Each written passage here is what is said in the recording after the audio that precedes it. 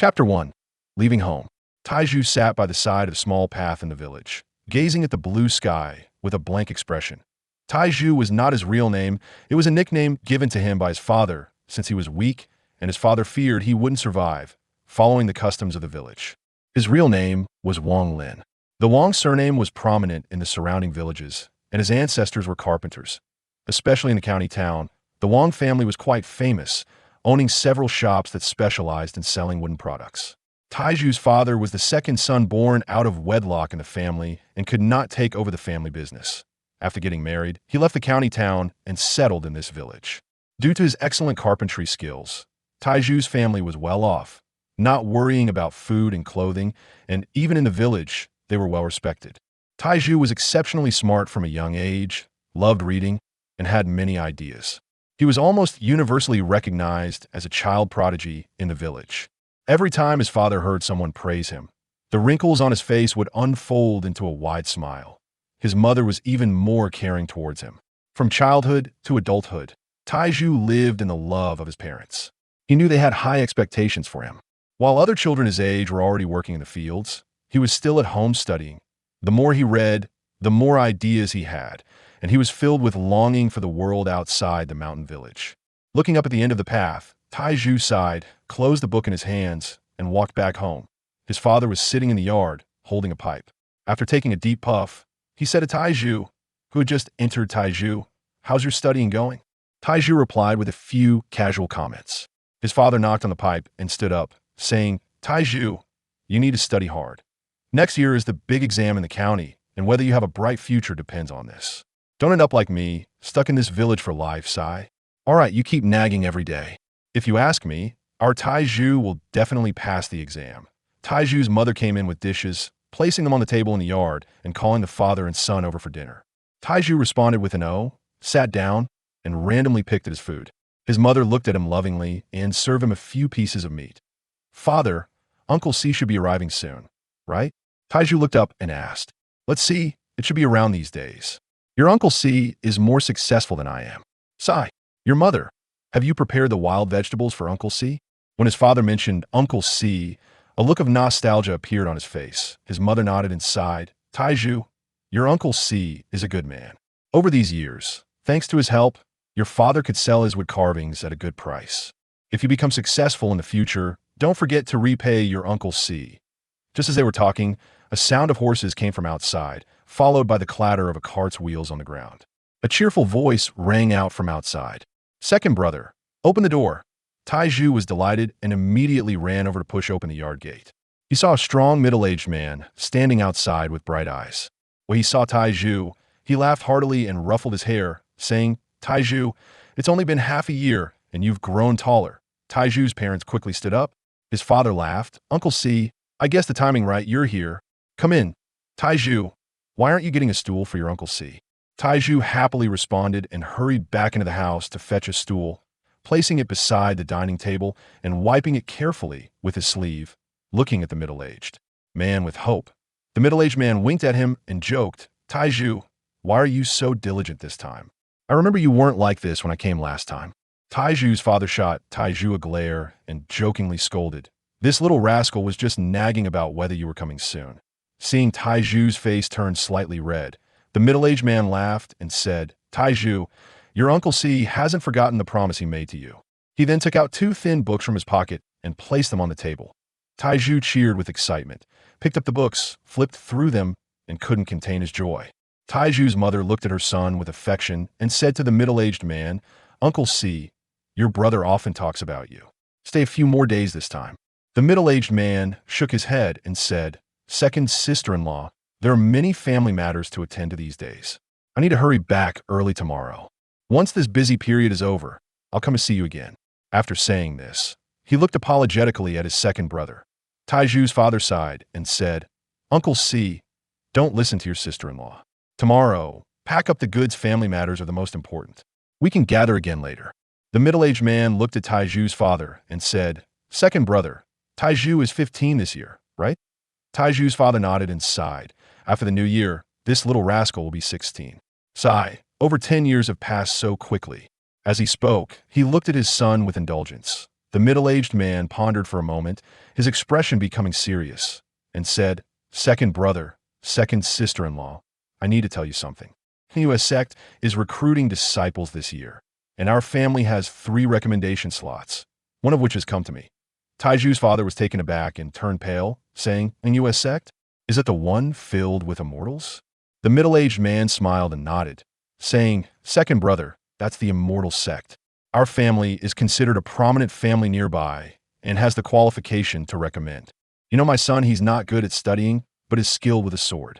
I doubt the Immortals would accept him, but this slot is precious that I think Taiju has been smart since childhood and loves reading, so he might have a chance."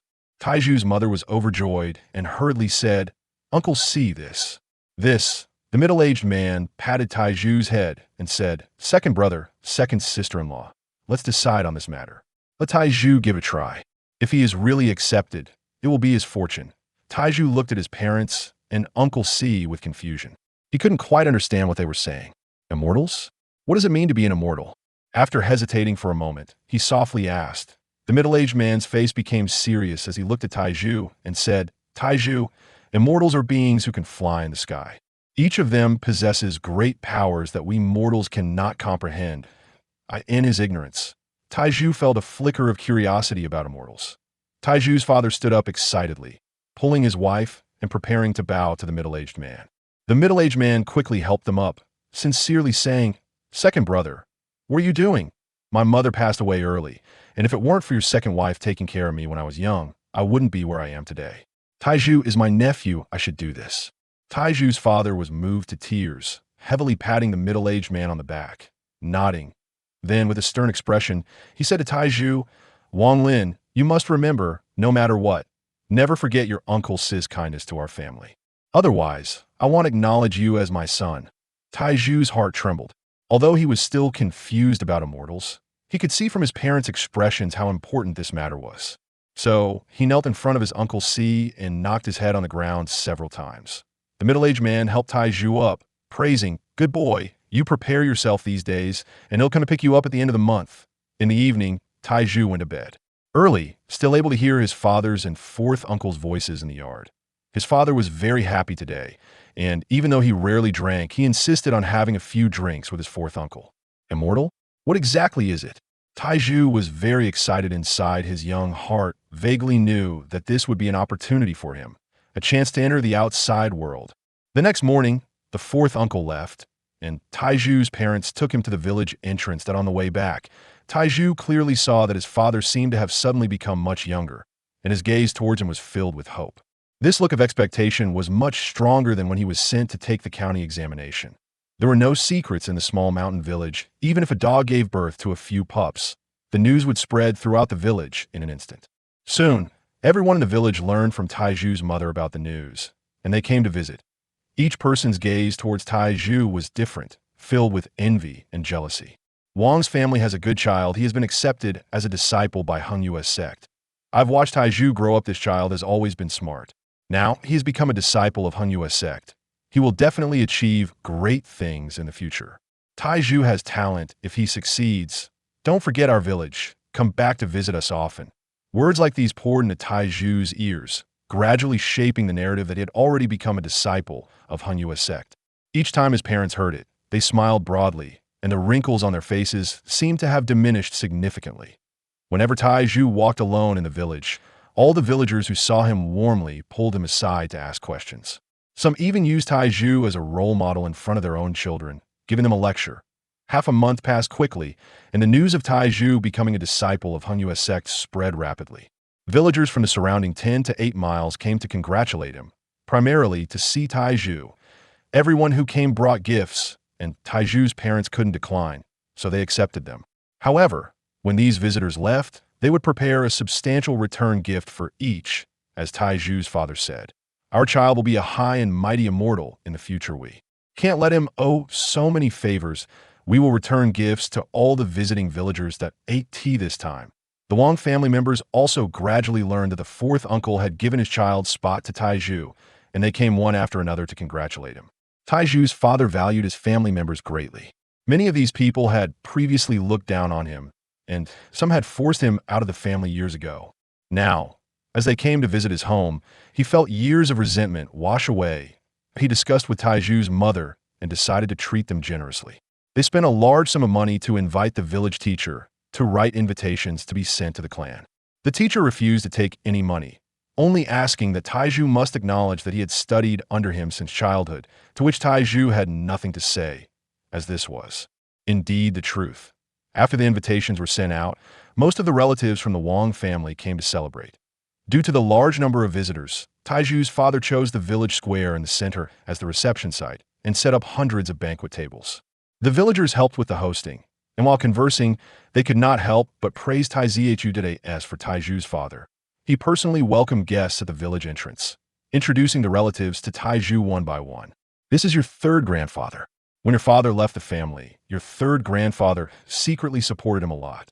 Taiju, you must remember to repay him in the future, Taiju's father said, supporting a white-haired old man as he introduced him to Wang Lin. Taiju quickly nodded obediently. The old man looked at Taiju and sighed, time flies. Your child has grown so big he is much better than you. Taiju's father beamed with pride and said, third grandfather, Taiju has been smart since childhood. He will definitely surpass me. Please walk slowly, his mother will help you over.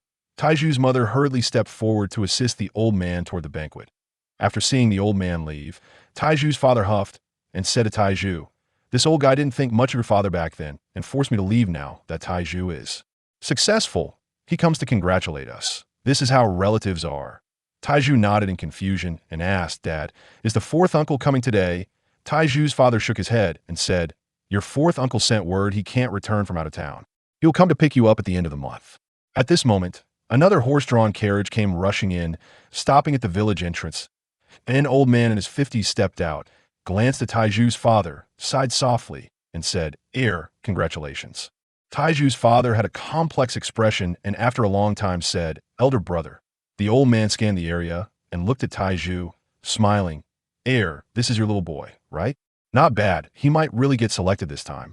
Taiju's father frowned and then relaxed, saying, this child Taiju has no special talents, just smart since childhood and willing to study. He will definitely get selected this time. That's not necessarily the case. The requirement for disciples in the immortal sects are very strict, emphasizing whether one has affinity for immortality. I see this kid is foolish even if he goes. It would be useless. A haughty voice came from a teenager who stepped down from the carriage, about 16 or 17 years old. The boy was handsome, with sword-like eyebrows and starry eyes, his face like a jade crown, and a look of disdain in his eyes. Taiju's father glared at him, while Wang Lin cast a deep glance at the boy, but did not speak. The old man's expression turned serious as he shouted, Wang Zhua, how can you be so rude? This is your second uncle and your brother Wang Lin.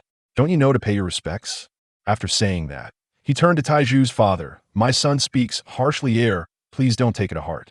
However, he shifted his tone. But accepting disciples is not that simple. It requires fate. This time, it was the immortal Dao Su who valued my son, which is why he took an interest in our Wang family and gave 3 spots, including my son. Taiju's father snorted and said, if your child can succeed, my child will definitely be selected too. The teenager laughed mockingly, completely disregarding the old man's reprimand, and sneered, you must be the second uncle. I advise you not to think too highly of yourself. The system of cultivating immortals is not just 1 in a million. It's more like this foolish kid can't compare to me, that I am the designated disciple of the immortal master. How can he compete? A fleeting look of pride crossed the old man's face as he reprimanded a few more times, then cupped his fist to Taiju's father and took the teenager toward the banquet. Taiju, don't feel pressured. If you really don't get selected, it's not a big deal. You can still take the county examination next year, Taiju's father said after holding back his anger for a long time. Wang Lin's gaze was firm as he whispered, Dad, don't worry. I will definitely be selected. Taiju's father gently patted his son's shoulder, his eyes filled with hopeful anticipation.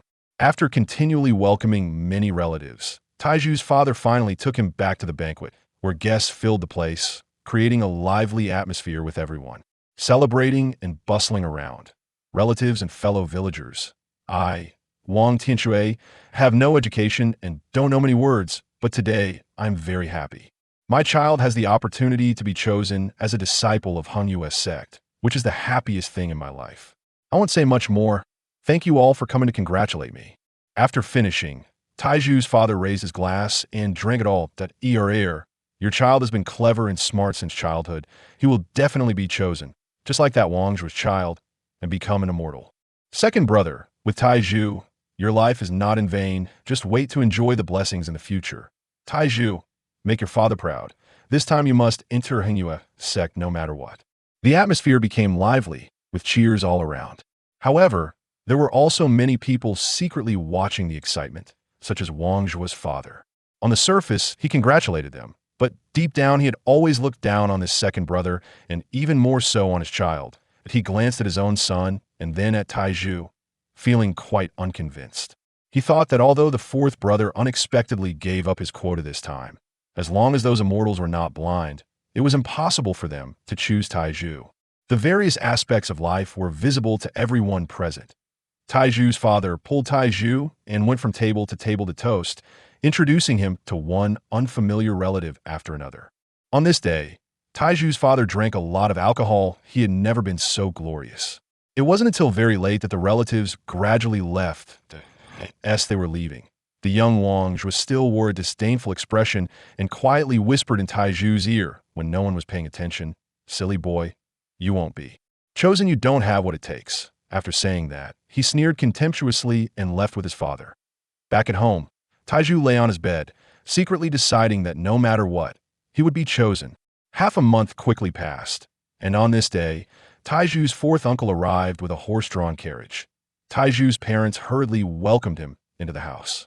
The middle-aged man washed his face and said hurriedly, "Second brother, second sister-in-law, I can't stay long this time. I'll take Taiju and leave immediately. Hinua sect will come to pick people up early tomorrow morning." Taiju's father was taken aback, showing a hint of reluctance on his face, and decisively said, "All right, Taiju, go with your fourth uncle. If you are chosen, settle down in Hinua sect. If you are not chosen, don't feel burdened and come back home." Taiju looked at his parents with reluctance and nodded heavily. His mother took out a bundle from the room and lovingly said, "Taiju, remember to listen to your fourth uncle when you go out. Don't cause trouble. The outside world is not like home. Be more patient when facing things. Mother has prepared some new clothes for you and your favorite roasted sweet potatoes. Mother will miss you. If you're not chosen, just come back." As she spoke, Taiju's mother began to cry. Taiju had never left the village since he was a child. This was his first time leaving. His fourth uncle sighed and said, "Taiju, make your parents proud. You must be chosen. Second brother, second sister-in-law, the family will have a large celebration in a few days. I'm in a hurry today. I will come to pick you up tomorrow to go together. The 3 children from the family who are recommended will have results by then." After saying that, he hurriedly pulled Taiju onto the carriage, whipped the horses, and they sped away. Taiju's parents watched the rapidly disappearing carriage, tears flowing endlessly. "Dear, Taiju has never left our side. Will he be bullied outside?" Taiju's mother bit her lip, showing reluctance in her eyes. "The child has grown up. He will have his own blessings." Taiju's father picked up his pipe, took a deep puff, and the wrinkles on his face seemed to increase significantly. Chapter 2. Immortal. The carriage sped quickly along the small road. Wang Lin's body swayed with the bumps of the ground as he held the bundle in his arms, his heart fluctuating as he left the mountain village where he had lived for 15 years. Carrying his parents' expectations, this place was not short of a distance from the county town. Wang Lin gradually fell asleep, and he didn't know how long it had been when he was gently nudged awake. He opened his eyes to see his fourth uncle smiling at him, jokingly asking, "Taiju, what's your impression of leaving home for the first time?" Wang Lin noticed that the carriage had stopped and smiled sheepishly. "Nothing much, just a little scared, not knowing if I can be taken in by the immortals." His fourth uncle laughed heartily, patted Taiju's shoulder, and said, "All right, don't think too much. We're at the destination now. This is your fourth uncle's home. You can rest first. Tomorrow morning, I will take you to your family." After getting off the carriage, Wang Lin saw a courtyard full of tile-roofed houses. Following his fourth uncle to a room, Wang Lin sat on the bed, but felt no sleepiness. Scenes of his parents, villagers, and relatives flashed through his mind, and he sighed inwardly. His longing to be taken in as a disciple by the immortals grew stronger. Time passed little by little, and soon the sky began to lighten. The sun gradually rose. Despite not having rested much that night, Wang Lin felt very energetic. With a hint of apprehension, he followed his fourth uncle to the Wang family's large residence. This was the first time Wang Lin had seen such a large house, and he was dazzled. As they walked, his fourth uncle sighed. "Taiju, you must make your father proud this time. Don't let the relatives laugh at you." Wang Lin felt even more nervous, biting his lip and nodding. Before long, his fourth uncle led him to the main courtyard of the residence. Taiju's father's elder brother, the old man, stood in the courtyard. Upon seeing Taiju, he nodded slightly and said, "Taiju, when the immortals arrive later, don't be too surprised. Just follow what your brother Wang Zhuo does do as he does, understand?" The last few words were spoken with a stern tone. Wang Lin remained silent. Looking around, he noticed that besides Wang Zhuo, there was another young boy. The boy had slightly dark skin and a round face, with a gleam of cleverness in his eyes. His clothes were bulging as if he had something hidden inside. When he saw Taiju looking at him, he made a face and ran over to ask, "You must be Taiju from the second uncle's family, right?" "I'm Wang Hao." Wang Lin chuckled and nodded. The old man saw that Taiju didn't pay attention to him and felt a bit angry, about to scold him. Just then, clouds suddenly drifted in the sky, and a flash of sword light streaked through the air. After the sword light dissipated, a young man in white stood on the ground. The young man had sharp eyes, exuding an extraordinary aura. His expression was cold as he swept his gaze over Taiju and the other three boys, especially glancing at the bulging item on the clever boy. He coldly said, "These are the three recommended from the Wang family? This is the immortal?" Under that gaze, Wang Lin felt a chill run through his body, his heart racing uncontrollably, his face pale, staring blankly at the young man. Looking at the clever-looking boy, he also stood with his hands by his pants, respectful, with a look of fervor in his eyes. Only Wang Zhuo cast a casual glance at the young man, snorting lightly through his nose. Wang Zhuo's father hurriedly stepped forward, his face full of respect, stammering, "Immortal, these three are indeed the recommended clan members from the Wang family." The young man nodded, impatiently saying, "Who is Wang Zhuo?" The old man looked pleased and quickly pulled Wang Zhuo over, saying, "Immortal, this is my son Wang."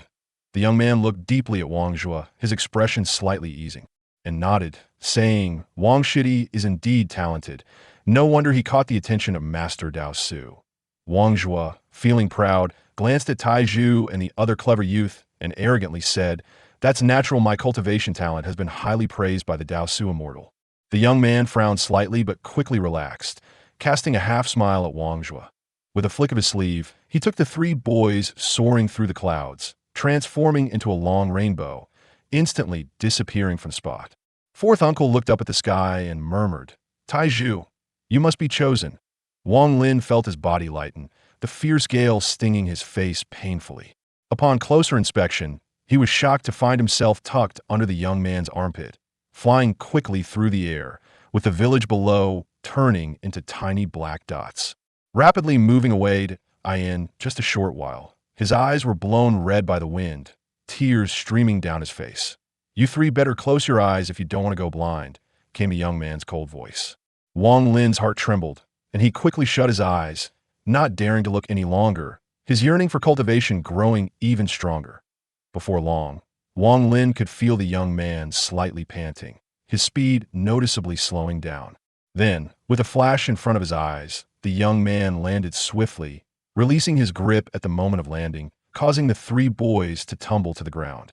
Fortunately, the fall wasn't hard, and the three quickly got up.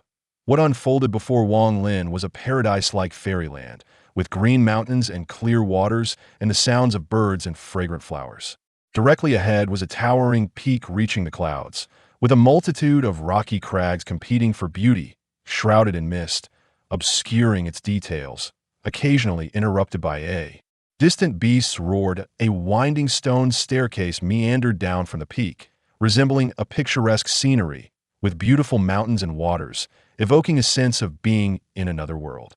Looking up from afar, there was a grand hall at the peak's summit. Though obscured by clouds, it shimmered with colorful lights, inspiring a sense of reverence. Next to the hall, a long stone bridge protruded like a crescent moon, extending into the void of mist, connecting to another peak. Such a blessed land was naturally the entrance of the Han Yue sect, one of the few cultivation sects in the Zhao Kingdom. 5 years ago, it once dominated the entire Zhao Kingdom's cultivation world, boasting several nascent soul masters, enjoying boundless glory. Unfortunately, with the passage of time and several upheavals, today, the once great sect has shrunk to barely maintaining a foothold in the cultivation world. Nevertheless, despite this, the Heng sect remained an unattainable dream for the mortals within 1,000 miles. Zhang Shidi, are these three the youths recommended by the Wang family? A middle-aged man in black, carrying an air of immortality, floated down from the peak. The young man showed a respectful expression and replied, "Third senior brother, these three are indeed recommended by the Wang family." The middle-aged man swept his gaze over the group, focusing on Wang Zhuo for a few moments, and smiled, saying, "The sect master knows you have reached a critical point in your cultivation and sent me to conduct this test. You may go and cultivate." The young man nodded in agreement, his body moving as he followed the mountain path, disappearing in the blink of an eye. Wang Lin stared blankly at the scene before him, his heart surging.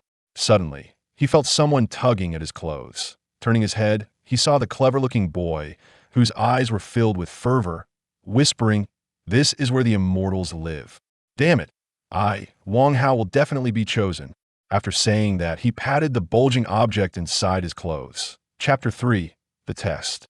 Wang Zhuo was also stunned by the scene before him, and it took a long time for him to regain his composure, his inner arrogance unconsciously diminishing significantly.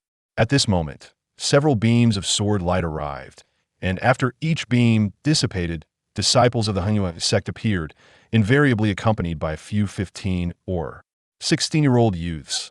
These individuals, both male and female, all stared blankly at the scenery before them. Their expressions varied as they landed. The Heng sect disciples who brought them here stood scattered not far away, conversing and sizing up the youths. After waiting a while, all the recommended youths finally gathered.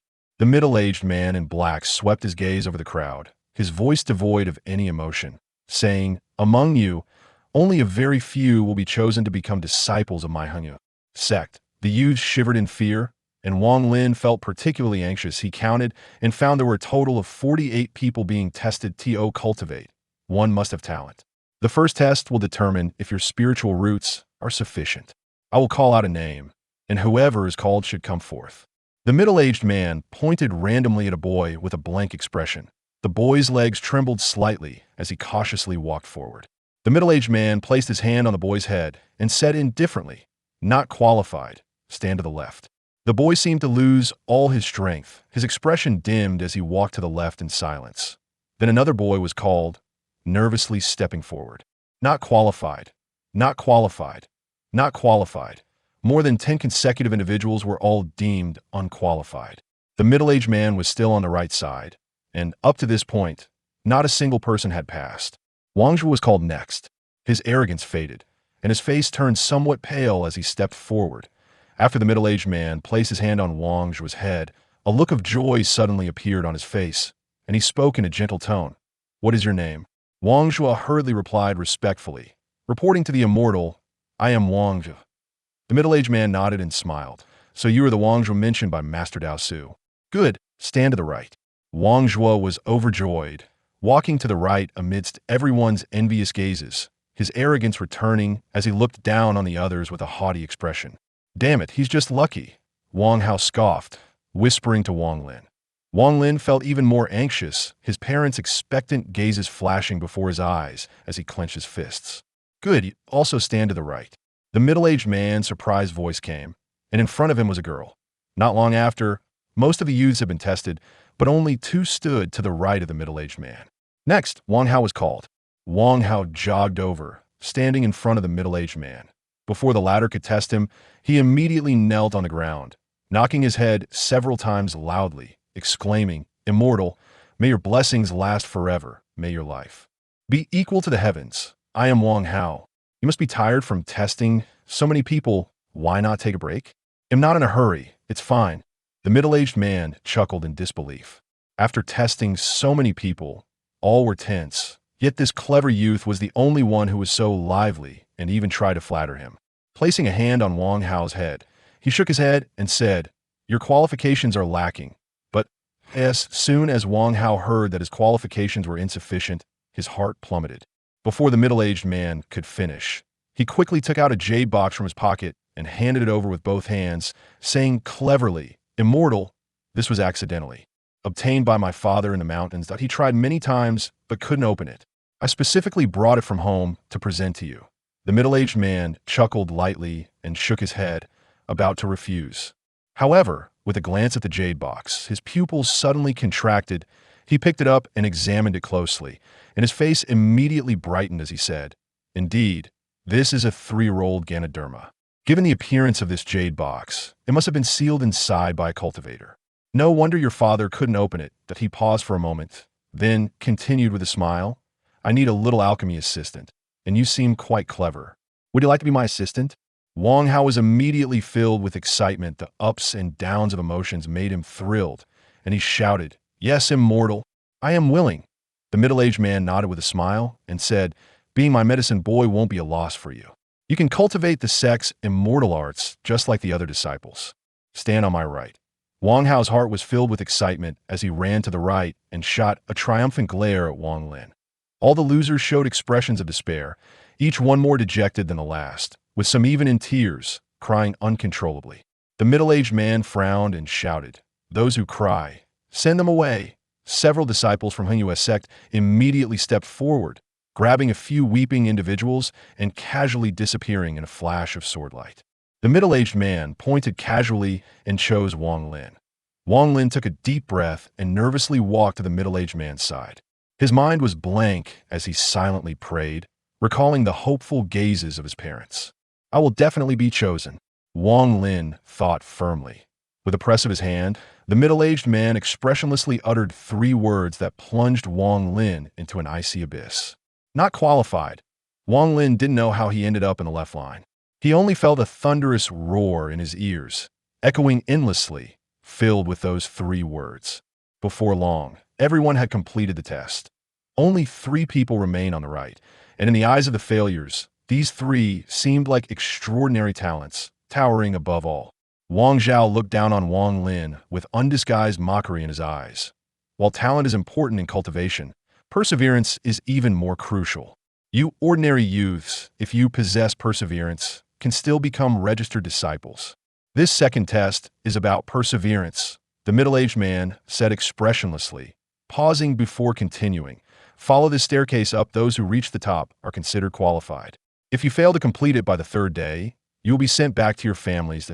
If you can't hold on halfway or encounter danger, shout "Give up" loudly, and someone will take you away. After finishing, the middle-aged man smiled at the 3 on the right and said, "You will accompany me to meet the sect leader, and arrangements will be made for your masters." Wang Hao, you don't need to come along. Follow me to the alchemy room to familiarize yourself with the operations. After giving his instructions, the middle-aged man led the 3 extraordinary talents up the mountain and disappeared. Wang Lin took a deep breath, his gaze firm, and without hesitation, stepped onto the stone steps to undertake the second test, perseverance. Aside from the 3 extraordinary talents and the 6 who were sent away for crying, there were still 39 individuals remaining. Among these 39, some were dejected, some were determined, and others were hesitant and fearful. They gradually stepped onto the staircase, each walking toward their own different futures. Chapter 4. Ruthless. The stone steps were steep and uneven, with dangers lurking on both sides. A moment of carelessness could lead to a fall. After less than half a day, Wang Lin felt as if his legs were filled with lead, sweating profusely and struggling to catch his breath, making it difficult to take another step. From the foot of the mountain, this stone path appeared short, but now, on the path itself, it seemed endless, evoking a sense of despair from deep within. In front of him were more than a dozen strong youths, all panting as they climbed slowly. So far, none had given up. Wang Lin gritted his teeth and persevered. He knew this was his last chance, and the hopeful gaze of his parents lingered in his mind. Just then, behind him, a boy suddenly stumbled, stepping into thin air, and his body fell sideways with a terrified scream. "I give up, help me." Everyone stopped in their tracks and instinctively looked down, only to see a flash of dark light as a disciple of the Hunyua sect rushed out from somewhere, catching the boy suspended in midair and gently lowering him to the foot of the mountain.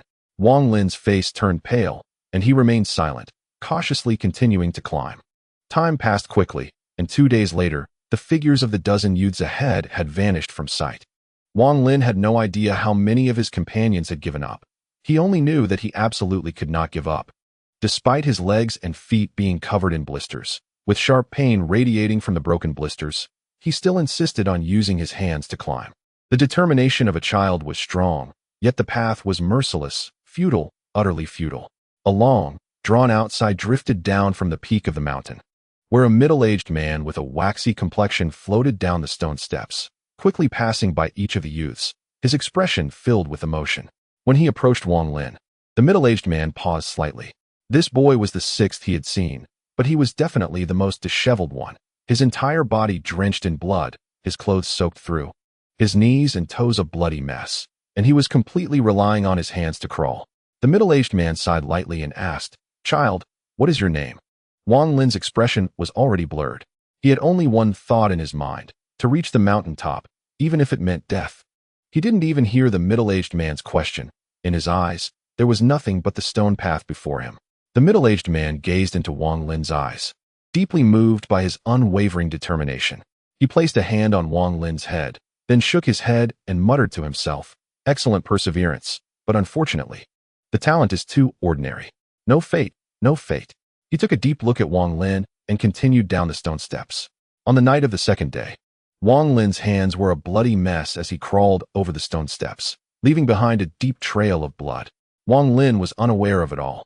He was now solely driven by a single thought urging his body onward, his breath reaching its limit. At the moment of sunrise on the third day, he vaguely saw the end of the stone steps. Unfortunately, at that moment, a ruthless voice thundered like a storm, piercing into his heart. "Time's up. Only 3 are qualified. The rest have failed." Wang Lin let out a bitter laugh, his body swayed, and he collapsed onto the stone steps, unconscious. 3 days prior, the middle-aged man in black who tested their aptitude stood at the mountain's peak, looking down at Wang Lin, who was less than 50 meters away, his eyes filled with coldness. At this moment, several disciples of the Hunyue sect quickly descended from the peak, bringing all the remaining youths still persevering up the mountain and administering medicines to them. Senior brother, out of 39 testers, 25 gave up. Besides the 3 who qualified, there are still 11. A female disciple of the Hunyue sect replied coldly. She had experienced such a cruel test in her time, and ultimately, relying on her childhood martial arts practice, barely passed through perseverance to become a named disciple, taking nearly 10 years to strive. Yet she still had not become a true disciple.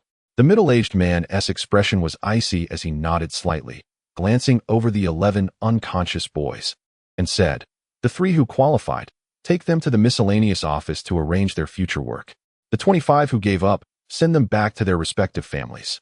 As for the 11 who persisted to the end, once they awaken, take them to the Sword Spirit Pavilion to see if anyone is fated with the Sword Spirit. If not, they will still be sent back to their families." After speaking, the middle-aged man didn't even glance at the boys and left with a wave of his sleeve. 3 days later, inside the Sword Spirit Pavilion, the 11 boys, including Wang Lin, stood pale and weak to the side. Wang Lin's injuries had healed, but the wounds in his heart had torn wider, the relentless pain consuming his body and mind. This sword spirit test was not presided over by the middle-aged man in black, but by a stranger in white. Yet without exception, they all had cold expressions, looking at them as if they were mere ants, merciless. "This is the final test. Those who can enter this room are qualified." The youth's words were brief, and his face showed impatience. Wang Lin's gaze fell upon an extremely ordinary room. The main door was open, and inside were various ancient swords of varying lengths. One by one, the boys walked towards the room in order. The first boy, upon nearing 5 meters from the house, showed a struggling expression as he was pushed back a few meters by an invisible force. "Not qualified." Next, the youth said. Wang Lin was the 7th. The previous 6 were all unable to advance past 5 meters. He bitterly smiled, raising the remaining hope in his heart, and walked forward. At 5 meters, he easily stepped past. Wang Lin was stunned, his inner hopes soaring, his mouth dry, and his heart racing. He continued to step out another meter, still feeling no discomfort. The youth raised his eyebrows, his gaze flickering, revealing a hint of interest, and his expression softened slightly. "Don't hesitate, keep walking inside. If you can enter the house and gain the sword spirit's approval, even if you failed the previous 2 tests, you will still be accepted as a true disciple." The other 10 boys showed envious expressions, their envy mixed with deep jealousy. Wang Lin felt nervous as his parents' expectant gazes resurfaced in his mind. He stepped forward another meter. There were still 3 meters to the door. Wang Lin was anxious and stepped forward again. At that moment, a massive force suddenly surged toward Wang Lin, causing his body to uncontrollably retreat rapidly until he stopped more than 10 meters away. The other boys standing nearby all looked at him with mocking expressions in their eyes. Wang Lin should be like them, with no chance whatsoever. With a bitter smile, Wang Lin felt the wounds in his heart tear wider. As his parents' expectant gazes gradually faded from his mind, the youth's expression returned to the previous coldness as he, not qualified. Next. Chapter 5. The Return in the End. None of the 11 qualified. Apart from Wang Lin, there was also a girl who managed to step 2 meters in, but the result was still the same. After the tests were completed that day, the youths were dismissed and sent down the mountain, with the disciples of the Hunyua sect escorting them one by one. The one who took Wang Lin back to his family was still the young man with the surname Zhang who had brought them here, accompanied by Wang Zhuo and Wang Hao. Junior brother Wang Zhuo, congratulations on becoming a disciple of Master Dao Su. Your future is limitless, the young man said with a smile, clasping his fists. Wang Zhuo wore a haughty expression and said proudly, "That's only natural. My master has already said that as soon as I return home and handle mundane affairs, he will teach me the methods of cultivating immortality." Wang Hao sneered from the side and said, "I've looked down on that smug expression of yours since I was young. So what if you have a master? It's not a big deal. I can still refine pills." Wang Zhuo glanced at Wang Hao with disdain, ignored him, and instead turned his gaze to the silent Wang Lin beside him, chuckling. "Taizhu, how is it? I told you before that you don't have the talent for this. Neither you nor your father believed it, but now you know the result, right?" Wang Lin raised his head and glanced at Wang Zhuo faintly, saying to the young man from Hunyua sect, "Master, my parents are waiting for me. Please send me back quickly." Seeing that Wang Lin was ignoring him, Wang Zhuo coldly laughed again. "Country bumpkin, just stay in the village for the rest of your life like your father and be a carpenter." The young man showed a half smile on his face, looked at the 3 teenagers in front of him, and did not speak. With a wave of his sleeve, he took the 3 of them and disappeared at the gate of Hunyua sect. On the way back, the fierce wind still blew. But Wang Lin's mood was as different as heaven and earth. Hopeful when coming, despairing when returning. Not long after, the Wang family's large mansion came into view. Wang Lin opened his eyes and from afar saw a crowd of people in the mansion, bustling with activity. The tables were filled with a level of hospitality far surpassing what his father had offered to relatives a few days ago, completely filling the entire courtyard. Everyone from the Wang family, even those who had gone out to buy wood, had returned, gathering together to celebrate, toasting, and mingling. The protagonists of this banquet were 3 people: Wang Tianshui's older brother, Wang Tianshui himself, and his 3rd brother. Around these 3, all the relatives came forward to celebrate, creating an extraordinary scene. In their eyes, without exception, there was envy, and their mouths were full of flattery, picking the best words, especially towards Wang Lin's father. They sighed and reminisced about the past. "Second brother, this time your boy will definitely be selected. You won't have to do carpentry anymore. Who wouldn't call you second master in the family?" Wang Lin's father's 6th brother, a middle-aged man with a big belly, praised loudly. "Old second, I saw back then that you were definitely not ordinary in this life. How is it? I was right? Your life is now on Taizhu. If Taizhu becomes an immortal, you as his father will be remarkable." Wang Tianshui's 5th uncle, squinting his small eyes, sat beside Wang Lin's father and raised his glass in flattery. "Second brother, your Taizhu and my boy can both be selected this time. It's been more than 10 years since we last met. We must not leave without getting drunk this time." Wang Hao's father, Wang Tianshui's 3rd brother, approached with a glass, a smile on his face, and said loudly. Taizhu's father looked around at these relatives who had previously looked down on him, feeling a sense of vindication. The gloom of many years swept away, but there was still a heavy stone pressing on his heart. "Taizhu, you must be selected. Second sister-in-law. Following my second brother in this life is considered enjoying good fortune. With Taizhu as your child, who won't recognize you in the 10 miles and 8 villages. Yes. Second sister-in-law, your child is much more capable than my boy. Taizhu has been smart since childhood. He's really a good child." Taizhu's mother was surrounded by a group of women, chatting enthusiastically about rural life. Taizhu's older brother watched all this coldly, secretly thinking to wait and see. When the immortal brings the child back, the result will be known. If Taizhu is not selected, Let's see how the second brother will end up. Thinking of this, he laughed heartily and raised his glass to those relatives who praised his child, agreeing to a few words. The atmosphere was lively and bustling.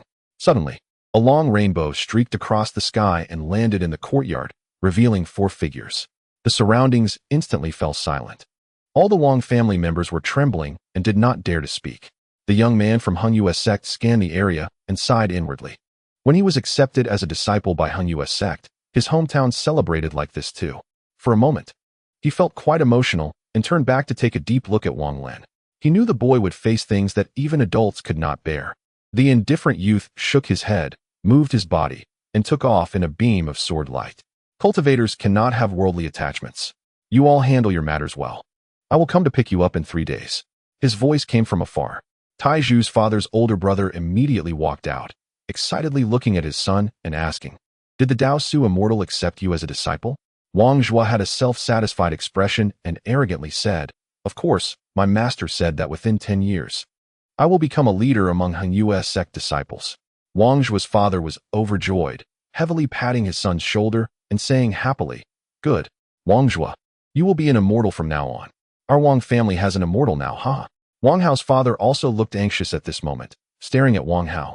Just about to ask when Wang Hao yawned and proudly said, "Dad, no need to ask. Your son is already a disciple of Han Yue's sect." Wang Hao's father was overjoyed, took a big gulp from his wine glass, while Wang Zhua looked at him with disdain and said in a mocking tone, "Third uncle, you gave birth to a good son, bringing shame to our Wang family. In front of everyone, you flatter the immortal and then give gifts, only to barely gain the qualification of a medicine boy." Wang Hao raised an eyebrow and mocked, "I'm happy to do so. We'll see whose immortal methods are more powerful then, and we'll know who brought shame to the Wang family." Taiju's father had been watching his own child, and he saw a trace of disappointment on Taiju's face, which made his heart tremble, raising an ominous premonition. "Taiju, are you okay?" Taiju's mother asked with great expectation. Chapter 6. Snobbishness. Taiju remained silent, and Wang Zhua mocked from the side. "I said long ago that this kid doesn't have what it takes. Now look, he went to embarrass himself for nothing. I was accepted on the first test. Didn't see how he did on the following tests, but I heard he didn't pass even one of the 3 tests. If you had listened to me, it wouldn't have been worth going. I estimate that even my 4th uncle Huzi is better than him." Taiju's 4th uncle frowned and shouted, "Wang Zhua, even if you become an immortal, don't be so arrogant in front of me. Whether my Huzi has what it takes is none of your business. No respect at all." A cold light flashed in Wang Zhua's eyes, and he sneered a few times without speaking. Taiju's father suddenly seemed to age over 10 years, slumping in his chair. Taiju's mother was also stunned, seemingly unable to believe it, asking, "Is it true that Taiju?" Taiju bit his lip tightly, not caring that blood was oozing out, and with a thud, he knelt down and heavily bowed several times, quietly saying, "Dad, Mom, Taiju wasn't accepted by the immortal. I'm sorry for you both. I will repay your kindness in the next life." Taiju's mother sensed the despair in her child's voice and immediately ran over, hugging Taiju and sobbing, "Child, it's okay, don't be sad.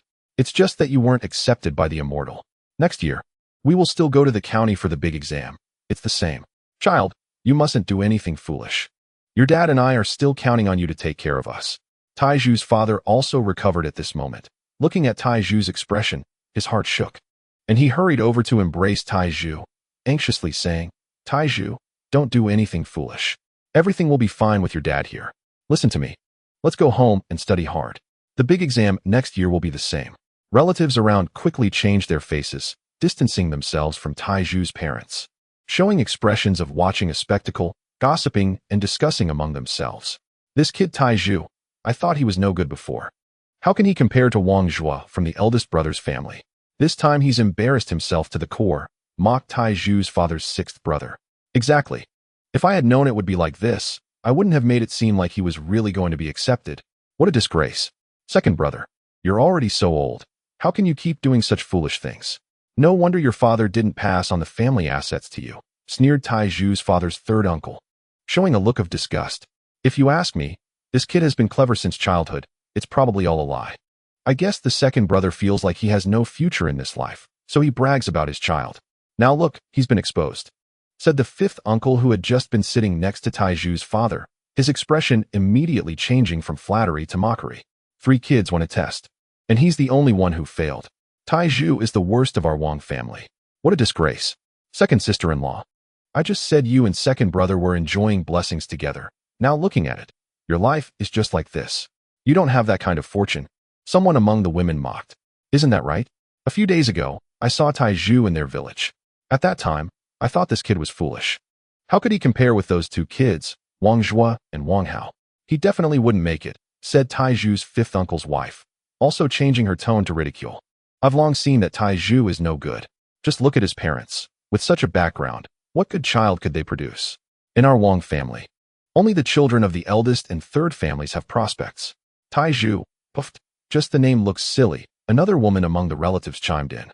I must have been blind before, trying to push my daughter into a fire pit. Luckily, this Taiju wasn't accepted by the immortal, otherwise. My daughter would hate me for life, said Taiju's mother. As for this matter, let's just leave it at that. Since your child can't become an immortal, who would marry their daughter to him? Isn't that a toad wanting to eat swan meat? In an instant, almost all relatives revealed their snobbish faces. And the malicious words became increasingly severe, ruthlessly attacking Taiju's family. This scene was worlds apart from the earlier flattery. Some even directly tore off their masks and demanded the gifts they had previously given, making Taiju's parents pale. Wang Lin clenched his fists. The pain in his heart intensified. He felt as if he was dying, with only mocking words ringing in his ears. Wang Zhua's father sneered inwardly and said nonchalantly, "Second brother, I told you before, becoming an immortal's disciple is all about fate and has very strict requirements. Unless you are as outstanding as my son, otherwise, there is absolutely no chance. But you thought it was serious, and now the child is in despair. Why bother?" Taiju's father could no longer tolerate it. He turned around sharply, glaring angrily, and shouted, "Wang Tianshan, shut up. Back then, before my father passed away, he clearly left a share of the family assets for me. But you went through so much trouble to contact relatives to snatch away my share. And today you're here sneering at me. Do you really think I, Wang Tianshui, have no guts? And you relatives, just now flattering and now mocking. My child is in this state, and you still want to kick him while he is down.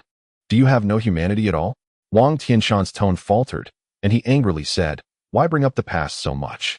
Your child isn't the right material to begin with. I kindly advised you, and instead of being grateful, you lash out at me. Humph, the upper beam is not straight. The lower beam is crooked. Your father is like this, and your son is not going to be any better." The disdainful laughter and ridicule from around fell into Wang Lin's ears like sharp thorns stabbing into his heart. He bore the intense pain of his heart being torn apart, watching everything coldly, remembering the faces of every relative. I'll fight you." Taiju's father picked up a nearby bench and was about to rush forward when Taiju's 4th uncle hurriedly came out, blocking him and whispering, "Second brother, don't be impulsive. The eldest family has many servants. Don't get yourself in trouble. I'm here, just watch me." After saying that, he glared at Wang Tianshan and said, "Eldest brother, is that how you talk? I, the 4th, can't stand it anymore. If you dare to insult my second brother in front of me again, don't blame me for not being brotherly. The Wang family is big, but I, the 4th, have made many friends in the martial world these past few years. Don't let it all go up in flames." Wang Tianshan stammered a few words, feeling quite wary of his 4th brother, who had many connections. "4th brother, what you're saying is wrong. The second brother's child just isn't the right material. Are we wrong to say so? This child is no good, and we elders aren't allowed to speak? That's too unreasonable," said the oldest 3rd uncle, dissatisfied. Chapter 7. Leave a note, isn't that right, 4th brother? You should give the spot to second brother. We feel it's not worth it for you. What Wang Zhua said earlier was right. Tiger is definitely better than Taiju. Maybe he can really be accepted by the immortal. Taiju's father's 5th brother chimed in. Wang Zhua smiled smugly and added fuel to the fire. "It's all their family's fault. My father and I advised them before, but it was useless. Their family is stubborn as mules. Now they've hit a wall. Who can they blame?" Wang Hao showed a look of pity and said, "Taiju." He didn't finish his sentence when Wang Hao's father shot him a fierce glare, and Wang Hao's tone faltered, lightly sighing and no longer interjecting. Taiju's 4th uncle sighed inwardly and said solemnly, "Whoever brings this up again is going against me, the 4th. This matter ends here.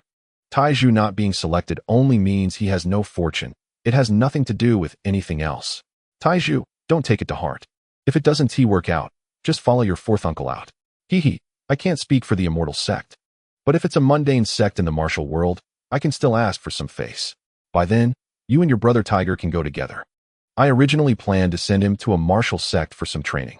Upon hearing this, Wang Zhuo laughed loudly and said disdainfully, Taizhu, I think what fourth uncle said is good. You should go. Just tell them you are a waste eliminated by the immortal. Who knows, maybe when they hear that, they'll take you in immediately. Wang Lin slowly raised his head, his dark eyes blankly sweeping over the mocking relatives around him, finally landing on Wang Zhuo, and said word by word, Wang Zhuo, listen well. I, Wang Lin, will definitely step into the immortal sect in this life. I will remember every bit of your and your father's ridicule towards my family. Wang Zhuo sneered, about to mock him, when fourth uncle frowned and shouted at Wang Zhuo, you little brat, if you keep talking, I'll waste you right now and turn you into an idiot. I don't believe the immortal will still want you then. Wang Zhuo's father's expression changed drastically, and he quickly stepped forward to pull Wang Zhuo behind him, speaking harshly, fourth brother, you dare. All the relatives around looked on with cold smiles, watching the scene before them. Taizhu's fourth uncle laughed loudly, with a cold glint in his eyes, and said in a low voice, oh, eldest brother, are you saying I don't dare? Taizhu's father hurriedly stepped forward to grab his fourth brother, urgently saying, fourth brother, listen to second brother. You have a wife and children at home. It's not worth it to do this for second brother. I will remember your good intentions for a lifetime. Fourth brother, just see me off. My wife and I will take Taizhu back home. Taizhu's fourth uncle stared at Wang Zhuo's father, sneered a few times, then deeply looked at his second brother and nodded. He took Taizhu and left the big house with Taizhu's parents. In the distance, Wang Lin could still faintly hear the mocking voices of the relatives in the courtyard. Sitting in his fourth uncle's cart, the family set off on the journey home. In the carriage, there was a moment of silence. Taizhu's father sighed inwardly, saying it would be a lie to claim he wasn't disappointed. However, Taizhu was still his son. He sighed softly and spoke, Taizhu, what does this matter? It's okay. Your father was even more frustrated when he was kicked out of the house. But didn't he persevere? Listen to your father. Go home and study hard. Aim for good results in next year's big exam. If you don't like studying anymore, you can go out with your fourth uncle to relax. Taizhu's mother looked at her son with love and comforted him. Taizhu, don't do anything foolish. You're my only child. If anything were to happen to you, I wouldn't want to live anymore. You have to be strong. As she spoke, tears streamed down her face. Wang Lin looked at his parents and nodded, saying, Dad, Mom, don't worry. I won't do anything foolish. I have plans, so you don't need to be concerned. Taizhu's mother hugged Taizhu tightly and said softly, Taizhu, everything is in the past. Let's not think about it anymore. The warm embrace of his mother gradually began to heal Wang Lin's emotional wounds. He had been so exhausted these days, mentally drained and physically weary. As the carriage rocked, he gradually fell asleep. He dreamt that he had become an immortal, flying in the sky with his parents. In the dead of night, Taizhu woke up. He looked around the familiar little house, sighed lightly, and his resolve grew stronger. Stepping out of the little house, he took a deep glance at his parents' room, picked up a piece of paper and a pen, and left a letter. With enough provisions in hand, he left home. I won't give up on the path to immortality. Hunyua's sect, I will try again, even if they still refuse me. I must find out the locations of other immortal sections. Wang Lin's gaze was firm as he shouldered his pack and left the mountain village. At this time, the moonlight paved the road, and the stars pointed the way, elongating Wang Lin's silhouette. 3 days later, Wang Lin was walking on a remote mountain path. He had been trapped under the armpit of a young man named Zhang that day, and when he opened his eyes, he vaguely saw the general direction. Continuing eastward, Wang Lin pressed on despite the weeds cutting into his legs. A week later, he had completely entered the depths of the mountains. Fortunately, there weren't many man-eating beasts in this area. Wang Lin proceeded cautiously along the way and finally stood at the peak of a solitary mountain, where he saw the familiar peaks shrouded in clouds and mist in the early morning light. By this time, he was utterly exhausted, sitting at the mountain top, taking out his provisions and nibbling on a few bites while gazing at the gate of the Hunyua's sect with a determined look. Just then, a series of beastly panting sounds came from behind him, causing Wang Lin's hair to stand on end. He turned around, and his face turned pale instantly. A massive white tiger, with blood-red eyes and a chilling glare, drooled from its mouth, the saliva hitting the ground with a plop, plop sound. With a roar, the white tiger lunged at him. Wang Lin bitterly smiled, and without hesitation jumped off the cliff. The rushing wind hit his face, and he could not help but recall the gazes of his parents and the mocking words of his relatives. Dad, Mom, Taiju is unfilial, farewell. The branches growing on the cliff face were tangled and chaotic. Wang Lin's body fell rapidly, and the branches snapped one after another above him. Just as he was about to reach the middle of the cliff, an immense pulling force suddenly appeared. Wang Lin was involuntarily yanked into a cave in the cliff wall, pressed tightly against the cave wall. In his dazed state, he felt as if his body was crazily being pulled backward like he was in a wind tunnel. After a long time, this pulling force gradually disappeared, and his body fell from the wall. After regaining his senses for a while, he struggled to stand up. His clothes torn into strips by branches, and his body covered in wounds, especially his right arm, which was swollen and painful. Excruciating pain surged like a tide, and beads of sweat rolled down like a stream. He touched it, unable to tell if the bone was broken. But it was evident that the injury was caused by the impact with the wall moments ago. Chapter 8. The stone pearl. He looked pale, gritted his teeth, and stood up to survey his surroundings. He realized this was a small natural cave, with sunlight shining through the mouth of the cave, and the ground littered with the bones of birds and beasts. On the wall behind him, there was a fist-sized black hole, dark and deep. After a brief analysis, he vaguely arrived at a conclusion. That sudden pulling force must have emerged from this small hole, and the bird and beast bones on the ground were likely those that had been sucked in and killed like him. This pulling force must appear intermittently, coinciding perfectly with the moment he fell, saving his life. Wang Lin endured the pain in his right arm and was about to walk out of the cave when suddenly, the bones on the ground began to move on their own, rushing backward. Without thinking, Wang Lin quickly rolled into a corner. In that instant, an unimaginable immense pulling force erupted from the small hole in the wall. The bones of birds and beasts on the ground clattered as they were drawn into the small hole. Some of the larger bones seemed to have been stuck against the wall, blocking the small hole. Nevertheless, the pulling force remained intense. At that moment, a bird flew in from the cave entrance and was sucked in, slamming against the wall with a loud bang, blood splattering everywhere. About an hour later, the pulling force vanished. Wang Lin stared in horror at the bird's corpse on the ground, not moving his body, but quietly sitting in place, calculating the time.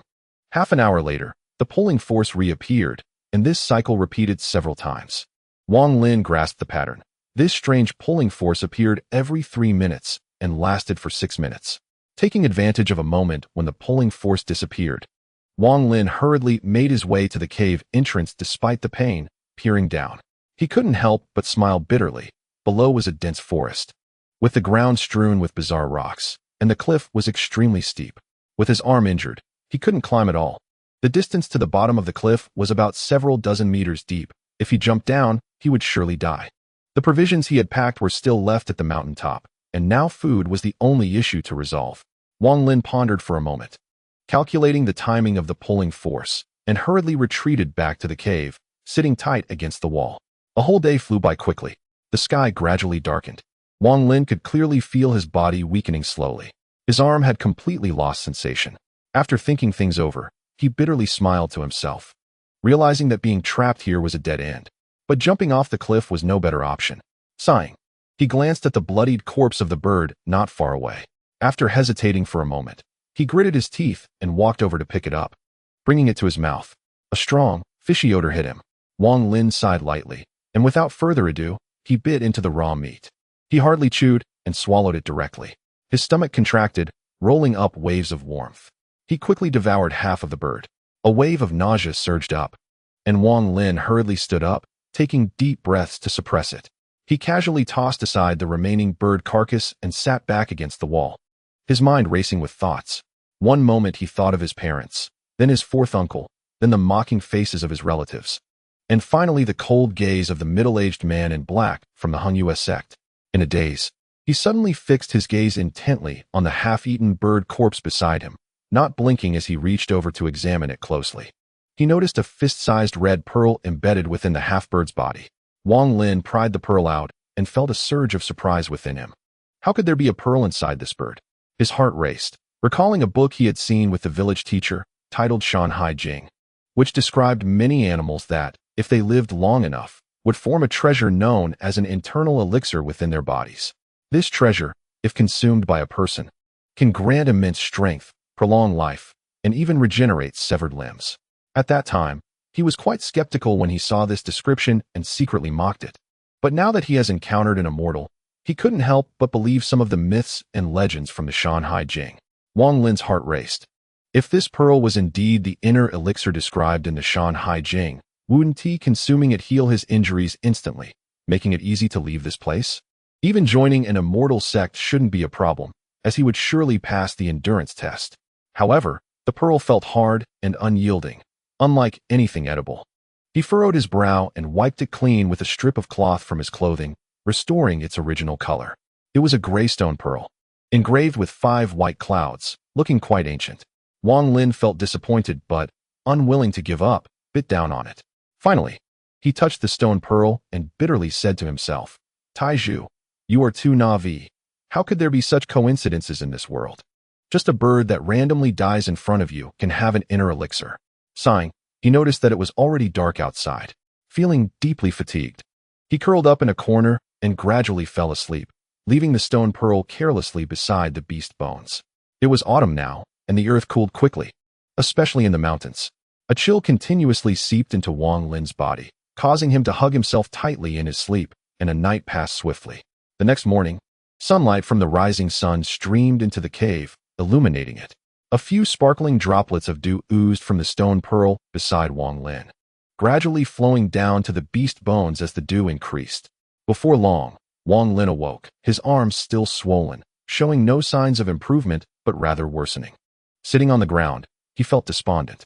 Was he destined to be trapped here for the rest of his life? He murmured to himself, and as his gaze shifted, he suddenly noticed dew on the beast bones beside him.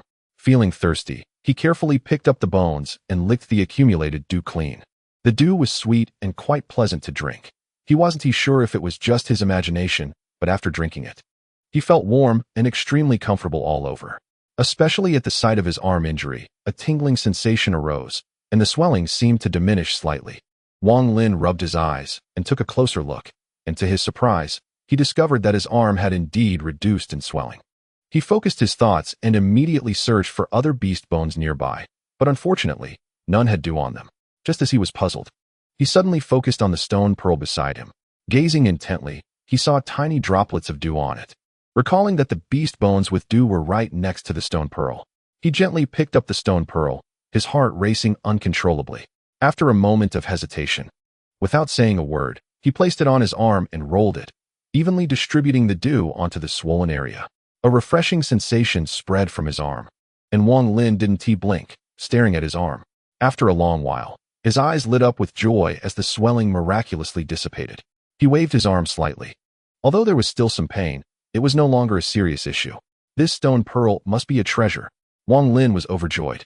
In the following days, whenever he felt hungry, he fed on the birds that had died upon crashing here, spending most of his time carefully observing the stone pearl. Each time, he used the dew that appeared on it to wipe his arm, and gradually, his arm fully recovered.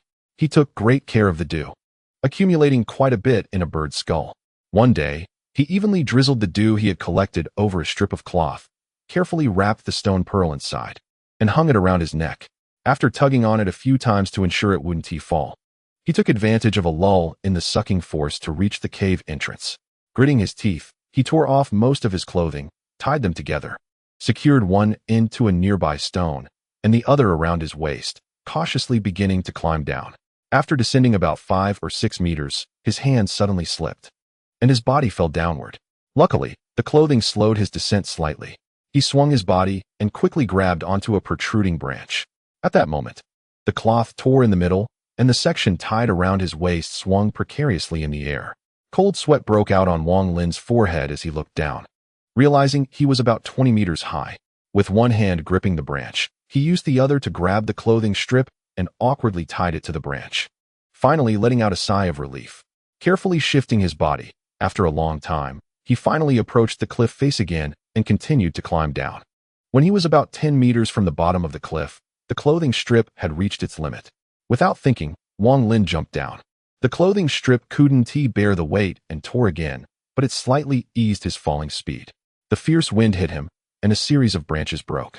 At the moment he landed, he struggled to control his body, landing on his toes and rolling into a ball on the ground. The stones beneath him felt like sharp knives, piercing into his body and leaving bloody wounds. Especially his right leg, which was stabbed by a sharp rock, revealing the white bone underneath. Wang Lin breathed heavily, his gaze unfocused. He struggled to take the cloth with the stone pearl wrapped in it from his neck and held it in his mouth, using his tongue to absorb the moist dew on it. After a while, he managed to sit up, trembling as he unwrapped the cloth and squeezed the liquid onto the wound on his right leg. A cool sensation came from the wound. After doing all this, he weakly collapsed onto the ground, silently praying that no wild beasts would come before he recovered. Just then, a sudden shout came from afar. "Taiju, where are you?" Wang Lin was taken aback. Listening closely, he realized it was his father's voice. Without time to think, he immediately shouted with all his might, "Dad, I'm here." A long rainbow swiftly came from the distance. After circling around the cliff above Wang Lin, it descended rapidly. After the light of the sword dissipated, a disciple of the Hung sect, with the surname Zhang, appeared, carrying Wang Lin's father under his arm, frowning as he looked at Wang Lin. Seeing his son, Wang Lin's father immediately burst into tears, rushing to Wang Lin and embracing him. He cried, "Taiju, why did you do this? What were you thinking? Have you ever considered how your death would affect your parents?" Wang Lin was startled. After a moment of reflection, he understood that his father had misunderstood him as suicidal. Looking at his wounds and disheveled appearance, he couldn't help but smile bitterly. The disciple with the surname Zhang glanced over Wang Lin, then looked up at the clothing strips above. His body moved, and within a few jumps, he climbed to the cave. At that moment, the sucking force suddenly appeared, and his expression changed, but he quickly returned to normal and paid no mind to the sucking force. He scanned the interior and lightly descended, saying in a low voice, "Your child wanted to commit suicide, but was sucked in by this natural vortex, which is why he didn't fall to his death. Now that Wang Lin is found, this matter will be decided by the elders when we return to the sect." After speaking, he rolled up his sleeve, grabbed both Wang Lin and his father, and swiftly left the area.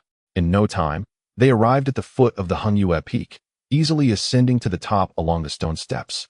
Returning to this old place, Wang Lin felt a mix of emotions. There were several people standing at the summit, all wearing expressions of disgust. The disciple with the surname Zhang hurriedly approached one of them and whispered a few words in their ear. That person frowned and coldly said, "Since the person has been found, send him to the guest room to meet his mother." In the guest room, when Wang Lin's mother saw her son, she immediately burst into tears, embracing him and sobbing with complaints. Through his parents' explanations, Wang Lin finally learned the whole story. After he ran away from home, his parents immediately returned to the Wang family to find his fourth uncle. The three of them were worried about his safety and sought out Wang Zhu's father. Due to his fourth uncle's insistence, Wang Zhu's father reluctantly contacted all the relatives in the family to collectively petition the Hung sect for help in the search. This was the first time Hung sect encountered such a situation and initially didn't want to get involved. However, since Wang Lin left home because he wasn't accepted, if something were to happen to him, although they claimed not to care about the life or death of a mortal, if this news spread, all the villagers around would talk about it. It might lead to fewer parents allowing their children to be tested in the future. After careful consideration, they sent a few people to search nearby, and Wang Lin's father, feeling uneasy, followed them. This led to the earlier scene. Not long after, someone brought soup medicine. Taiju's mother quickly expressed her gratitude and carefully fed it to Wang Lin. The medicine, crafted by an immortal sect, proved to be very effective. After drinking it, Wang Lin felt his body recover significantly, and the pain from his wounds eased considerably. The concerned words from his parents continuously reached Wang Lin's ears. And although he wanted to explain, he pondered that his parents might not believe him. At this moment in the main hall of Hung sect, several elders were seated, listening to a man with the surname Zhang recount the process of finding Wang Lin. After a long while, a red-faced elder slapped the table and said angrily, "What does the life and death of a mortal have to do with us cultivators? Just look at the other sects in Zhao country. Which of them is as ridiculous as we are, sending people to search for a child who attempted suicide because he wasn't chosen? It's truly embarrassing." Beside him, a cold-faced middle-aged man sighed and said solemnly, "Elder Ma is right. Among all the sects in Zhao country, we Hung are the most unreasonable. However, if that child really dies near our Hung sect, it will definitely affect our future disciple recruitment. If parents think their children might end up in a similar situation because they weren't chosen, they won't dare to send them here." An elder in a brocade robe took a sip of tea and said leisurely, to put it bluntly, It's because our Hung US sect has declined and needs to select a large number of suitable disciples from mortals for cultivation, right? If this were 5 years ago, we wouldn't have cared about the life or death of a mortal. The last elder, whose face was full of wrinkles, sighed and said slowly, "This boy was able to attempt suicide once. He might very well try it again. Forget it, to avoid future troubles. Let's make an exception and accept him as a registered disciple." After saying this, he glanced sideways at the middle-aged man, closed his eyes, and fell silent. Chapter 10. Joining the sect, the red-faced elder frowned and said discontentedly, "Elderly, are we Hung US sect really going to lower ourselves to this extent? To make an exception for the life and death of a mortal?" Elderly opened his eyes, his voice turning cold as he said, "Elder Ma, the sect leader has stated that this matter is under our full responsibility. If we don't handle it well, and this useless kid really attempts suicide a second time, when his parents spread the word that our Hung US sect caused their child's death, that would be truly embarrassing. Can you take responsibility for this? If you can, then I want to interfere."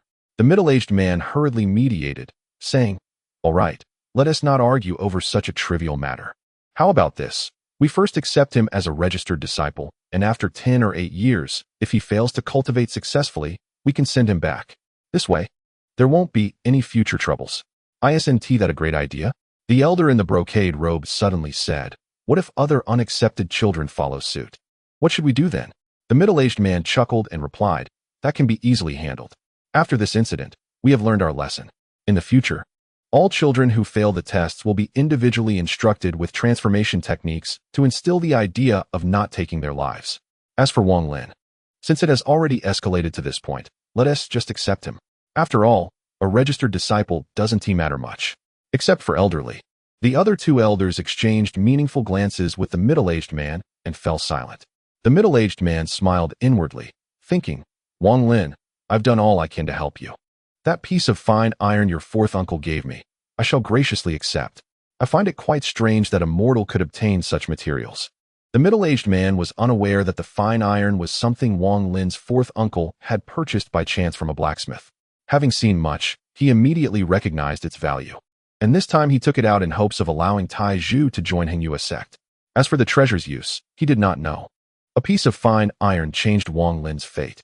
When this news reached his ears, Wang Lin could hardly believe that he had inexplicably been accepted as a registered disciple. 2 days later, he sent his parents down the mountain from Hung US sect. Looking at their excited expressions, Wang Lin felt a deep sense of joy within. He secretly resolved to diligently cultivate here. However, this thought changed after his parents left the mountain. Wang Lin was called to a designated area for registered disciples. A young man in yellow with a shifty appearance looked down on him and sneered, "So you are the one who became a registered disciple by attempting suicide?" Wang Lin glanced at him and remained silent. The young man raised an eyebrow and coldly said, "Kid, starting tomorrow, report to me every day at sunrise. Your job is to fetch water. If you don't fill at least 10 barrels, you won't get any food. If you fail for 7 consecutive days, I will report to the elders and have you expelled from Hung US sect. Here is your uniform. Remember, registered disciples can only wear gray. Only after becoming a true disciple will you receive clothes of other colors." After saying this, he impatiently tossed a set of clothes and a badge aside and closed his eyes, ignoring Wang Lin. Wang Lin picked up the clothes and asked, "Where will I stay?" The young man didn't even open his eyes, casually saying, "Head north, and you'll see a row of low houses. Give your badge to the disciple there, and they'll arrange a room for you." Wang Lin remembered this and turned to head north. After he left, the young man opened his eyes and contemptuously muttered to himself, joining just by attempting suicide. What a waste. As Wang Lin walked through Hung US sect, he noticed that most of the disciples were dressed in gray, moving hurriedly with indifferent expressions. Some were even carrying work tools, looking somewhat fatigued. After walking north for quite a while, he finally saw a row of low houses. There were more gray-clad disciples here than elsewhere, but they still went about their own business, rarely speaking to each other. After handing his badge to the yellow-clad disciple in charge of the area, the other party didn't say a word, impatiently pointing to a house. Wang Lin was already accustomed to the cold demeanor of everyone here. He walked to the house, pushed the door open, and took a look. The room was not large, with 2 wooden beds and a table, all kept very clean. In a condition similar to his home, he chose a wooden bed that looked unused, placed his luggage down, and then lay on the bed, his mind racing with thoughts. Although he had finally entered Hung sect, it was not as he imagined it to be a place for cultivating immortality. According to the previous yellow-clad youth, his job was to fetch water. Thinking of this, he sighed softly and touched the stone bead tied to his chest with a rope. This was a precious item he valued greatly. Wang Lin had read extensively and knew many stories, including the saying that a common man might suffer for possessing something valuable. He secretly vowed not to let anyone know he had this treasure. Before long, night fell, and a weak-looking gray-clad youth with a tired expression pushed the door open and walked in. Upon seeing Wang Lin, he was momentarily stunned, carefully sizing him up before ignoring him and directly lying down on the bed, falling asleep. Wang Lin didn't mind. He knew he had to get up early tomorrow. He touched his stomach and took out some sweet potatoes from his package. These foods were brought by his parents, prepared for him to eat while looking for him on the road. After finding Wang Lin and seeing him being taken in by the Hung sect, they left him the remaining sweet potatoes. The sweet potatoes were very sweet, and after eating a few bites, the boy lying across from him moved, got up, and stared intently at the sweet potatoes, swallowing a few times, and said in a low voice, "Can you give me a piece?" Wang Lin immediately took out a few pieces and tossed them onto the boy's bed, smiling, "I have plenty here, so eat as much as you like." The boy quickly grabbed them and wolfed them down, then hurried to the table to pour a glass of water, drank it all in one go, and sighed. "I haven't eaten anything for 2 days, thanks, buddy. By the way, what's your name?" Wang Lin stated his name, and the boy was taken aback, exclaiming, "You're Wang Lin? The one who entered the Hung sect by committing suicide?" Realizing his rudeness, he chuckled and said, "Buddy, my name is Zhang Hu. To be honest, almost no one in the sect doesn't know about you. Don't blame me for saying that just now. I actually admire you for being able to get in this way." Wang Lin forced a smile and didn't argue, handing over a few more sweet potatoes. Zhang Hu quickly accepted them and, after a few bites, awkwardly said, "Wang Lin, you should keep some for yourself. You're new here and don't know about the weasel in the miscellaneous office.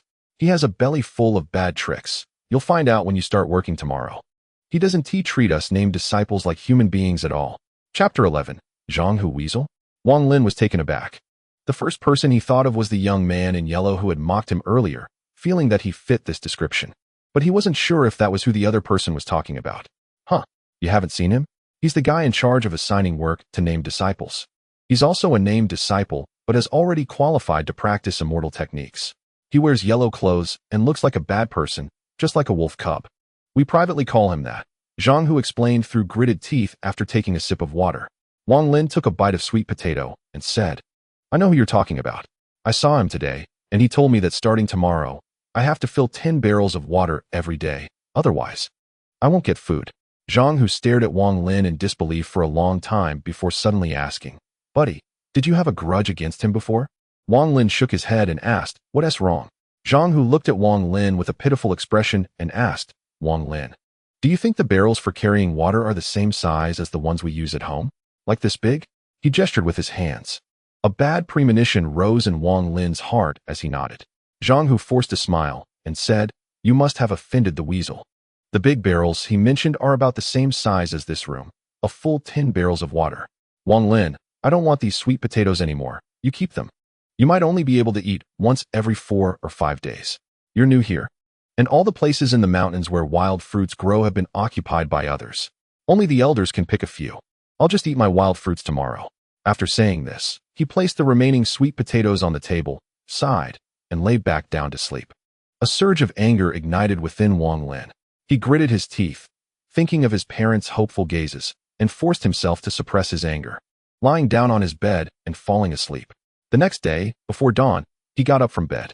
Zhang Hu was still snoring. Wang Lin changed into gray clothes and hurried to the miscellaneous office. As he arrived, the sun gradually appeared from the east. The young man in yellow opened the door, glanced at Wang Lin with slanted eyes, and said in a strange tone, "You're on time. Go in and get your water buckets.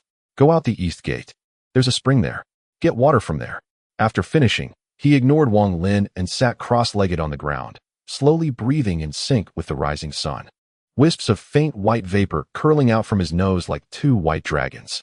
Wang Lin looked on with envy. He walked into the room and looked around, finally spotting the 10 large water barrels behind a door.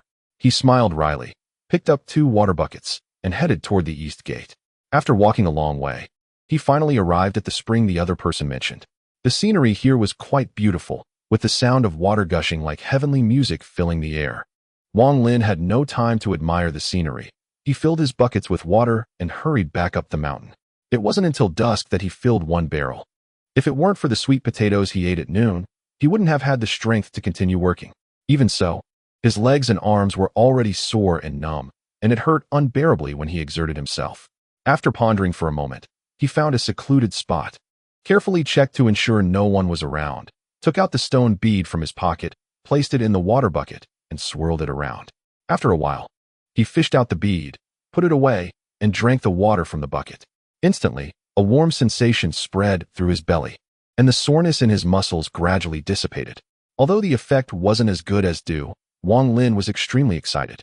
He touched his chest where he kept the stone bead and firmly decided never to let anyone know he had this treasure. After finishing half a bucket of water, his muscles were no longer sore, and he felt invigorated, immediately continuing with the water-fetching work. That day, he filled 1.5 barrels and drank half a bucket of spring water soaked with the mysterious bead. To avoid raising suspicion, he feigned an exhausted expression when he returned to his quarters. Not long after, Zhang Hu returned, still wearing that overly tired expression. The two exchanged a few words, and after much hesitation, Zhang Hu stuttered and asked for 2 pieces of sweet potato. After eating, he collapsed onto his bed and fell into a deep sleep. Time passed quickly, and in the blink of an eye, Wang Lin had been at the Hengyue sect for a month. Now Wang Lin knew that Zhang Hu's job was to chop firewood, and he had to chop enough wood each day to eat. Since he became a named disciple of Hengyue sect, he had been chopping wood for 3 years. 3 years ago, he often could only eat once every 3 or 4 days, relying on drinking water to fill his stomach. Now he had shortened that time to every 2 days. According to him, named disciples had to do miscellaneous work for 10 years. And only when they could eat 3 meals a day without fail could they be taught some basic immortal techniques. Inner disciples were different. They had their own masters. Didn't he have to do any miscellaneous work and had individual rooms? Their main job was to cultivate. In addition, there was another group of people who fell between inner disciples and named disciples. They were like Wang Hao, serving others as attendants. In simple terms, an attendant was essentially a servant. This group of people also didn't need to do miscellaneous work and could practice some low-level immortal techniques.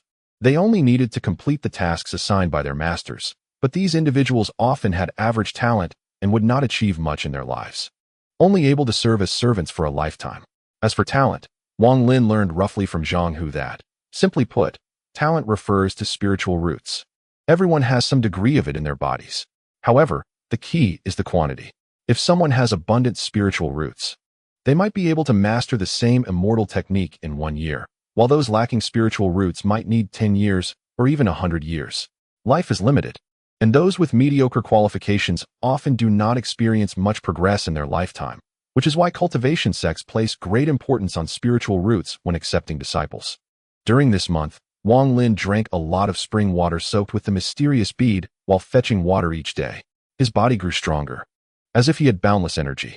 From initially needing 6 days to fill 10 barrels of water, he had now reduced it to just 3 days. However, in order not to arouse suspicion, he got up every day before the sun rose, leisurely walking along the mountain path with a water bucket. As a result, although others were surprised that he could complete his work in just 3 days, most attributed it to his early rising and hard work. Chapter 12.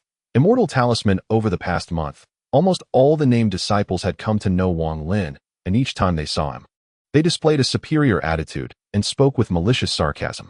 Wang Lin ignored them. He understood that these named disciples were all twisted and perverse inside. Before he arrived, these people were at the bottom of the sect, suffering silently from hardship. Now that he had joined, having entered the sect through suicide, his status was undoubtedly lower than that of the named disciples, making him a target for bullying. He sneered inwardly, knowing that such matters could not be solved through resistance. In the sect, strength was revered, and those named disciples who had entered before him were all physically strong, with some having even learned simple immortal techniques. If he resisted, he would surely be the one to suffer. However, Wang Lin was not the type to be a soft target. He remembered all the mocking faces in his heart, waiting to repay them once his strength increased. With this mindset, he acted like a deaf and blind person, ignoring what others said and continuing with his own ways. Every day, apart from fetching water, he secretly researched the mysterious beads. He tried soaking the beads in various liquids, spring water, dew, sweat, and even blood, ultimately discovering that dew was the most effective. However, there were distinctions in the dew. The dew that appeared on the stone beads in the early morning was the most effective, followed by the evening dew, while dew collected from other objects was even less effective. Following this, spring water had minimal effect, and blood and sweat were nearly useless. To avoid drawing attention, he specially found several wild gourds in the mountains, emptied their seeds, and used them to store different types of dew. He did not carry these gourds with him, but found a secluded spot to bury them in different locations underground. He only took them out when collecting dew each day and never brought them back to the sect. The only gourd he carried with him contained spring water, which he drank from when tired, instantly revitalizing him. In addition, Wang Lin noticed a strange phenomenon. Every time dew appeared on the stone beads at night or in the early morning, while the surface seemed covered in droplets, a significant portion of the dew inexplicably disappeared during collection, often leaving less than 1/10 behind. For this odd phenomenon, Wang Lin could only conclude that the beads absorbed the dew. Although this explanation seemed absurd, he could not think of any other answer. One evening, Wang Lin filled the last 3 barrels with water and said to the young man in yellow robes who was meditating, "Brother Liu, I need to go home for a visit. I want to be back tomorrow." The young man named Liu rolled his eyes, glanced at Wang Lin, and grunted in response. Wang Lin did not mind.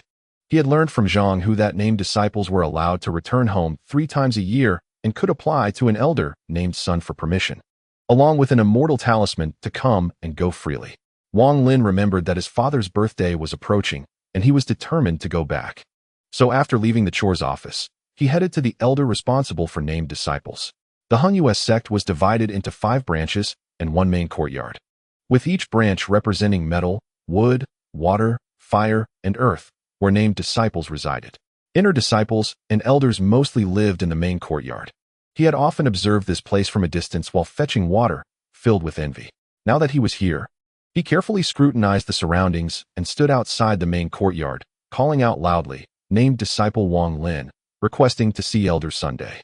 A young man dressed in white staggered out from the main courtyard, looked at Wang Lin, and arrogantly said, "You are Wang Lin?" Seeing the other person in white, Wang Lin was startled and nodded.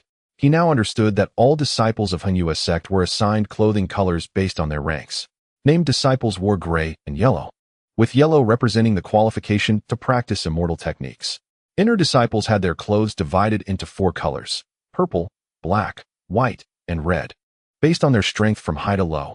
The young man in white sneered, glanced coldly at Wang Lin, and turned to walk back into the courtyard.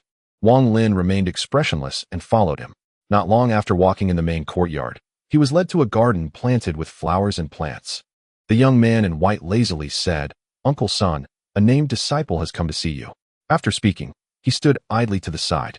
An elderly voice came from the garden. "You can go now. Let the named disciple come in." The young man in white chuckled lightly and withdrew. Wang Lin felt very nervous as he pushed open the garden door.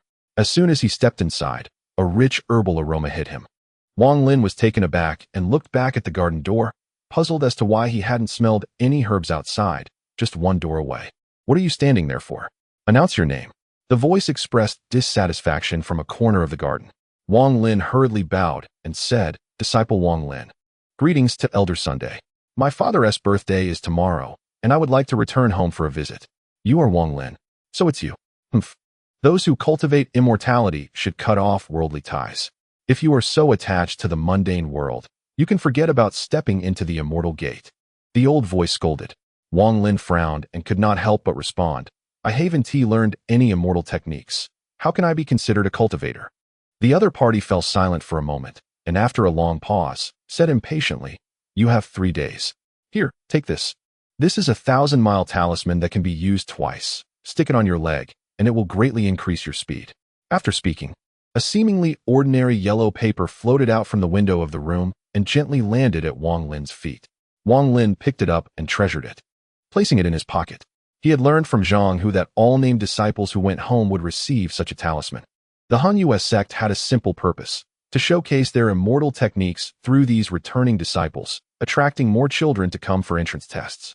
This talisman was, to put it plainly, very low quality, with only one advantage: it was easy to use. Each time, It could be stuck on the leg to be activated, increasing speed for mortals. However, many inner disciples were keen on hoarding them, as it was said that they could be traded for items at markets in the outside world. The named disciples treated them as treasures, with some even reluctant to use them, accumulating a number under the pretext of visiting family. After leaving the main courtyard, Wang Lin pondered for a moment as he walked back to his residence. He packed his belongings in the room, bid farewell to Zhang Hu, and then descended the mountain. At this time, the sky was filled with bright stars.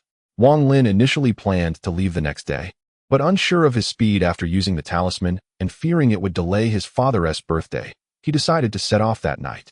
Not long after Wang Lin left, elder son in the main courtyard opened the door, preparing to collect some herbs when suddenly his expression changed. He stared at the area near the garden gate, where several blue-line grasses had all withered. Chapter 13. The elder perplexed, he stepped closer to examine the situation, discovering that not only the blue-line grass was withered, but even the purple night flowers across from it showed varying degrees of wilting. Though not as severe as the blue-line grass, he distinctly remembered that these herbs were lush and green during noon. How could they have changed so drastically in just one afternoon? He picked up the wilted bluegrass and gazed intently at it. From its appearance, it had lost all its moisture, which was why it had dried up. A look of contemplation appeared on his face as he touched the moist soil beneath him, which was perfectly suitable for the growth of herbs, causing him to feel suspicious.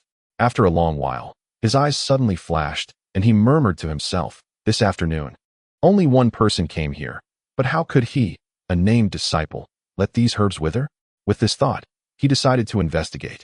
Without hesitation, he flicked his sleeves, and his body instantly floated up, with 7-colored auspicious clouds appearing beneath his feet as he swiftly left the main courtyard. In no time, he arrived at the miscellaneous office of the named disciples. "Which disciple is responsible here?" Elder Sun shouted in a low voice, which immediately turned into a rumble of thunder. The Lu surnamed disciple in yellow robes, responsible for this area, hurriedly ran out of the room, his face pale with fear, and knelt down with a thud, repeatedly bowing his head. Elder Sun frowned, impatiently asking, "Is there a registration for Wang Lin here?" The Lu surnamed disciple's heart sank. He never expected that a high-ranking elder would personally come here to inquire about a useless person. In panic, he recalled how he had made things difficult for Wang Lin in the past, and his face turned pale. He stammered, "I have the registration for junior brother Wang Lin. Junior brother Wang is diligent and studious, always serious in his work. I have always regarded him as a role model." Elder Sun was both amused and pleased. The more nervous the other party was, the more it showed his respect and fear for him. It should be noted that elders of the Hungyue sect were not very valuable. All second-generation disciples were considered elders, but this title was only for named disciples. If it were inner disciples, they would mostly call them Shishu, uncle.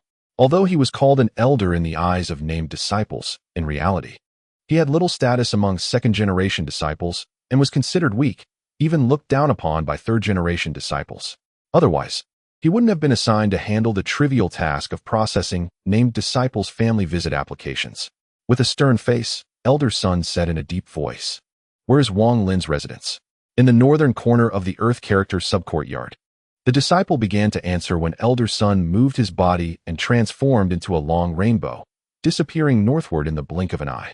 The Lu surnamed disciple felt even more anxious, regretting his actions. He secretly vowed that the next time he saw Wang Lin, he must not ridicule him as before. He had to flatter him and treat him like his own grandfather. After all, even the elder personally inquired about him. Upon arriving at the Earth Character subcourtyard, Elder Sun scanned with his divine sense, but did not find Wang Lin. After a moment of contemplation, he entered the registration office to check, found the house number where Wang Lin lived, and headed straight there. Zhang, who was sound asleep, completely unaware of Elder Sun's arrival. After carefully probing the room with his divine sense, Elder Sun's brows furrowed as he muttered, "He moves quickly. Humph, when he returns, it will be the same." Wang Lin was walking in the mountains, with a celestial talisman affixed to his leg. This talisman was indeed magical. Once attached, a warm flow of air entered his body, gathering at his feet and shining with dazzling white light. From a distance, he looked just like a true celestial being, especially the wild beasts in the forest.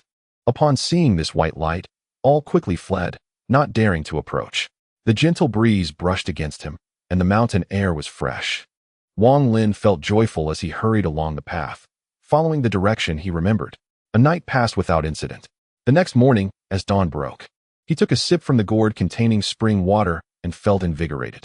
Turning back, he noticed he had already exited the forest, just a bit more distance, and he would reach the county town. At that point, he could follow the small road back to the village.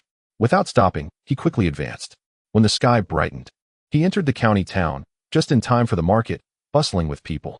Wang Lin strolled around, bought some gifts for his parents, and hurriedly left. By the time the sun was high in the sky, Wang Lin finally returned to the village. From a distance, he saw a tall red longevity banner hanging at home, with a large character for longevity written on it. Outside the door, there were many horse-drawn carriages, and people were bustling about. Wang Lin was taken aback. His presence was so astonishing that the relatives gathered at his home to celebrate the birthday saw a flash of white light, and then he appeared before them. Everyone showed envy, praising him. Second brother, Wang Lin is back. Look at this child, truly handsome. He looks like a celestial being. Indeed, the celestial being must have been blind at first, then regretted it later, directly taking Wang Lin as a disciple. Our Wang family will rely on these 3 children in the future. I was blind and couldn't see this child's strengths. Now that I look at it, Wang Lin is clearly a dragon among men, just as good as Wang Zhua and Wang Hao. Excellent, excellent.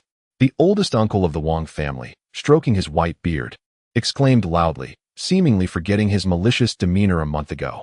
This child Wang Lin has been smart since he was young. I said long ago that he would surely be accepted by the celestial being. Last time was just an accident. If even celestial beings can overlook someone, how much more so us mortals? Wang Lin, don't hold a grudge against fifth uncle. I apologize to you here. Amidst the chatter, all the relatives changed their demeanor, each one smiling and showing a friendly expression. Wang Lin felt warm inside. After a month of being used to the cold mockery of others, returning home, he immediately felt his parents' concern for him. Second brother, Wang Lin is already a disciple of a celestial being. I was blind and said some harsh words back then. Don't take it to heart. You know me, sharp-tongued but soft-hearted. It's all for Wang Lin's good. Second sister-in-law. My daughter got angry when I said I hadn't arranged a marriage for her. She insisted on marrying your iron pillar. Can we finalize this match? Old second. Fifth uncle is getting old. The Wang family will rely on you all in the future. Fifth uncle has always valued your child the most. I believe he has a bright future, even better than the eldest brother's child. Wang Lin's parents were both beaming with joy. Soon, the birthday banquet began, and all the relatives present praised Wang Lin endlessly. Some even, after a few drinks, loudly expressed their grievances regarding Wang Lin's father's family property, insisting on banding together to reclaim what was rightfully his. Wang Lin's father smiled and did not take it seriously. He understood these relatives too well. More importantly, he no longer cared about the past. He only hoped that his son would continue to thrive, with no other desires. After a bustling day at dusk, all the relatives gradually left. Wang Lin looked at the various gifts in his yard, feeling quite emotional. The books often say, when one person achieves success, even the chickens and dogs rise to fame. He now fully understood this saying. That night, his parents asked him about life in the sect. Looking at their expectant gazes, Wang Lin lied for the first time, describing how well he was doing in the sect and how he was diligently cultivating. His parents were so happy they couldn't stop smiling. For the sake of his parents, no matter how hard or tiring life as a registered disciple was, no matter how much others mocked him, he gritted his teeth and endured. After all, his parents had never been as happy as they were today. It was only 10 years. I can endure. Wang Lin made up his mind.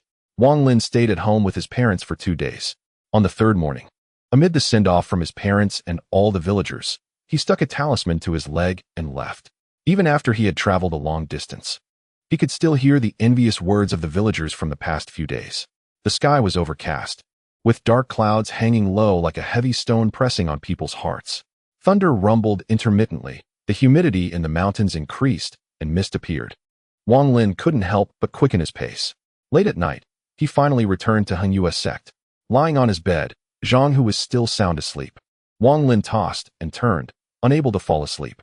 At midnight, outside, thunder rumbled, and in the moment a flash of lightning illuminated the room.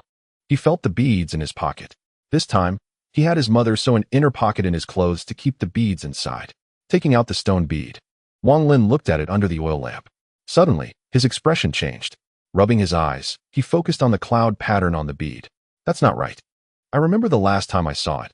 There were 5 clouds on it. but now there are 6? Wang Lin was surprised and sat up to count again. Indeed, there were 6 white clouds. He was curious but couldn't figure out why. He put the bead back in his pocket carefully and blew out the oil lamp, falling asleep with questions in his mind. Outside, the wind howled, lightning flashed continuously, thunder roared, and large raindrops fell from the sky with a patter. The windows of the room rattled in the wind, and a chilling air woke Wang Lin from his dreams. When he opened his eyes, he was stunned. Several flashes of lightning illuminated everything, and the room was filled with thick mist. The table, the floor, and even the bedding were all soaked. However, apart from a slight dampness on his chest, Wang Lin's body was dry. He hurriedly looked over at Zhang Hu, only to see him covered in white frost. His clothes soaked, his body covered in frost, his eyes tightly closed, and his face purple. Zhang Hu, Wang Lin exclaimed, quickly getting up and pushing him for a long time. But Zhang Hu showed no signs of waking up, and his breathing was faint. In a panic, Wang Lin was about to go out to find other disciples for help, when suddenly he stopped, feeling puzzled. Why? Being in the same room and the bedding being so wet, was I dry except for my chest?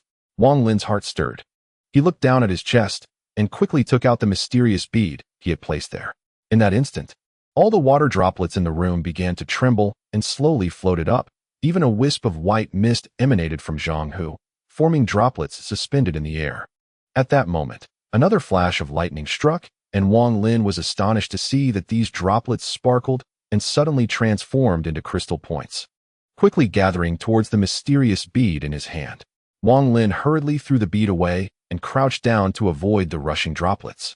The mysterious stone bead arced through the air and landed on the ground, rolling aside as all the droplets quickly shot towards it, merging into the bead and disappearing.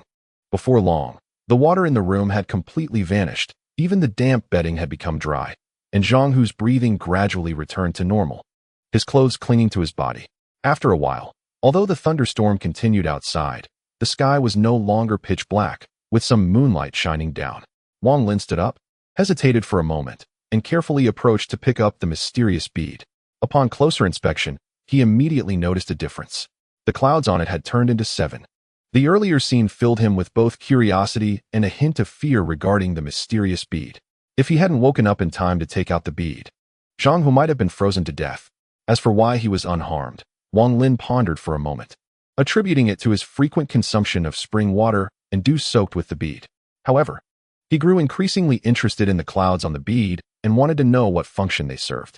After considering for a long time, he dismissed the idea of going outside to let the bead absorb rainwater, fearing that it might cause a commotion and attract attention.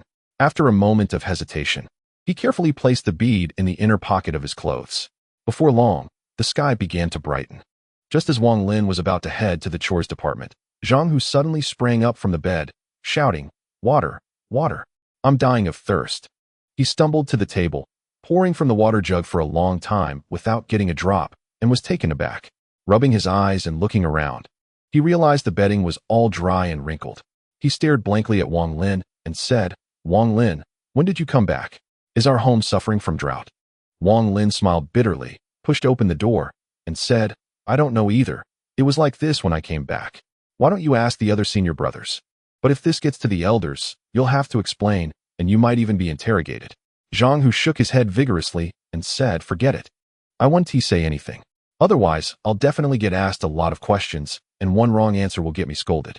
Wang Lin ignored him and walked out of the room. Outside, it was still drizzling lightly. After a moment of contemplation, he hurried out, worried that the bead would cause an unusual phenomenon with the rain. He chose a few small paths, winding his way out through the east gate. All the raindrops that fell on him were absorbed by the mysterious bead, and he felt quite nervous, fearing someone would notice something unusual. Initially, he had planned to hide in the room, but after careful thought, he decided it was safer to hide it outside. He made his way to the place where he stored dew gourd, and fortunately, it was still dim outside, with few early risers. Wang Lin walked cautiously, making sure no one was around before quickly hiding the bead there. After doing this, he breathed a sigh of relief, planning to wait until the rain stopped to retrieve his treasure. Looking around, Wang Lin cautiously left. Upon arriving at the chores department, just as he was about to pick up a water bucket, the door of Lu's room creaked open, revealing a weasel-faced person with sharp features. He was startled to see Wang Lin and a warm expression immediately spread across his face as he rushed over to grab the water bucket from Wang Lin's hands, saying, "Isn't this Wang Shitty? How's everything at home? Are your parents doing well? I've been worried about you these past few days." Wang Lin was taken aback. He was very familiar with this person's face, resembling that of his relatives, but he couldn't understand what was going on with Lu today. "Senior brother Lu, my parents are fine. You don't need to worry about them." Unable to guess the other party's intentions, Wang Lin replied cautiously, "Junior brother, you don't need to wake up so early every day from now on. It's not that I'm criticizing you, but when senior brother was joking with you about fetching 10 vats of water a day, you took it seriously. From now on, just 1 vat of water a day will do, and it doesn't matter if you fill it up or not. When it's time to eat, just go eat. If anyone gives you a hard time, just mention senior brother's name. It works wonders." The disciple with the surname Lu patted his chest and said enthusiastically. Wang Lin looked at him with a strange expression. After hesitating for a moment, he asked, "Senior brother, do you need me to do something?" The disciple surnamed Lu immediately showed a look of dissatisfaction, pretending to be angry. "Junior brother, why are you being so distant with senior brother? Am I such a petty person? You are my junior brother. It's only natural for me to treat you well. Your matters are my matters from now on. Just do a little work normally, and when the time comes, whether you do well or poorly, it's still up to me to say a word. It's raining today, so you don't have to work. By the way, junior brother, elder son was looking for you a few days ago. Now that you're back, it's better to report to the elder." After saying this, he glanced sideways at Wang Lin to see how he would react. Wang Lin pondered for a moment, a smile appearing on his face as he thought of the likely reason. From the other party's words, it was clear that elder son must have come looking for him after he left. This Lu fellow probably had some misunderstanding, which is why he was so eager to please today. He didn't point it out, but imitated the other party's earlier manner, letting out a non-committal sound. Seeing Wang Lin's expression, the disciple surnamed Lu's heart sank, further confirming his guess. He thought to himself that this useless kid must have struck it lucky to have caught the elder's attention, otherwise he wouldn't be so arrogant. This kid looked like someone who held grudges. Having made things difficult for him before, he would definitely get back at him in the future. He had been a named disciple for 13 years and had worked in the miscellaneous department for 6 years. Yet he had never seen an elder personally come to look for a named disciple. Even sending an inner-sect disciple was a significant event. He had also considered that Wang Lin might have offended the elder, not as he had guessed, but he wasn't sure. He feared 1,000 possibilities, but was most afraid of one. After years in Hunyue's sect, he knew that the waters ran deep here. As a mere named disciple, he was truly insignificant. Thinking of this, he gritted his teeth, took out a piece of yellow paper from his pocket, and handed it to Wang Lin, saying, "Junior brother, when I saw you last month, I felt a connection. This small gift is just a token of my respect. You must accept it. If you don't want it." Before he could finish, Wang Lin grabbed the yellow paper. With a quick glance, he immediately realized it was a talisman for a named disciple to visit relatives. "Well said, senior brother's good intentions. Junior brother will not be rude. But the elder is waiting for me. Let's catch up tomorrow, senior brother," Wang Lin said with a light smile. Senior brother Lu quickly nodded, enviously saying, "The elder is important. Junior brother, hurry over." Wang Lin appeared calm on the surface, but doubts were rising in his heart. Why would elder son personally come looking for him? With questions in mind, Wang Lin walked slowly towards the main courtyard, analyzing various possibilities, but in the end, he was still puzzled. Could it be that he found out about my mysterious pearl? Wang Lin paused for a moment, contemplating, and thought that if he didn't go, it would raise suspicion. Fortunately, he could play dumb. After all, the pearl wasn't on him. With that thought, he strode forward. Before long, he arrived at the main courtyard. After reporting his intentions, the same young man in white appeared, looking somewhat surprised, sarcastically saying, "Oh, back home for a visit again?" Wang Lin raised an eyebrow, about to speak when a voice from inside the courtyard called out, "Bring him to me, no delays." The young man in white curled his lip, casting several meaningful glances at Wang Lin before walking into the courtyard without saying another word. Wang Lin remained silent and followed him. Upon arriving at elder son's residence, the young man in white took his leave. Before leaving, he gave Wang Lin a strange look once more. Wang Lin felt slightly nervous as he pushed open the garden gate. Just as he entered, an old man walked out from a room. The old man's face was lined with wrinkles, his eyes bright, and his expression cold as he glanced at Wang Lin.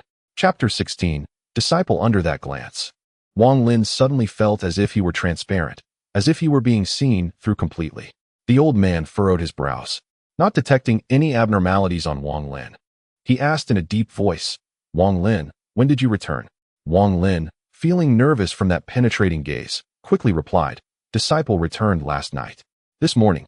I heard senior brother Lu from the miscellaneous department say that you were looking for me, so I came right away."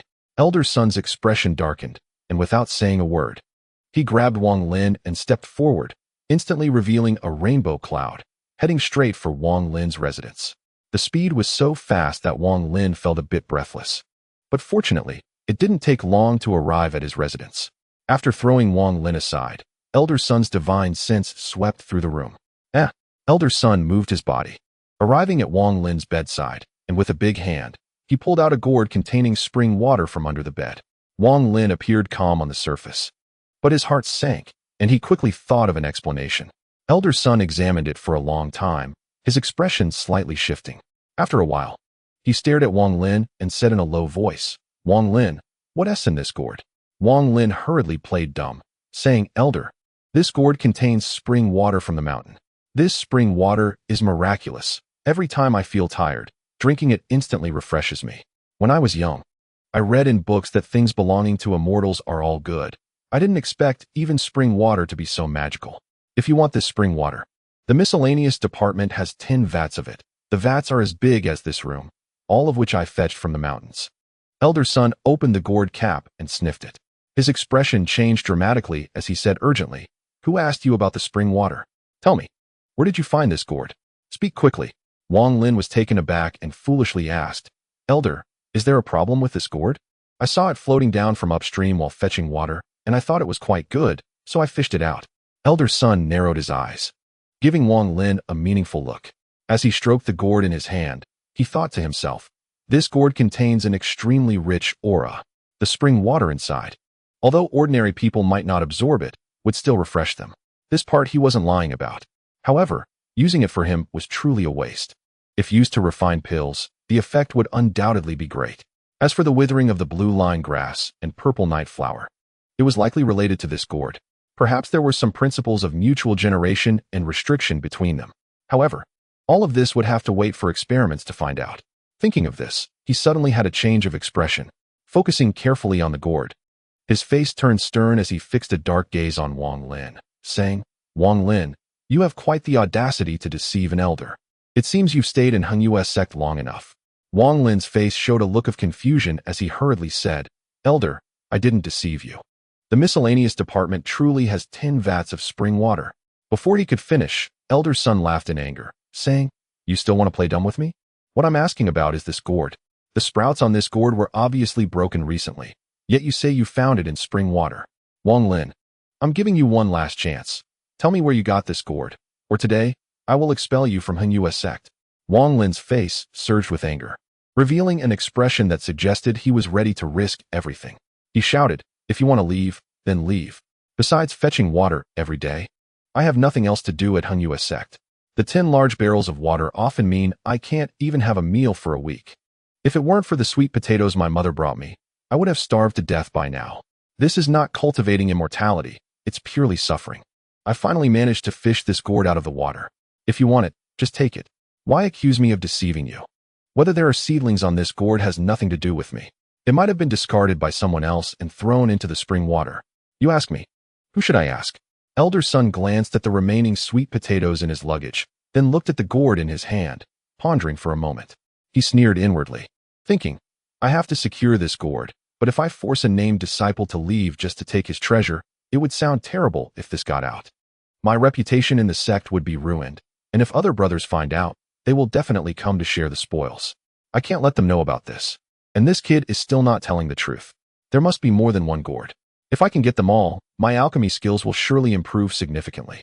With this thought, he paused briefly, then quickly put on a surprised expression and sighed, "You poor child, not eating for a week. I didn't know about this before. But now that I do, I will handle it." A named disciple is also a disciple of Hengyue's sect. After speaking, he saw Wang Lin still looking furious. But inwardly he sneered while saying kindly, "Wang Lin, I will take this gourd, but I won't treat you unfairly. Would you be willing to be my apprentice?" Wang Lin replied sullenly, "I don't want to. An apprentice is just a servant. If my father finds out I'm serving someone, he would definitely beat me to death." Elder son nearly lost his temper and wanted to slap him dead before his father could. Although he was at the bottom of the second-generation disciples, even so, if he claimed to take an apprentice in the sect, all the named disciples would rush forward eagerly. Suppressing his anger, he said unkindly, "Fine. I will take you as my disciple. I will go speak to the sect leader about this. You pack your things and wait for me in my courtyard." After saying this, he flicked his sleeve and walked out of Wang Lin's room, stepping on a cloud and heading straight to where the sect leader was. Once he left, Wang Lin's expression immediately darkened. He sneered inwardly. This old fellow had ulterior motives. He clearly wanted to take him as a disciple, but was actually trying to obtain more gourds. Wang Lin pondered for a moment, chuckled softly, and thought, "It's just a gourd. There are plenty in the mountains. When the time comes, I can just soak them in pearls. Since I can become an inner sect disciple now, I must take this opportunity to cultivate properly." With this thought, he felt a surge of excitement, packed his belongings, and left plenty of sweet potatoes for Zhang, who before leisurely heading towards the main courtyard. This time he didn't register. He simply walked into the main courtyard. The young man in white was sitting cross-legged on a large tree in the corner. He glanced down, but didn't stop him. He had just received news from the sect leader that Uncle Sun had taken Wang Lin as a disciple, and he couldn't help but mockingly say to himself, "A garbage master has taken a garbage disciple. How fitting." Chapter 17. Cultivating immortality. After waiting in the courtyard for a short while, Elder Sun returned with a dark face, his heart filled with anger. When he spoke to the sect leader about this matter, he was mocked by nearby brothers. He thought to himself, "Once I get all the gourds and refine the elixirs, my cultivation will soar. Let us see if you can still laugh then." As soon as he entered the courtyard and saw Wang Lin, his anger flared up again. He shouted, "Wang Lin, from today on, you are my disciple, Sun Daju. From now on, you must cultivate diligently and not tarnish my name." After saying this, he threw out a flat small bag and continued, "This is the identity token of an inner sect disciple, and it's also a storage bag that can hold many items. Your clothes and cultivation methods are all in there. Take a look." Wang Lin quickly picked it up, feeling extremely excited. The hopeful gazes of his parents flashed in his mind. He could finally cultivate. This time, he sincerely called out Master to Sun Daju. Sun Daju responded with an on, then shifted his gaze and said, "You will live in the room at the back from now on. Without my permission, you are not allowed to go out." After saying this, he picked up a stone from the ground and threw it towards the back gate of the garden. A flash of purple light shone, and the stone instantly shattered into fine powder that dissipated into the air. After doing all this, Sun Daju coldly glanced at Wang Lin and walked into the house without further discussion. Wang Lin's pupils constricted, and he secretly felt alarmed. He grasped the storage bag tightly and turned to enter his room. Upon entering, he found nothing but a small bed. Wang Lin didn't mind and sat on the bed, examining the storage bag in his hand. The gray bag didn't seem to have anything extraordinary about it. Wang Lin turned it upside down, and several items fell out: a red intersect disciple robe and a small stitched booklet. Wang Lin's face lit up with joy as he quickly picked up the booklet.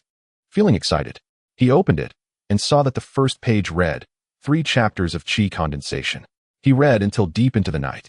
He lit an oil lamp, closed the booklet, and gained a glimpse of what cultivating immortality entailed. The 3 chapters of Qi condensation discussed 3 levels and belonged to the most basic cultivation methods. It described that in the Qi condensation stage, there were a total of 15 layers. Only by cultivating to the 3rd layer could one obtain the subsequent heart method. The so-called Qi condensation emphasizes the inhalation and exhalation of the world's spiritual energy, accumulating spiritual energy into the body to transform the mortal body, laying the foundation for future cultivation. At the same time, this is also where the talent of the cultivator is most tested.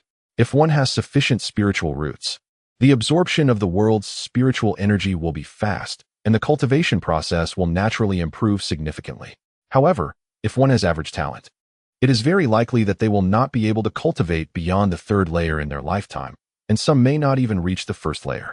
Wang Lin treasured the 3 chapters of Qi condensation and immediately memorized the heart methods for the first 3 layers. He sat cross-legged, closed his eyes, and began to breathe according to the requirements of the heart method. The so-called long means a long inhalation, while short means the exhalation time is only 1/3 of the inhalation time. By using this seemingly unreasonable breathing method, he aimed to absorb the world's spiritual energy into his body at the fastest speed. The booklet noted that cultivators often feel a sensation like ants crawling within their bodies during their first breath. This is a sign of spiritual energy entering the body. There is no need to be nervous. One must relax their body and mind and imagine themselves becoming formless, merging with the world.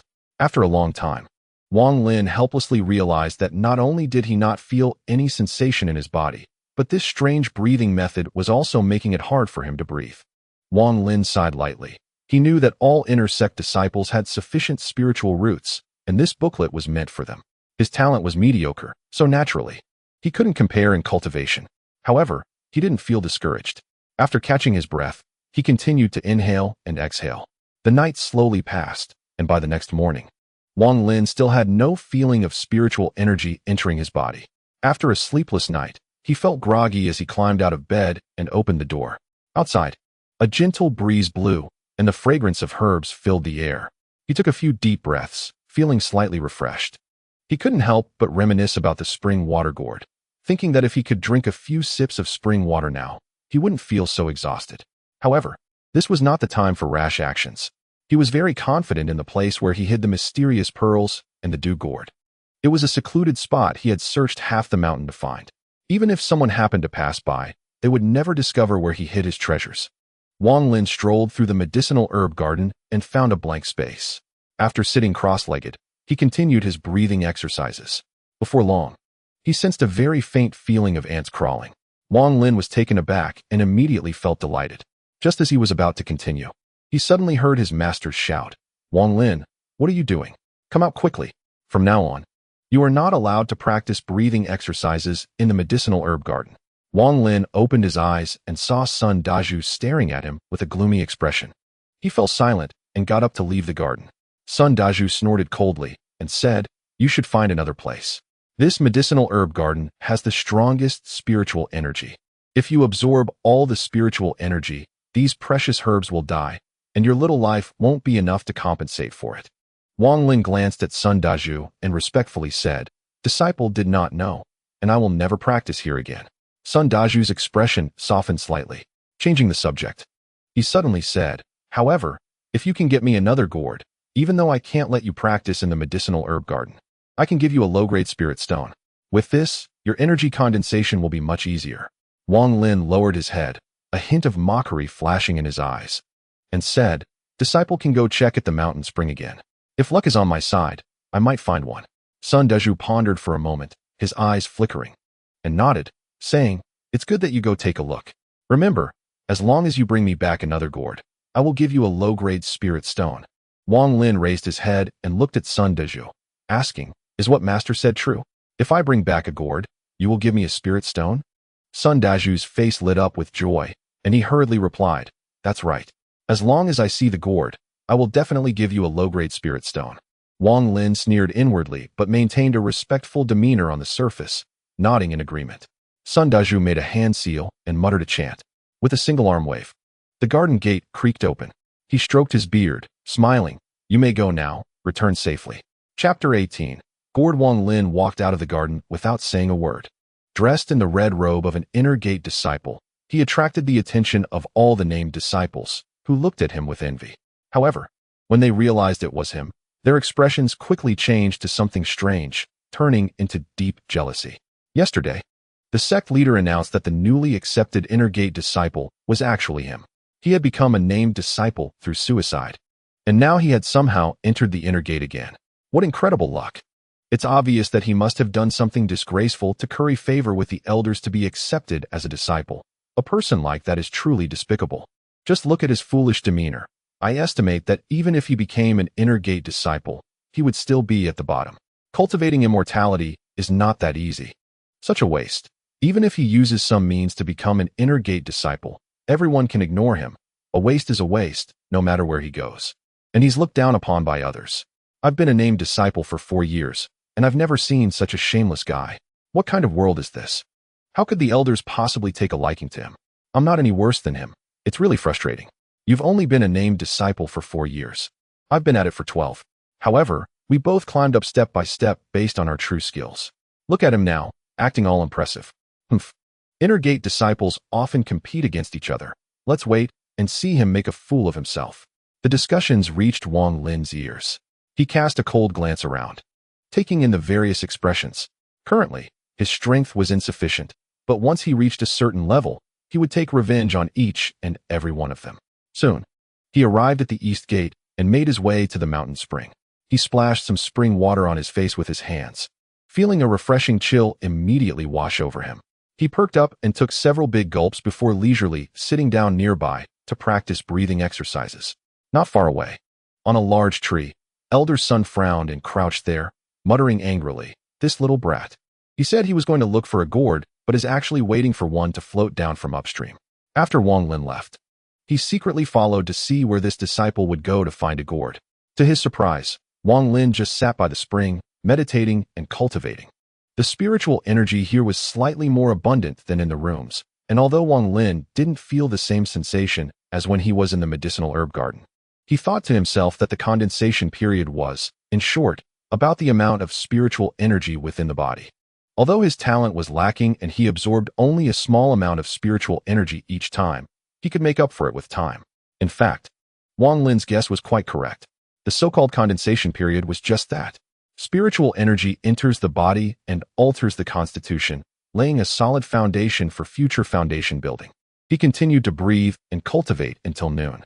Wang Lin loosened his limbs. The feeling of ants crawling still hadn't appeared.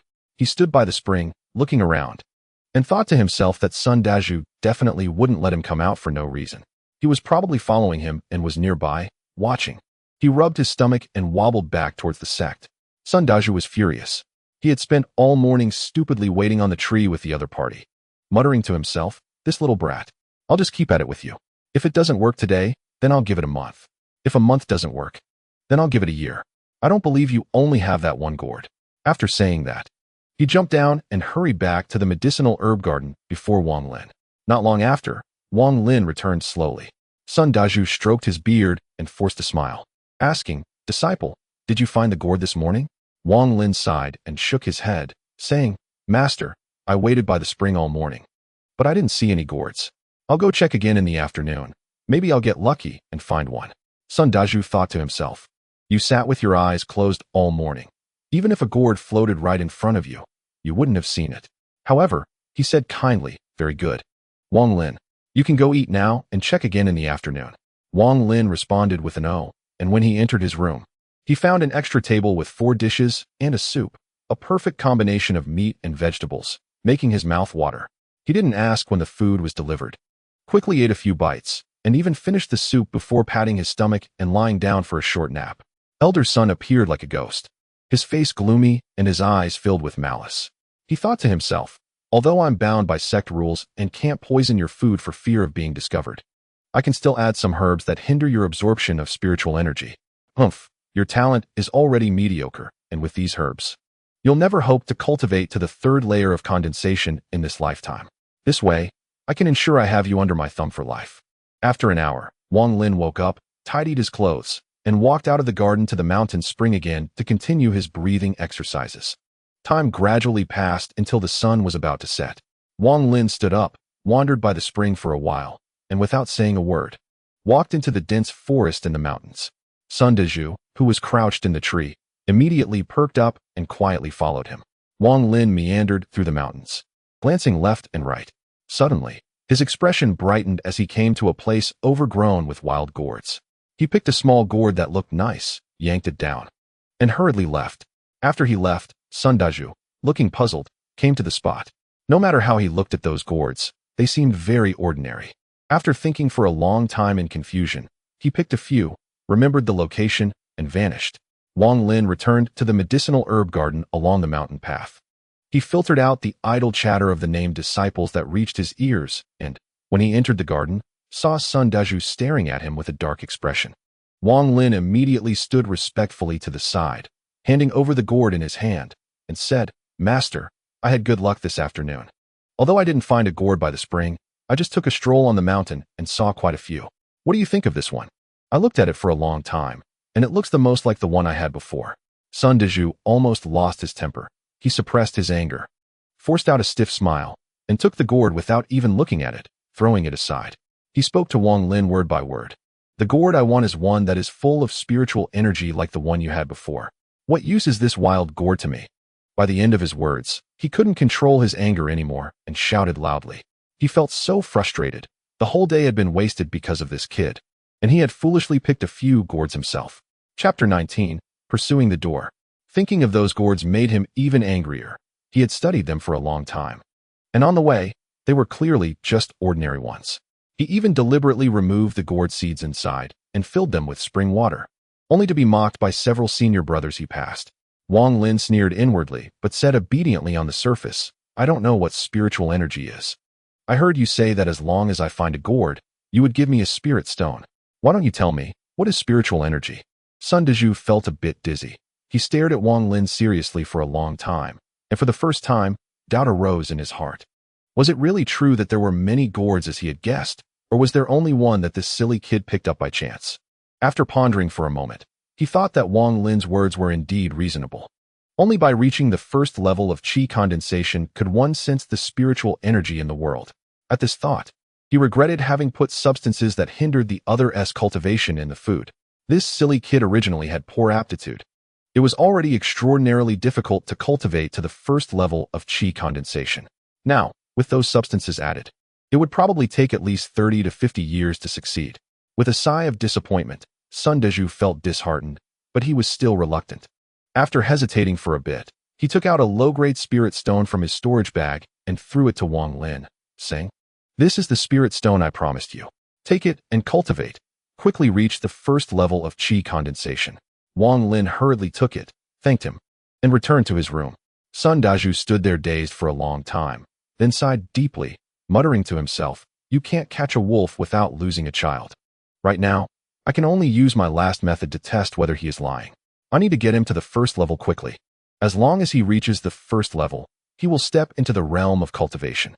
I would rather risk my own cultivation regressing by one level than not use the soul-searching technique on him. This way, I won't violate the heavenly laws that prohibit cultivators from using the soul-searching technique on mortals before reaching the core formation stage. The soul-searching technique is a simple form of immortality magic but is extremely vicious. After being searched, most people would immediately die, their soul scattering. The best outcome would be lifelong dementia. However, the soul-searching technique is restricted in some ways. It cannot be used on mortals before reaching the core formation stage, or else the user would suffer the same fate. If both parties are cultivators, then there is no such restriction. But it can only be used a maximum of 3 times in a lifetime, with each use causing a regression in cultivation. Wang Lin sat cross-legged in his room, examining the spirit stone in his hand. No matter how he looked at it, he couldn't see anything extraordinary about it. He just felt very clear-headed while holding it. He closed his eyes and began to cultivate. After a night passed, Wang Lin sighed. There was still no sign of any spiritual energy entering his body. He smiled bitterly. At that moment, the door was pushed open. Sun Dezhu, with a dark face, walked in holding a bowl of dark liquid. "Drink this." Wang Lin was taken aback, cautiously glancing at it, but did not take it, asking, "Master, what is this?" As soon as Sun Dezhu saw Wang Lin's expression, he became furious. He shouted, "How could I harm you? Just drink it. If it weren't to help you reach the first level of qi condensation as soon as possible, do you think I would stay up late using a large amount of precious medicinal materials to make this bowl of medicine?" Wang Lin hesitated, seeing Sun Dezhu's unfriendly expression. He picked up the stone bowl and held his breath, downing it in one go. After drinking it, a wave of heat surged from his belly, flowing through his body, and he instantly felt thirsty as if there was a fire burning inside him. Everything went black, and the stone bowl fell from his hand to the ground as he felt himself slipping into unconsciousness. "Quickly cultivate. I will help you absorb it." Sun Dezhu reluctantly placed his hand on Wang Lin's chest. A cool energy transmitted from his chest, and Wang Lin's mind cleared. Without thinking, he began to cultivate. Sun Dezhu glanced at the stone bowl on the ground with a pained expression, muttering a few words to himself. Gritting his teeth, he took out a few more low-grade spirit stones from his storage bag and placed them on either side of Wang Lin, thinking to himself, "Kid, this time I've invested a lot. You will have to repay me in the future." Before long, a crawling sensation gradually appeared, and Sun Dezhu could clearly feel the spiritual energy of the herbs slowly condensing within Wang Lin's body, his face brightening. But just then, A wave of turbid energy burst forth from Wang Lin's body, easily dissipating the spiritual energy that was about to condense, ruining everything. Sun Daju's expression turned bitter. He recognized that the source of that turbid energy was the transforming spirit herb he had given to Wang Lin yesterday. After trying several more times, until all the herbal spiritual energy within Wang Lin had dissipated, he still failed to condense even a trace of spiritual energy. Sun Daju sighed long and released his hand, staring at Wang Lin, feeling a mix of emotions. Wang Lin opened his eyes, feeling light and comfortable all over. Just as he was about to express his gratitude, Sun Daju flicked his sleeves with a bitter expression and left the room without looking back. Wang Lin was taken aback, unable to grasp what was on Sun Daju's mind. He stretched his body and walked out of the room, calling loudly to Sun Daju's room. "Master, I'm going to the spring to see how my luck is today." Sun Daju said nothing, but the door to the courtyard opened silently. Wang Lin hurriedly stepped out, and as soon as he left, Sun Daju, still unwilling to give up, secretly followed him. A month passed quickly. During this month, Wang Lin went to the spring to sit in meditation every day, while Sun Daju monitored him secretly. Each day of disappointment gradually made Sun Daju feel disheartened. Over the month, he had to gather herbs for Wang Lin every day, but the spiritual energy still failed to condense. Sun Daju's temper grew more and more irritable.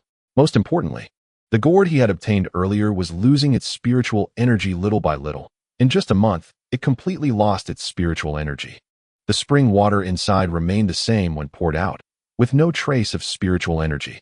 In the end, the gourd became indistinguishable from an ordinary wild gourd. Sun Daju couldn't help but feel greatly disappointed. Analyzing it carefully, he formed a guess. This gourd was not extraordinary in itself, but had undergone some special changes that caused it to be rich in spiritual energy. It was likely that Wang Lin had stumbled upon it by chance and had little chance of possessing other gourds. The more he thought about this guess, the more correct it seemed, and he felt a deep pain in his heart. For a month, he had done almost nothing, spending each day watching and brewing medicine. And now it felt like he had drawn water in a bamboo basket, achieving nothing.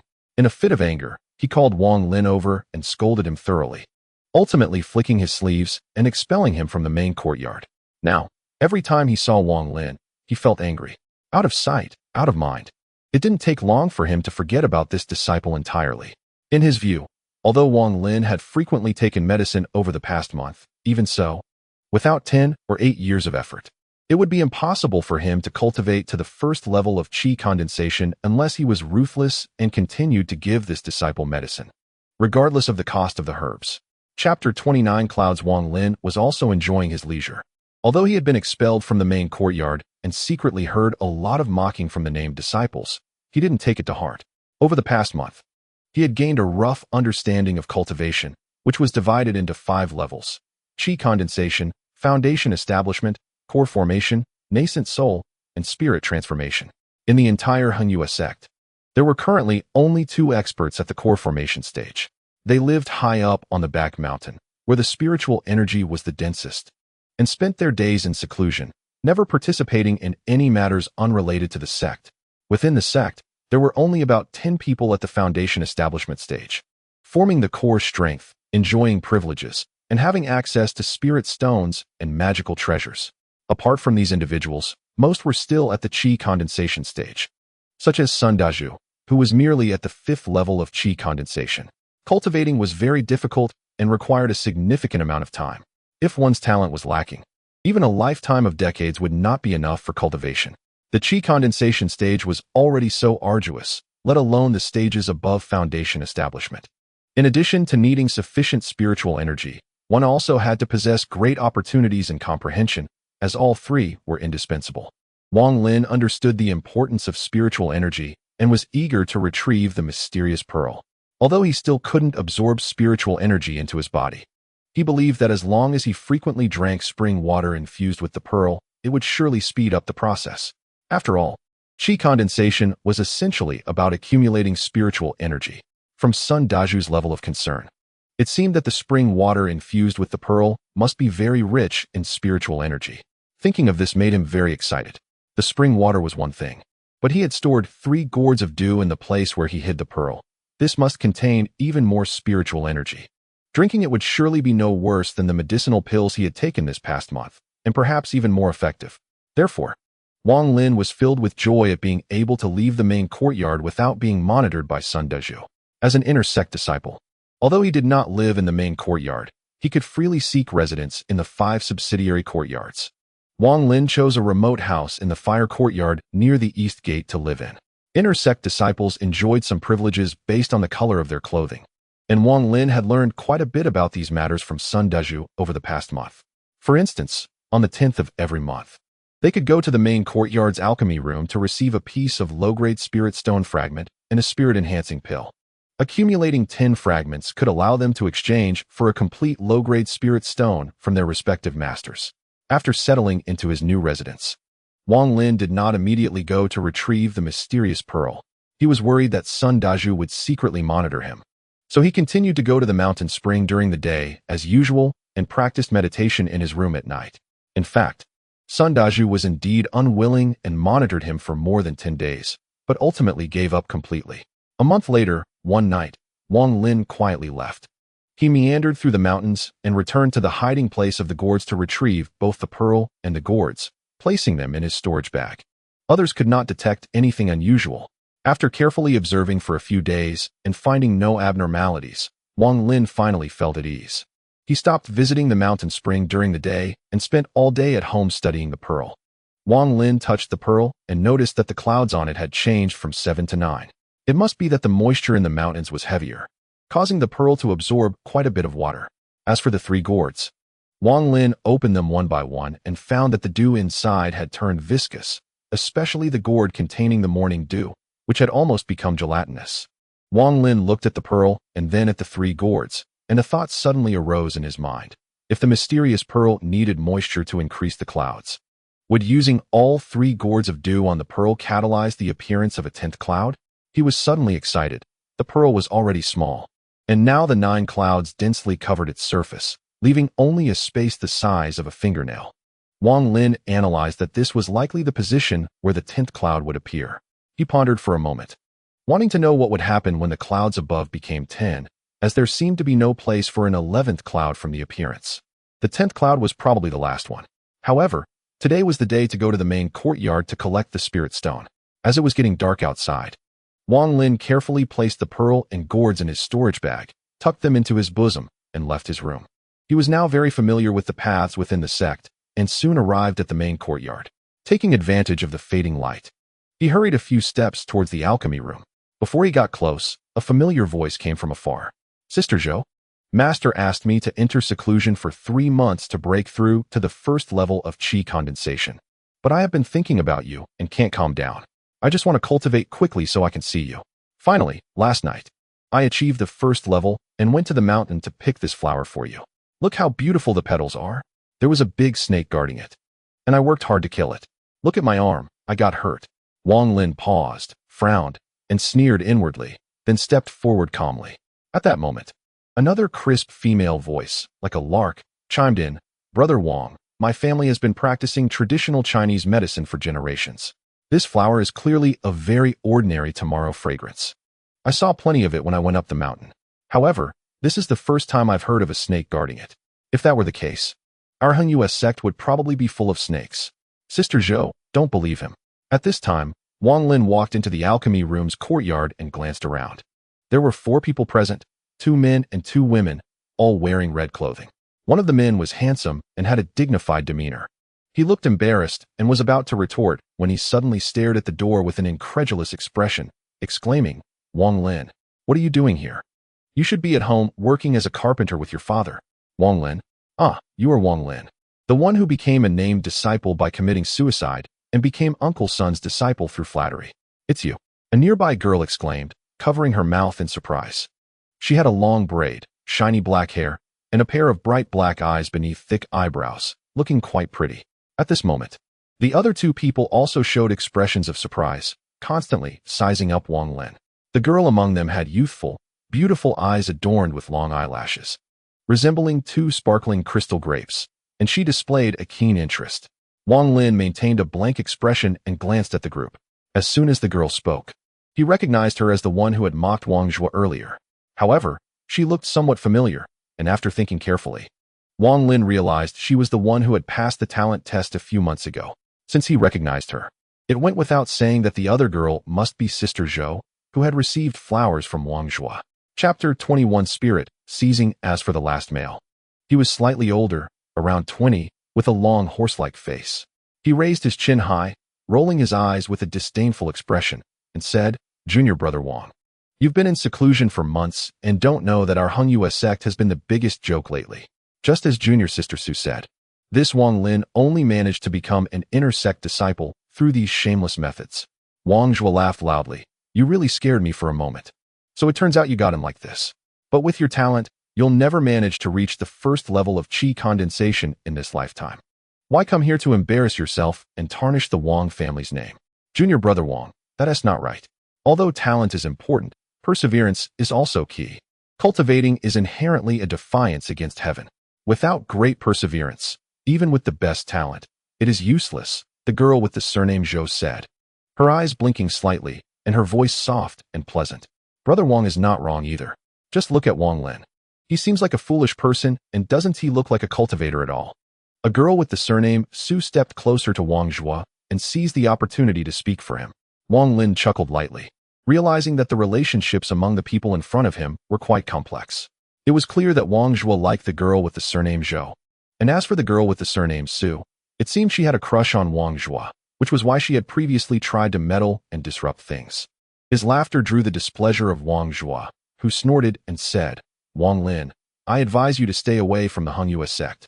Otherwise, at the end of the year during the inner sect disciples competition, with your physique, you'll either be dead or crippled." Wang Lin had heard from Sun Dezhu that the inner sect disciples had a competition at the end of each year, similar to an exam, where the winners could receive magical treasures. This competition had two levels. One was for all inner sect disciples competing for the top 10, and the other was for newly accepted disciples to compete for the title of Newcomer King. He casually curled his lip and said, "You don't need to worry about it. Whether I end up crippled or dead has nothing to do with you." Wang Zhua sneered and said, "I'm only showing kindness because we're relatives. Since you don't appreciate it, don't blame me for being merciless during the competition." After saying this, a cold glint flashed in his eyes. Wang Zhua had looked down on Wang Lin's family since he was young. Although he had never seen them before, he had heard plenty from his father, especially when his father told him how Wang Lin's father had sweet-talked their grandfather and received favoritism, not only taking a large portion of the family fortune, but also being arrogant and insulting to his father. Fortunately, the relatives had sharp eyes and helped his father reclaim the family assets based on fairness. Therefore, he had always thought of Wang Lin's family as a disgrace to the Wang family.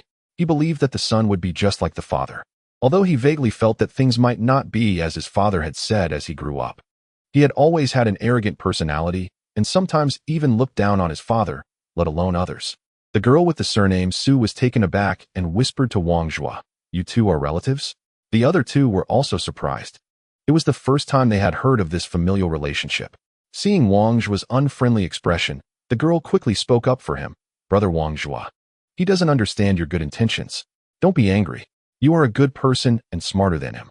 Don't expect him to understand your kindness right away. When he suffers later, he will naturally understand your good intentions. We have relatives like that in our family too. In fact, every family is the same. Not everyone can be as outstanding as you. I understand how you feel. You are frustrated that he is not living up to his potential, right?" Wang Zhua felt a bit embarrassed by what the girl said. He glared at her, unable to tell whether she was mocking him or genuinely speaking for him. Upon hearing the girl's words, Wang Lin burst out laughing, saying, "Wang Zhua, it seems I really misunderstood you. Fine, I will remember your kindness, and thank you." Just as he was speaking, the door to the alchemy room suddenly opened, and a boy wearing a small jacket walked out. The boy looked lively and clever. It was Wang Hao.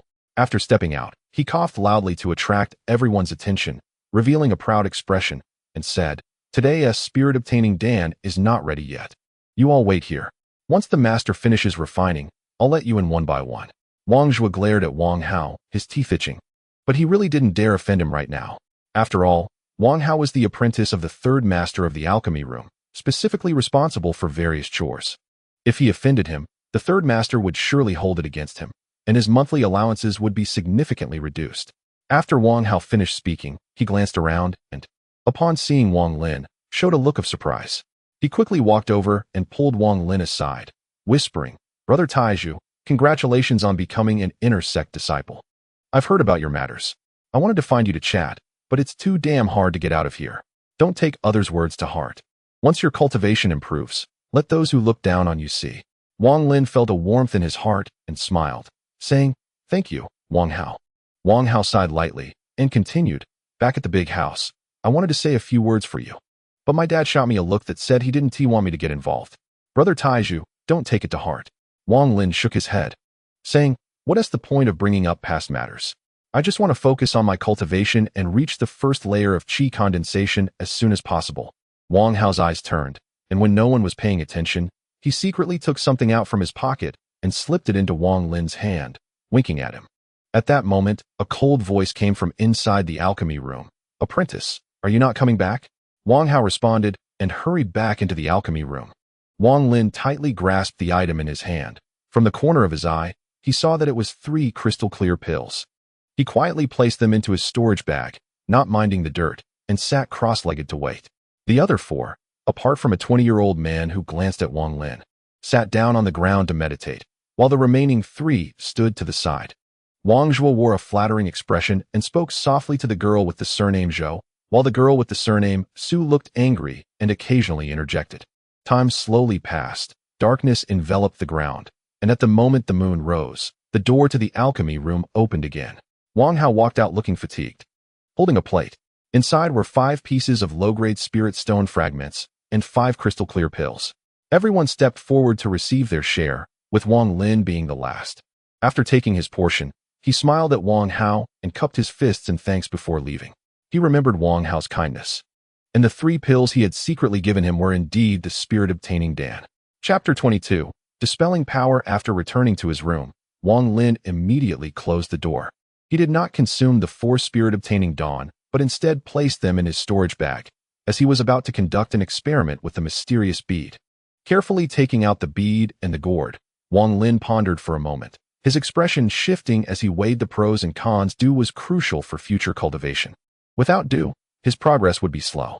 However, the clouds on the mysterious bead tightly gripped his curiosity. After a long while, he made up his mind. The dew could be collected again later, only taking some time. But if the bead produced a 10th cloud, it might trigger some changes. And soaking it in spring water could potentially enhance the spiritual energy to an incredible level. With this in mind, he wasted no time and immediately took out the best morning dew gourd, prepared a stone bowl, and after a great effort, slowly poured out the gelatinous liquid from the gourd. Before long, the bowl contained a small amount of green liquid, and a refreshing fragrance gradually wafted out. Upon smelling it, Wang Lin felt instantly relaxed and comfortable. He worried that this aroma might attract the attention of others in the sect, so he quickly tossed the bead into the liquid and observed carefully. After a long time, the liquid level had decreased slightly. Wang Lin felt a bit disappointed. He had thought it would catalyze immediately. However, fortunately, the pleasant scent dissipated as soon as the bead was thrown in. Wang Lin pondered for a moment, placed the stone bowl under the bed, and sat cross-legged on the bed, holding a low-grade spirit stone to meditate. His long and short breaths gradually stabilized. Although he hadn't yet drawn spiritual energy into his body in the past 2 months, he was no longer as short of breath as he had been before. He had now gotten used to this breathing method, even when not meditating. A night passed. In the morning, Wang Lin opened his eyes and quickly retrieved the stone bowl from under the bed. He found that the liquid had reduced by half, but the 10th cloud on the bead still hadn't appeared. He didn't feel discouraged. After properly placing the stone bowl, he hesitated for a moment before taking out a spirit-obtaining Dan from his storage bag and swallowing it. A rush of heat immediately surged from within his body. Wang Lin had spent a month with Sun Daju. Every day, he had to go through this process. He was quite familiar with it. He quickly began his breathing exercises. Until nightfall came again, he slowly exhaled a long stream of white vapor, his brow furrowed. With a bitter smile, he muttered to himself, "This spirit-devouring pill is actually quite similar to the decoction from Sun Deju, both containing some herbs rich in spiritual energy." Each time he consumed it, he only felt physically comfortable and mentally rejuvenated. Even his hunger disappeared. Unfortunately, he could never condense even a trace of spiritual energy. He sighed softly. Wang Zhuo could reach the first layer of the qi condensation stage in 3 months. On the surface, Wang Lin appeared unremarkable, but inside he felt quite emotional. Talent, indeed. was the key to cultivating immortality. However, Wang Lin's character did not allow him to give up easily. He thought to himself that he had a mysterious bead and was not lacking in spiritual energy. Although he could not condense spiritual energy now, over time, he would naturally succeed. Time passed as Wang Lin bit his lip tightly. Taking a deep breath, he pulled out the stone bowl from under the bed and saw that the liquid was almost gone. However, the bead still had not revealed the 10th cloud. He immediately took out the gourd with the night dew, poured the liquid out, and this time there was a bit more liquid left. After filling the bowl, he drank the remaining liquid in one gulp and continued his breathing exercises. This time, the heat rising within him was denser than ever before, almost substantial as it flowed slowly through his body. A dry mouth and parched tongue sensation immediately arose, and Wang Lin gritted his teeth, breathing in a long and exhaling 3 short breaths. Before long, Wang Lin felt something was wrong. The heat within him was not dissipating slowly like before, but was instead accumulating with each breath. A feeling of swelling pain surged throughout his body, and Wang Lin had the illusion that he was like a balloon that kept inflating, having reached the limit of his body. Alarmed, Wang Lin hurriedly stopped his breathing exercises. But the swelling pain persisted. He opened his eyes and was immediately horrified to see all the blood vessels on his body bulging, resembling grotesque blue worms clinging to his skin, which was shocking to behold. Wang Lin did not know that the decoctions he had consumed earlier contained very little spiritual energy, even if he absorbed the surrounding spiritual energy in a long and short manner. The accumulation of this energy could not compare to the rate at which his body lost spiritual energy due to the lack of a spiritual root. Additionally, every time at a critical moment, the spirit-transforming herb would take effect, preventing the condensation of spiritual energy within him. But now it was different. The dew he had consumed contained far more spiritual energy than the decoctions, almost to an incredible degree, far exceeding the rate at which his body dissipated spiritual energy. At this moment, if he did not practice breathing, the energy would naturally dissipate over time, but once he began to breathe, it would be like adding fuel to the fire. Realizing he had gotten into trouble, Wang Lin was at a loss for how to deal with it, only able to watch helplessly as his blood vessels swelled to the brink of bursting. At that moment, a flash of inspiration struck his mind like lightning. Without time to think, he gritted his teeth and immediately reversed his breathing, following the pattern of 1 short and 3 long breaths. In his mind, since the regular breathing absorbed spiritual energy, then reverse breathing might very well release it. Wang Lin's guess was somewhat correct. This reverse breathing method was well known in the cultivation world as it was the preliminary preparation for dispersing energy and recultivating. With each breath, strands of spiritual energy began to disperse from every pore in his body, and as soon as they appeared, they were drawn under the bed, absorbed by the stone bead. As time passed, the swelling sensation in Wang Lin's body gradually dissipated, and the blue blood vessels on his surface slowly calmed down. At this point, what was being released from his body was no longer spiritual energy, but rather a stream of filthy gas, which the stone bead did not absorb but dissipated into the air on its own. By a stroke of luck, Wang Lin had completely forced out the spirit-transforming herb from his body. To expel the spirit-transforming herb, there were only 2 methods. One was to use a large amount of spiritual energy to wear it down bit by bit until it was completely transformed, which was the method used by Sun Dezhu. Later, disheartened by Wang Lin, he neglected him. The second method was to disperse all the spiritual energy in the body and recultivate. Sun Dezhu did not choose this method because at that time, Wang Lin's body lacked spiritual energy, and as soon as he had a bit, it would immediately dissipate, making it impossible to meet the requirements for dispersing energy. The process of dispersing energy lasted for a day and a night, and Wang Lin finally weakly collapsed onto the bed, relieved to have saved his life. He vowed never to drink dew carelessly again. Drowsy, he felt a wave of fatigue wash over him and fell into a daze. Chapter 23. 10 Clouds. It was unclear how much time had passed when Wang Lin opened his eyes. Looking out the window, everything was pitch black. He climbed off the bed, moved his body for a while, and felt no unusual sensations. He then took out the stone bowl from under the bed and found that all the liquid inside was gone. He picked up the bead and, upon closer inspection, was suddenly filled with joy. The 10th cloud had appeared in the previously blank space. Wang Lin immediately perked up, holding the mysterious stone bead, looking left and right, his eyes shining. He quickly left the room, went to the mountain spring, and filled a large bowl with water. Hurriedly returning to his room, He placed the bead inside and stirred it around. After doing this, he took a sip of spring water and tasted it for a while. Finding it no different from usual, he looked at the bead in confusion for a long time, and when he bit down on it, it was still as hard as ever. He squeezed out some blood and dripped it on the bead, but it remained unchanged. After hesitating for a moment, he gritted his teeth and swung the stone bowl, smashing it down on the stone bead. He thought perhaps there would be some changes inside the bead after the appearance of the 10th cloud. After a series of crashing sounds, the stone bowl shattered, leaving Wang Lin's hand numb, but the bead showed no signs of damage. Exhausting all methods, the bead still did not exhibit any differences after the 10th cloud appeared. Wang Lin, pained by the wasted 2 gourds of dew, angrily tossed the bead aside. After a while, he reluctantly picked it up again, focusing intently on it. As he gazed, a wave of drowsiness suddenly washed over him. He was taken aback. He had just woken up, so why was he still feeling sleepy? Rubbing his eyes vigorously, he continued to look at the bead. Gradually, the drowsiness became overwhelming, and the bead grew increasingly blurry in his eyes. Eventually, Wang Lin's body tilted, and he collapsed to the ground, still clutching the bead in his hand. He had a dream, in which he found himself in an endless place, devoid of sun, moon, or stars, but surrounded by countless sources of light. Even though it was a dream, his mind was extraordinarily clear, and he even wondered why he was in this place in his dream. He felt no discomfort here, understanding that he was dreaming but not knowing how to wake up. Helpless, he wandered around in this boundless place for a long time. After an unknown period, when his body was utterly exhausted, the surroundings suddenly trembled. Then, he felt a tearing pain throughout his body, groaning in agony.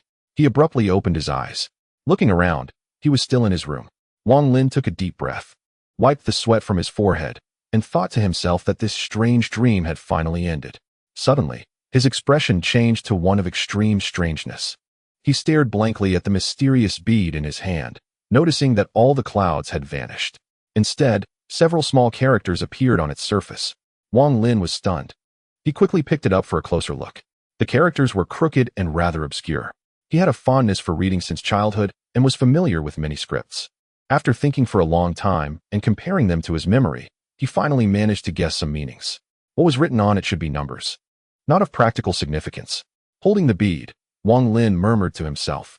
Suddenly, a flash of inspiration struck his mind. He recalled the dream he had just had. Could it be related to the bead? Wang Lin pondered for a moment and immediately lay back down on the bed, forcing himself to close his eyes and sleep. However, at this moment, he felt incredibly energized and simply could not fall asleep. As a thought crossed his mind, he recalled how he had naturally fallen asleep before while gazing at the bead. So he focused his gaze on the bead, not blinking at all. Gradually, drowsiness began to wash over him, and without realizing it, he closed his eyes. The boundless space appeared once again, and Wang Lin stood there, his expression contemplative. This time, he did not move around, but instead pondered for a moment before continuously jumping in place, descending and repeating the cycle. As time passed, the height of his jumps increased, starting from barely half a meter to over a meter. Only when his body felt utterly exhausted did the long-lost sensation of tearing re-emerge. Then he awakened. The instant he opened his eyes, he immediately got out of bed, leaped up high, achieving the same results as he had trained for in his dream. Suddenly, disbelief filled Wang Lin's eyes, and a look of ecstasy followed. He took a few deep breaths, suppressing his excitement, and began to pace around the room. His expression changing rapidly, sometimes deep in thought, sometimes distressed, occasionally showing confusion, with sweat streaming down his cheeks. If it were merely possible to train in the dream, then it would be utterly useless. I could just train in reality without needing to dream, Wang Lin murmured to himself. No, this bead absorbed so much spirit-filled liquid to produce the 10th flower. It can't be useless. It must have other functions, it must. But what could it be? Wang Lin's eyes shone with determination as he forgot everything around him, fully immersed in contemplation. Suddenly, as he paused, it seemed as if he had caught a hint in his mind, exclaiming in surprise, could it be time? Upon realizing this, he could no longer contain his emotions. Wanting to shout in excitement, he quickly clenched his fists tightly, trembling as he stared at the bead. If it really is related to time, then even if I, Taizhu, have poor talent, I will definitely become an immortal. Wang Lin took several deep breaths, slightly regaining his composure. Without saying a word, He immediately retrieved the oil lamp from the room, filled it with oil, and sat beside it, holding the bead and silently calculating the time. 5 hours later, the lamp, filled with oil, extinguished. Wang Lin hurriedly refilled the oil, lit it, and took the bead, entering the dream once more. This time, he did not practice high jumps, but sat cross-legged on the ground, silently counting numbers and calculating time. 1 hour, 5 hours, 10 hours, 20 hours, 35 hours, 50 hours. As the sensation of tearing appeared, the moment Wang Lin opened his eyes, he noticed the lamp showing signs of extinguishing. 10 times the time. He had spent 10 times the time in the dream compared to reality. Wang Lin stood up excitedly, tightly gripping the mysterious bead. For the first time, he felt completely confident about cultivating immortality. By this time, the sun was already high in the sky. Wang Lin calmed his excitement and did not immediately use the bead for cultivation. He knew very well that if he used the bead during the day at the sect, someone might accidentally discover it, and he would definitely not be able to keep it safe. So, he placed the bead in his storage bag and stepped out of the room. Chapter 24. Cultivation after collecting a lot of spring water from the mountain spring. He returned to his room to begin making spirit water. At night, he locked the door and tied a rope on it, securing the other end to his arm, so that he would immediately notice if the door was opened. After drinking several large mouthfuls of spring water, a warm current surged within him, and Wang Lin immediately grasped the bead and entered the dream space.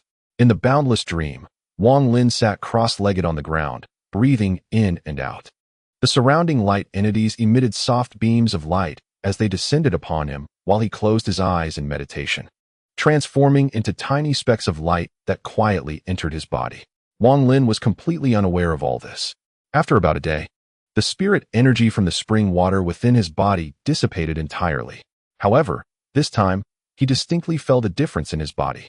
In the past, after drinking the medicinal soup, although there was a warm current, it would ultimately dissipate over time. But this time was different. Although it still dissipated, a trace remained in his body. While it was not much, it gave Wang Lin a great deal of confidence. He pondered for a long time, unable to understand the issue, and eventually attributed his questions to the mysterious bead, unable to leave the dream voluntarily and unable to replenish spring water. Wang Lin tried to meditate for a long time, eventually realizing that the dream space was different from the outside.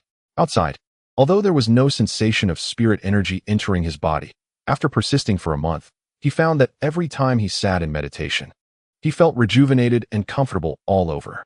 But here, after the spirit energy from the spring water dissipated, meditating did not bring that comfortable sensation. Instead, the longer he sat, the more he felt short of breath and chest tightness. After pondering for a moment, Wang Lin vaguely had a guess. Perhaps everything was related to spirit energy. There was no spirit energy present in the dream space. The more he thought about it, the more correct he felt. Frowning, he murmured to himself, "If only I could bring the outside spring water in, that would be great." Suddenly struck by a thought, he looked down at himself and revealed a puzzled expression. He was wearing the red robes of an inner sect disciple. This left Wang Lin very confused. He quickly reached into his clothing where his storage bag was supposed to be and realized it was gone. The clothing could appear in the dream space, but the storage bag could not. He pondered for a moment and decided to experiment after leaving to see what items could be brought into the dream and which could not. Time quickly passed. After 50 hours, the tearing sensation reappeared, and Wang Lin awakened in reality. He still had a question in his mind. Why could he only persist for 5 hours each time? With this question, he poured spring water into a gourd, tucked it under his arm, and prepared to enter the dream. However, no matter how hard he stared at the bead this time, he did not feel drowsy at all. Wang Lin was startled. After carefully considering for a long time, he suppressed his worries, closed his eyes, and began to breathe and meditate. Gradually, his breathing stabilized, and the spirit energy of heaven and earth was continuously absorbed into his body. While it dissipated, a trace began to accumulate. However, this was still far from reaching the first layer of condensing energy. A day passed as he meditated, during which he occasionally picked up the gourd of spring water, continuously drinking the spirit water to maintain a sufficient state of spirit energy both inside and out. In addition, he repeatedly held the stone bead, wanting to enter the dream. But unfortunately, he was unsuccessful each time. When night fell again, he opened his eyes and vaguely felt that the trace of spirit energy within him had increased slightly. If it were in the past, he would have been very excited, But now, he felt uneasy again. He picked up the stone bead and stared at it. Suddenly, drowsiness surged forth, and a look of joy appeared on Wang Lin's face as he quickly averted his gaze. After a while, the drowsiness slightly faded. He stood up, stroking his chin as he considered in the room for half a day, recalling the details of his previous 4 entries into the dream. Finally, he discovered a problem. The first 2 entries were consecutive. The third time, he entered after observing the oil lamp for 5 hours, while the fourth time had an interval of an entire day. From this, he could deduce that there was a certain limit to entering the dream. The safest method was to ensure at least a 5-hour gap between each entry to guarantee success. After resolving this issue, Wang Lin began to prepare for an experiment to see what items he could bring into the dream. For this experiment, he gathered many items. Starting with 3 gourds, one was the one that had contained dew, one was empty, and the last one contained spring water. The broken pieces of the stone bowl were also kicked into his arms. Besides these, he took out sweet potatoes, clothes, and other items from his bag, wrapping them all around himself before staring at the beads and entering the dream realm. In the dream, Wang Lin immediately checked his body. The sweet potatoes, clothes, and stone bowl fragments were all there, but the 3 gourds and storage bag were missing. In confusion, he suddenly realized that there was no spiritual energy in the dream space, and a thought arose in his mind. Everything that could be brought into the dream was mundane. Or in other words, these items had no spiritual energy. The 3 gourds and the storage bag contained some degree of spiritual energy, so they could not be brought in. With a sigh, Wang Lin felt troubled. If he couldn't bring the gourds in, just drinking a few sips of spring water before entering the dream wouldn't be enough for him to cultivate here. With this thought, he suddenly felt a shift in his expression, as if he had grasped something important, yet at the same time, he felt as if he hadn't grasped anything at all. This feeling of being stuck in limbo prompted him to think deeply, organizing his thoughts along the lines he had just considered. After a long time, his face brightened with joy as he realized the key to the problem. The spring water was filled with spiritual energy and could not be brought in, but once consumed, it did not disappear here. This meant that everything was not absolute. As long as he could come up with a way, he might be able to bring the spring water with spiritual energy inside. After quietly waiting for 50 hours to pass, Wang Lin immediately left his room and wandered on the mountain path, hurriedly returning after gathering a few wild gourds. He believed that the reason the 3 gourds hadn't been brought into the dream before was that they had been infused with dew for a long time, causing them to contain a certain amount of spiritual energy. Now, if he used the freshly picked gourds to hold the spring water, he might be able to deceive the dream and bring it inside. 5 hours later, Wang Lin hung 5 gourds around himself and entered the dream. The moment he entered, he immediately checked himself and was pleasantly surprised to find that all the gourds were there. Upon opening them, he saw that the spring water had not disappeared. After taking a sip, it still contained spiritual energy. Excited, Wang Lin took a big gulp without hesitation and sat cross-legged on the ground, beginning his focused cultivation. Every time the spiritual energy inside him dissipated, he would immediately drink a few sips of spring water. Gradually, strands of spiritual energy slowly accumulated within him, slowly changing his constitution, continually bringing him closer to the first layer of qi condensation. The light bodies around him transformed into specks of light, silently drilling into his body. With Wang Lin's spiritual root talent, without the mysterious beads and spiritual liquid, it would take him years to successfully reach the first layer of qi condensation. Even with the spirit transformation herb, it would likely take him 3 to 50 years to succeed. The medicinal soup from Sun Daju shortened this process. Wang Lin inadvertently dispersed his cultivation, removing the spirit transformation herb, but even so, it would still take about 10 years to cultivate. However, now that Wang Lin had an abundance of spiritual energy and a dream space that multiplied his time tenfold, reaching the first layer of qi condensation was just around the corner. Chapter 25. Qi condensation time in the mountains passed swiftly. 2 months later, Wang Lin was meditating in the dream space, and during these 2 months, he had thoroughly studied the mysterious bead. This bead could be entered 3 times a day, and each time lasted 5 hours, adding up to the equivalent of 6 days. In reality, while 2 months had passed, he had actually cultivated for a year. Cultivation is an extremely tedious task. Wang Lin hadn't felt this before, but during this period, he deeply experienced it. With the help of spring water every day, he didn't even need to eat, spending the whole day sitting in meditation, breathing, and cultivating, repeatedly absorbing the spiritual energy brought by the spring water in a long, short pattern. If it weren't for his strong will and the constant expectations of his parents in his heart, he might not have been able to endure this tedious cultivation. Especially when he thought that Wang Zhuo could reach the first layer of qi condensation in 3 months, a strong feeling of unwillingness surged in Wang Lin's heart. He almost never left home, immersing himself in cultivation regardless of everything else. In Hengyue's sect, Wang Lin was a joke discussed by everyone during meals. He was an inconsequential figure. Although many were jealous of him, few paid him any attention. Sun Dazhu had completely forgotten about this disciple, and even when he occasionally remembered, anger would immediately rise, forcing himself to filter Wang Lin out of his mind. Given all this, along with some precautions Wang Lin had taken, every time he was about to sleep and enter the dream, he would immediately tuck the bead into his arms. So for these 2 months, everything had been calm, and no one had discovered Wang Lin's mysterious bead. Over the past 2 months, Wang Lin had consumed an incalculable amount of spring water. Basically, whenever he felt a lack of spiritual energy, he would immediately drink several large gulps. If Sun Dazhu knew about this, he would surely be heartbroken and furious, wishing to slap this disciple dead. In the entire Zhao Kingdom's cultivation world, it was extremely rare to find someone like Wang Lin who freely consumed the rich spiritual energy of spring water for cultivation. Only some old monsters within certain sects could enjoy similar privileges, controlling the most spiritually dense mountains to achieve the effects of spiritual spring water. Spiritual energy holds a very important position in the eyes of cultivators. The Zhao Kingdom itself is not a land rich in spiritual energy.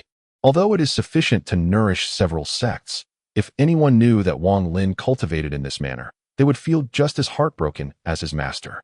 This spring water, if used to refine pills, would surely increase the success rate of alchemy.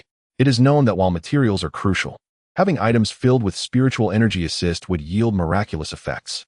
With almost endless spiritual energy support, the spiritual energy within Wang Lin was growing more and more.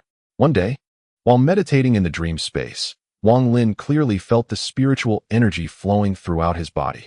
With each breath, 2 long white dragons sprayed out from his mouth and nose. A sensation akin to ants crawling gradually intensified, slowly sweeping over every part of his body like a tide, as drops of black substance exuded a foul odor from the pores of his skin. Soon, his clothes were soaked, but Wang Lin was oblivious to this. He was currently immersed in a wonderful feeling, clearly seeing the spring water within his body continuously breaking down, with strands of spiritual energy slowly changing the structure of his body. He didn't know how long it had been when Wang Lin opened his eyes, a brightness he had never experienced flashing in them. His mind was clear, and his heart was as calm as a still lake. With various experiences from his youth flashing through his mind, the loving gaze of his father when he was learning to speak, his mother's caring words when he studied late at night, the expressions of expectation from his parents before entering Hengyue's sect, the mocking faces of relatives, and the envious looks of villagers, all of these he viewed as if they were strangers, quietly passing through his mind. After a long time, he deeply exhaled, feeling a bitter taste in his heart. The moment he stepped into the first layer of qi condensation, he had a moment of enlightenment. According to the description in the 3 chapters on qi condensation, the first layer of qi condensation was like a great door. Those who could push it open would enter the ranks of cultivators, severing ties with the mundane world and letting go of attachments. Everyone experiences such a process when reaching the first layer of qi condensation. Wang Lin did not know how others felt, but he asked himself if he could sever all mundane matters, yet he could not sever the bond of parental love. With a soft sigh, Wang Lin patted his clothes and stood up. His eyes were bright, and as he looked around, he could now perceive the differences in the dream space. For instance, the light bodies around him, which he couldn't detect any abnormalities in before, now showed signs of spiritual energy flowing within each one.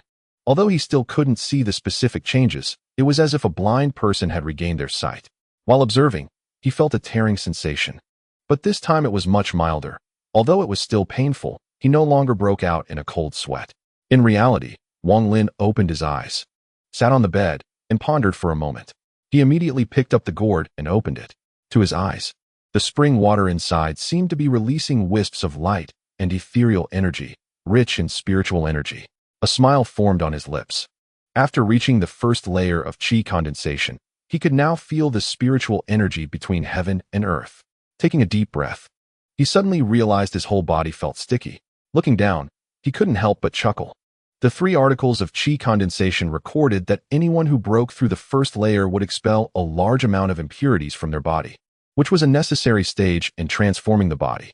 Wang Lin pushed open the door, and it was already afternoon outside. He walked lightly and quickly out of the east gate, arriving next to the mountain spring.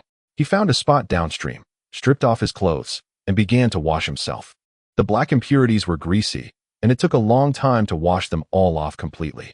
After washing, he lay on a nearby rock, looked up at the sky, and recalled a spell recorded in the 3 articles of chi condensation. It detailed a basic spell called gravitational technique, which could be used as long as one reached the first layer of chi condensation. The Han Yue sect had unified the Zhao kingdom 5 years ago.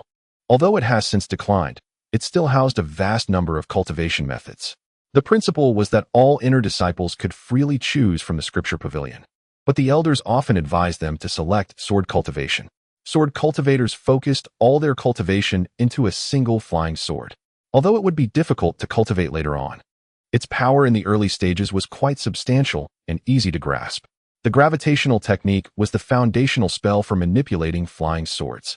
In addition to the gravitational technique, the 3 articles of chi condensation also recorded 2 other spells. One was Fireball, and the other was Earth Split Technique. Chapter 26. Malicious intent. Thinking about these 3 spells made Wang Lin's heart race. Following the incantation for Fireball, he formed a hand seal with his right hand. Unfortunately, not only did no flames appear, but even a spark failed to materialize. After a long while, he frowned and tried again. Time and again, he failed, with only a single spark appearing once, but it quickly vanished. Talent is just talent. Wang Lin sighed bitterly and practiced the earth split technique on a nearby stone. Although it was slightly more effective than the fireball, looking at the crack in the stone that was hardly the width of his pinky finger, he couldn't help but lament that such a spell could fool mortals at the foot of the mountain, but in battle, it would be of no use at all. The last technique he practiced was the gravitational technique, which still did not yield satisfactory results. However, in terms of success rate, the gravitational technique was slightly more successful.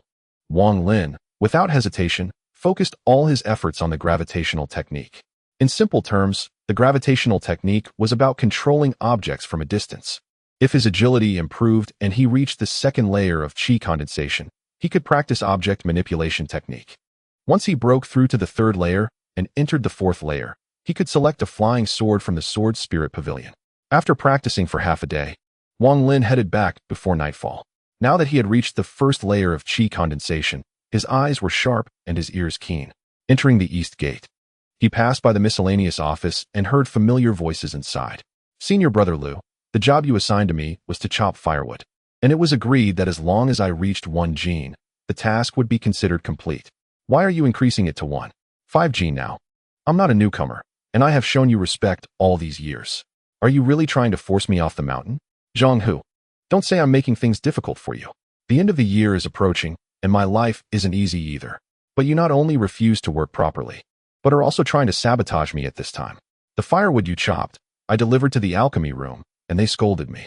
When I looked back, you little brat really has some skill. 1 gene of firewood, and there's at least 3 gene of water in it.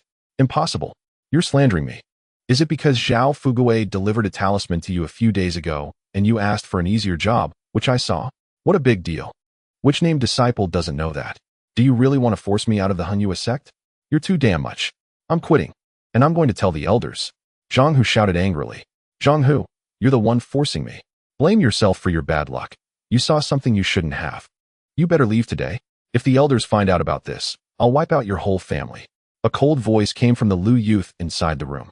Immediately after, Zhang Hu cried out in alarm. Wang Lin was shocked upon hearing this and rushed into the miscellaneous office, kicking the door open. He saw the Lu youth with a twisted face, holding a dagger, swiftly stabbing towards Zhang Hu, who was pressed against the wall with a terrified expression. In a critical moment, Wang Lin didn't have time to save Zhang Hu. He immediately used the gravitational technique, and fortunately, this time it succeeded. The gravitational technique transformed into an invisible large hand, instantly binding the opponent.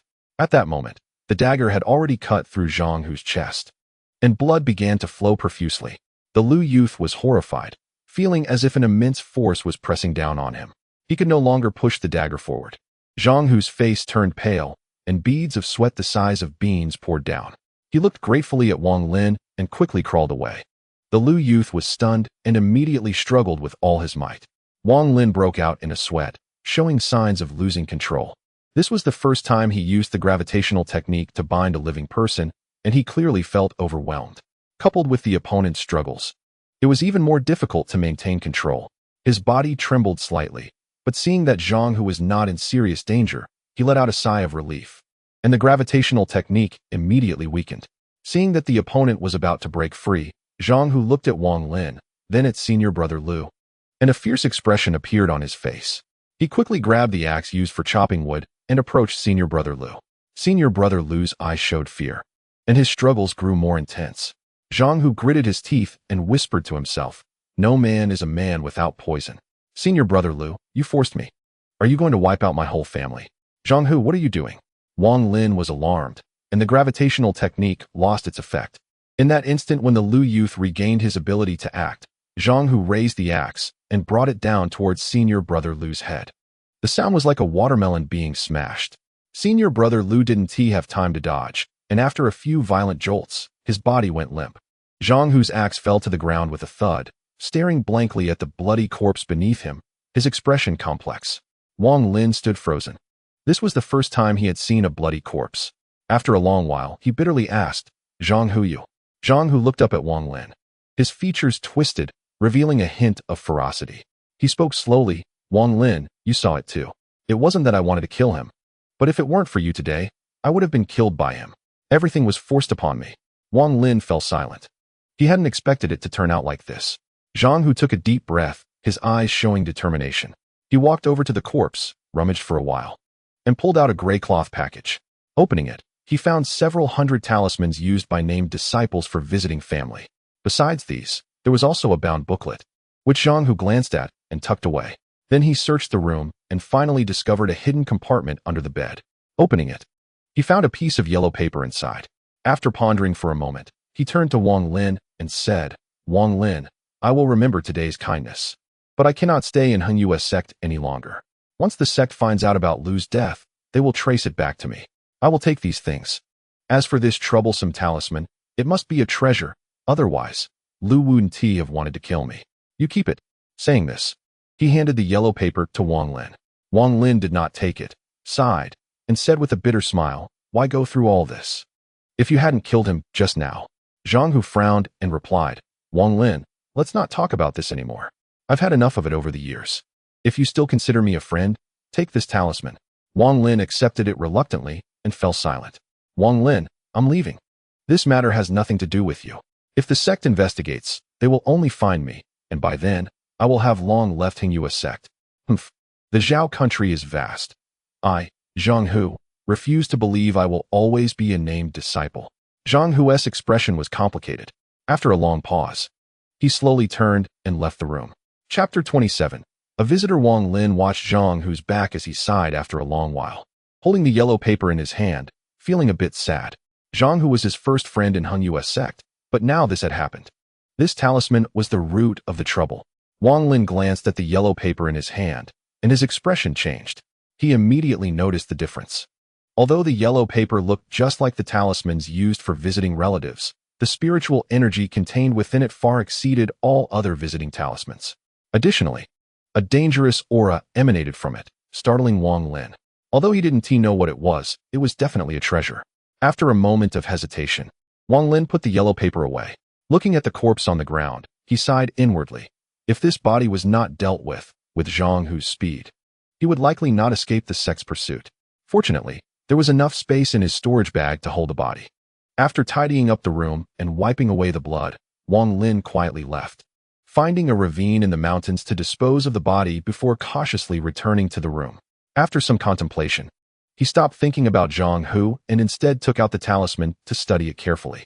At first glance, this talisman seemed no different from those used by named disciples for visiting, but upon closer inspection, Wang Lin realized that both the material and the vermilion ink strokes were far superior to the former. Holding the talisman, Wang Lin pondered for a moment. He was unclear about the specific function of this talisman. since nearly dying after rashly drinking dew. He had developed a deep wariness of such items from immortals and dared not use them carelessly. Coupled with the faint, dangerous aura emanating from this talisman, he was even more cautious. After hesitating for a moment, he placed the talisman in his storage bag to study later. Having completed these tasks, he took out a mysterious bead and entered the dream space. This time, he did not focus all his energy on breathing exercises, but instead took some time to practice the gravity technique. He found the gravity technique quite practical after using it on senior brother Lu, so he was determined to practice it continuously. He first used a gourd as the target, casting the gravity technique to lift it from a distance. The gourd was light. After several attempts, he finally succeeded. Seeing that he had succeeded once, Wang Lin immediately interrupted the gravity technique and started over. Wang Lin's thought process was simple. He believed that the gravity technique must be executed flawlessly, achieving success every time. Otherwise, even if it was powerful, it would be useless if he couldn't use it at a critical moment. He calculated that in his current state, he could only achieve success about 3 to 4 times out of 10, far from his own standards. Time flew by in the dream. Before Wang Lin realized it, he felt a tearing sensation and returned to reality. He wasted no time. As soon as he opened his eyes, he drank several large mouthfuls of spring water and began meditating. Once his spiritual energy was sufficient, he took a deep breath, his gaze shifting as the content of the 3 chapters of Qi condensation echoed in his mind. Aside from the heart methods of each level, the 3 chapters of Qi condensation also recorded 2 crucial incantations. These incantations were the true key to Qi condensation. The Qi condensation stage had a total of 15 levels. Except for the first level, which could be cultivated naturally, the other 14 levels required the opening of their respective incantations. For instance, he had already completed the first level of Qi condensation, but without opening the incantation for the second level, he could not progress. No matter how well he mastered the heart method for the second level, he would remain stuck at the first level. Wang Lin silently recited the incantation in his mind, and his entire body's spiritual energy immediately began to change. This change was initially subtle, but over time, it became more intense, eventually surging through his body like boiling water. Slowly, the spiritual energy became noticeably insufficient, dissipating intermittently throughout his body.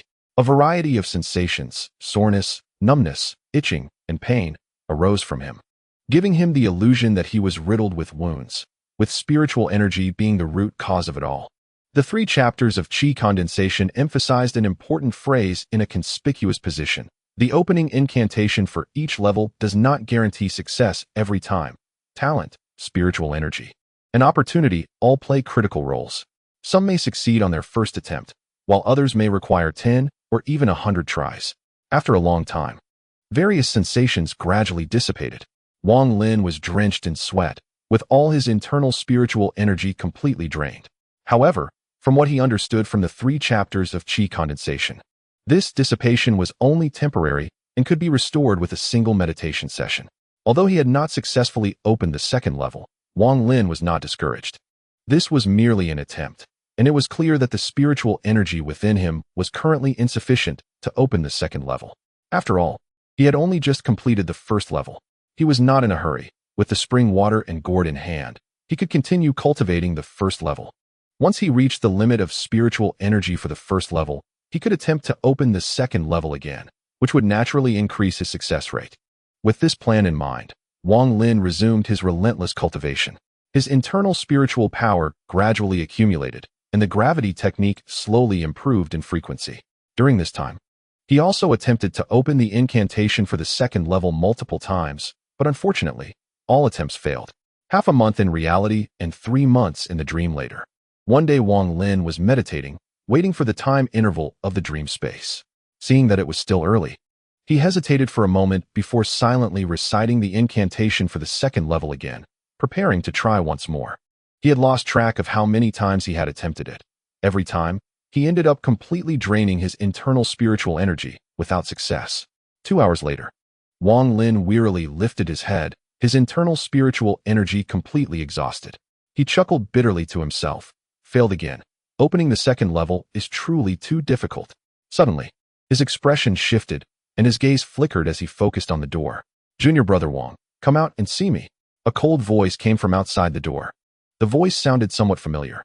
Wang Lin stood up and opened the door, only to see a young man in black, around 27 or 28 years old, standing outside with a cold demeanor.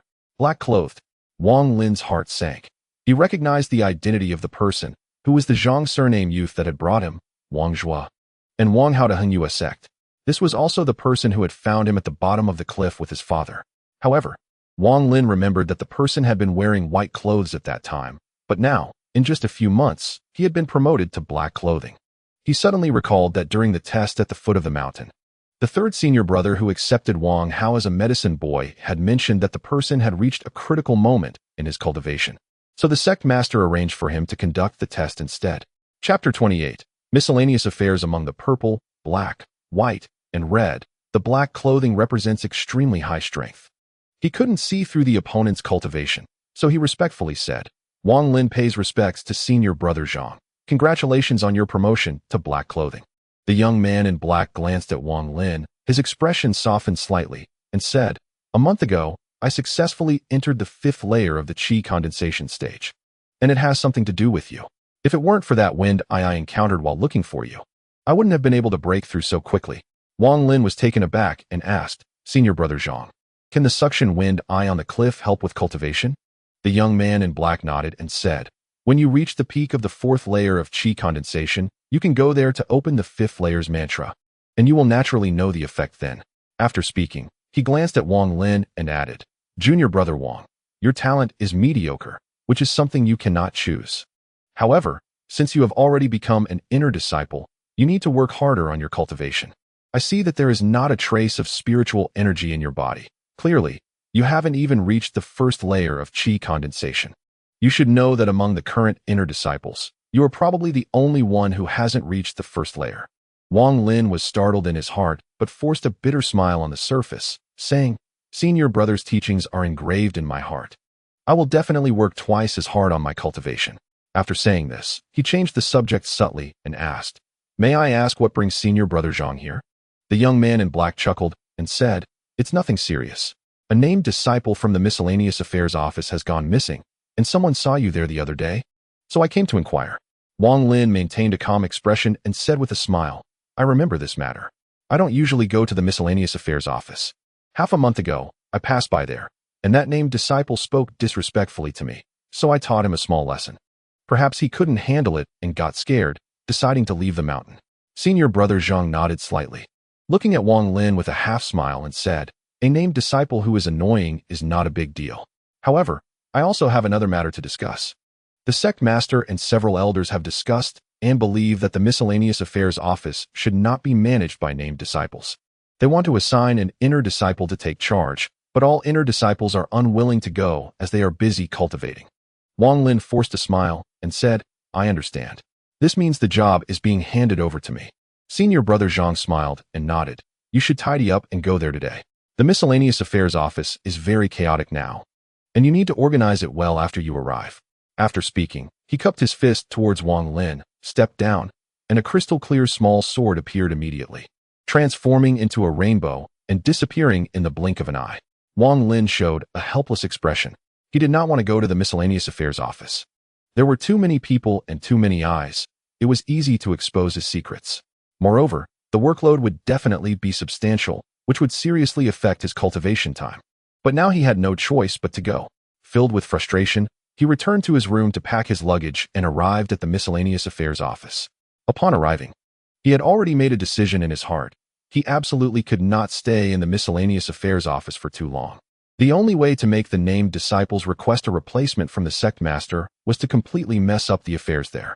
Having made up his mind, Wang Lin tidied up the room of the Lu surname youth. In the end, aside from a bed and a table, everything useless was thrown into the courtyard. While doing this, several disciples arrived at the Miscellaneous Affairs office. They had already heard the news about Wang Lin taking over, and one by one, they were anxious. The few who had mocked Wang Lin the most before were even paler, their hearts pounding. They wanted to help Wang Lin tidy up, but after being glared at by Wang Lin, they obediently stood in the courtyard, like startled cicadas. After finishing the tidying up, Wang Lin leisurely took out a chair and sat down, coldly watching the more than 100 named disciples in front of him. He knew that there were many named disciples in the Hengyue sect, and these were just a part of them. In the following days, Named disciples would come back every day to hand over their work. You chop firewood from now on, 5 pounds a day? Wang Lin casually pointed to one person, remembering that this person had secretly mocked him before. The person was taken aback, immediately putting on a mournful face, and said, "Senior Brother Wang, I worked in the kitchen before. I can only cook. I can't chop firewood." Wang Lin rolled his eyes and snorted. "Increased to 1 pound a day." The person fell to his knees with a thud, crying out loudly, "Senior Brother Wang, have mercy. I know I was wrong for mocking you before. But please don't take revenge on me. I can't handle even 1 pound. Can we stick to 5 pounds instead?" The others looked at each other in bewilderment. They had expected Wang Lin to make things difficult for them, but they never imagined he was clearly taking malicious revenge. Among the crowd, a few named disciples immediately shouted in dissatisfaction, "Everyone, don't listen to him. Let's go find the elder and let the elder seek justice. This Wang Lin is too much." "That's right. Let's go find the elder and replace him with another inner disciple. If they don't change, we will kneel here until we die." "Yes, let us go." "Everyone, don't stay here. Wang Lin is clearly acting like a petty tyrant. He doesn't even think about how he entered the sect by practically committing suicide. It's so embarrassing." The voices grew louder, and eventually, 10 people left the courtyard, cursing and leaving with aggrieved expressions, clamoring for justice against Wang Lin. Wang Lin leaned back in his chair, not stopping them. In his heart, he hoped these people would succeed, as that would surely anger the sect master, and he could then focus on his cultivation in peace. The remaining 10 or so people hesitated, wanting to leave but fearing that if this matter didn't succeed, they would completely offend Wang Lin if they left. Wang Lin was not in a hurry. He waited for the outcome from the main courtyard. After a short while, the named disciples who had just left returned one by one, looking dejected. This time, they no longer shouted but instead showed despair in their eyes and remained silent. Seeing their expressions, Wang Lin understood that the matter had not succeeded and felt quite disappointed. He thought to himself that it seemed he needed to escalate things further. Thinking this, he pursed his lips, glanced at everyone, and said, "You all mocked me in secret before, so listen well. I'm here to take revenge today. If you're not satisfied, go find the elder. If anyone can get me kicked out of this miscellaneous affairs office, I'd even thank them. Senior Brother Wang, you're magnanimous. Please let us off." One disciple immediately pleaded for mercy. "Yes, Senior Brother Wang, we were wrong back then. Please forgive us. I'll bow to you." "Senior Brother Wang, they all spoke ill of you before, but I didn't say anything. I even defended you." Before this person could finish speaking, someone next to him immediately shouted angrily, "Zhao Shower, you were the one who mocked him the most. Senior Brother Wang, don't listen to him. He cursed worse than anyone. Zhao Shaosan, I'm your brother. You traitor. Just wait until we get back to the room. I'll show you." Zhao Shower's face changed, anxiously saying, "I'm just being righteous. Senior Brother Wang, please give me an easier job." "Senior Brother Wang, don't listen to their brotherly nonsense. Those two are the best at singing together. You don't know how many named disciples they've offended. Senior Brother, I'm the real good person who never spoke ill of you. Senior Brother Wang, I've been weak since I was young and can't do heavy work. How about I come every night to give you shoulder massages?" A rather attractive female named disciple said pitifully. Among the named disciples of Hunyua's sect, there are few women, with a ratio of less than 1/10. After all, in terms of perseverance tests, men tend to have an advantage. The few female named disciples are naturally extremely popular, and some even gain the favor of inner sect disciples due to their innate talent. At this moment, a female named disciple threw a flirtatious glance at Wang Lin and sweetly said, "Senior Brother, Lu Senior Brother didn't let me do heavy work before. I only needed to come over every night to serve him. I know a few sisters among the named disciples.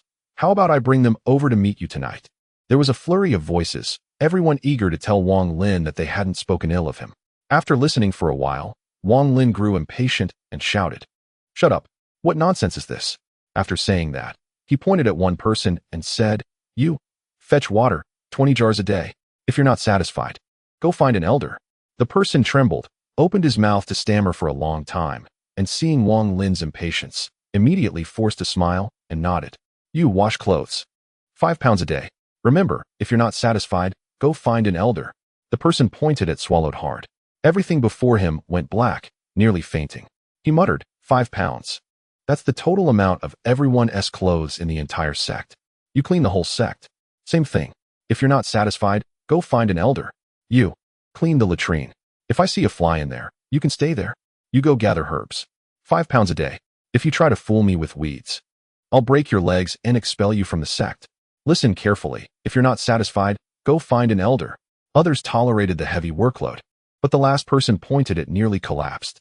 All the named disciples showed sympathetic expressions. 5 pounds of herbs. There probably weren't that many in the entire Hung USX mountains and forests. Wang Lin, recalling the mocking faces from his memories, pointed at them one by one, casually assigning tasks.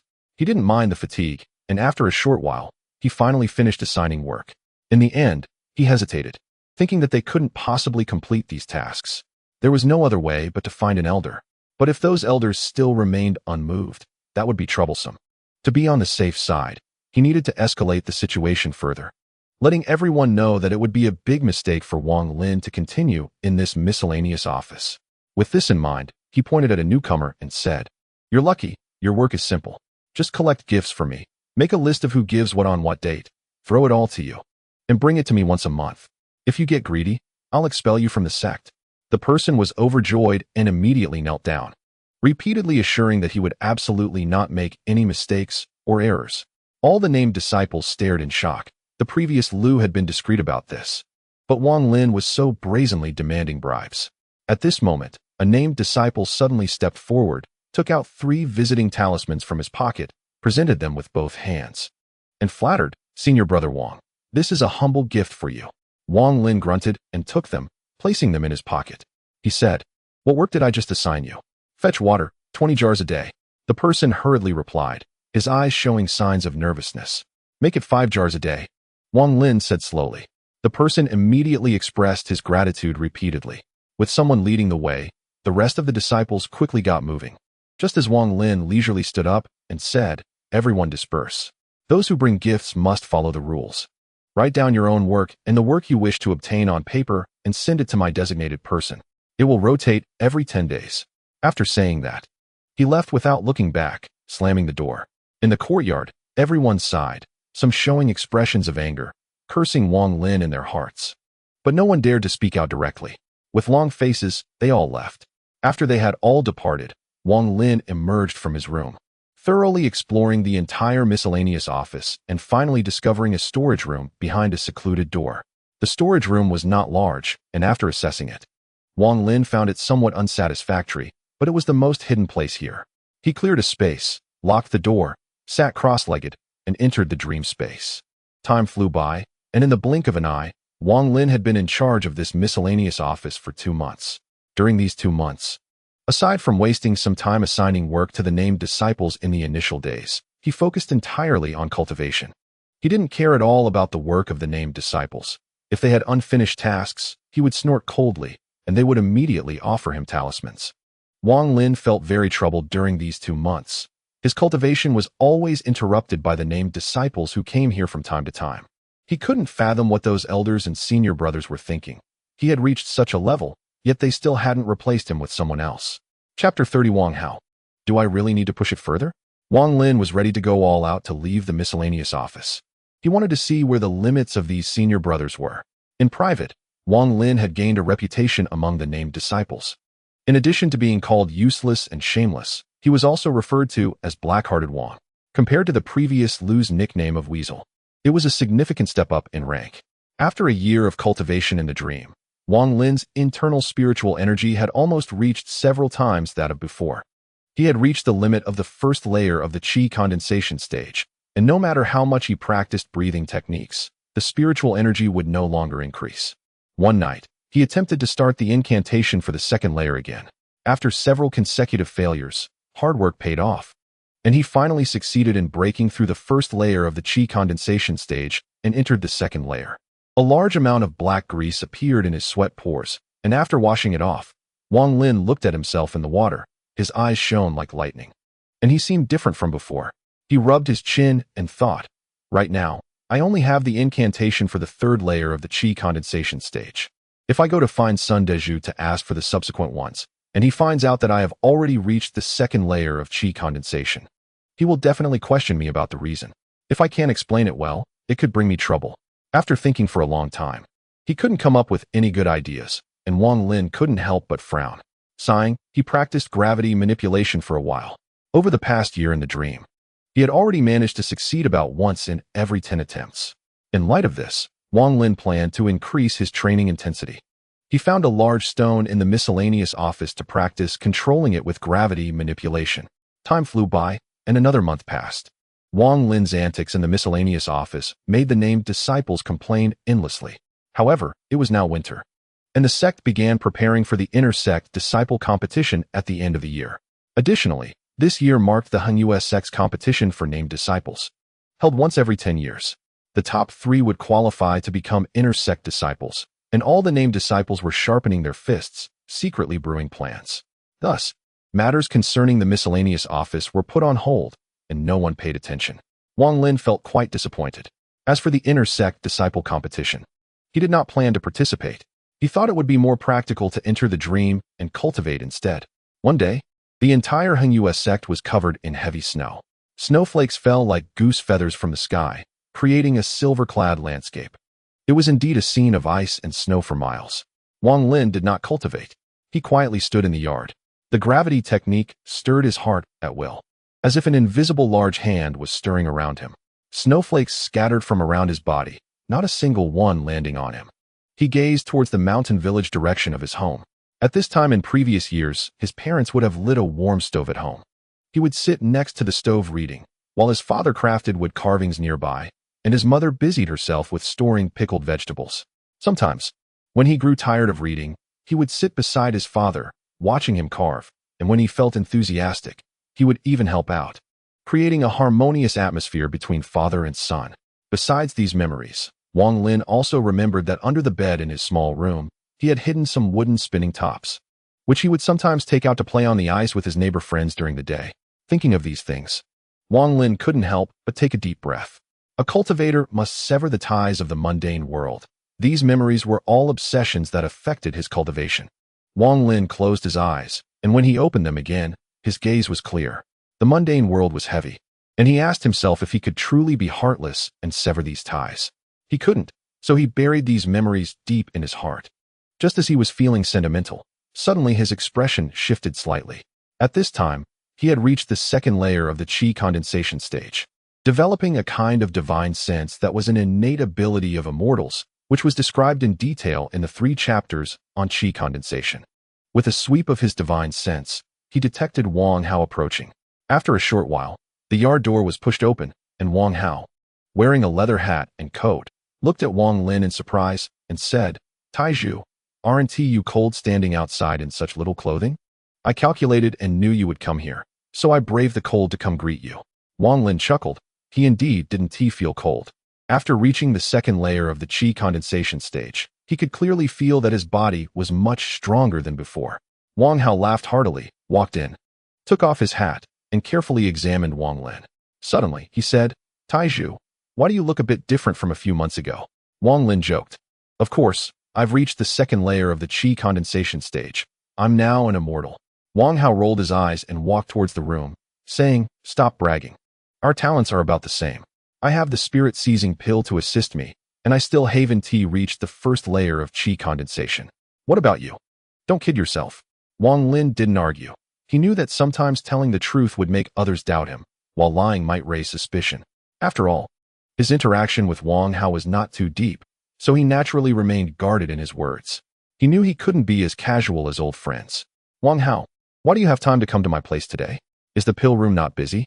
Wang Lin returned to the room, poured a cup of hot water for him, and asked. Wang Hao took it, blew on it a few times, took a small sip, and smiled. "You haven't gone to the pill room to collect your items in the past few months, so I kept your share. I brought it for you today." Saying this, he took out a small package from his bosom and placed it on the table. Wang Lin showed a half smile, not even glancing at the package, quietly waiting for him to continue. He didn't believe Wang Hao would come just to deliver something for no reason. Wang Hao felt a bit embarrassed under Wang Lin's gaze and suddenly said, "Taizhu, I heard you've been quite comfortable in the miscellaneous office these past few months." "Wang Hao, just say what you want directly. I'll help if I can." Wang Lin poured himself a cup of water, took a small sip, and remained noncommittal. Wang Hao's face flashed with embarrassment, moving a bit closer, and whispered mysteriously, "Taizhu, I've always known you're a clever person. Let us be honest. I know you have many immortal talismans for named disciples visiting family. Could you lend me some? Chapter 31. Snow Water. Wang Lin maintained his usual demeanor and asked, "How many do you need?" Wang Hao hesitated for a moment and said, "At least 2. That many? What do you need them for?" Wang Lin was taken aback. He could indeed spare 2. In the past few months, he had received nearly 5 bribes. Wang Hao sighed, looking pained, and said, "Taizhu in 2 months. It'll be the end-of-year competition for inner disciples. Although I'm qualified to participate, I don't have the skill to place, but I'm unwilling to accept that." Wang Zhua has already reached the peak of the first layer of qi condensation and is rumored to be trying to open the second layer recently. How can he cultivate so fast? Wang Lin was quite surprised, having not seen Wang Zhua for a long time, and thought to himself that talent was indeed important. Wang Hao's face showed indignation as he said, "Isn't it because he has a good master? His master spared no expense and asked my family's master for a furnace of creation pills. This thing is extremely precious within the sect, and taking it will naturally lead to rapid advancement." Wang Lin nodded, puzzled, and asked, "How does this relate to your borrowing of the immortal talismans?" "Of course it's related. You don't interact much with people, so you wouldn't know. A month before the sect competition every year, inner disciples secretly hold a small trading fair. At that time, everyone will bring out their treasures to exchange and prepare for the competition.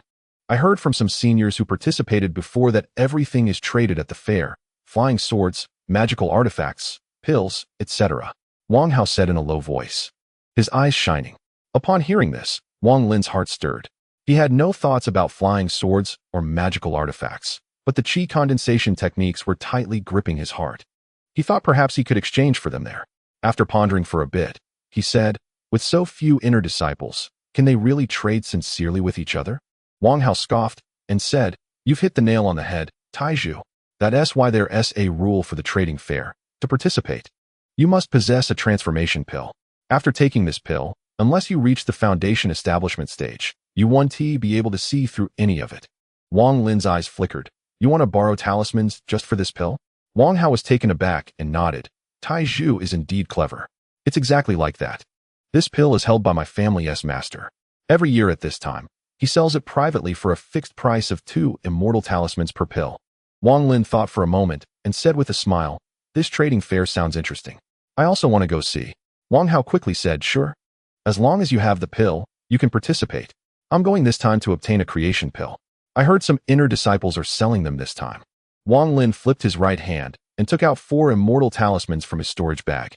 These talismans were tied together, each one representing a share.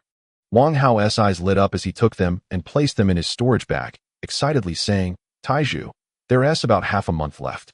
I'll come to find you then, and we'll go together." Wang Lin nodded and chatted with him for a while. After Wang Hao got up to leave, Wang Lin pondered for a moment.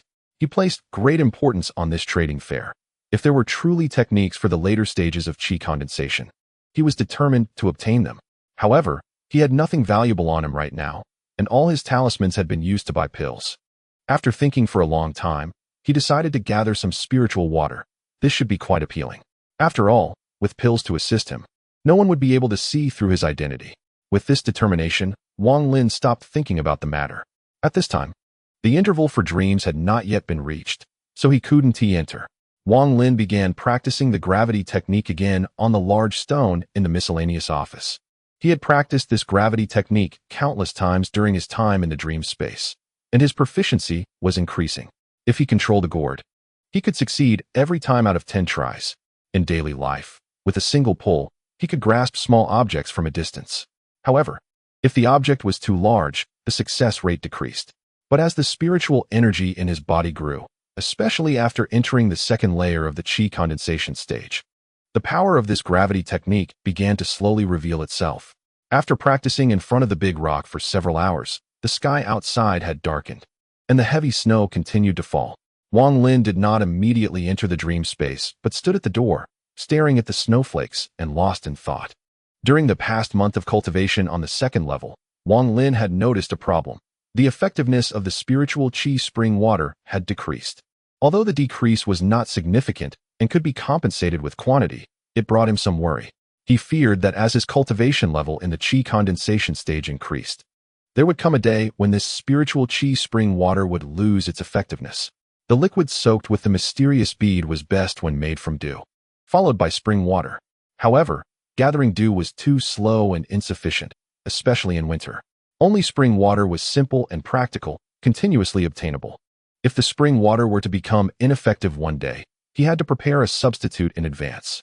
Wang Lin muttered to himself, staring at the thick layer of snow on the ground, his gaze flickering. He moved his hand slightly, using the gravity technique secretly. Large chunks of snow floated up from the ground and, like a snow dragon, entered a large vat in the room. In a short while, he accumulated nearly half a vat of snow. Wang Lin stopped using the gravity technique, approached the vat, and formed hand seals. After attempting more than 10 times, he finally created a fireball the size of a baby's fist, which emitted high temperatures, rapidly melting the snow into water. After it was all melted, he wiped the sweat from his forehead. Using 2 different spells in succession had been quite exhausting. There wasn't much snow water left in the vat, so without hesitation, Wang Lin took out the mysterious bead and tossed it inside. After waiting for 10 minutes, he retrieved the bead. He had already researched the mysterious bead thoroughly. For instance, soaking it in spring water had a 10-minute limit. He had tried soaking for longer, but ultimately found that no matter how long he soaked it, the effect was the same after 10 minutes. He scooped some out with a ladle, took a sip, closed his eyes slightly, and carefully observed the concentration of spiritual qi within his body. After a short while, he opened his eyes and said to himself, "The effect is much higher than spring water, but still lower than dew. It can be used." He immediately took out one gourd after another from his storage bag. These gourds were ones he had collected over the past 6 months on the mountain. After a whole night of effort, the snow in the courtyard was completely cleaned up, and he had filled a small portion of the gourds with spiritual qi snow water. Chapter 32. Trade. In the following days, aside from being in the dream space, Wang Lin was busy storing snow water. If it weren't for the concern about the overflow of spiritual qi, he would have used a large vat as a container by now. For now, he could only use gourds, but fortunately, he had gathered quite a few. Within a few days, he had accumulated hundreds of small gourds, and he calculated that the snow water in these gourds should be enough for him to use in the dream space for a long time. Once he finished storing these gourds, Wang Lin began to cultivate. Although the effectiveness of the spring water had decreased somewhat, it was not entirely ineffective and could still be used. 10 days passed in the blink of an eye. During these 10 days, Wang Lin consumed far more spring water than before. Fortunately, the spring water decomposed into spiritual qi immediately after being ingested. Otherwise, with his stomach, he wouldn't have been able to hold that much liquid. The amount of spiritual qi required for the second level of the qi condensation stage was several times more than that of the first level. Up to now, Wang Lin had actually been cultivating in the dream space for over 9 months. If it had been the first level, with 9 months of continuous cultivation and extremely sufficient spiritual qi supply, he would have made some achievements. However, now, although he felt that the spiritual qi within him had increased significantly, he still had not reached a satisfactory level. This day was the day he had agreed to meet Wang Hao. Wang Lin did not enter the dream space to cultivate, but waited quietly for his arrival. At midnight, heavy snow began to fall outside again, and Wang Hao's figure appeared in Wang Lin's spiritual sense. Before long, Wang Hao pushed the door open but did not enter. He hurriedly said, "Master, I was delayed in alchemy, and it took me a long time to come out. Let's go quickly, the trading event is about to start." Saying this, he hurriedly walked outside, and Wang Lin immediately followed. The two walked on the snow-covered ground within the sect for a short while before exiting the sect and heading deeper along a mountain path. The road was extremely slippery, and Wang Hao did not dare to walk fast, proceeding cautiously. He shivered and muttered under his breath, "This damn weather. It's snowing so heavily. If I fall down the ravine, I'll haunt this place to seek justice." Wang Lin felt light on his feet and did not share his sentiment. Instead, he thought the weather was quite good, as he would be able to accumulate a lot of snow water after the trading event ended. After walking for a while, Wang Hao stopped and turned back, mysteriously handing Wang Lin a green pill. He whispered, "We're almost there. I came here a few days ago. Just a few more turns. Let's take the pill first so no one can see our identities." After saying this, he took out a similar pill and tossed it into his mouth. A dense black mist rapidly spread out from his body, enveloping him entirely. A hoarse voice came from within the mist. "So, can you tell who I am?" Wang Lin scanned with his spiritual sense and found it as impenetrable as mud, which made him feel a bit relieved. He smiled and said, "This pill is indeed amazing." Saying this, he tossed the pill into his mouth, and the same scene occurred. The two figures shrouded in black mist quickly moved deeper. After turning a few bends, they reached an open space at the end of the path. The open space was large, densely packed with dozens of figures that looked just like Wang Lin and Wang Hao, all of them silent. After they arrived, the two found an empty spot and stood still. After a short while, seeing that no one else was coming, one person stepped forward, cleared his throat, and said hoarsely, "Time's up. I'll host this time as usual. I'll go first." Saying this, he took out a small silver sword and continued, "This flying sword is not from the sect's Sword Spirit Pavilion. I obtained it by chance. Its power is decent. I only want 5 spirit talismans." People in pairs began to discuss among themselves, and after a long time, one person stepped forward without a word and handed over 5 talismans, completing the transaction with the other. At this moment, another person spoke up, "I have a low-grade jade talisman here that can cast a spell similar to crack 3 times. I only want 10 spirit drawing pills in exchange." He took out a crystal-clear jade pendant, waved it in front of him, and put it away. "I'll trade with you."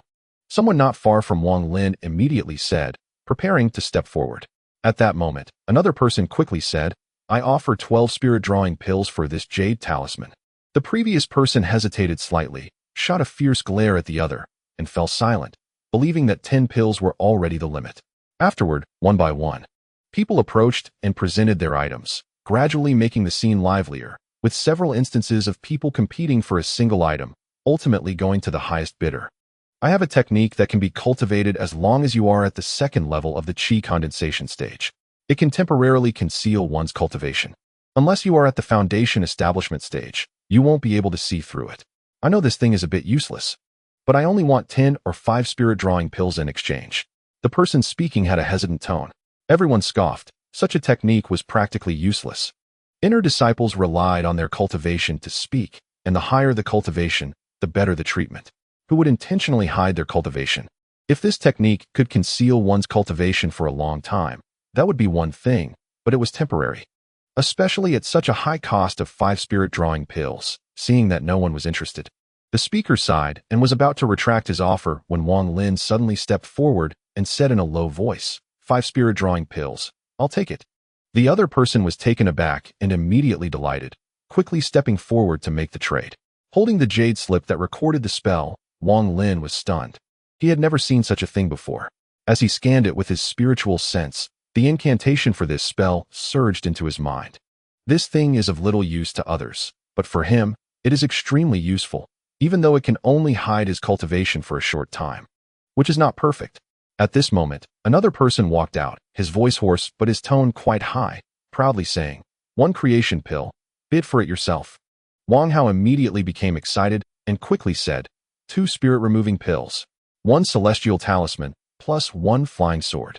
2 celestial talismans, 3 spirit-removing pills, plus 5 celestial talismans. 1 lower-grade jade talisman, 1 flying sword, 10 spirit-removing pills, 5 celestial talismans. Everyone began to shout out bids, clearly placing great importance on this creation pill. Wang Lin learned from Wang Hao that the creation pill is a very precious drug. After taking it, the effect lasts in the body for 2 months, during which time the speed at which cultivators absorb spiritual energy will increase several times, making it a coveted item for many inner disciples to advance to the next level of their chi condensation stage. This item is extremely precious even within the sect, with each disciple normally having only 2 opportunities in their lifetime to obtain it, 1 when they advance to black robe, and 2 when they advance to purple robe. Chapter 33. Wang Lin had no interest in this creation pill. Seeing the price had been bid up so high, he couldn't help but feel sorry for Wang Hao. It seemed that Wang Hao would not be able to obtain this creation pill. Just as he was thinking, Wang Hao suddenly shouted loudly beside him, 23 spirit-removing pills. This is my limit. If it goes any higher, I won't trade. The scene fell silent for a moment. 23 spirit-removing pills was already a high price, and very few would surpass it, but the creation pill was simply too rare, and many people were unwilling to give up. At this moment, the person who took out the creation pill suddenly laughed and arrogantly said, "You think 23 spirit-removing pills can exchange for my creation pill? Dream on. I won't trade for less than 2 spirit-removing pills." Wang Lin listened to the tone of the other party and felt it was familiar. After a careful look, he secretly thought this person was most likely Wang Zhua, but he couldn't be sure, as the other party was hidden in thick black mist. Wang Hao hung his head, silent for a long time, and everyone at the trading event was stunned by the other party's arrogant words. No one dared to speak. The person hosting the trading event cleared his throat and said, "All right, since no one is willing to trade for the creation pill, let's move on and continue the trading." Not long after, someone else took out an item and began to shout. Soon, it was Wang Lin's turn. He took out a small bottle and said, "1 drop of this mysterious liquid is worth 1 spirit-removing pill. There is about 1 drop in here. I will only exchange it for the Qi condensation stage 3-layer mantra." After speaking, he opened the bottle cap, and immediately a light and ethereal energy wafted out. Many people were quite tempted. After all, spirit-removing pills are finished pills that, while containing spiritual energy, can only be taken orally, whereas this liquid is different. It can be used in many ways. If used to refine pills, it would definitely yield remarkable effects. It could even increase the spirituality when refining magical tools and flying swords. Immediately, someone shouted, "I will trade you the Qi condensation stage for mantra for it." Wang Lin raised an eyebrow and said, "Only the 4th layer? I will trade you the mantras for the 3rd, 4th, and 6th layers for your mysterious liquid." "How about that?" Another person shouted from the side. Wang Lin pondered for a moment and shook his head. "I want all the mantras from layers 3 to 15. Junior brother, aren't you making it difficult for us? Even the strongest of our sect, the arrogant second senior brother from last year's competition, only reached the 6th layer of Qi condensation. He only possesses the mantras for the 7th, 8th, and 9th layers. For the mantras from layers 1 to 15, no one has them except for some elders." The person chuckled lightly. Wang Lin was taken aback and hesitated for a moment. Just then, a voice came from not far away. "If you have 2 drops of that liquid, I can give you all the mantras from layers 4 to 9. Everyone turned to look, only to see a young man in purple clothing walking from a small path. He was about 20 years old, with a cold demeanor, and did not use any transformation pills. Upon arriving here, he scanned the crowd, and suddenly everyone felt a chill, respectfully greeting him. "Greetings, second senior brother." The purple-clad young man ignored them and fixed his gaze on Wang Lin, saying, "Do you have 2 drops?" Wang Lin's heart skipped a beat, his pupils constricted sharply. The aura emanating from the other party gave him an extremely dangerous feeling, far surpassing anyone he had met at Hunyua's sect. Neither his master, Sun Deju, nor brother Zhang could compare to this person. "I obtained this liquid by chance. Besides this 1 drop, I have several dozen drops prepared for myself. So I don't have that much," Wang Lin said respectfully. The purple-clad young man pondered for a moment, then flicked his right hand, tossing out a jade slip, and said, "Fine, give me the remaining liquid, and this mantra is yours." Wang Lin took it, quickly scanned it with his spiritual sense to confirm its accuracy, and then took out another small bottle from his storage bag, gently placing it on the ground along with the previous one, without approaching the other party. The purple-clad young man glanced at Wang Lin. Without saying a word, he used one hand to pull the 2 bottles from a distance and into his arms. After a brief inspection, he nodded and said, "If you get more of this liquid, come find me at the back mountain. I can help you obtain anything. Whether it's creation pills, flying swords, jade talismans, or even mantras after the 10th layer of Qi condensation." After speaking, he waved his sleeve and turned to leave. Wang Lin's eyes narrowed, a cold light flashing. The words the other party said before leaving were too sinister. If it were someone else, they might not immediately catch the hidden meaning, but he had always been exceptionally clever since childhood, and many things were clear in his mind, though he did not speak about them. The implication of the other party's words was that anyone who has this liquid could go to him to exchange for any item. A single sentence pushed Wang Lin to a very dangerous edge. Though he couldn't see the gazes of others, he felt a prickling sensation on his back, clearly sensing that someone among them was secretly watching him. However, since Wang Lin decided to take out the spiritual energy spring water, he had already calculated the potential problems. So he remained calm, observing his surroundings as usual. Everyone continued trading for a while longer until the trading event concluded. The joy of obtaining satisfactory items and the frustration of not trading were mixed in everyone's hearts as they left one after another. Wang Lin did not leave with Wang Hao, but secretly stuck dozens of celestial talismans on his legs, instantly flying out like a sharp sword, disappearing without a trace in the blink of an eye. Wang Hao, being a clever person, quickly understood upon seeing Wang Lin's actions and immediately followed suit, sticking on celestial talismans and leaving swiftly. The other disciples who revealed their treasures at the trading event did the same, hurriedly fleeing without a word. A few inner disciples who harbored ill intentions towards the mysterious liquid Wang Lin had displayed were startled by Wang Lin's sudden speed by the time they wanted to chase. They could no longer see his shadow and could only curse a few times before leaving. Some highly skilled disciples also felt it inappropriate to chase blatantly, as this was a trading event among inner disciples, and if there were incidents of killing or robbing, once discovered by the other party's master, they would not be easily let off the hook. While running, Wang Lin continuously stuck celestial talismans on his legs. The speed enhancement provided by the celestial talismans is cumulative. After sticking dozens of talismans, his speed became extremely fast, and it wasn't long before he returned to the sect. The one he was most wary of was that purple-clad young man. After returning to the sect, he did not immediately go to the affairs office, but carefully hid in an empty room. As dawn gradually broke and the transformation elixir lost its efficacy, revealing its true form, it cautiously stepped out. Fortunately, nothing unusual was observed on the way back to the miscellaneous office. Upon returning, Wang Lin immediately entered seclusion to cultivate, no longer concerning himself with worldly affairs. Chapter 34. Intensive Training with the Formula for Reaching the 9th Level of the Qi Condensation Stage. Wang Lin felt greatly at ease and began a life of seclusion. Days passed, and the entire Hunyue sect was filled with a tense atmosphere. All inner disciples were preparing for the year-end competition. Once they entered the top 10, they would be able to obtain magical artifacts, elixirs, spirit stones, jade talismans, and so on. What made them even more envious was that the sect leader had put forth the sect's treasured twin moon ring as the first prize. This twin moon ring was a relic from a senior of the sect 3 years ago, boasting considerable power and being a rare treasure that combined offense and defense. Therefore, privately, the inner disciples were all eager and motivated. As for the newcomers' competition, only a handful had been accepted as inner disciples this year, and in everyone's eyes, Wang Zhuo would undoubtedly become the newcomer king. On the other hand, the named disciples were more hostile towards each other. For them, this competition represented a turning point in their destiny, and everyone was secretly making their final preparations.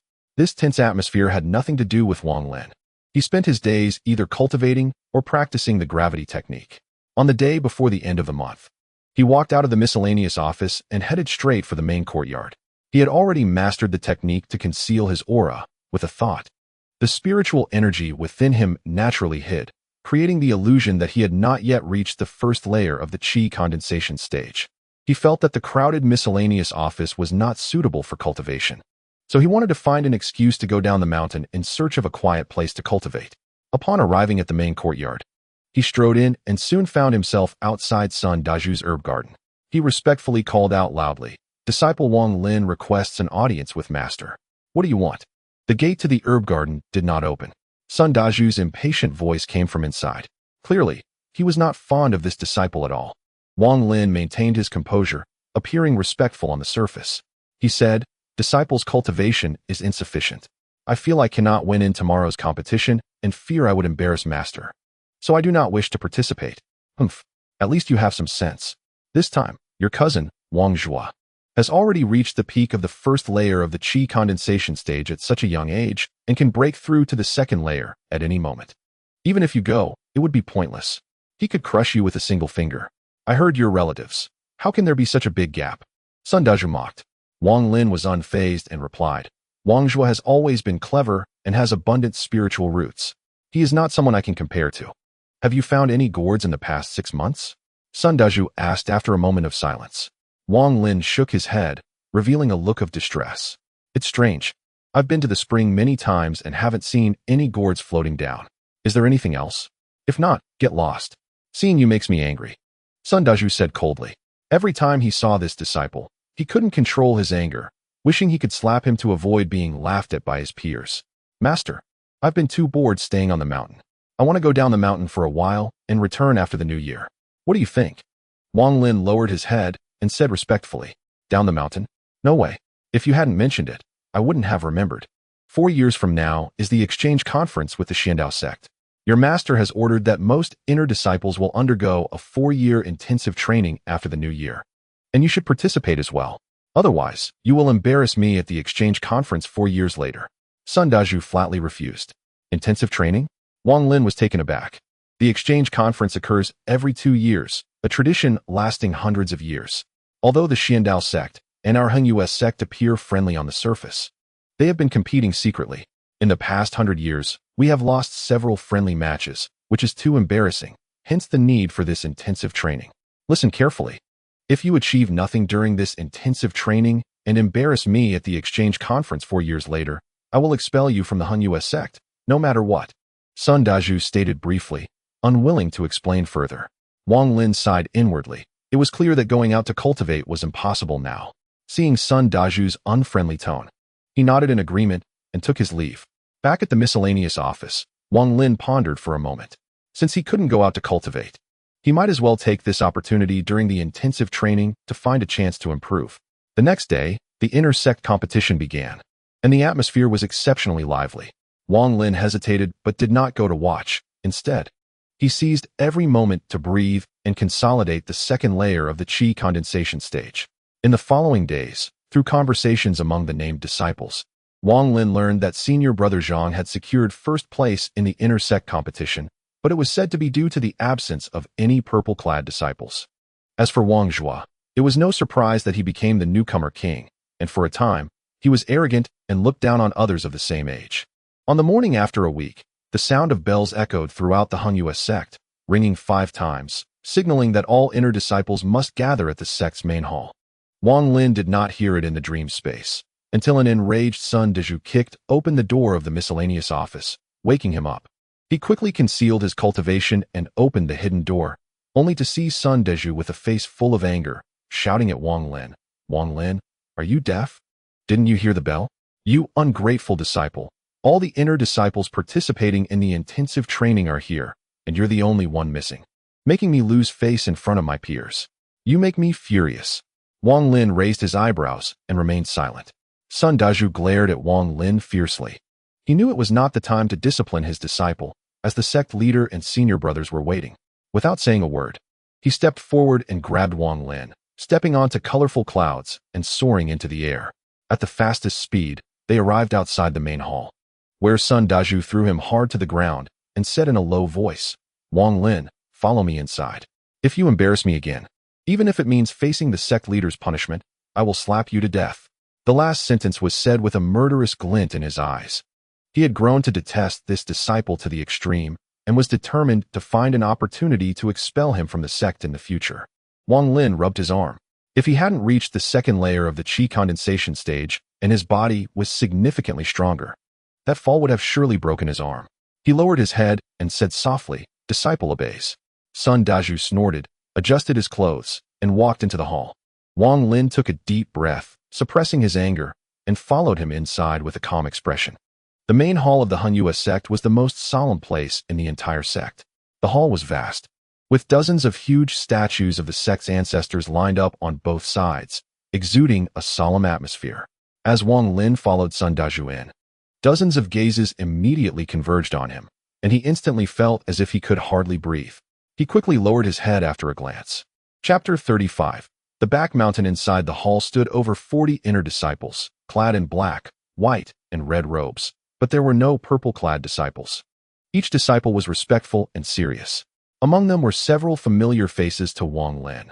Wang Zhua, a girl with the surname Su, a woman with the surname Zhou, senior brother Zhang, and others. In front of them, on either side, sat a dozen elderly men, each with a cold expression. In the middle sat a man, around 40 years old, wearing a blue long robe, exuding an air of immortality, his gaze sharp as he calmly said, Sun Shidi, is this your disciple? Sun Dazhu quickly put on a smiling face and said, Sect leader, this kid is indeed my disciple Wang Lin.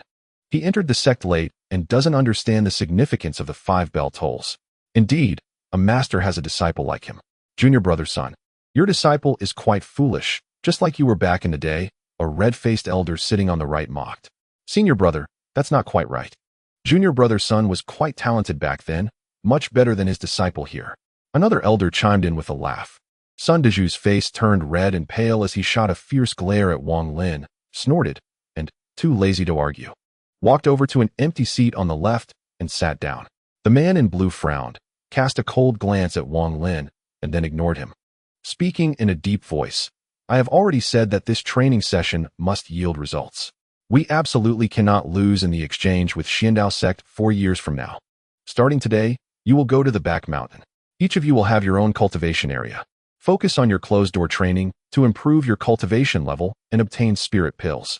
This time, the sect has provided 10,000 pills for your use. During this period, you are not allowed to leave the back mountain. Do you understand? All the inner disciples responded in unison. The man in blue nodded slightly and continued, I hope that 4 years from now, there will be someone among you wearing purple robes. Purple robes represent the core disciples of our Hongyue sect, far beyond what inner disciples can compare to. That's it, you will understand the implications. Now I will take you to the back mountain, where someone will arrange your cultivation areas. After saying this, the man in blue waved his big sleeve, and a beam of white light shot out from his sleeve. After circling around the hall, he shouted, Open. The white light instantly expanded infinitely, transforming into a light curtain that enveloped all the inner disciples. Go. With a low shout from the man in blue, the light curtain shimmered and disappeared from the hall. Wang Lin felt a warm sensation enveloping his body. As his vision blurred, he was surprised to find himself standing in a valley. The spiritual energy here was much richer than outside, and he could hear the sound of flowing water in the distance. He glanced around and saw that all the inner disciples were similarly surprised, constantly surveying their surroundings. There were no plants in the valley, only a massive, bare cliff. The cliff was riddled with countless holes resembling beehives, some of which were blocked by large rocks. Suddenly, Wang Lin sensed someone watching him. Turning his head, he saw Wang Zhi was sneering at him, his eyes filled with disdain. At that moment, a young man flew out from one of the cliff's caves. Dressed in purple, he coldly scanned the crowd and said in a deep voice, Junior brothers, this is the back mountain of our Hongyue sect. Though it's called the back mountain, it is not truly behind Hongyue mountain. This place was actually established 5 years ago by several Yuan Ing stage ancestors to create a cultivation area for inner disciples. The spiritual energy here is far superior to that outside. Since you're here, you should seize every moment to cultivate. Do not slack off. Or don't blame your senior brother for throwing you out of the back mountain. Wang Lin recognized this purple-robed youth as Zhang Kuang, his second senior brother, who had exchanged his spiritual water for Wang Lin's. It was said he had already reached the 6th level of the qi condensation stage, unfathomable in depth. Wang Lin lowered his head slightly. He had a deep understanding of Zhang Kuang's scheming nature, having been thrust into a crisis by a few of his words back then. I have the techniques for the qi condensation stage below the 7th level here. If you reach the corresponding level and do not have the techniques, you can come to me for them. I will check and give them to you. As for your cultivation areas, you may choose any of the holes in this cliff that are not blocked by large rocks. Here are the spirit pills. Each bottle contains 5 pills, and they will be replenished once a year. After Zhang Kuang finished speaking, he waved his right hand, and 50 milky white small bottles appeared on the ground. At this moment, inner disciples began to step out one after another, silently taking a small bottle and searching for a cultivation area to enter. Wang Lin took a deep breath, thinking that using the transformation and sound-changing pill meant he would not be recognized, so he stepped out and took a small bottle. Zhang Kuang stood by, watching one inner disciple after another pass by. When he saw Wang Lin, his expression suddenly became strange, and he asked, What is your name? How come you haven't even reached the 1st level of the qi condensation stage? Wang Lin paused, turned around, and respectfully said, Senior brother, I am Wang Lin, and my master is Sun Dezhu. Perhaps my talent is insufficient, which is why I still haven't reached the 1st level. Zhang Kuang was taken aback and laughed. You are Wang Lin. I've heard of you. While talent is important, perseverance is also key in cultivating. If your talent is lacking, you must work even harder. Wang Lin quickly nodded in agreement. Well, the cliff is too high. Since you haven't even reached the 1st level, you probably can't go up. Let me assist you. Zhang Kuang waved his sleeve, and a force surged beneath Wang Lin's feet, bringing him to the entrance of a cave before dissipating. Wang Lin respectfully thanked Zhang Kuang and turned to enter the cave, his expression immediately darkening. He thought that if it weren't for that incident back then, he would have considered this second senior brother to be friendly. Unfortunately, he had long known Zhang Kuang's true nature and naturally wouldn't take this small favor to heart. The cave was not large, containing only a stone bed, and there was a handle on the wall beside it. Wang Lin focused for a moment, reached out to pull it, and a loud rumbling sound echoed as a massive stone wall slowly descended from above, completely sealing the cave entrance with a loud bang. After carefully checking the cave and confirming there were no anomalies, Wang Lin was very satisfied with this place. Initially, he sought out Sun Dezhu to find an excuse to leave the sect and look for a cultivation area. Although he was rejected, now it seemed that this was not much different from his initial idea. The only downside was that there was no water source in the cave. Wang Lin's cultivation primarily relied on spiritual liquid, but he had accumulated quite a bit of snow water in his storage bag, which should last for some time. Additionally, he had heard the sound of flowing water in the valley earlier, so as long as he was cautious, the water source issue shouldn't be too difficult to resolve. Chapter 36. Right and wrong thinking of this. He took out the mysterious bead and began his first closed-door cultivation. Time flew, and days passed swiftly in the mountains. In the blink of an eye, 2 years had gone by. During these 2 years, Wang Lin practiced his breathing techniques daily and practiced the gravity technique. Not feeling lonely at all. Though it had been 2 years, if one counted the time in the dream space. He had actually been in closed-door cultivation for nearly 13 years. The richness of spiritual energy in this place was something he had deeply experienced. Although it couldn't compare to the spiritual water spring, each time he practiced his breathing techniques in reality, the density of spiritual energy was clearly several times greater than outside. Starting from the second level of the Qi condensation stage, the cultivation became slower. He reached his limit 6 years ago in the dream time and began attempting to break through once he sensed that the spiritual energy no longer increased. After several attempts, he successfully entered the third level. However, what troubled and puzzled him was that in the 7 years after the dream time, even though he had reached the peak of the third level, he was unable to successfully activate the technique for the fourth level, no matter how he tried. It wasn't a lack of spiritual energy, but rather a mysterious force seemed to obstruct him from entering the fourth level at critical moments. Moreover, this third level of the Qi condensation stage was quite strange. Unlike the first 2 levels, where spiritual energy would cease to condense if one did not enter the next level after reaching the limit, the third level seemed to have no limit. Even though Wang Lin felt he had reached the peak, the spiritual energy continued to increase as he practiced his breathing techniques, and his body was constantly being transformed by the spiritual energy. This left Wang Lin greatly astonished and puzzled. One day, after using up all the spiritual snow water, only the last gourd of liquid remained in his storage bag. This gourd was very old, one of the 3 gourds he buried when he first arrived on the mountain. At that time, in order to make the mysterious bead appear the 10th cloud, he had used up 2 of them. Later, after taking a sip, he almost died. So he was quite wary of the dew inside the gourd and had kept it deeply in his storage bag without touching it again. Hesitating for a moment, Wang Lin did not take out the gourd. According to his analysis, the spiritual energy inside the gourd had definitely reached a terrifying level.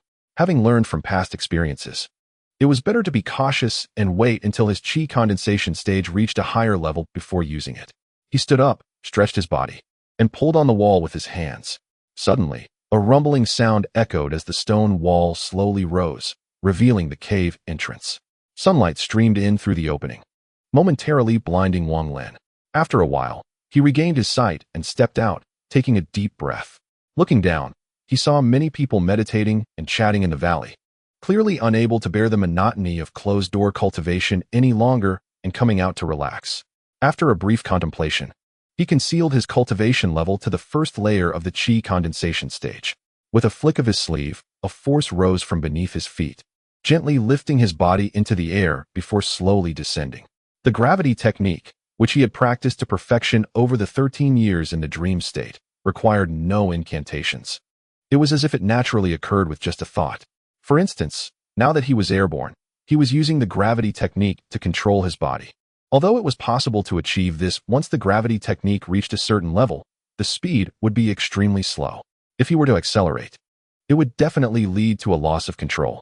However, Wang Lin was confident that even in a rapid flight, he would not lose control. Such mastery would be impossible without at least a decade of practicing the gravity technique. But who would spend a decade practicing such a basic spell? Cultivators were always racing against time. Hardly anyone would be willing to waste it. Given that time, they would rather cultivate some advanced spells. To avoid drawing attention, Wang Lin slowly descended into the valley. As soon as he landed, he heard a sharp mocking voice. It's really something to see Wang Lin, the waste, managed to reach the first layer of the Qi condensation stage. Looks like he can finally come down from the cliff by himself without help.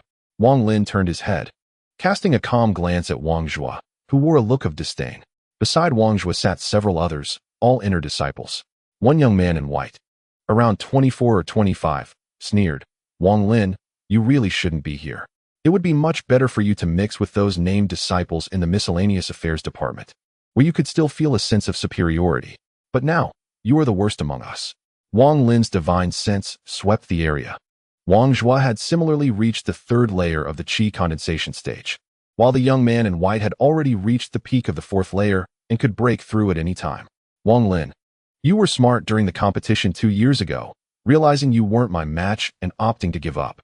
But let me tell you, a waste will always be a waste. You will never be able to compare with me, Wang Zhua. I was the newcomer king 2 years ago. Can you even do that?" Wang Zhua said contemptuously. The young man in white added mockingly, "Junior brother, go fetch some water from the river for me. If my mood improves, maybe I'll even point you out." As he spoke, he threw a bottle that landed at Wang Lin's feet. Wang Lin remained silent, glancing at the other party. What does he mean? Does he want to fight? Let me tell you. The second senior brother said that inner disciples in the back mountain can fight each other. If you don't know your place, don't blame me for teaching you a lesson, the young man in white said with a look of disdain. Enough. Everyone shut up. A cold shout came from the cliff. Then, a shadow shot out like lightning, landing to reveal the figure of senior brother Zhang. He frowned and scanned the crowd, shouting, "Wang Zhua, Sun Hao, why are you two bullying a junior brother who has just reached the first layer of qi condensation instead of cultivating? Is it amusing?" The two's expressions changed slightly, and after giving Wang Lin a vicious glare, they snorted and fell silent, clearly intimidated by senior brother Zhang. Zhang turned his gaze to Wang Lin and sternly said, "Wang Lin, you really shouldn't be here. But since you are, focus on your cultivation. In the cultivation world, strength can determine everything." Wang Lin nodded in agreement, hesitated for a moment, and asked, "Senior brother Zhang, I have a question I'd like to consult about. After reaching the peak of the first layer of qi condensation, why can't I break through no matter how I try?" Wang Zhua snorted and said, "With your talent, you might as well forget about the second layer for your whole life." Senior brother Zhang coldly glanced at Wang Zhua and said, "The key to breaking through indeed has a lot to do with talent. Some people may succeed in one attempt, while others may need hundreds or thousands of attempts, or even never break through in their lifetime." Wang Lin showed a look of melancholy and suddenly asked, "Senior brother Zhang, is every layer of breakthrough this difficult? Is the transition from the second to the third, and the third to the fourth, like this?" Senior brother Zhang nodded, "Exactly. The later it gets, the harder it becomes, especially from the third to the fourth and the fifth to the sixth, which is even more difficult." As senior brother Zhang answered, many disciples from afar gathered around.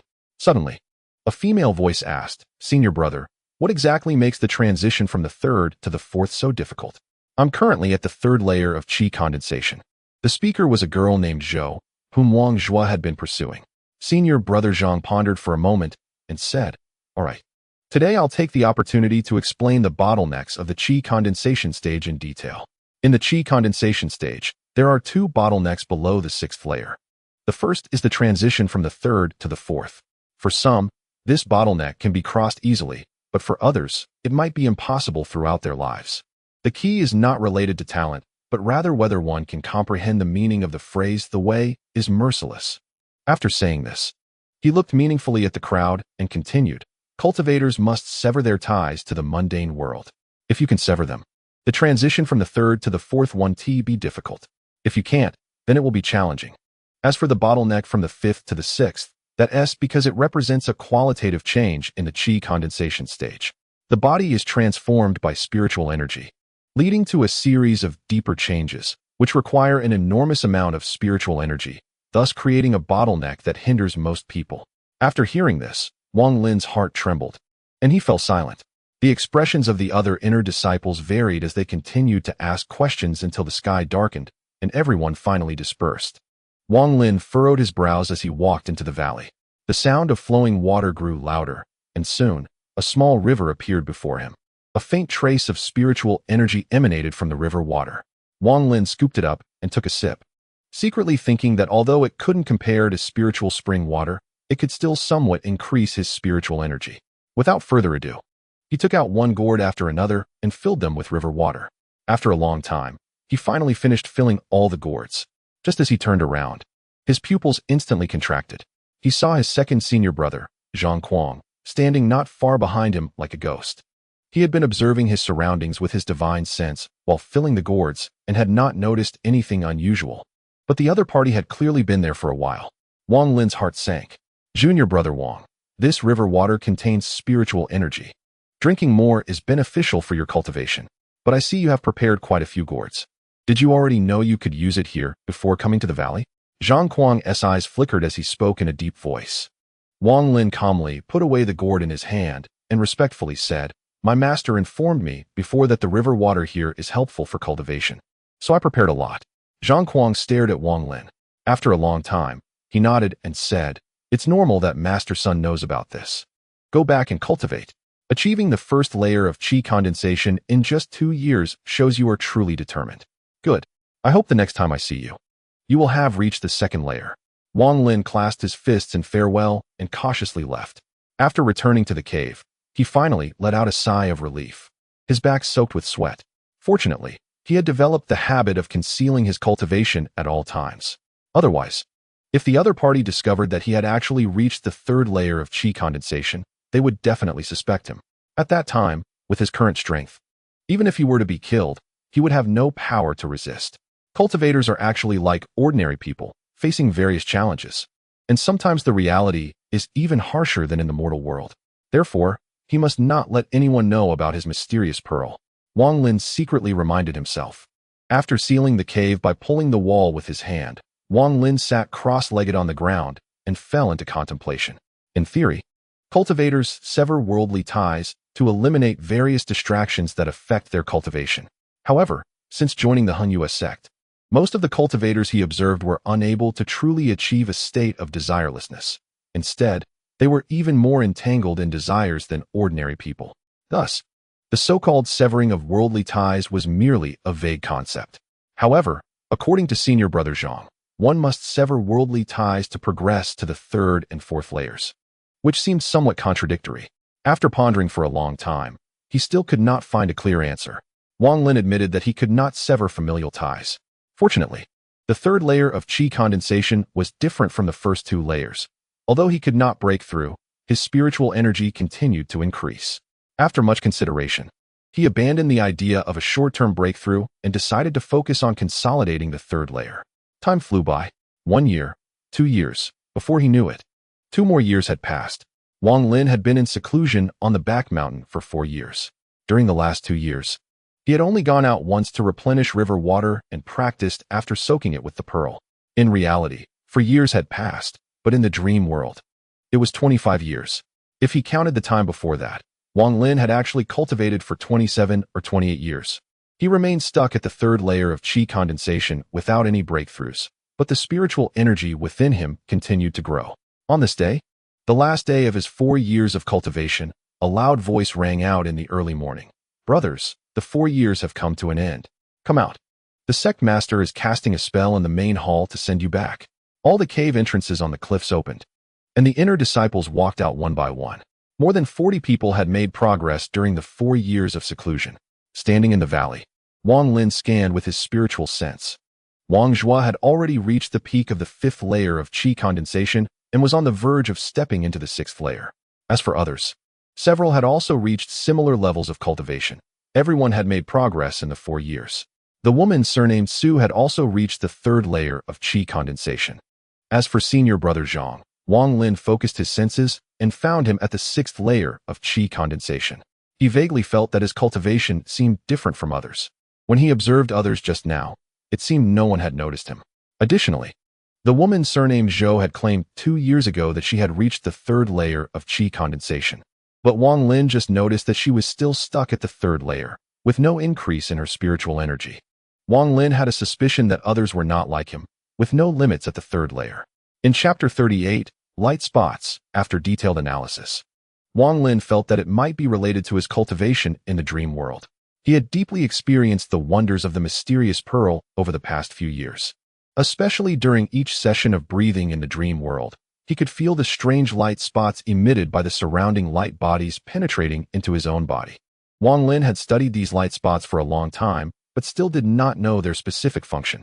He no longer used the technique of concealing his cultivation and self-deprecatingly thought that reaching the third layer of chi condensation in 4 years, especially in this spiritually abundant place on the back mountain, could be explained.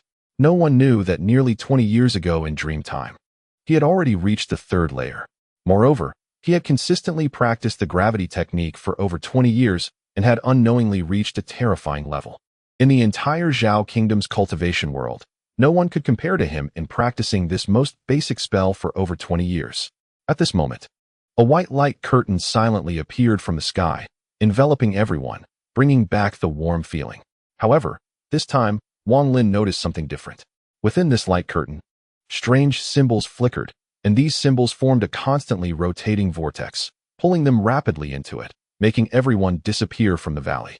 When they reappeared, they were in the main hall of the Hengyue sect. The sect master still wore a blue robe, sitting at the top, with several elders beside him. As they appeared, several massive spiritual senses swept over them. The sect master smiled and nodded, saying, "For years have passed in the blink of an eye. I'm pleased to see that all of you have made significant progress. Very well. Disciples who have reached the 5th layer or above, stay behind. The rest may disperse and report your 4 years of gains to your masters. In 3 days, the Xiandao sect will come to visit, and after our exchange, we will change into new clothes." Everyone responded in unison. The disciples below the 5th layer of chi condensation left the hall one after another. Wang Lin looked around but did not see Sun Dazhu. After leaving the hall, Wang Lin went to the outside of Sun Dazhu's herb garden. With a sweep of his spiritual sense, he clearly saw the restrictions on the herb garden. These restrictions posed no obstacle at all. When Wang Lin looked inside, he immediately saw Sun Dazhu sitting cross-legged in the yard meditating, completely unaware of his spiritual sense. The restrictions that had once terrified him now appeared full of flaws. Wang Lin had a vague feeling that if he wanted to break this restriction, it shouldn't be difficult. Disciple Wang Lin pays respects to master. Wang Lin retracted his spiritual sense and set outside the door. After hearing this, Sun Dazhu was taken aback. It took him a long time to remember that he seemed to have taken a disciple named Wang Lin 4 years ago, who later went to attend training. Today was indeed the day they were coming out of seclusion. He wondered if this waste had made any progress. Out of curiosity, he opened the herb garden door and said arrogantly, "Come in." Wang Lin walked in, and Sun Dazhu carefully examined him, surprised to say, "You actually reached the 3rd layer of chi condensation?" Wang Lin nodded respectfully, saying, "Disciple has practiced hard in the valley for 4 years and fortunately reached the 3rd layer." Sun Dazhu's eyes flickered. He gradually remembered why he had accepted Wang Lin as his disciple. He recalled that he had decided to use soul-searching techniques on him once he reached the 1st layer of chi condensation. Now, after a moment of hesitation, he abandoned the idea of soul-searching. After all, many years had passed, and he felt it was not worth it to risk his own cultivation level for this. Forget it. Since you have reached the 3rd layer of chi condensation, you are now truly my disciple. I have only accepted you as my disciple in my life. From today on, you can return to live here with me. In a few days, there will be a significant event with the inner disciples of the Xiandao sect. You can come with me to broaden your horizons. By the way, since you are at the 3rd layer of chi condensation, have you practiced the gravity technique? Sun Dazhu glanced at Wang Lin and asked. Wang Lin appeared calm and replied, "I have practiced the gravity technique, but I find it quite difficult." Sun Dazhu nodded and said, "That is natural. This basic celestial technique is essentially about proficiency. The more you practice, the better you will get. I practiced it for nearly a year back then, making me one of the longest practitioners in the sect. Look."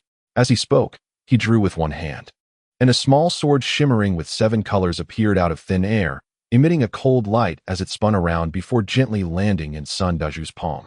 After becoming proficient in the gravity technique, if one reaches the 2nd layer of the chi condensation stage, they can practice the object driving technique.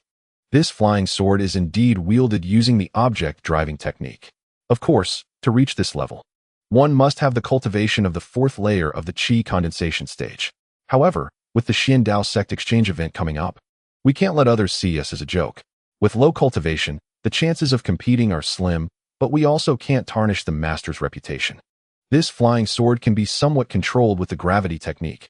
I'll give you a token. You can take it to the Sword Spirit Pavilion and choose a decent-looking flying sword. Just wear it for show. After saying this, Sun Dazhu threw out a token. Wang Lin's expression suddenly became strange, and he opened his mouth but didn't know what to say for a long time. Noticing Wang Lin's odd expression, Sun Dazhu snorted and said, "Don't think this is a trivial matter. Make sure to choose a sword that looks good, otherwise you'll embarrass me. When I was your age, I wore a flying sword and gained quite a bit of face for your master." Wang Lin forced a smile and said, "Disciple will definitely find one that looks impressive. Master can rest assured." Chapter 39. Great Wealth. Sun Dazhu nodded in satisfaction and said, "You can keep this token. It allows you to come and go freely in the herb garden. But remember, without my permission, you cannot touch any herbs in this courtyard. Do you understand?" Wang Lin nodded. He knew that Sun Dazhu didn't particularly like him, and he figured that he was somewhat acknowledged as a disciple only because he had reached the third layer of the qi condensation stage. He then respectfully took his leave.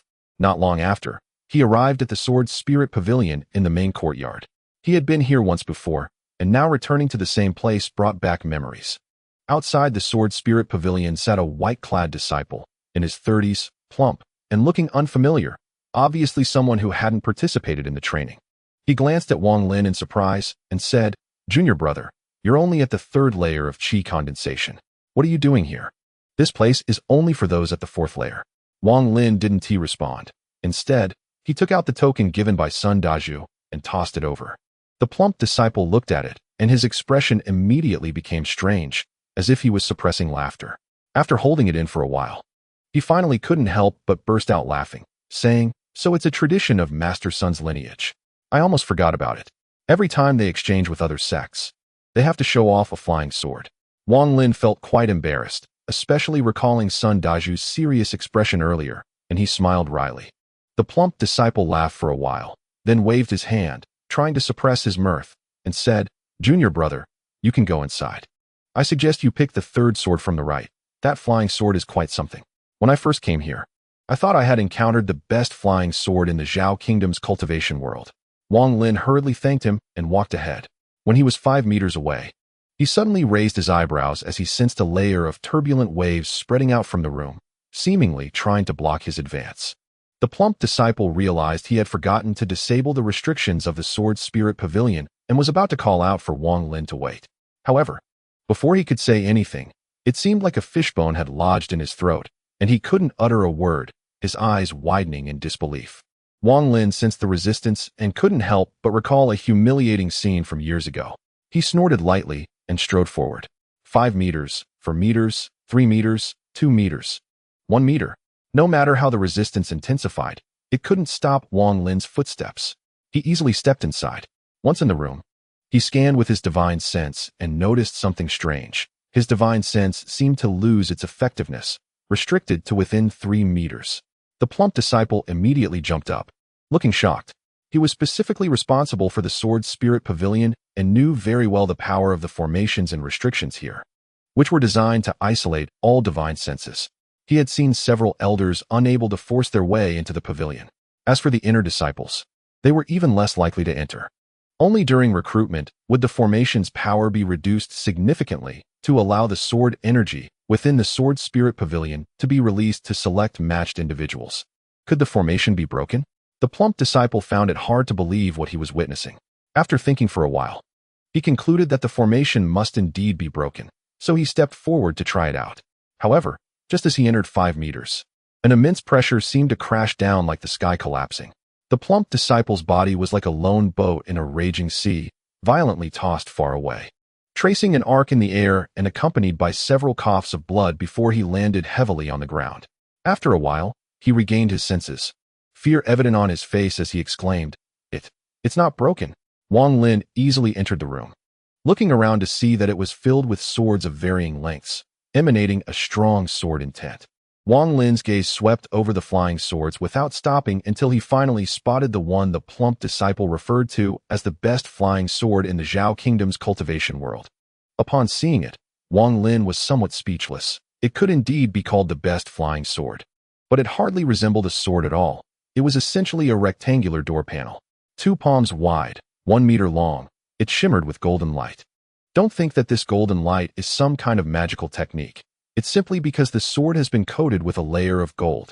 And don't think that this gold merely covers up an extraordinary treasure. Underneath the gold is actually the most ordinary pig iron, with nothing remarkable about it. At the handle, 2 large diamonds were embedded, and even the tassel of the sword was woven from golden threads. In short, this flying sword would definitely look impressive when taken out, giving off an unbeatable aura. Wang Lin stroked his chin. He actually had a good feeling about this flying sword. Just for the sake of it, if he ever needed money, he could easily sell it anywhere for quite a bit. On this flying sword was a sign that read, "This sword is named Great Wealth, crafted with great expense by an ancestor of the sect 5 years ago. It is said to possess unfathomable power. However, this sword has been broken several times, and the ancestor made significant contributions to the sect throughout his life. His only dying wish was to keep this sword in the Sword Spirit Pavilion for a fated person. Those who choose this sword must treat it well. If it breaks, they must repair it, and it cannot be sold, or they will be expelled from the sect." Wang Lin couldn't help but laugh, grabbing the Great Wealth flying sword and saying to it, "You're the one I've chosen. I, Wang, am a poor man. If you break, don't expect me to fix you." He stored the flying sword in his storage bag and walked out of the Sword Spirit Pavilion. The plump disciple looked at him nervously, his earlier mocking expression completely gone, now appearing anxious and hesitant to see him off. Wang Lin had been unaware of the plump disciple's unusual demeanor while his divine sense was isolated in the room. And now he found it strange why the other was so respectful after having been so mocking before. Upon returning to Sun Deju's herb garden, he took out the flying sword. Sun Deju immediately stared in shock, muttering to himself for a long time, then looked at Wang Lin meaningfully and said, "When I saw this great wealth, I really didn't have the courage to carry it out. You kid have guts. Good, in 3 days. You take it and show it to the Xiandao sect and those elders of yours." 3 days later, the bell of Hongyue sect rang 9 times, echoing through the mountains. The sect leader, along with all the elders and their disciples, stood outside the main hall. In the sky, a black dot gradually approached, eventually revealing itself as a centipede about 100 meters long, entirely black, riding on dark clouds, thunder rumbling as it flew swiftly. All the inner disciples of Hongyue sect gasped in shock, their faces filled with horror. Some of the female disciples were so frightened that their faces turned pale, and their legs went weak. "What's the fuss about? This centipede looks scary, but if each of you stabs it once, it will definitely die." The red-faced elder beside the sect leader said discontentedly, his voice loud, clearly intending for the people from the Xiandao sect riding on the centipede to hear. Chapter 40. Guests arrive. Humph. The Xiandao sect always puts on airs, thinking that my Hongyue sect has no spirit beasts to guard the mountain. If I get the chance, I will definitely take down this spirit beast and make them show off again. Another elder, with a flickering gaze, stared at the centipede and whispered.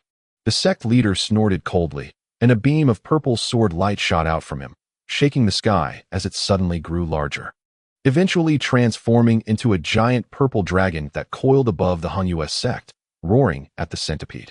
The 1,000-legged centipede immediately stopped, not daring to advance. At that moment, a long laugh came from the centipede. "Friend Huanglong, this purple mountain immortal sword is rumored to contain a dragon's soul, and now it seems to be true. Friend, the 2-year deadline is up. If our Xiandao sect wins again this time, your Hongyue sect must keep your promise and not only return the 137 treasures that were taken from our Xiandao sect back then, but also offer 2 flying swords as compensation." The sect leader's expression remained unchanged, showing no sign of anger or joy, and he calmly replied, "Friend Ouyang, if the Xiandao sect wins this time, we will naturally honor the promises made in the past. But if we lose, do not hesitate to provide the method for controlling spirit beasts." As he spoke, the purple dragon slowly dissipated, transforming back into a purple flying sword that returned to the hands of the sect leader, Huanglong Junren. Only then did the 1,000-legged centipede begin to move forward slowly again. After circling above the Hongyue sect, it gradually descended, causing the inner disciples to involuntarily retreat far away, clearing a space. The watching elders frowned one by one, glaring at their respective disciples. After the centipede landed, dozens of people jumped off its back. Aside from 3 elderly men, the rest were all relatively young. The Xiandao sect members included both men and women, perhaps in an attempt to provoke the Hongyue sect, knowing that their disciples in purple robes were few. All these people wore purple robes. Additionally, what caught the eyes of all the inner disciples of Hongyue sect was that regardless of gender, these individuals were all exceptionally good-looking. The men were dashing, and the women were stunning, very eye-catching, especially the man and woman at the front. The man was extraordinarily handsome, exuding a strong masculinity. His long sleeves fluttered in the gentle breeze, and his sword, tied to his back, swayed in the wind, enhancing his heroic demeanor. He instantly captivated several female disciples among the inner sect. The woman, dressed in purple, was stunningly beautiful, with hair like a waterfall, phoenix eyes, and cherry lips. Her enchanting gaze revealing a hint of allure. Even Wang Lin couldn't help but feel his heart race slightly upon seeing her. He was taken aback and looked at her with profound meaning, quickly regaining his composure. As he observed, his disciples all displayed signs of infatuation. Some elders couldn't stand it, feeling angry in their hearts, and lowly scolded, "Since when did the Xiandao sect practice such lowly seduction techniques? This is truly disgraceful." This low scolding immediately startled all the inner disciples, who showed expressions of shock. One of the three elders laughed heartily and said, "This must be Dao Suzhenren. I am Qingule. You should take a good look at my two disciples. They haven't practiced any seduction techniques. They are simply born with pure water spiritual roots. I observe that none of your Hunyue sect disciples possess such roots. They all have chaotic five-element roots. No wonder you can't tell." The expressions of all the Hunyue sect elders fluctuated between solemn and relaxed. After a long while, the sect leader, Huanglong Zhenren, maintained his usual composure and skillfully changed the subject, saying, "Friends from the Xiandao sect, please rest at our sect for now. In 3 days, we will officially exchange ideas. Shall we?" The elder Ouyang nodded with a smile, saying, "Very well. Our Xiandao sect has had dealings with your sect for many years. Although there are stakes on both sides, we shouldn't let this harm our friendship." Among the many elders of Hunyue sect, an elderly man stepped forward. His face was heavily wrinkled, and he appeared somewhat listless. He chuckled lightly and addressed Elder Ouyang, "Friend Ouyang, it's been 20 years since we last met. Do you still remember your old friend?" Elder Ouyang laughed heartily, saying, "I just saw you, old buddy. Song Dao friend this time. You must let me drink your fine wine again. Last time, I didn't have enough. You were too stingy, only bringing out 1 jar. Elder Song smiled and said, "It's not that I'm stingy. It's just that you, old Ouyang, drink so fearfully that no amount is enough." As they spoke, the other 2 elders from the Xiandao sect also found their own acquaintances, seemingly forgetting the earlier unpleasantness and chatting amicably. They discussed amusing stories from the Zhao Kingdom's cultivation world, which opened the eyes of the disciples from both sections. For instance, a disciple from Wufeng Valley seduced a female disciple of the Piaomiao sect, resulting in her pregnancy. The Piaomiao sect leader stormed into Wufeng Valley to seek justice, only to return with a baby. Or, a disciple from Tiandao sect defected to the Huana sect, leading to many of his better disciples secretly tasting the benefits and one after another betraying their sect, infuriating the Tiandao sect elders who issued a sect-wide hunt order. Then there was news of a genius treasure emerging, followed by the news that the elder of Piaomiao sect, a Jindan stage expert, had his birthday in a few months, prompting all factions that had good relations with him to send people to celebrate. After listening for a long time, Wang Lin gradually formed a vague impression of the Zhao Kingdom's cultivation world. At this moment, he suddenly felt someone watching him. Turning his head, he saw the girl with the pure water spiritual root from Xiandao sect smiling slightly at him. Wang Lin nodded slightly, averted his gaze, and became internally alert. He didn't believe he had such charm to attract attention among so many disciples. Lu Mei, as one of the outstanding inner disciples of Xiandao sect, was very confident in her natural seductive skills. Usually, few peers could resist her charms, but this seemingly ordinary young man was actually the first to regain his senses, which surprised her. Unable to help herself, she stole a few more glances at him. However, no matter how she looked at it, he was just at the 3rd layer of the qi condensation stage, with nothing extraordinary about him. While the elders were chatting, the disciples from both sects were also sizing each other up, preparing for future exchanges and competitions. Most of the Xiandao sect disciple strengths were not easily discernible, as if covered by an invisible fog that concealed their true cultivation levels. Wang Lin was also quite surprised and developed a bit of interest in Xiandao sect. It was clear that each of them possessed some kind of technique similar to concealment spells, but obviously much more advanced than simple concealment. The Hunyue sect disciples mostly focused their attention on the most eye-catching man and woman, each with their own thoughts.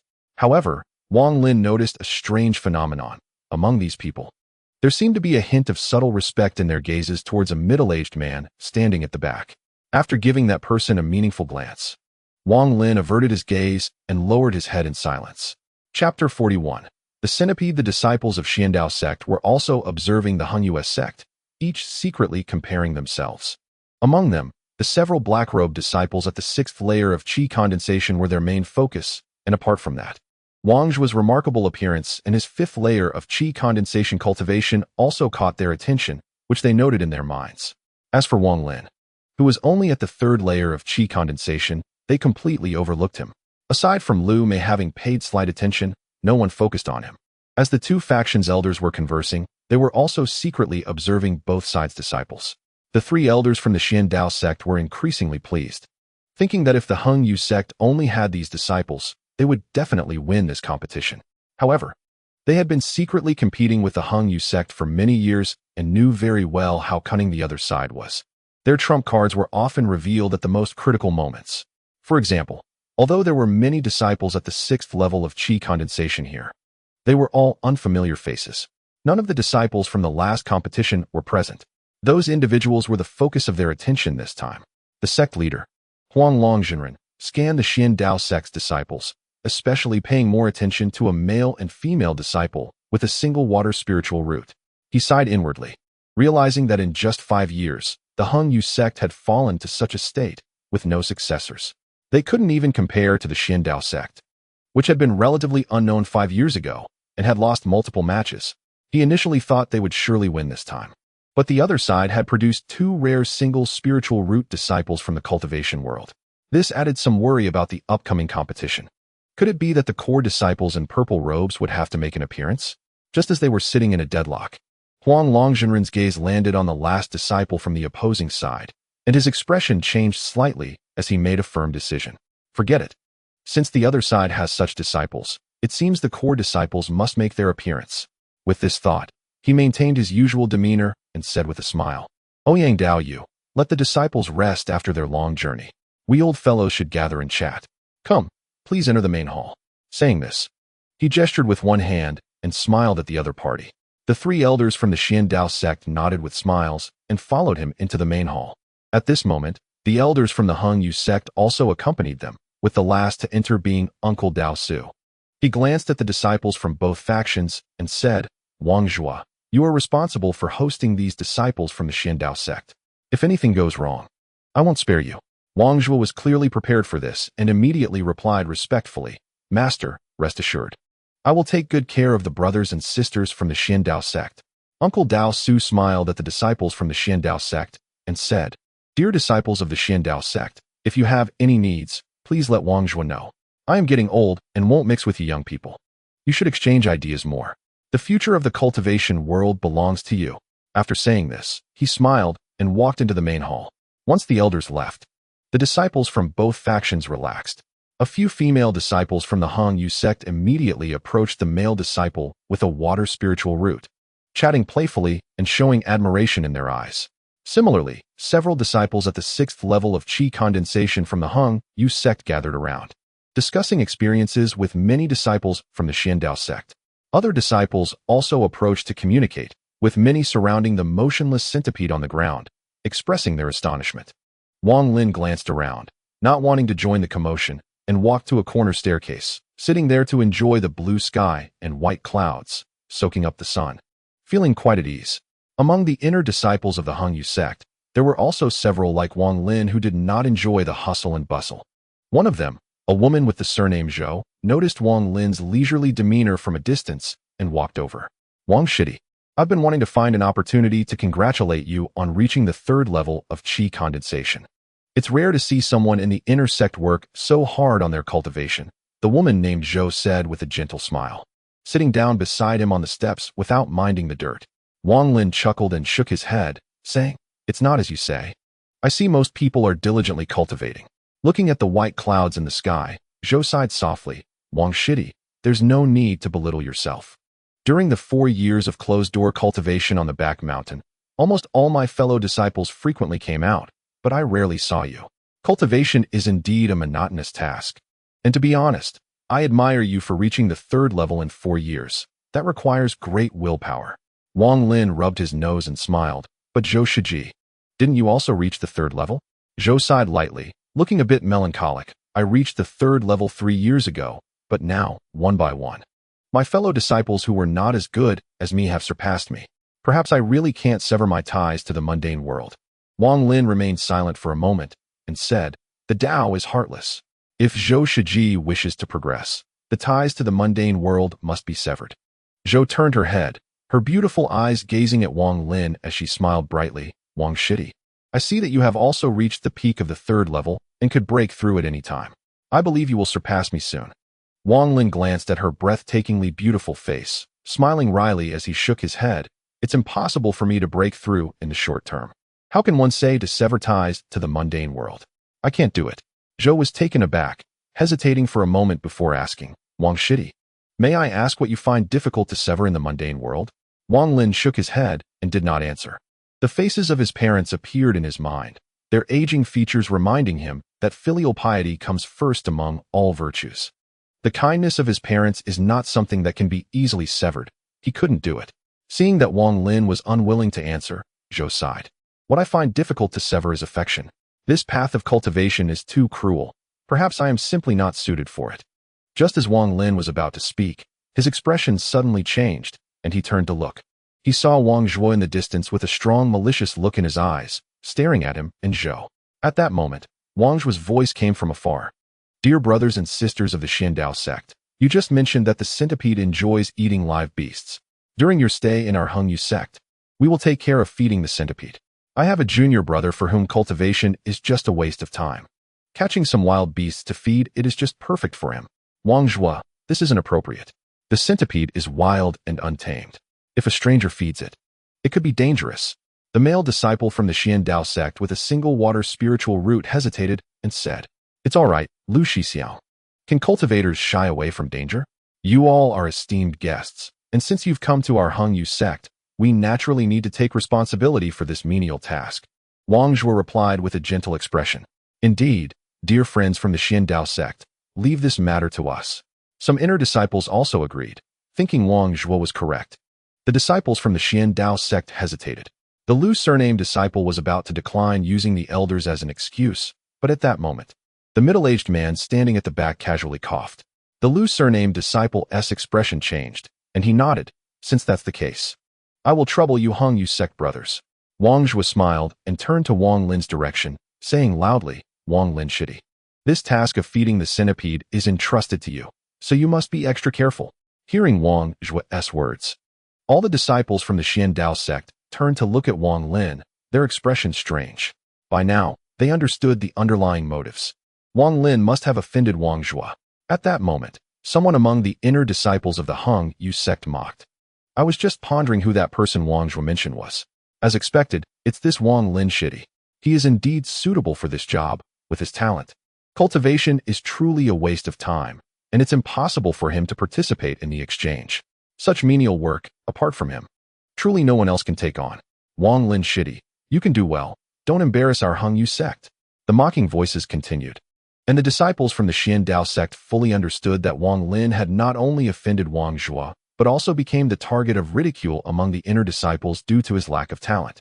Such things happen in any sect, and R&T considered a big deal. Thus, in the eyes of all the disciples of the Xiandao sect, Wang Lin was immediately categorized as a waste. The woman surnamed Zhou sitting next to Wang Lin frowned, cast a disdainful glance at Wang Zhuo, and said softly to Wang Lin, Junior brother Wang Lin, if I hadn't come over, he wouldn't have targeted you. Wang Lin shook his head.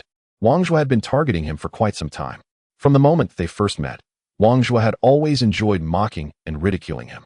The other inner disciples looked down on him as he had entered the sect through suicide rumors and had engaged in some despicable acts to curry favor with the elders. Most importantly, he was only at the 3rd level of the Qi condensation stage, which was among the lowest tier among these inner disciples. Strength determined everything. Wang Lin glanced at the centipede lying on the ground, its expression fierce, but he did not care, pretending not to hear. Before long, Wang Zhuo arranged for several disciples to take the Xiandao sect members to their guest rooms to rest. A man with a single water spirit root, surnamed Lu from Xiandao sect, glanced at Wang Lin before leaving and said kindly, This is junior brother Wang Lin, right? Our centipede is wild and untamed, so be careful when feeding it and don't get too close to avoid being harmed. Wang Zhuo sneered at Wang Lin a few times and then ignored him. Soon, everyone outside the hall dispersed completely. The woman surnamed Zhou frowned and said a few more words to Wang Lin before getting up to leave. Watching the empty square, Wang Lin stood up and walked towards the centipede, stopping 10 meters away. He carefully observed this spirit beast. Upon closer inspection, the centipede was a colossal creature. Its body made up of many segments, each with a pair of dark legs, densely packed like sharp knives. Its segmented body faintly emitted a hint of black light, especially its head, which sported two massive pincers that protruded menacingly, instilling fear in onlookers. What caught the most attention, however, were the two long red antennae on its head, which swayed as if they were two long snakes. As if aware that Wang Lin was watching it, it opened its closed eyes and cast a cold glance at Wang Lin, sending a chilling sensation sweeping over him. Wang Lin felt a shiver run down his spine, but the spiritual energy within him circulated and easily dispelled the coldness. The centipede, looking surprised, deeply regarded Wang Lin for a moment before closing its eyes and ignoring him again. Wang Lin displayed an interested expression, secretly noting that this centipede was indeed a spirit beast, capable of showing expressions like a human. After a brief contemplation, he departed the area with light steps, wandering around the mountains. His consciousness expanded effortlessly, capturing a few small beasts, which he held in his hands as he made his way back. On the way, he encountered several Xiandao sect disciples, accompanied by a few inner brothers who were sharing interesting anecdotes about the sect. Upon seeing the small beasts in Wang Lin's hands, the inner brothers burst into laughter, drawing the attention of the Xiandao disciples.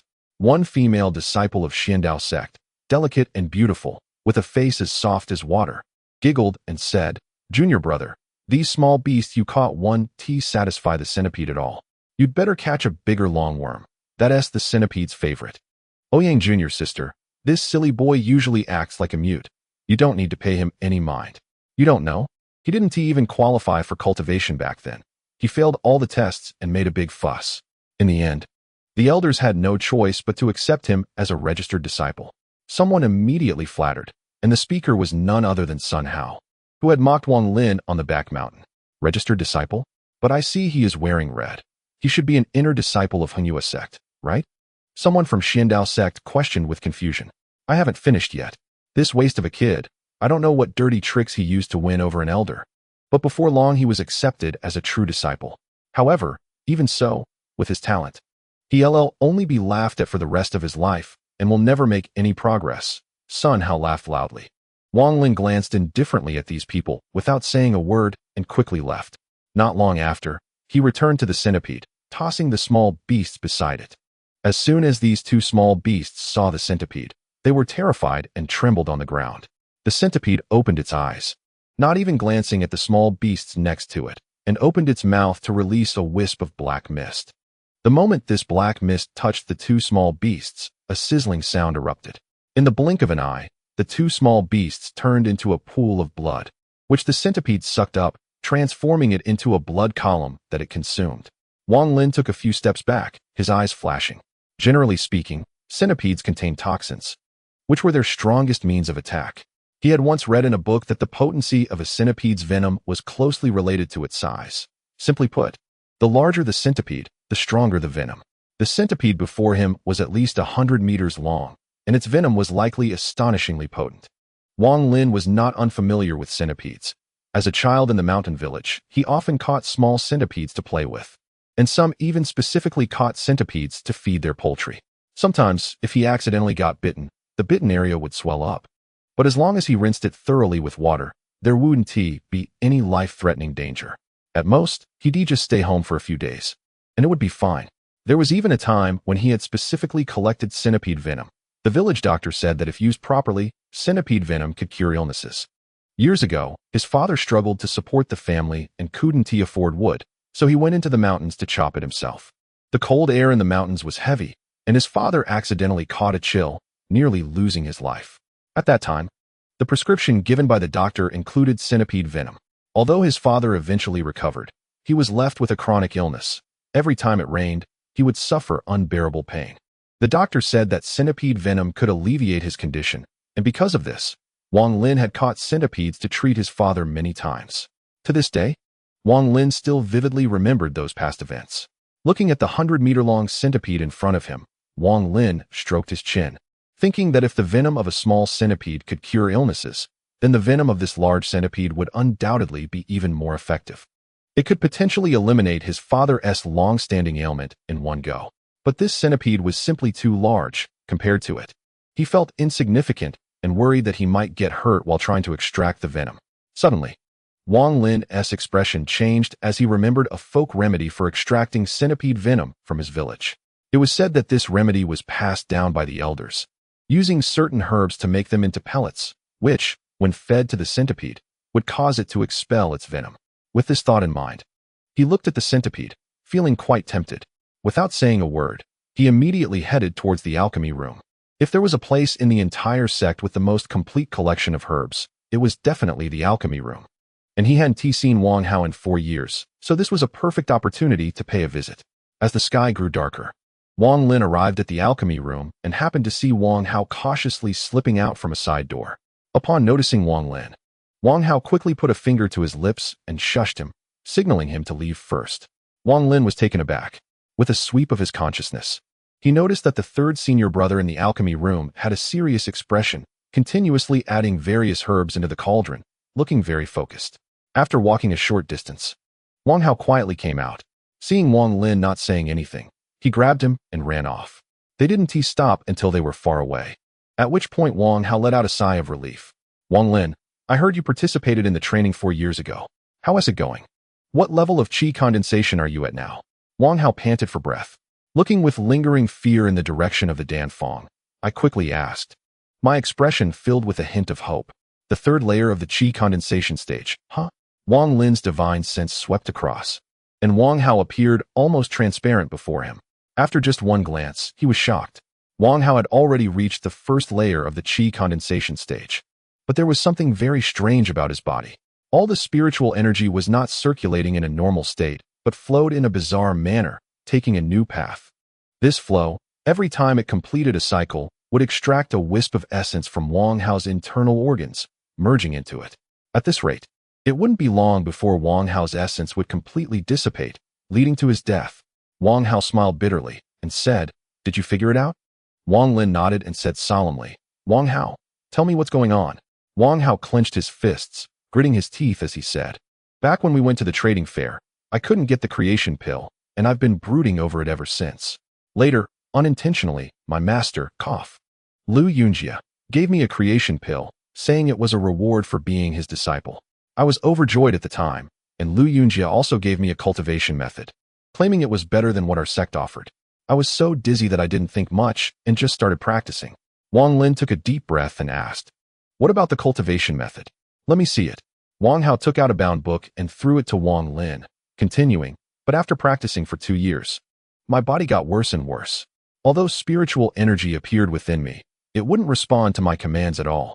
Later, I secretly bribed a disciple from the scripture pavilion to help me look up some information, and finally learned that the cultivation method Lu Yunjia gave me is called Furnace Fire Opening Court. Wang Lin flipped through the book, growing more shocked with each page. The cultivation described in the method was completely different from the 3 articles on qi condensation.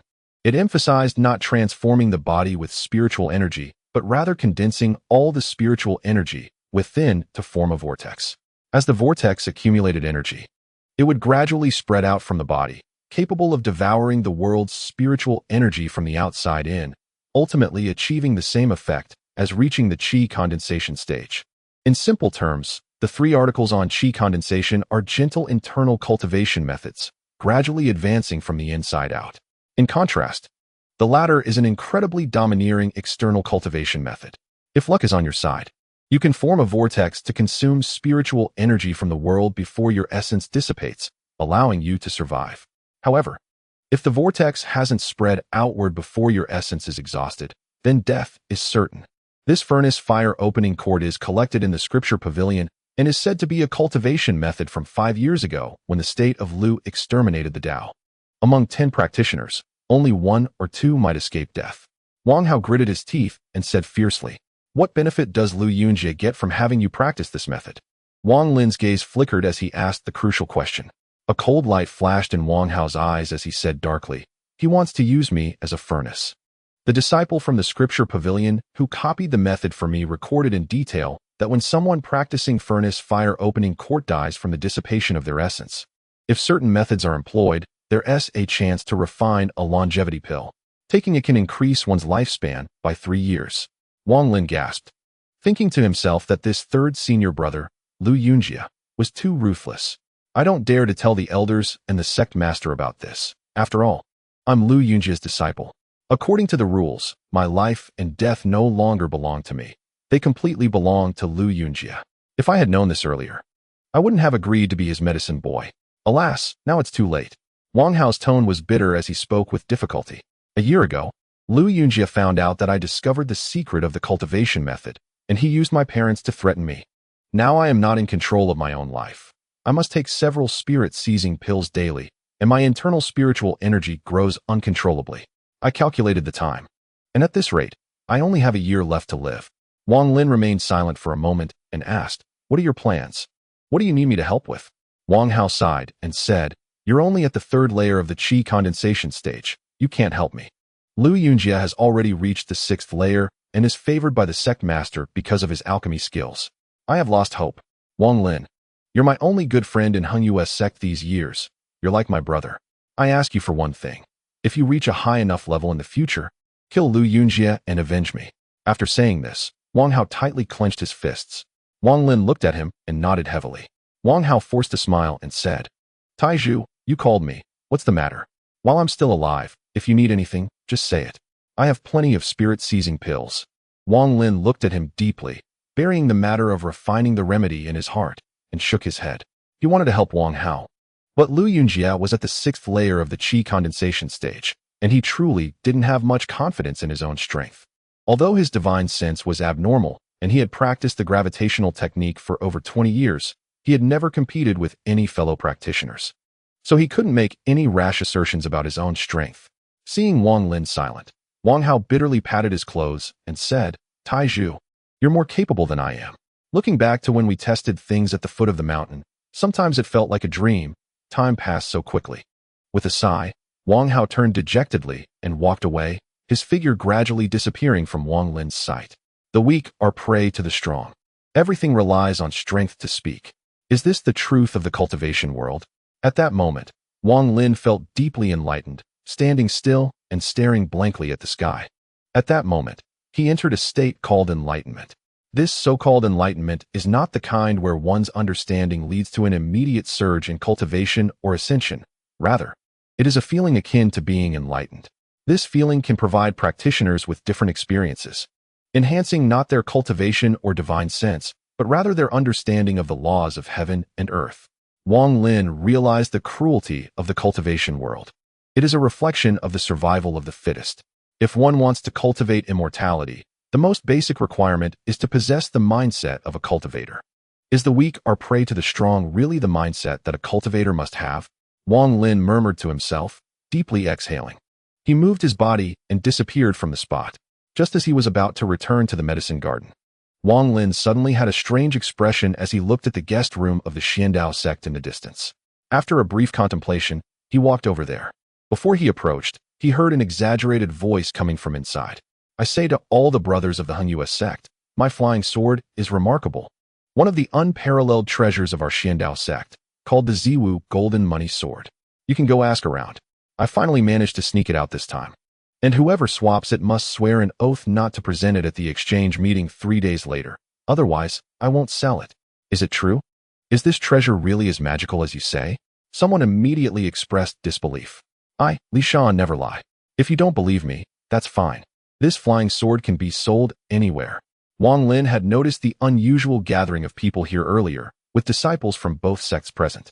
As he walked in, he saw a young man in his 20s, with a square face and thick eyebrows, standing in the center, holding a small sword composed of copper coins that sparkled with blue light, boasting loudly. Around him, some disciples from the Xiandao sect showed strange expressions, and one person, unable to bear it any longer, coughed and said, "What junior brother Li Shan said is not wrong. The Ziwu Golden Money Sword is indeed one of our Xiandao sect's treasures, but I must say that the one in junior brother Li Shan's hands is a counterfeit. Although it still has some effectiveness." The disciples of Hung-Yu sect were discussing among themselves, and finally, a man at the 5th level of the condensation stage walked out. Wang Lin remembered that this person's surname was Zhao. The Zhao disciple spoke quietly with Li Shan for a while, and after some negotiation, both of them ended up smiling widely, having reached a deal. It was just an ordinary iron sword with some fragments of spirit gold added. And they were actually selling it. What a joke. Among the inner disciples, there were some who recognized the value and sneered. This senior brother is wrong. Just now, my junior brother pointed out that this is a counterfeit. But your Hung US sect seems to have someone willing to buy it. This kind of thing, if brought back as a collection, is the best. Li Shan immediately retorted. Seniorly, you're mistaken. I bought this broken sword not for collection, but to take home and give to my father. My family is in the pig slaughtering business, and this sword is just right for that. The Zhao disciple's expression changed, and he laughed loudly. Li Shan wasn't angry and chuckled. Well, you bought it, so what you do with it is none of my business. All right. I have a treasure here called the Invincible Black Gray Stench Thunder Bomb. This thing is a treasure, and I promise I'm not lying this time. We can test it right here. Saying this, he took out a black round ball and threw it at a nearby wall. There was a loud bang, and the wall was covered with spiderweb-like cracks, surrounded by darkness, and a foul smell wafted out. How about that? This Invincible Black Gray Stench Thunder Bomb is my exclusive secret weapon. Its power may not be great, but if it hits someone, even I can't wash off this black gray, especially the stench, which I painstakingly collected from the bodily fluids of dozens of exotic beasts to create. It's definitely a tool for disgusting people. Li Shan explained with a proud smile. The crowd looked at each other in shock. Some female disciples even covering their noses and stepping back. Wang Lin was also quite surprised. He scanned with his divine sense, and suddenly his expression changed to something strange. The disciples of Xiandao sect felt quite embarrassed. But Li Shan was known for making all sorts of bizarre items, so few were willing to provoke him. After all, no one wanted to be hit by a stench bomb. The Invincible Black Gray Stench Thunder Bomb had a great reputation within Xiandao sect, almost comparable to several treasures in the sect. How about this? I really put in a lot of effort this time, but still, I must remind you, you absolutely cannot use it during the competition 3 days from now, or else I want to sell it to you. Li Shan showed a serious expression while secretly laughing. You fools, the more I say this, the more you'll want to use it. Hee hee. There will definitely be a good show to watch, and the elders will praise me when they return. Maybe they'll even give me a few magical treasures.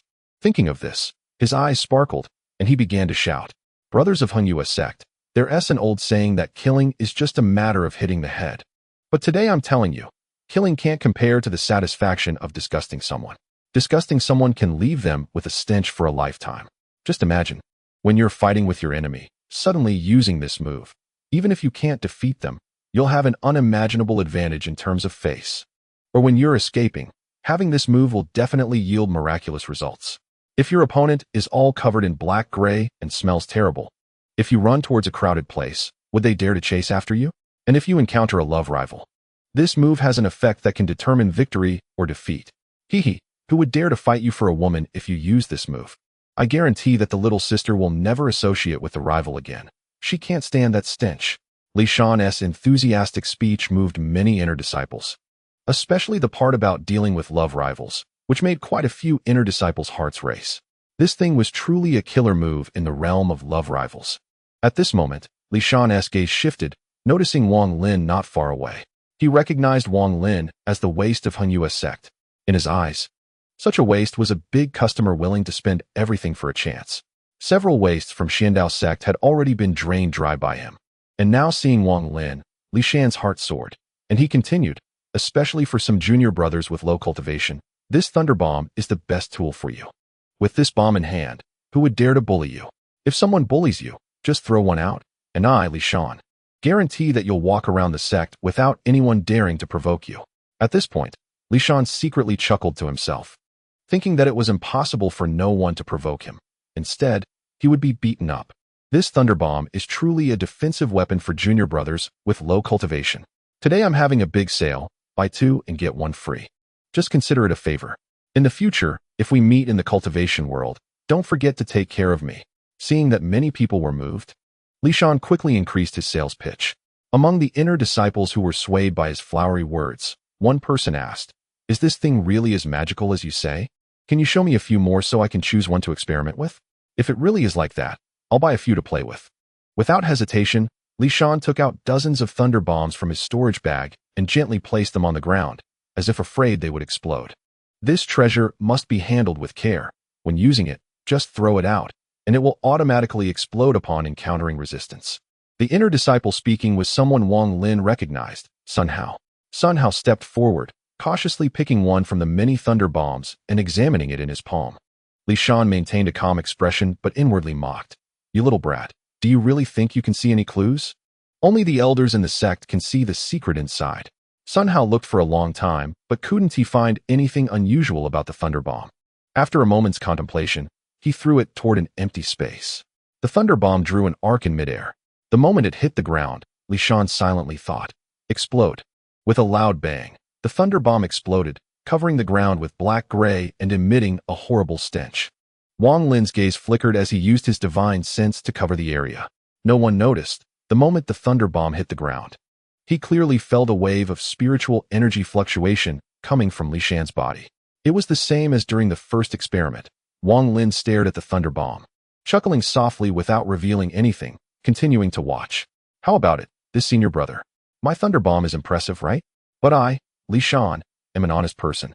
So I must say this first. This treasure doesn't explode every time. It requires a throwing technique. Once you buy it back, you can explore slowly.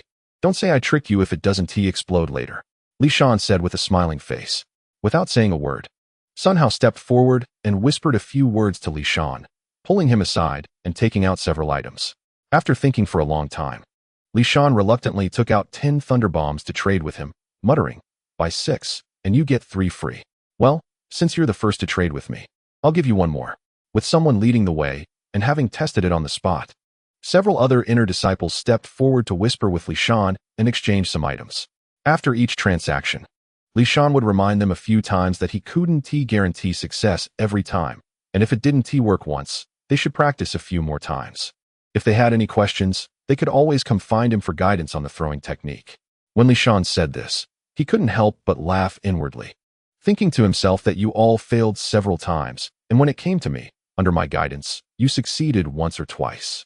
After all, it was only a few days at the Hangyue sect, and even if you had doubts in your hearts, I would have already left by then. However, there were still some inner disciples who remained cautious and did not make a purchase. Before long, only a few thunder bombs were left. And Li Shan looked at these Hangyue disciples with satisfaction, secretly thinking, a bunch of fools, humph, after 3 days, even if you don't use them. At most you would have been fooled by me once. But once you do use them, there will be a good show to watch. These thunder bombs are completely under my control. Even if outsiders hit them with a spike, they won't explode. I can't wait for the competition 3 days later. He scanned the crowd and suddenly noticed Wang Lin's ambiguous expression. He was taken aback and quickly approached, saying, Junior brother, why not trade a few to play with? I say, Junior brother, with your cultivation level, these thunder bombs are the most suitable for you. With one in hand, if anyone wants to provoke you, just throw one at them. Wang Lin glanced at Li Shan, revealing a hint of faint mockery. Li Shan was startled. That glance made him feel as if his deepest secrets had been seen through. He carefully observed Wang Lin a few times, confirming that the other party was indeed at the 3rd level of the qi condensation stage, and the title of waste could not be false. So he secretly concluded that it must be an illusion. All right, let's trade for 2, but I don't have any treasures, just some spirit talismans from the sect. Wang Lin chuckled and nodded. Li Shan hesitated for the first time, carefully observing Wang Lin for a long time. After confirming that the other party was indeed at the 3rd level of the qi condensation stage, he finally felt relieved and took out 3 thunder bombs, smiling. Junior brother, I'll do you a favor. Talismans are talismans. Buy 2 and get 1 free. These 3 thunder bombs will definitely give you an extraordinary experience. Haha. After saying that, he thought to himself, it really is extraordinary. I didn't lie to you about that. Humph. As long as you have the thunder bombs in hand. Even if you don't participate in this competition, when we meet again, I'll find a chance to let you experience what extraordinary really is. You'll remember it for a lifetime. Haha.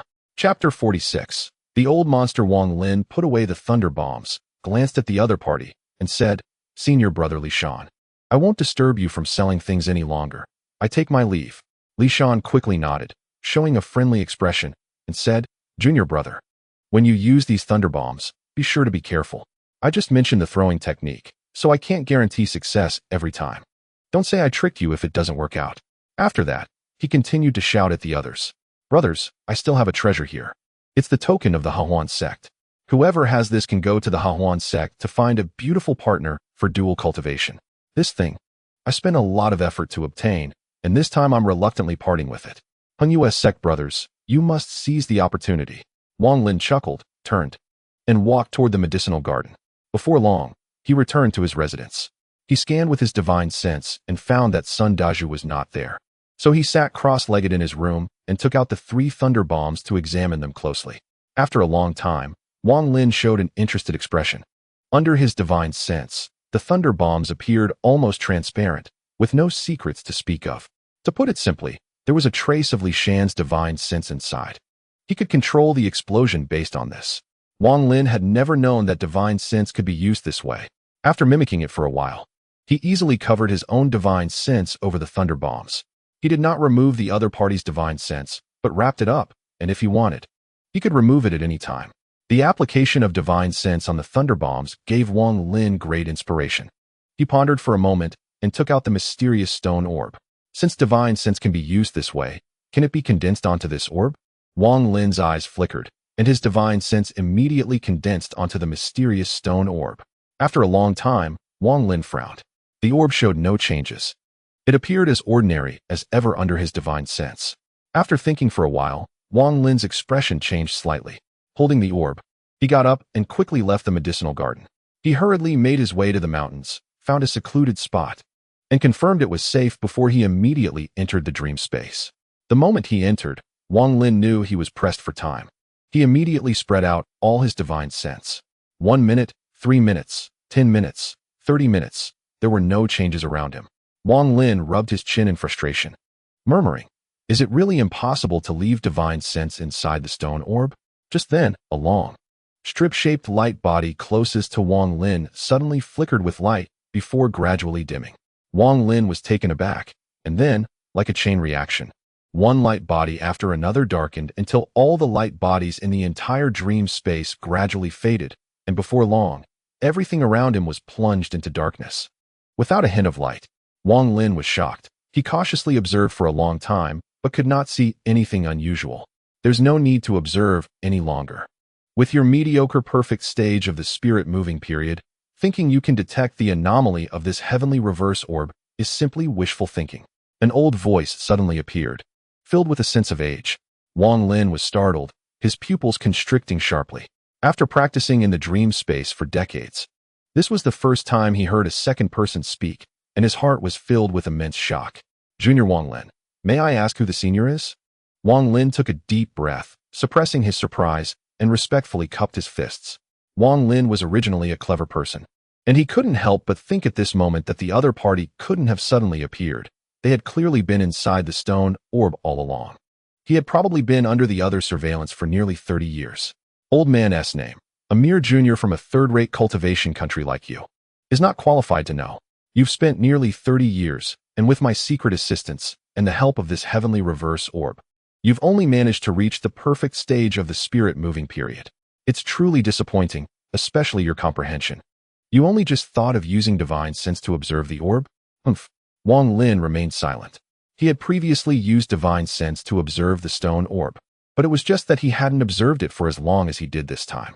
Especially your way of doing things is what bothers me the most. Cultivators go against the heavens. Whoever provokes you, you should kill them. I have been secretly observing you in that damn sect for years. If it were me, that sect would have been wiped out long ago, and all those who insulted me would have had their souls scattered, especially that Wang Zhua, with my temper. He would have long been stripped of his soul and thrown into the cycle of hell. Then I would have gone to his home and wiped out his entire family. Sigh. I quite like that Zhang Hu from your sect. He's ruthless enough, and that Liu Jr. is even more to my taste.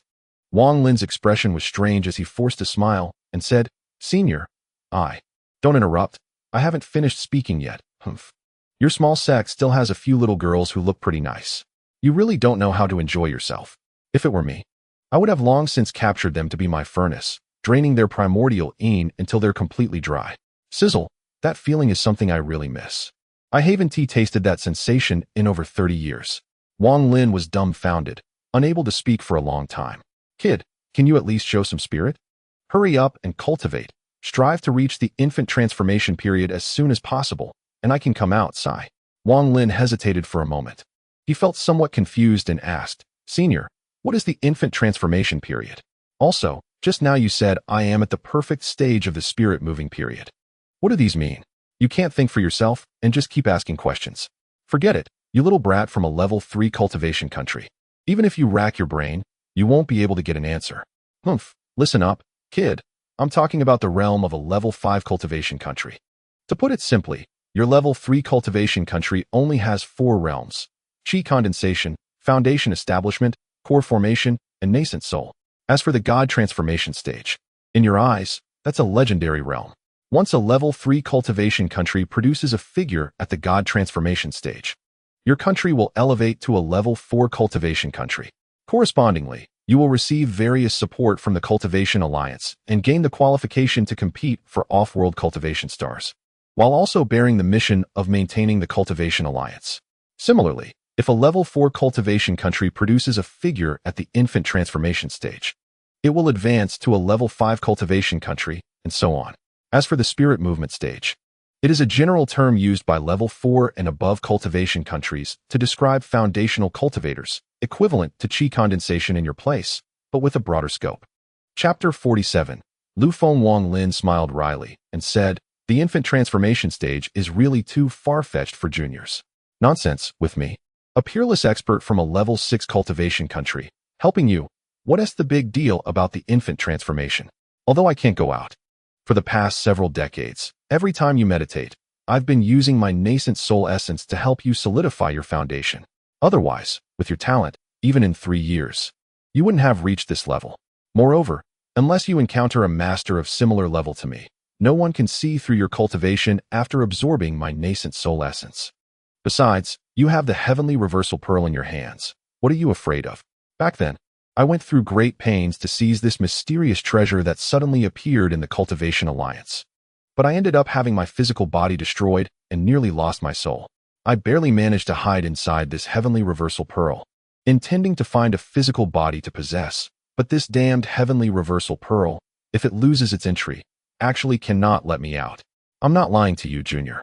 When I first saw you come in, I wanted to seize your body, but ultimately realized it was impossible. This heavenly reversal pearl is like a cage, preventing me from leaving. After years of research, I've come to understand that this pearl must recognize a master before it can show some effects, allowing me to go out. When I got this pearl, I didn't have time to study it before being hunted down. This pearl requires the gathering of the 5 elements: gold, wood, water, fire, and earth to recognize a master. But even so, you must at least reach the infant transformation stage to get me out. Sigh, kid. Just take it as a kind-hearted request and hurry up with your cultivation. When the time comes, help me find a better physical body for possession, and I, Situ Nan, will remember your great kindness for life. In the future, I will protect you, and you'll be sure to have a good life. As he spoke, Situ Nan's tone was no longer as domineering as before, filled with a sense of lament. Wang Lin fell silent for a moment, just about to speak when Situ Nan's voice rang out again. Kid, someone is coming. I'll send you out first. Suddenly, a tearing sensation surged, and Wang Lin's body shook as he opened his eyes in reality. With a sweep of his divine sense, he immediately spotted 2 inner disciples, one male and one female, sneaking over. When they were about 30 meters away from Wang Lin, the 2 stopped and began whispering sweet nothings. Not long after, the 2 were completely undressed, and their moans echoed around. Wang Lin found the 2 familiar. They had participated in training together. He watched curiously for a while, especially fixating on the female disciple, before reluctantly leaving. After returning to his residence, Wang Lin pondered the words of Situ Nen in the dream space. He didn't really believe the other words. But the discussion about the levels of cultivation countries in the cultivation world opened his eyes. It was likely that the other wouldn't lie about such matters.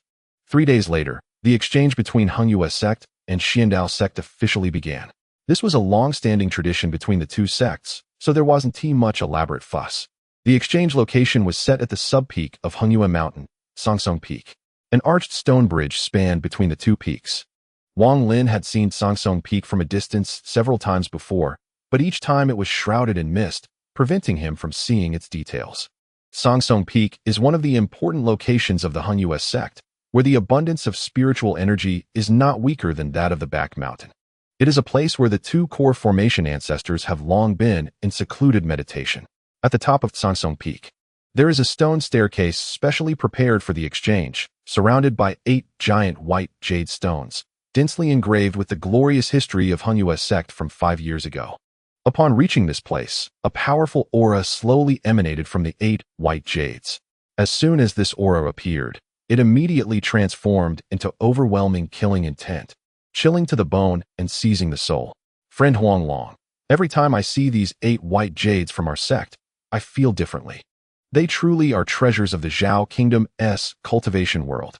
Elder Ouyang sighed, while waving his large sleeve, his expression serious as he dispelled the overwhelming killing intent from the white jades.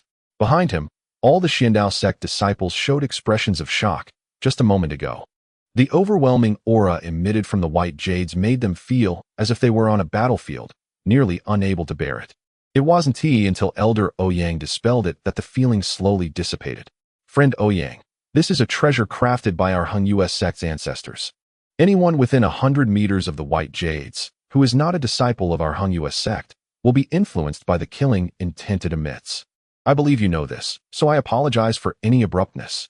Master Huang Long replied calmly, changing his hand seals and silently reciting a mantra. Instantly, gentle beams of light overflowed from the 8 white jades, as if the clouds and mist of Tsangsong Peak were being parted by 2 large hands, revealing its features. The overwhelming killing intent was also swept away at this moment. Following behind him, all the inner disciples were rolling up their sleeves, ready for action. No problem. Let us follow the old rules. For this first match, our Xiandao sect will send someone first. Lu Feng, you go. Elder Ouyang turned around and exchanged a few words with 2 fellow elders behind him before speaking. Lu Feng was precisely the single water spiritual root male from Xiandao sect. He smiled slightly, took a deep breath, and with a step, his body shot out like lightning, standing on the central platform, and announced loudly, Lu Feng from Xiandao sect. Seeking guidance from Hangyue sect. Wang Lin followed behind Sun Dazhu, carrying a gleaming golden flying sword on his back, dressed in red disciple robes, looking quite imposing. Sun Dazhu was very satisfied with his disciple's appearance. Ever since Wang Lin reached the 3rd layer of qi condensation, he no longer viewed this disciple with such disdain. Although he couldn't say he liked him, he at least regarded him as a disciple to some extent. Of course, all of this still depended on whether Wang Lin's cultivation would remain at the 3rd layer. If after 10 or 8 years he was still at the 3rd layer, Sun Dazhu would probably start to dislike him again. During these 3 days, Wang Lin hardly stepped out of his house. Most of the time, he was in the dream, communicating with Situ Nan. Through repeated conversations, he learned some things about Situ Nan, who was the #1 powerhouse of the level 6 cultivation country, Zhuke country. With unfathomable cultivation, a rebellious character, prone to killing and seizing treasures, and quite arrogant. At this moment, the scene became very quiet due to Lu Feng's appearance. The sect leader, Master Huang Long, glanced at Lu Feng and said in a deep voice, Zhao Long, you go. This Zhao Long was usually reticent among the inner disciples and was one of the few disciples who had reached the 6th layer during training. For the first match, Hangyue sect sent out a disciple at the 6th layer of qi condensation, which had rarely occurred in previous exchanges. The elder Ouyang didn't mind and smiled. Lu Feng, for this first match, I allow you to use 50% of your cultivation. As soon as these words were spoken, the expression of the Hangyue sect members changed suddenly. Chapter 48. Untitled So Arrogant. Brother Zhao, take him down. Let's give our Hangyue sect some face. Defeat him and let this pretty boy see the power of our Hangyue sect. Brother Zhao, go for it. The Xiandao sect is too arrogant. Brother Zhao, you must make him lose embarrassingly. How dare he shamelessly say he allows 50% of his cultivation. The Xiandao sect is too cunning, afraid of losing and looking for excuses in advance. Brother Zhao, I have faith in you. Go for it. The inner disciples of Hangyue sect immediately became furious. The opponent's blatant words severely damaged their pride. The elder generation of Hangyue sect looked grim, saying nothing, but their eyes revealed a cold light as they glanced at the Xiandao sect with unfriendly gazes.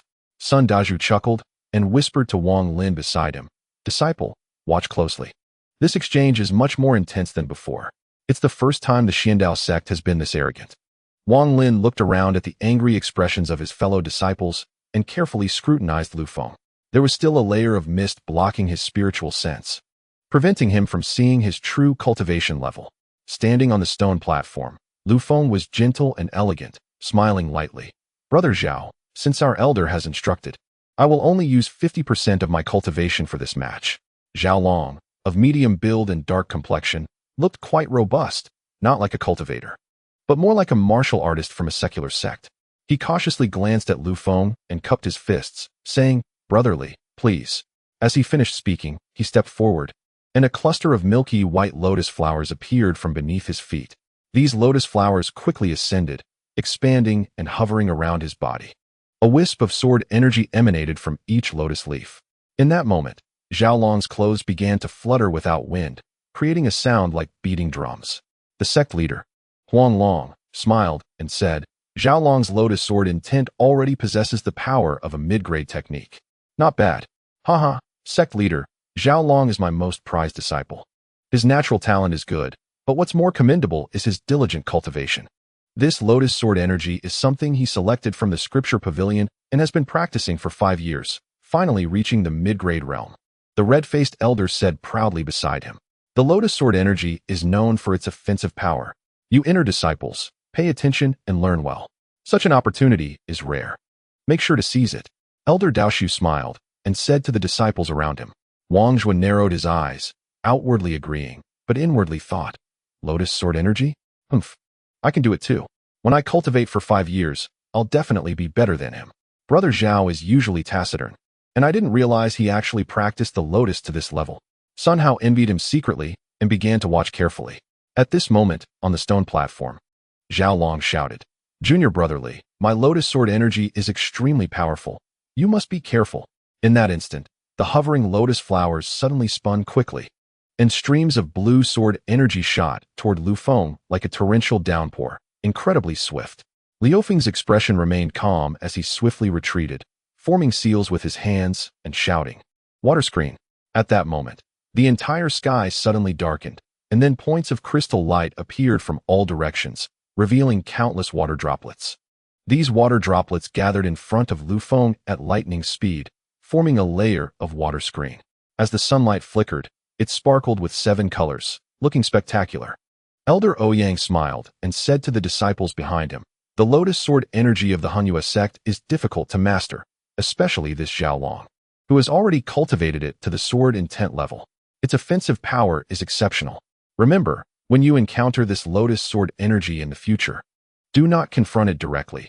You must find a way to win, unless you possess a single water spiritual root like Lu Feng, with the water attribute of heaven and earth, and your heart moves with intent." All the disciples nodded in understanding, except for a middle-aged man standing at the back, who showed a hint of disdain. On the stone platform, the torrential lotus sword energy struck the water screen, and Zhao Long's expression darkened. This water screen was too strange. When the sword energy hit it, it produced no effect at all, vanishing silently. He frowned, about to cast a spell again, when suddenly, Lu Feng inside the water screen revealed a strange smile and softly said, "Brother Zhao, it would be impolite not to reciprocate. Why don't you receive this lotus sword energy and see?" The water screen shimmered, and ripples appeared on its surface. The lotus sword energy Zhao Long had just unleashed immediately refracted out from within the water screen. The same spell, the same sword intent. Zhao Long's expression changed drastically as he retreated rapidly, but the sword energy was even faster. He realized he wouldn't have time to dodge, so he gritted his teeth and quickly threw out over 10 talismans from his storage bag. As soon as these talismans appeared, they flickered with yellow light, igniting spontaneously and transforming into streams of black mist. The sword energy struck them, and they dissipated, the black mist quickly dissolving. In the end, it barely managed to dissolve most of the sword energy, but some still broke through the black mist and pierced Zhao Long's body directly. Zhao Long was propelled backward by the impact of the sword energy, spitting blood in midair, his face pale as he crashed to the ground. He struggled for a long time, but couldn't stand up again. His body had several small holes pierced through, but fortunately, none were critical, and he was not in danger of losing his life. Lu Feng showed a look of pride, leaping down from the stone platform and saying to Elder Ouyang, "Disciple has not disgraced my mission, only using half of the water screen to rebound." The red-faced elder moved, transforming into a mass of red clouds. rushing to Xiaolong's side. With a grim expression, he patted him several times and fed him a few precious pills. After doing this, he said solemnly, "What a water screen rebound. Without a cultivation level above the 8th layer of the qi condensation stage, it's impossible to break it. My disciple's skills are not yet refined. It's normal for him to lose." The disciples of the Xiandao sect all showed joy, discussing among themselves. A mere 6th layer of the qi condensation stage thinks he can compete with Senior Brother Li? I knew we would win this first match. Exactly. Senior Brother Li's water screen is incredibly powerful. Even the elders praise it. How could they possibly break it? It's simply a dream. Indeed, the Hunyue sect is really declining year by year. I've observed the inner disciples for quite some time these past few days and haven't seen a single one who poses a threat to us. That can't be said. The purple-clad disciples of the Hunyue sect haven't appeared yet. I've heard the elders say these are the core disciples of the Hunyue sect. Chapter 49. Thunder. Like the disciples of the Xiandao sect, the inner disciples of the Hunyue sect were also shocked. They were all disciples who had joined the sect in the last 20 years and had rarely witnessed such a bloody scene. They fell silent, feeling anxious deep down. The sect leader, Huang Long, had a particularly gloomy expression, unable to speak for a long time. He could tell at a glance that the opponent's disciple Lu Feng was at the 6th layer of the qi condensation stage. But he didn't expect him to possess such a miraculous technique. The water screen grew stronger against stronger attacks, without an 8th layer of qi condensation stage strength. It was simply impossible to break through. It was only the first match, and it had already come to this, making him feel bitter inside. The Hunyue sect had truly declined. He glanced at his fellow disciples beside him, all of whom wore grim expressions, silent. Sun Dazhu gasped in shock and muttered to himself, "He, a single disciple, is even more powerful than me. How did the Xiandao sect recruit such disciples? Why didn't I have this kind of luck?" Wang Lin glanced deeply at Lu Feng, having witnessed everything that just transpired. Although he sensed Lu Feng's cultivation level the moment the water curtain was used, he had not engaged in an actual match, so he was equally shocked by this water curtain. The elder Ouyang from the Xiandao sect smiled slightly and said loudly, "Huang Long, it's your turn to send someone for the second match." Huang Long Jinren scanned the inner disciples one by one, and most of them immediately lowered their heads, praying not to be chosen. Seeing this, Huang Long Jinren felt anger rising in his heart and was about to speak when Sun Hao suddenly gritted his teeth and stepped forward, saying loudly, "Master, this disciple is incompetent but is willing to participate in the second match." Several uncles beside him looked disapproving, and Dao Su furrowed his brow, saying, "Sun Hao, you are only at the 4th level of qi condensation, don't be reckless." After hesitating for a moment, Sun Hao said, "Disciple has a new spell. Even if I can't win, I can still annoy the opponent." He thought to himself, since no one wants to go on stage, if I go up, I will definitely gain the master's favor. Even if I can't win, using the thunder bomb in my hand will still give me some face. Li Shan, I'm sorry, but this thunder bomb, bought from you, will be used against you, so it counts as karmic retribution. In recent days, he believed he had mastered the thunder bomb well. Although he had failed the first few attempts, he had succeeded several times at Li Shan's place. Due to time constraints, he hadn't continued practicing afterward, but he believed that with a few more tries, he would definitely succeed. Huang Long Jinren sighed softly, pondered for a moment, and nodded, saying, "You go up. Let me see your new spell." Sun Hao leaped up onto the stone platform and announced loudly, "Disciple Sun Hao of Hunyue sect seeks advice from Xiandao sect." Li Shan, seeing Sun Hao, immediately felt a mix of emotions, thinking to himself that he could hardly contain his laughter. He noticed Elder Ouyang was about to call someone to the stage, so he quickly stepped forward and said, "Uncle, I, Disciple Li Shan, am willing to go on stage and exchange ideas with the opponent." He even made some exaggerated gestures. Elder Ouyang felt a headache coming on with Li Shan, but knew he was cunning and unlikely to suffer losses. Since he had volunteered, he must be confident. So after a brief contemplation, he nodded. Li Shan excitedly walked onto the stone platform, his heart already bursting with joy. He thought, "Sun Hao, this is your own doing. This time, I will make you lose face." When Sun Hao saw Li Shan come on stage, his expression turned strange. "Sun Hao, come on. Show me your best spell and attack me. I, Li Shan, will take it." Li Shan shouted loudly. Sun Hao hesitated for a moment. He had now reached the level of using a flying sword.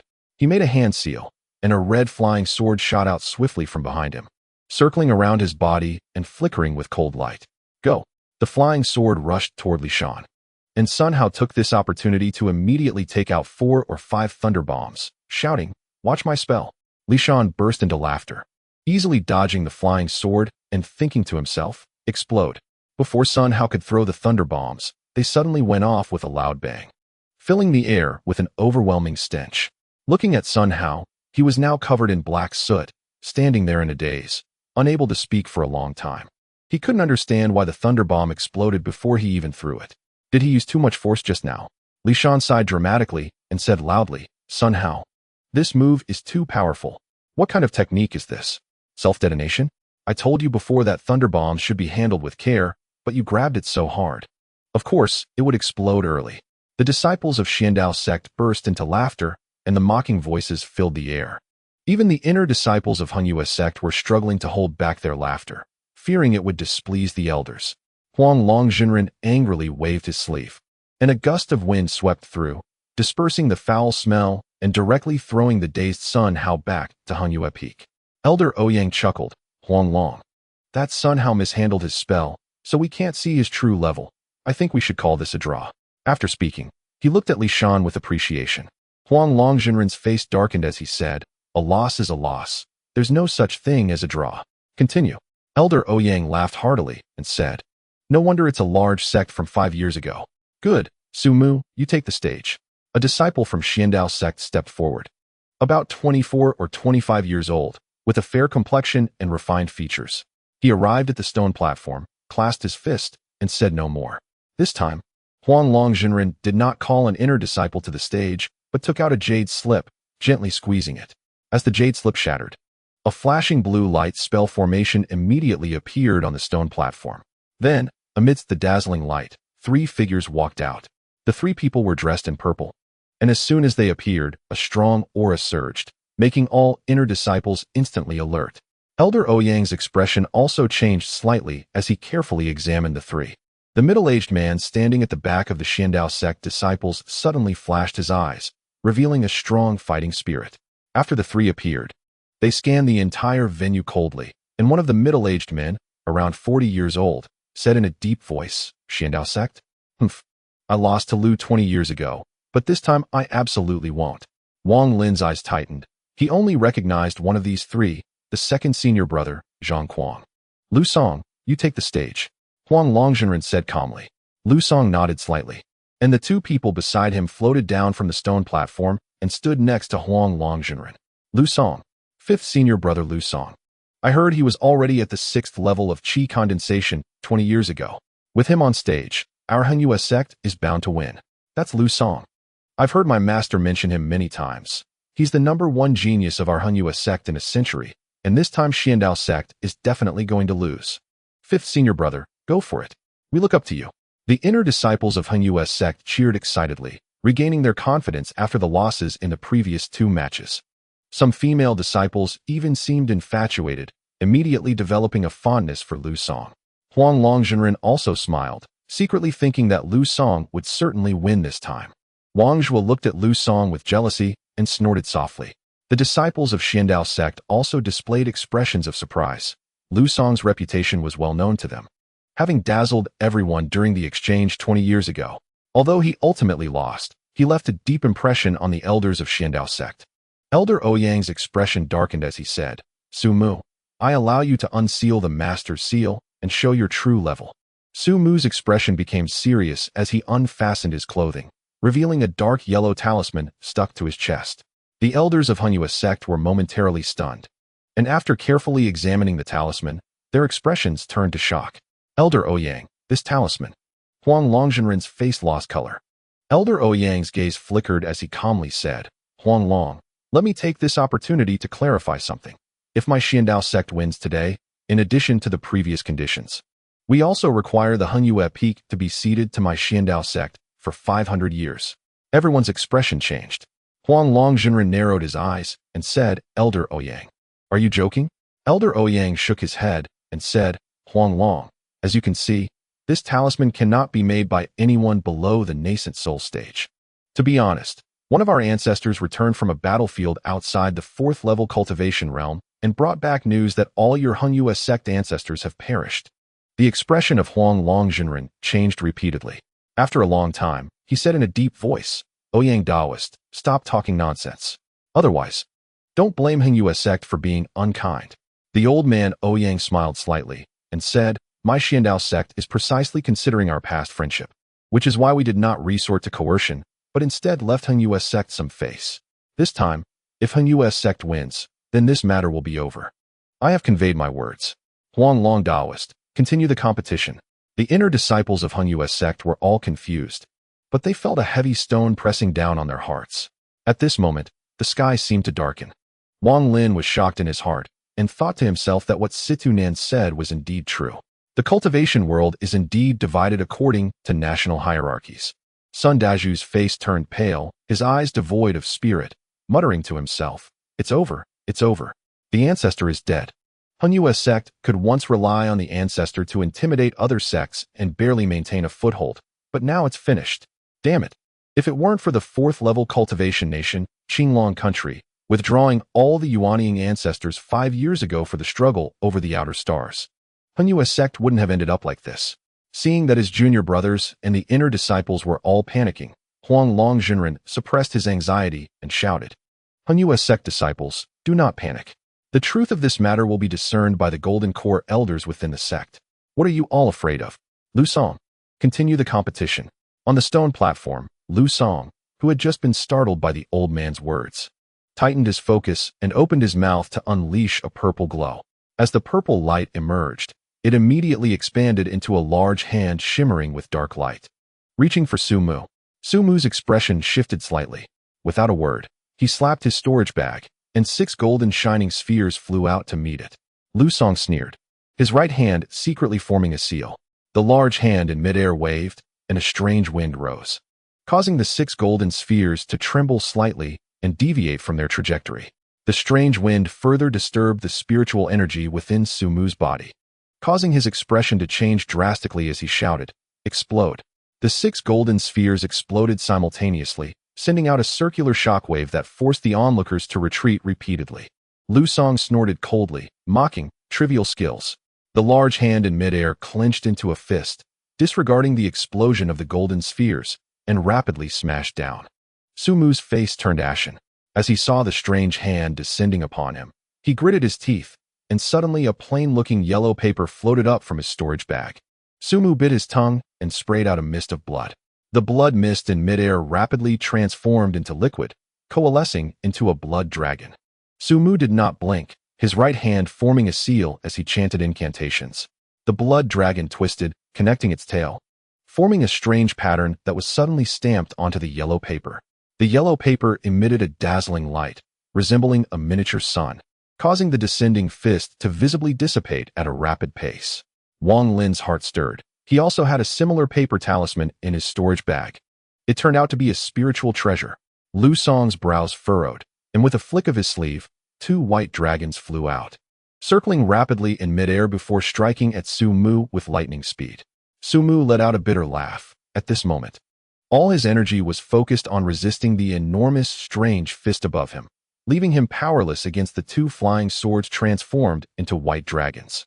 As the 2 white dragons revealed their menacing jaws, a sudden cold snort came from among the disciples of Xiandao sect. Immediately after, a black long rainbow shot out from the Xiandao sect disciples, easily wrapping around the 2 white dragons, which emitted a painful creaking sound as they shrank, ultimately transforming into 2 small silver swords. The black long rainbow tightened, and with a snap, the 2 flying swords broke in half and fell onto the stone platform.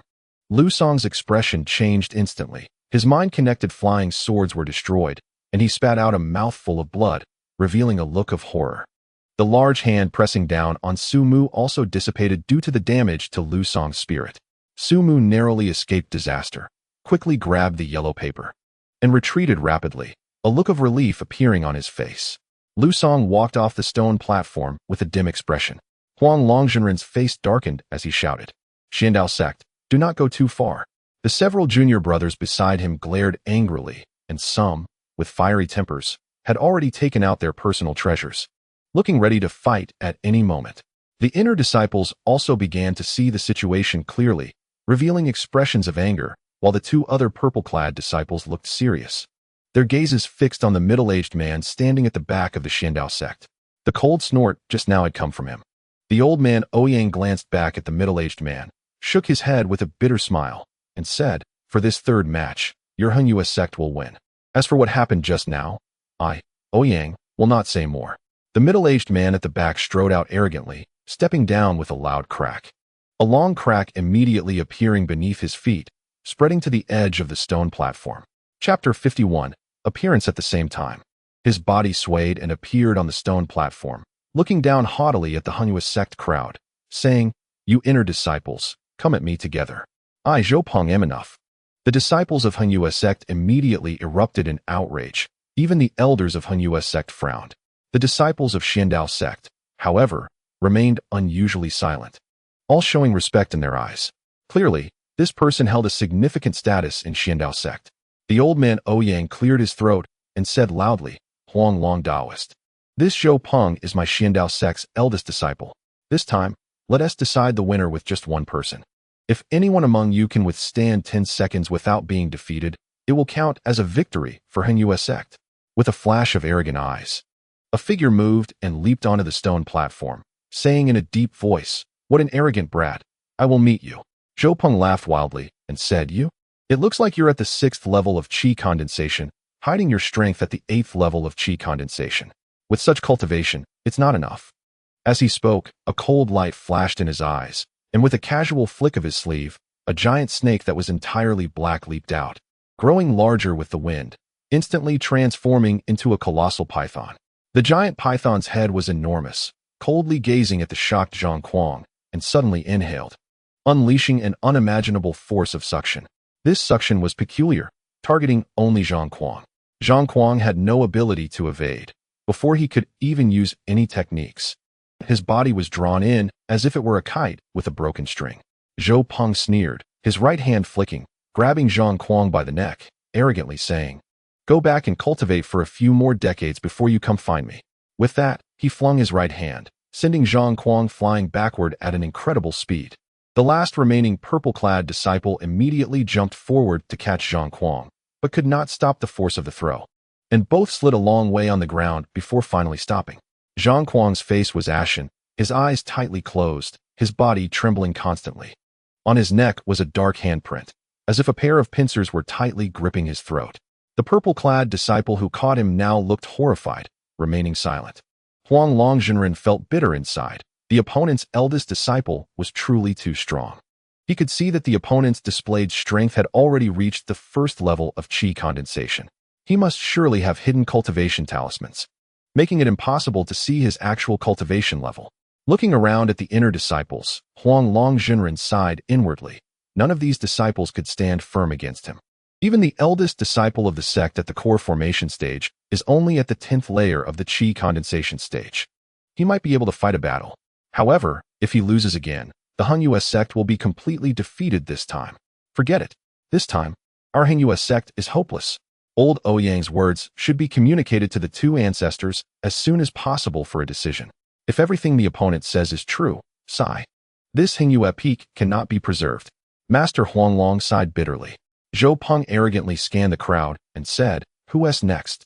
All the Hengyue sect disciples were frozen on the spot, unable to speak. Under Zhou Peng's gaze, each of them instinctively lowered their heads, not daring to look up, and no one was willing to step forward. Zhou Peng sneered, looking down on these people. Just then, he was suddenly taken aback. There was a disciple at the 3rd layer of qi condensation who was not afraid of his gaze. Wang Lin's expression was calm as he looked at Zhou Peng. Zhou Peng stared at Wang Lin and coldly said, "What? Do you want to come up?" Zhou Peng's words drew everyone's attention, and when they realized that Zhou Peng was pointing at Wang Lin, their expressions became strange. Master Huanglong sighed. He had never paid attention to Wang Lin, who was only at the 3rd layer of qi condensation, but now, compared to the other disciples, this child, although his cultivation was low, showed commendable courage. Seeing that the other party did not respond, Zhou Peng sneered. There are 4 matches, and only one is left. In such a large Hengyue sect, not a single person dares to step up. Zhou is really disappointed. Are there no inner disciples of the Hengyue sect who can come up? Dao Su, who was standing beside Master Huanglong, suddenly said, "Junior brother son, I'm sorry. Wang Lin, you go up." Sun Dazhu was taken aback, but quickly reacted and shouted angrily. Dao Su, although you are my senior brother, you can't set me up like this. My disciple is only at the third layer of qi condensation. If you let him go up, won't that be embarrassing for me? Don't think I don't know your intentions. The other party's eldest disciple is too strong, and your disciples can't win. You're afraid of embarrassment and injury, which is why you want my disciple to go up as a shield. My disciple has always been useless in the sect. Even if he loses, you can still say something. Damn it, I don't agree. Dao Su frowned. He did have such intentions, but Sun Dazhu was not giving him any face at all, directly tearing the mask off in front of Xiandao sect. He sneered a few times, glanced at Master Huanglong, and subtly transmitted a message.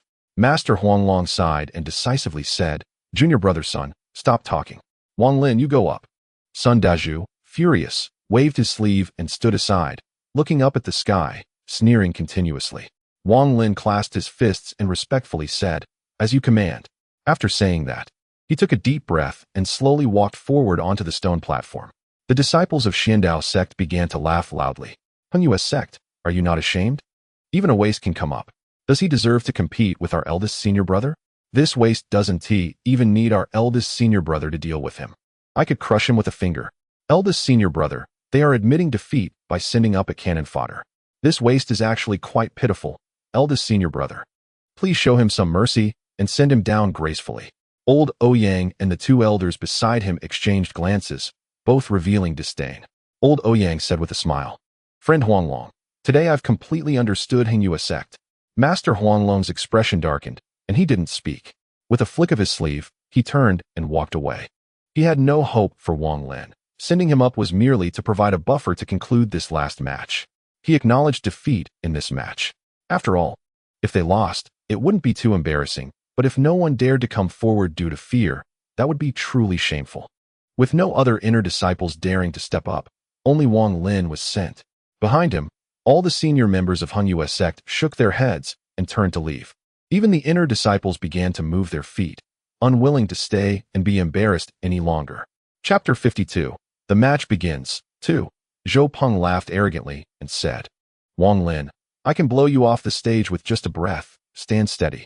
After saying this, he took a deep breath, and his body seemed like an endless abyss, causing everyone around to feel the wind stirring their clothes, making a popping sound as he was about to blow out. Wang Lin had never fought before. This was his first time, and it was impossible not to feel nervous. He did not blink, and with the power of the gravity technique, he unleashed all his strength and struck out.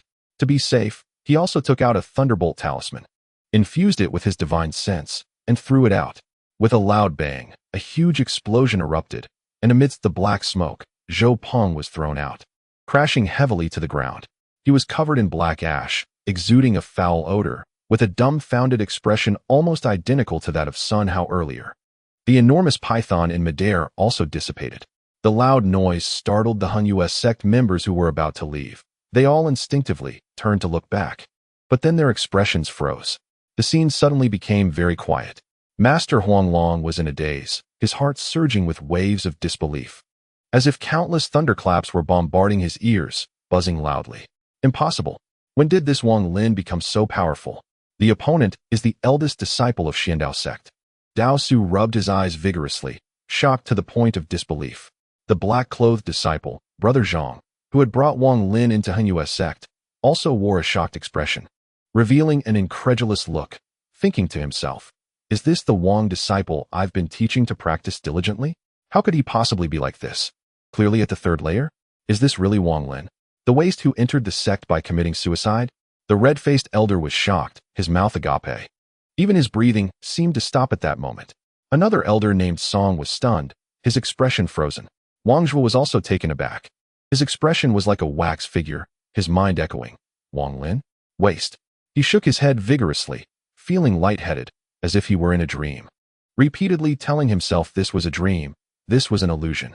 The woman named Su covered her mouth with her small hand, her eyes wide open, murmuring, how could this be? When did Wang Lin become so powerful? He is clearly at the third layer of qi condensation. Sun Dazhu touched his head, muttering to himself, an illusion. I must be hallucinating. Damn it. How can I hallucinate in broad daylight? Is this my disciple?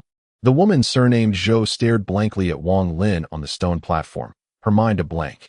Zhang Kuang had actually awakened long ago, but he was afraid of embarrassment and had been pretending to be unconscious. Now, however, he could no longer maintain the act, staring blankly at Wang Lin on the stage. Suddenly, his pupils constricted, thinking to himself, "Yes, it's him. It must be him. This is a dream. It must be a dream." The middle-aged man who had accepted Wang Lin's fourth uncle bit his tongue hard. Lu Song was not as strongly affected.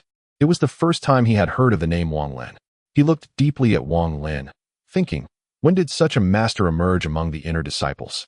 Had I known, I wouldn't have gone up. The sect leader could have just let him go up. Could it be that I misjudged him back then? Is Wang Lin actually exceptionally gifted? The third senior brother of the Dan Fong thought to himself, his expression stunned, as he couldn't process the scene before him. All the inner disciples stood still, their expressions unified in a daze. The members of the Xiandao sect were not much better off. The old man Ouyang widened his eyes. Zhou Peng was their ace, secretly known as the #1 genius in the entire Zhao country's cultivation world, with a cultivation level of the 13th layer of the Qi condensation stage. How could he lose? If it had been an elder from the Hung US sect, it would have been understandable, but the one who made the move was a waste that even the Hung US sect looked down upon. A mere third-layer junior in the Qi condensation stage. Zhou Peng must have let his guard down. It must be that he was careless. The other two elders exchanged glances. Unable to speak, this match was simply too bizarre for them to accept at once. Lu Feng glanced deeply at Wang Lin, secretly relieved that the other side hadn't come on stage just now. Otherwise, he too would have undoubtedly faced a disastrous defeat. However, he couldn't understand why. If Wang Lin was so powerful, he was still referred to as a waste in the Hun US sect. Moreover, seeing the expressions on everyone else's faces, they were clearly even more shocked than he was, suggesting it wasn't an act. Could it be that Zhou Peng, the senior brother, was careless? Lu Feng found it hard to speculate, no matter how he looked at it. Wang Lin was just at the third layer of the Qi condensation stage.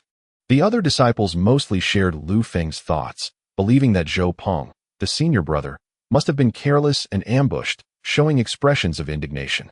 Lu Mei, with her delicate face, also looked strange at this moment. Her thoughts were different from the others. She had noticed Wang Lin on the first day and showed interest in him, carefully sizing him up. Among all the people present, if anyone was shocked, it was Li Shan, who at this moment felt his body go soft and collapse to the ground, muttering to himself, "It's over, everything is over."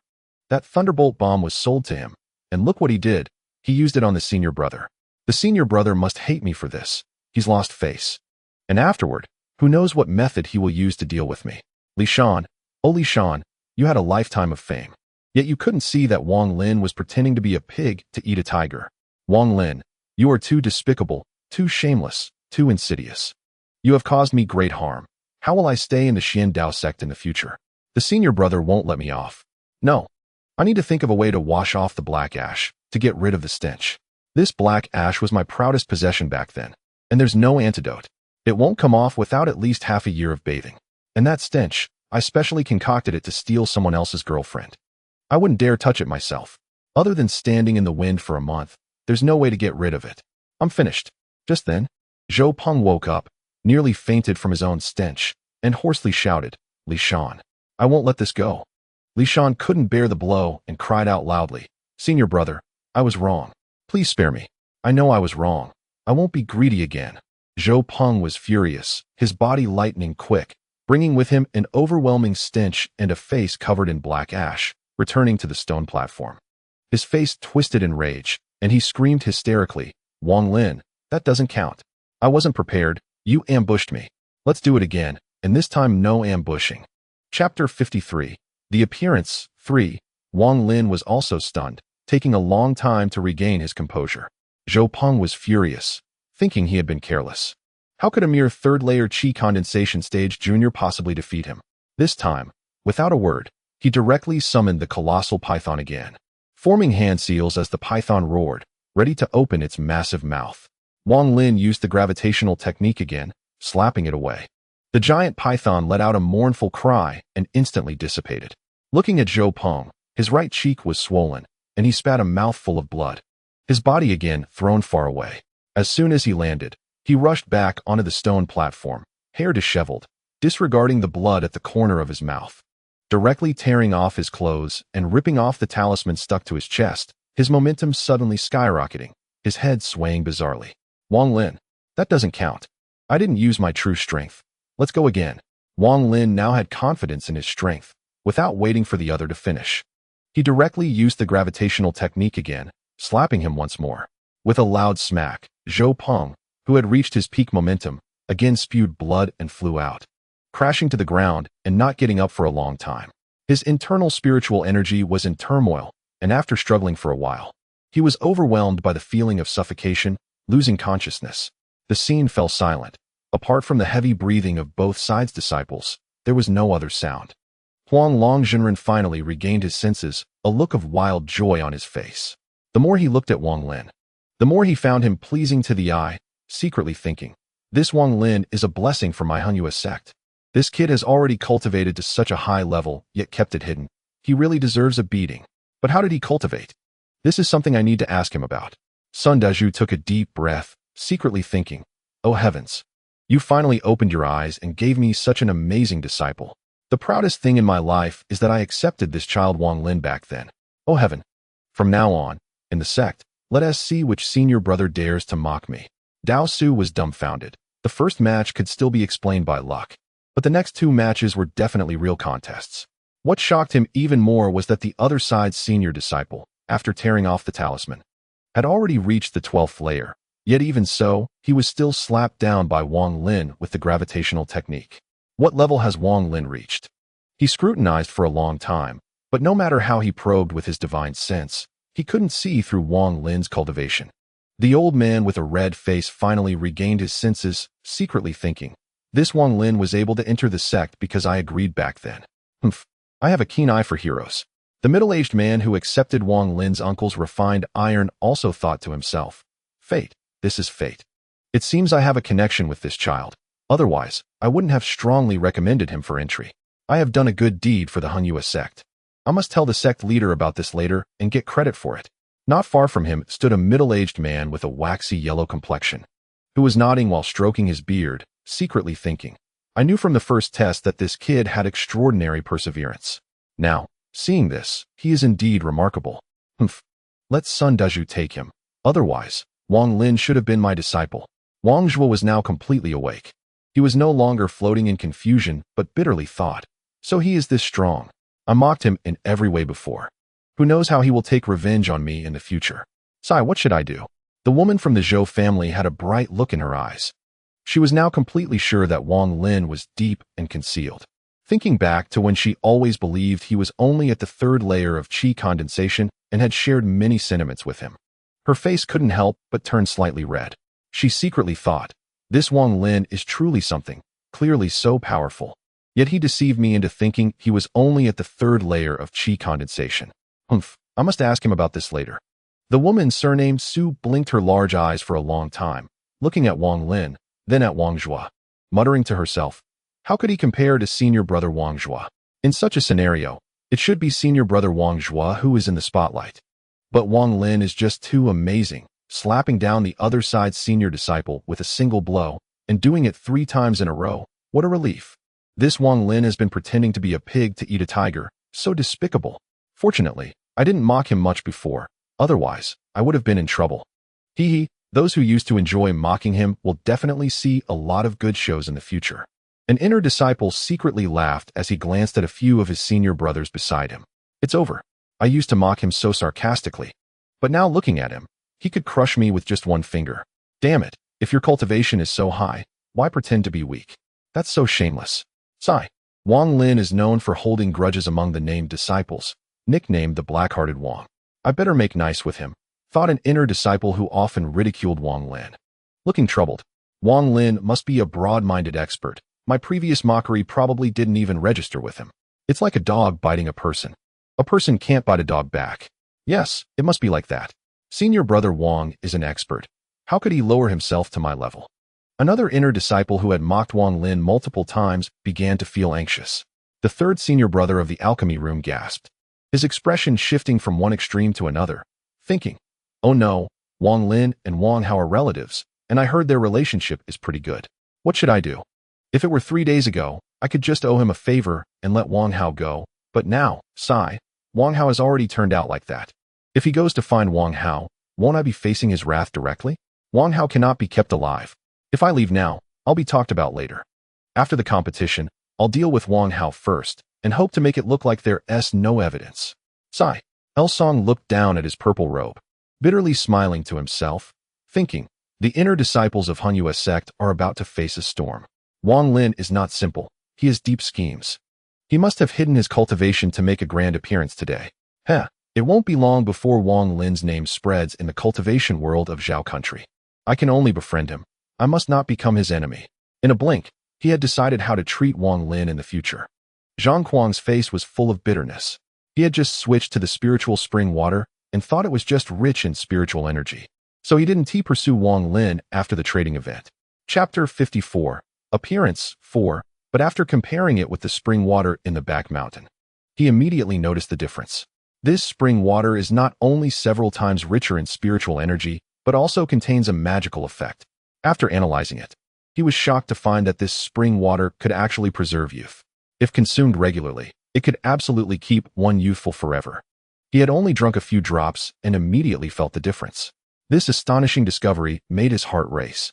You must know that in the cultivation world, only those who reach the nascent soul stage can maintain their appearance, but by that time, hundreds or even thousands of years have usually passed. Zhang Kuang could imagine that if this spiritual spring water were taken out to trade with other sects, especially with those female seniors in the foundation establishment or core formation stages, they would go crazy over it. But when he went to search again, Wang Lin had already disappeared. In the vast Hingyue sect, with dozens of inner disciples, he had checked one by one, but didn't find a match. He was frustrated for a long time over this. He had checked Wang Lin, but as a mere waste at the third level of qi condensation. Zhang Kuang didn't think he could possess such a treasure, so he dismissed him after a brief look. But now, he was certain that this person must be Wang Lin. This certainty had no justification. It was purely an instinct. Wang Lin had such cultivation. Fortunately, I didn't target him back then. Sigh, I must keep the secret of this spiritual spring water to myself. Regardless of whether Wang Lin is that person, I must not let him see through it. Otherwise, the cultivation world is too cruel. Don't mention fellow disciples. Even biological brothers might kill each other. With Wang Lin's cultivation, I have no power to resist. Zhang Kuang immediately made a firm decision to never provoke Wang Lin. At the same time, he couldn't help but recall that during his training in the back mountain, he had thought Wang Lin hadn't even reached the first level of qi condensation when he sent him off. Now thinking back, he wondered what Wang Lin was really thinking at that time, especially by the river in the back mountain. With that thought, Zhang Kuang broke out in a cold sweat, relieved that he had doubts but hadn't acted. Otherwise, he would have been in big trouble by now. He had considered why Wang Lin was so strong. But as soon as he thought of the other party's current cultivation, he immediately dismissed the idea. He knew very well that if he continued to think about it, he might end up losing his life. The senior brother who had repeatedly instructed Wang Lin to cultivate quietly now had a very complex inner feeling. He looked at Wang Lin on the stone platform, feeling melancholic. Wang Lin was brought from the Wang family mansion by him. At that time, he was clearly an ordinary boy. Later, when he committed suicide, it was also he who saved him. In just these 5 short years, everything has changed. He has unexpectedly become the strongest among the inner disciples of our Hunyuo sect. Truly, fate is unpredictable, and everyone's path is different. I have painstakingly cultivated for more than 10 years to reach the 6th level of qi condensation. Sigh. The members of Xiandao sect, if they were surprised earlier, are now completely shocked. Zhou Peng could still excuse himself the first time, but the second and third times, he was directly knocked away by his opponent with a single move, having no power to fight back. Especially the third time, Zhou Peng tore off the concealment talisman, reaching his peak momentum, yet he was still defeated with just one move. This left everyone in Xiandao sect deeply shocked. Lu Feng gaped, unable to catch his breath for a long time. He was now very certain that Wang Lin was definitely the trump card of Hunyuo sect. The senior brother must not have been careless. He was indeed outmatched, especially considering that the senior brother was already at the 12th level of qi condensation. What realm had Wang Lin reached? Could it be that he had already established his foundation? Lu Feng murmured in disbelief.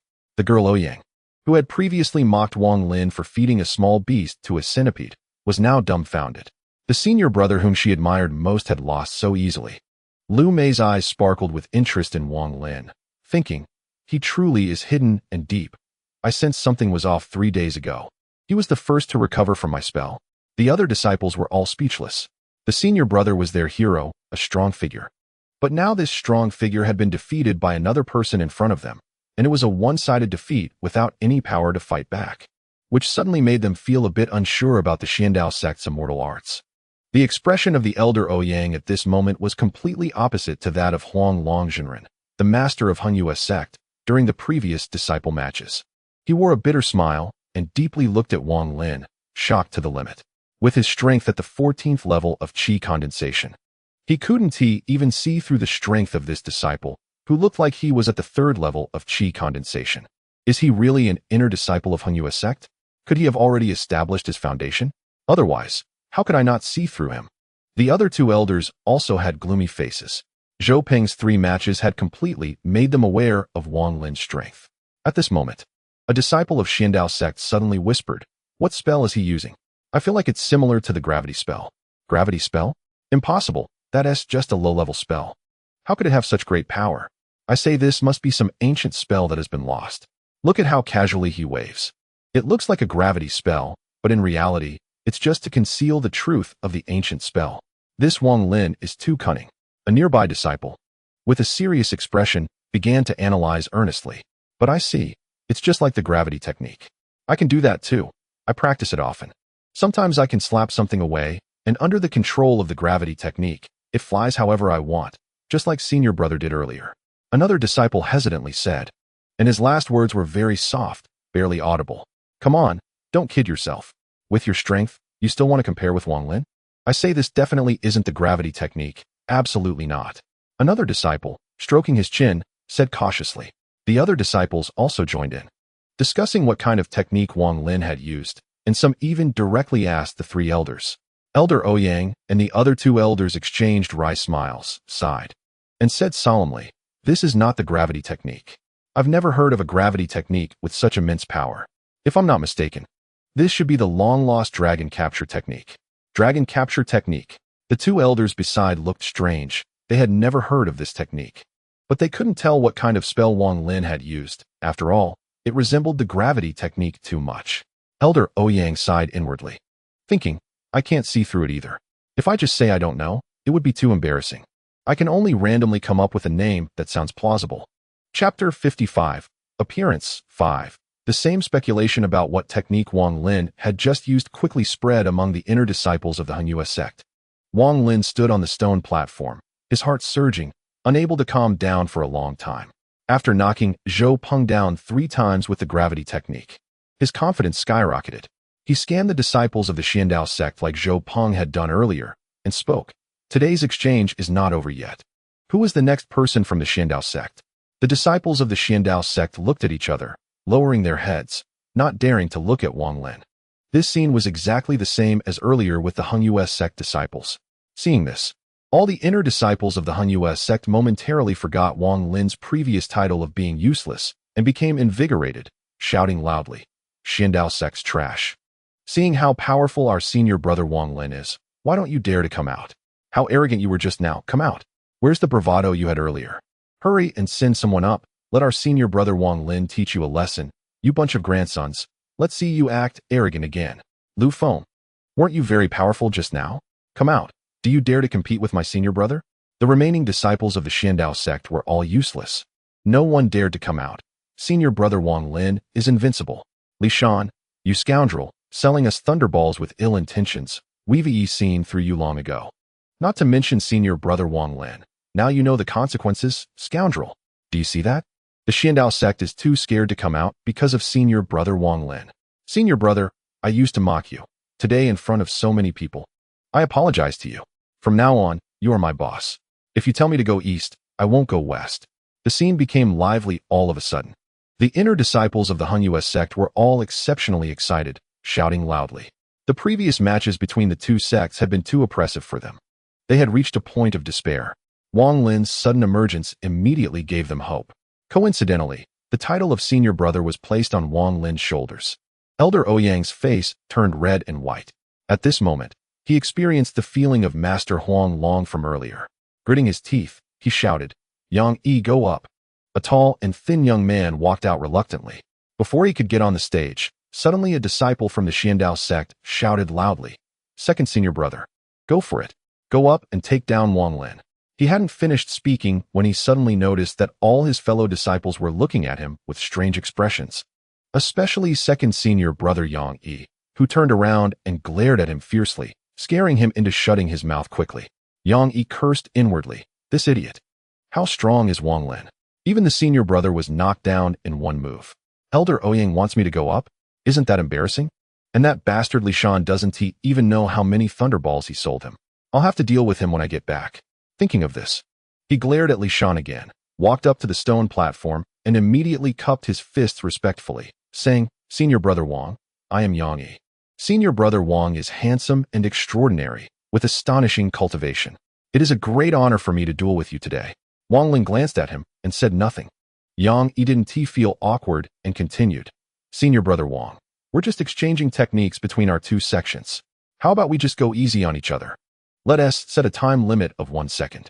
If you can't win within that time, then I win." As soon as he finished speaking, he immediately regretted it, hurriedly saying, "No, let us make it 5 seconds. No, 3 seconds. Let's just make it 2 seconds." At this time, the inner disciples below became dissatisfied. They all knew they had to flatter Wang Lin now, or they wouldn't feel secure. "Get down. What's second senior brother? You are too shameless. How can you compare like this? Senior brother Wang, doesn't he need to listen to you? Yang Yi, are you even a man? First it was 1 second, then 2 seconds. Just get down. Let someone else go. You don't deserve to compete with our senior brother. How could the Xiandao sect send out such a person? It's too embarrassing." Master Huang Long smiled and found Wang Lin more and more likable, quietly saying to Sun Dazhu nearby, "Dazhu, your disciple is really good, excellent." Sun Dazhu trembled, suddenly feeling a few pounds lighter. When had the sect master ever called him Dazhu so intimately? He said proudly, "Of course, I had my eye on Wang Lin the moment he arrived at the mountain. Hee, luckily no one competed with me for him. Humph, some people criticized me when I took him as a disciple." Dao Su, the red-faced elder, and several peers all turned a bit red, just about to speak. Master Huang Long glared at them fiercely, and then said kindly to Sun Du, "You've done a great thing for our Hunyue sect. Don't worry, I will definitely give you an explanation in the future." Although Sun Dazhu spoke well, he was actually even more puzzled inside, his gaze revealing a cold light. On the stone platform, Yang Yi didn't have time to care about the mocking words from the other disciples. He cautiously looked at Wang Lin, afraid that he would disagree with his proposal. Wang Lin glanced at Yang Yi and said, "Okay." Yang Yi was immediately overjoyed. He was a stable person, completely different from Zhou Peng's arrogance. At this moment, he thought to himself, "Wang Lin, your dragon capture technique is indeed powerful, but I am not inferior to the senior brother. I excel in speed, haha. Let us see how you catch me. Once 20 seconds pass, I win." He cupped his fists to Wang Lin. Then without hesitation took out a white jade talisman and crushed it without hesitation. Instantly, a white light appeared, surrounding him, greatly increasing his speed. In that moment, Yang Yi quickly dashed to the side. He deliberately avoided direct contact with Wang Lin. His plan was clever, seeking to delay time with speed rather than attack. Wang Lin showed a mocking expression. He had sensed Yang Yi's movements too well. With a sweep of his mind, he quickly locked onto Yang Yi, and with a thought, he took out a thunderball at a leisurely pace. As soon as Yang Yi saw the thunderball, his expression changed dramatically, and his speed increased even more.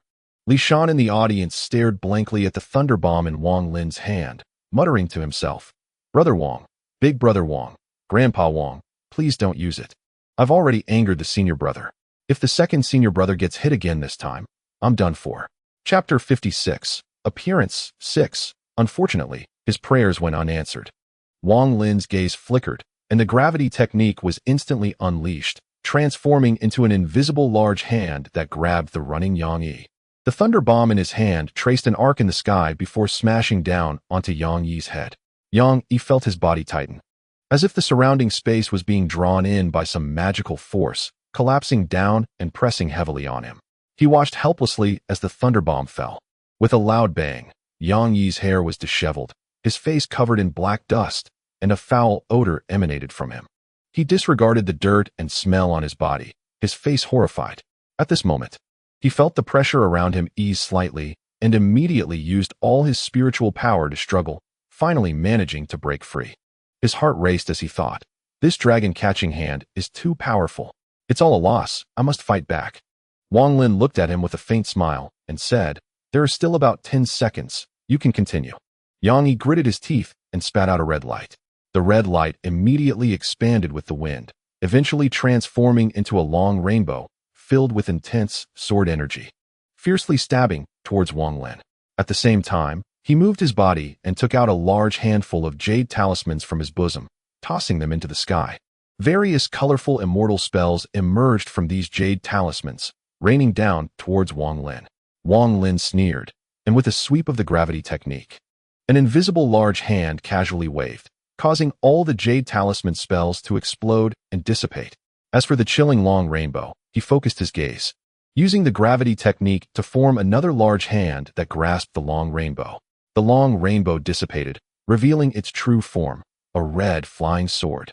The flying sword struggled in midair, and when Wang Lin examined it with his divine sense, he found that this flying sword, like the thunder bomb, retained the other party's divine sense. He easily neutralized it, and with a snap, the gravity technique broke the flying sword in half, causing it to fall to the ground. Yang Yi's face changed drastically, and he spat out a mouthful of fresh blood, staggering back a few steps. He bitterly clasped his fist and said, "Brother Wang, this ancient technique, the dragon-catching hand, is indeed powerful, but I refuse to accept that I lost to you. I lost to this ancient technique." Wang Lin was taken aback and laughed. "The ancient technique, the dragon-catching hand? It's the first time I've heard of it." "Humph, you don't have to deny it. Your dragon-catching hand has already been recognized by my master uncle," Yang Yi said resentfully as he stepped down from the stone platform. The disciples of the Xian Dao sect stepped aside. After all, the smell from him was too unbearable. Elder Ouyang's old face flushed. He cleared his throat and said firmly, "Wang Shizi, what you used was indeed the dragon-catching hand. This ancient immortal technique is incredibly powerful and not to be underestimated. I have seen some introductions in the ancient texts of our sect. I didn't expect this lost technique that had been missing for thousands of years to be recorded in the Hanyu sect. Truly worthy of being a major sect from 5 years ago. I am impressed." As he spoke, he started to believe it himself, thinking that this technique, even if it wasn't the dragon-catching hand, must certainly be an ancient immortal technique. Otherwise, it wouldn't possess such power. Wang Lin found it amusing. After all, he had practiced the gravity technique for over 20 years in the dream realm, and its power was naturally extraordinary. But more importantly, Wang Lin had gained a substantial understanding of his own cultivation.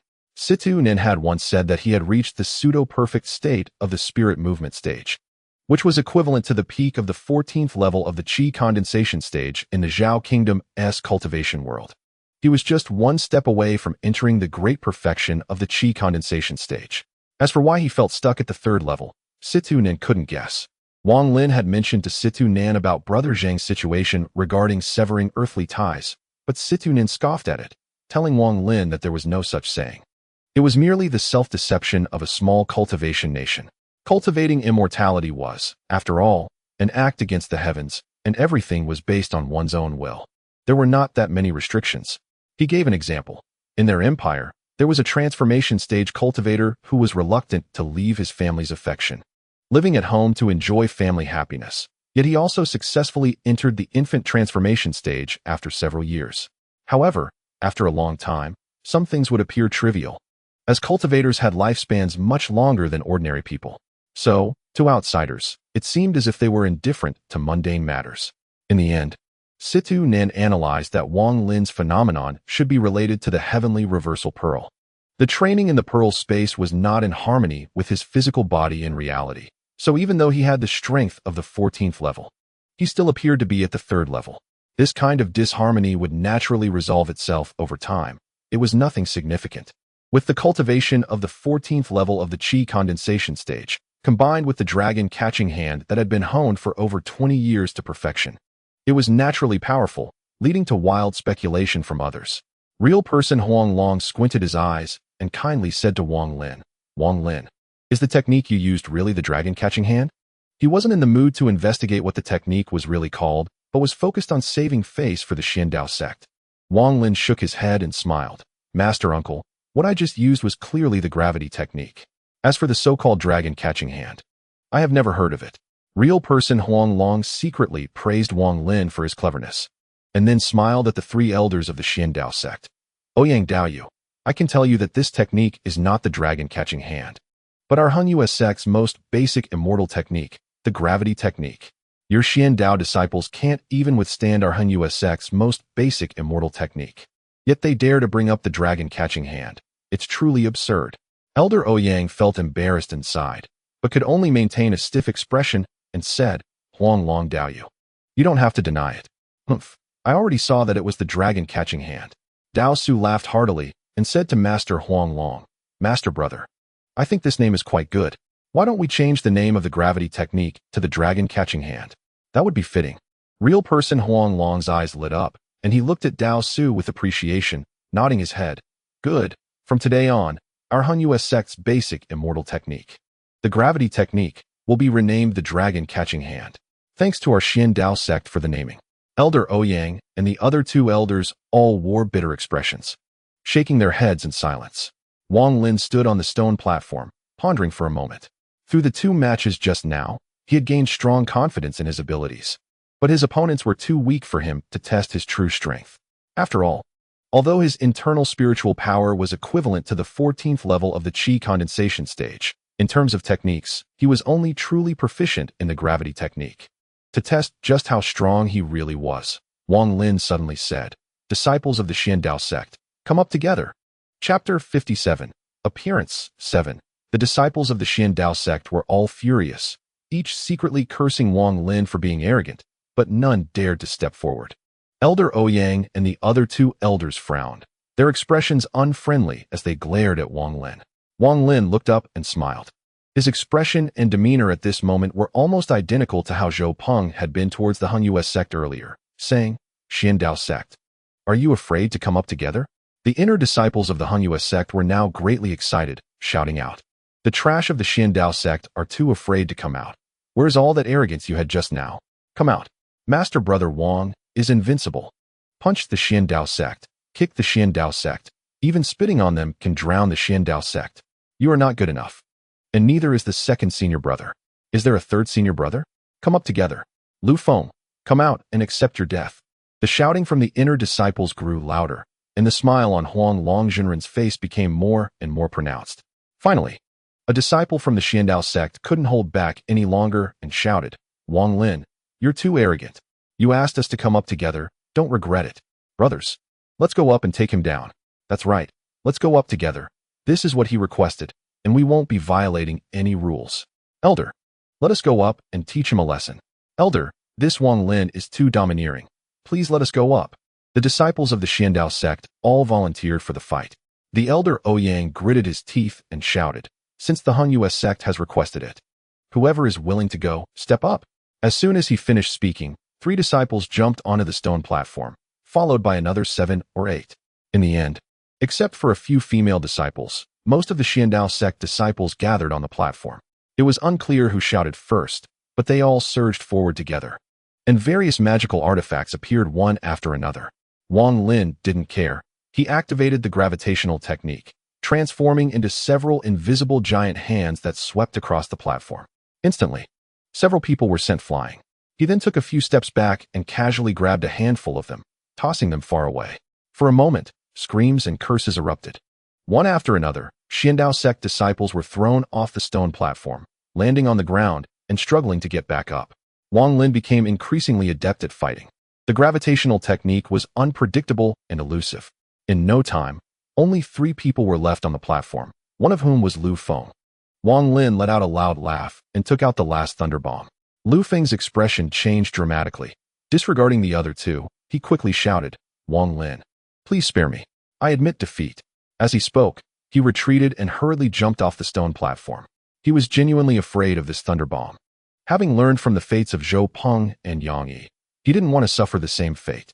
The last 2 remaining were Su Mu and Li Shan. Seeing the situation was unfavorable, Su Mu quickly followed Lu Feng's example, shouting his surrender and clumsily jumping off the stone platform. Li Shan, however, had a sorrowful expression and shouted at Wang Lin, Wang Lin, come on, use your last thunder bomb on me. With his strength, He had no intention of holding back until the end. As soon as he stepped onto the platform, he immediately lay down pretending to be dead. Although he was stepped on a few times, he endured it for the sake of his safety within the sect. Li Shan had a good plan. He thought that if he was struck by the thunder bomb like the first and second senior brothers, at least he could have a bond of shared suffering, which might mean he would receive fewer beatings. Wang Lin looked at him with a half-smile, calmly put away the thunder bomb, and said, "This is a treasure. It can't be used carelessly. You can go down now." With a grab of the gravitational technique, he lifted Li Shan like a chick and threw him away. Elder Ouyang and the other two elders were furious, wishing there was a hole in the ground to hide in and escape the humiliation. Huang Longzhenren was delighted and loudly asked, "Ouyang Dao friend, how do you think the results of this exchange between our two sects will turn out?" Elder Ouyang snorted and replied, "Your Hengyue sect is lucky to have a good disciple. You won this exchange. However, every word I said earlier was true. All your Yuaning ancestors from the Hengyue sect are dead. Everything you wanted is in this storage bag. That's all I have to say. Farewell." After finishing, he flicked his sleeve and threw out a storage bag, which Huang Longzhenren caught, revealing a thoughtful expression. Elder Ouyang let out a sharp whistle, and suddenly a dark cloud rushed out from Hengyue Mountain, arriving at this place. Wang Lin looked closely and saw it was the thousand-legged centipede. Without saying a word, Elder Ouyang stepped on it and jumped up, followed by Xiandao sect disciples who flew up one after another, their expressions a mix of shame and anger. Just as they were about to leave, Wang Lin's eyes flashed, and he made a decision in his heart. He loudly said, "Fellow disciples of the Xiandao sect, elders, I have an unreasonable request." As he spoke, he floated up effortlessly under the control of the gravitational technique, blocking the path of the thousand-legged centipede. Elder Ouyang's expression remained unchanged. If it were any other inner disciple of the Hengyue sect, he wouldn't even bother, but Wang Lin's strength was too astonishing. Thus, he suppressed his dissatisfaction and coldly said, "Speak." Wang Lin glanced at the thousand-legged centipede and sincerely said, "I want to borrow some of the centipede's poison. I hope Elder Ouyang will agree." Before Elder Ouyang could respond, the disciples of the Xiandao sect immediately became furious. One of them shouted, "Wang Lin, don't go too far.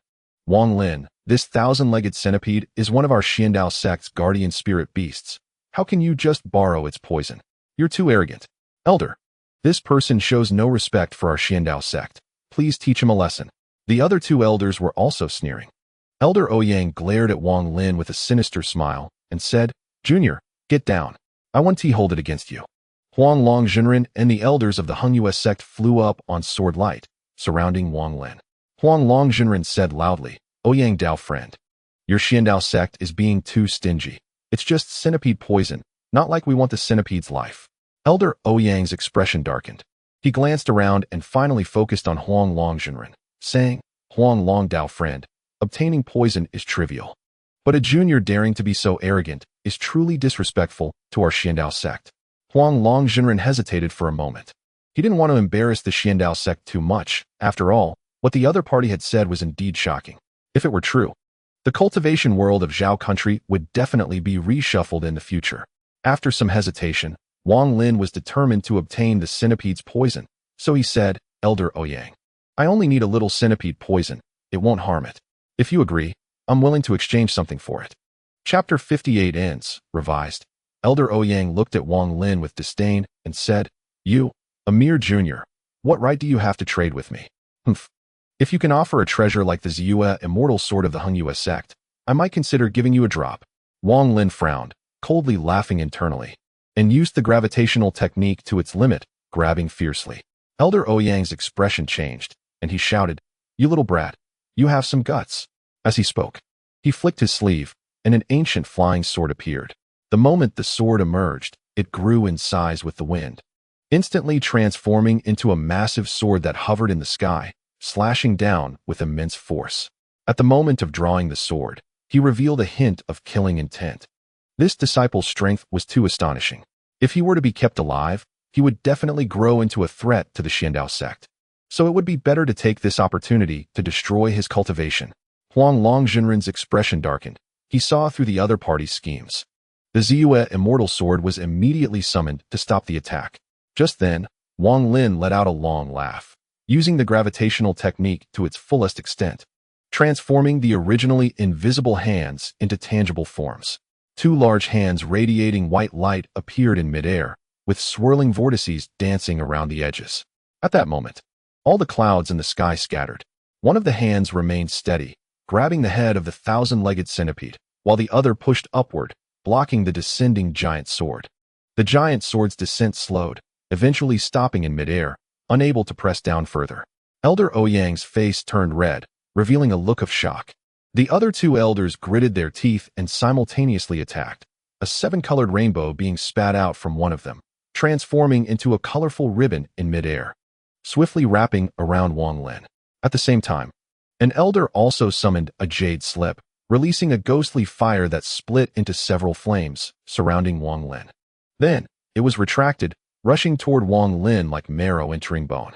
A strong wave of heat immediately hit Wang Lin's face, but his expression remained unchanged. He used his gravitational technique to conjure a large hand that spun wildly around his body. A visible stream of air shot straight into the sky, while the ghostly fire flickered around him. Everything changed too quickly. The yellow dragon real person shouted angrily, forming a seal with his hands. The purple mountain sword flashed with electric light, producing a sharp sound as it broke through the air, targeting the colorful light band. Seizing this opportunity, Wang Lin moved quickly to the side of the thousand-legged centipede.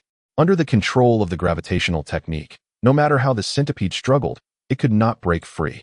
Wang Lin placed his right hand on the centipede's head, pushing his spiritual power, causing the centipede to writhe in pain and spit out a black liquid.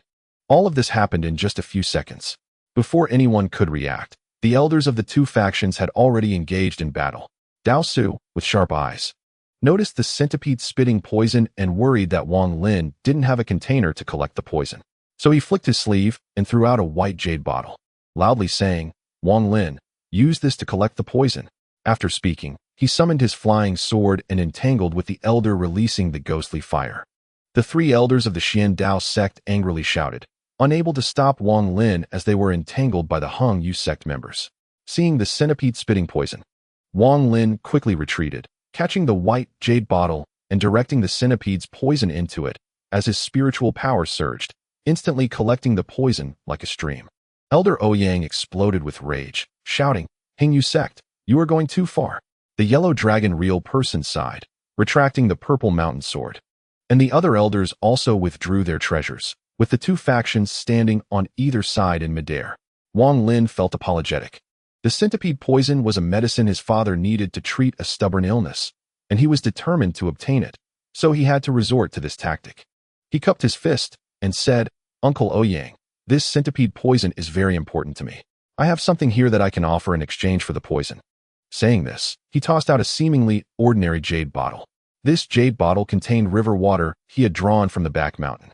Elder Ouyang's expression darkened as he took it and was about to speak when he suddenly changed his expression, examining the jade bottle closely.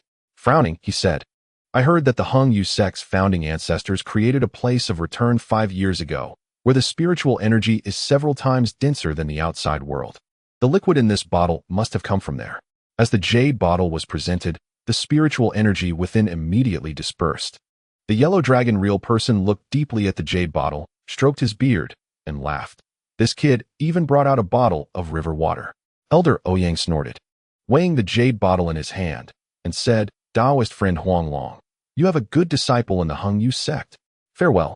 After speaking, he looked deeply at Wang Lin, hesitated for a moment, and suddenly transmitted a sound, saying, "Wang Shizhi, I can overlook the matter of the centipede poison. But without a Yuanying ancestor in the Hung Yu sect, it is not a safe place. Take care of yourself." After speaking, he slapped the head of the thousand-legged centipede, which glared at Wang Lin fiercely and quickly flew north. Wang Lin vaguely noticed that on the centipede, there were beautiful eyes gazing intently at him. He was taken aback, his mind still echoing Elder Ouyang's words, and regarding the owner of those beautiful eyes, he glanced but did not pay much attention. After the Xian Dao sect left, the entire Song Peak fell silent. The yellow dragon real person swept his gaze and smiled. "Today's competition, our Hung Yu sect has achieved a great victory. All inner disciples will be rewarded. Go to the alchemy room and receive a bottle of spirit-obtaining pill each. Work hard to cultivate, and take Wang Lin as an example." The inner disciples immediately rejoiced, all looking at Wang Lin, and at that moment, no one dared to call him a waste. Wang Zhuo felt complicated inside, took a deep breath, and whispered to Dao Su, "Master, I want to sit in the life and death pass and not inquire about worldly matters from now on." Dao Su sighed.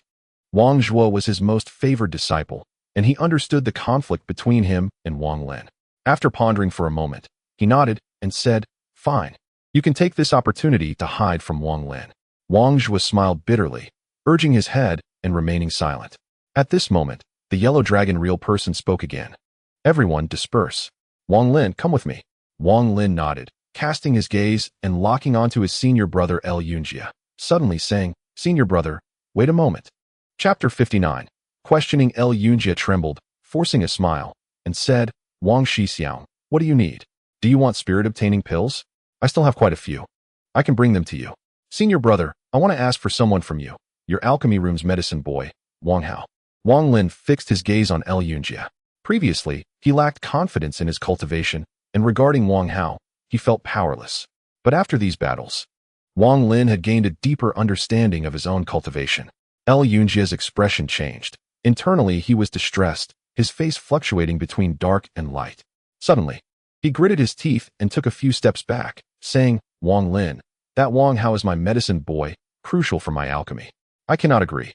The yellow dragon real person, perplexed, furrowed his brow and shouted, "El Yunjia, how can a mere medicine boy be that important to you?"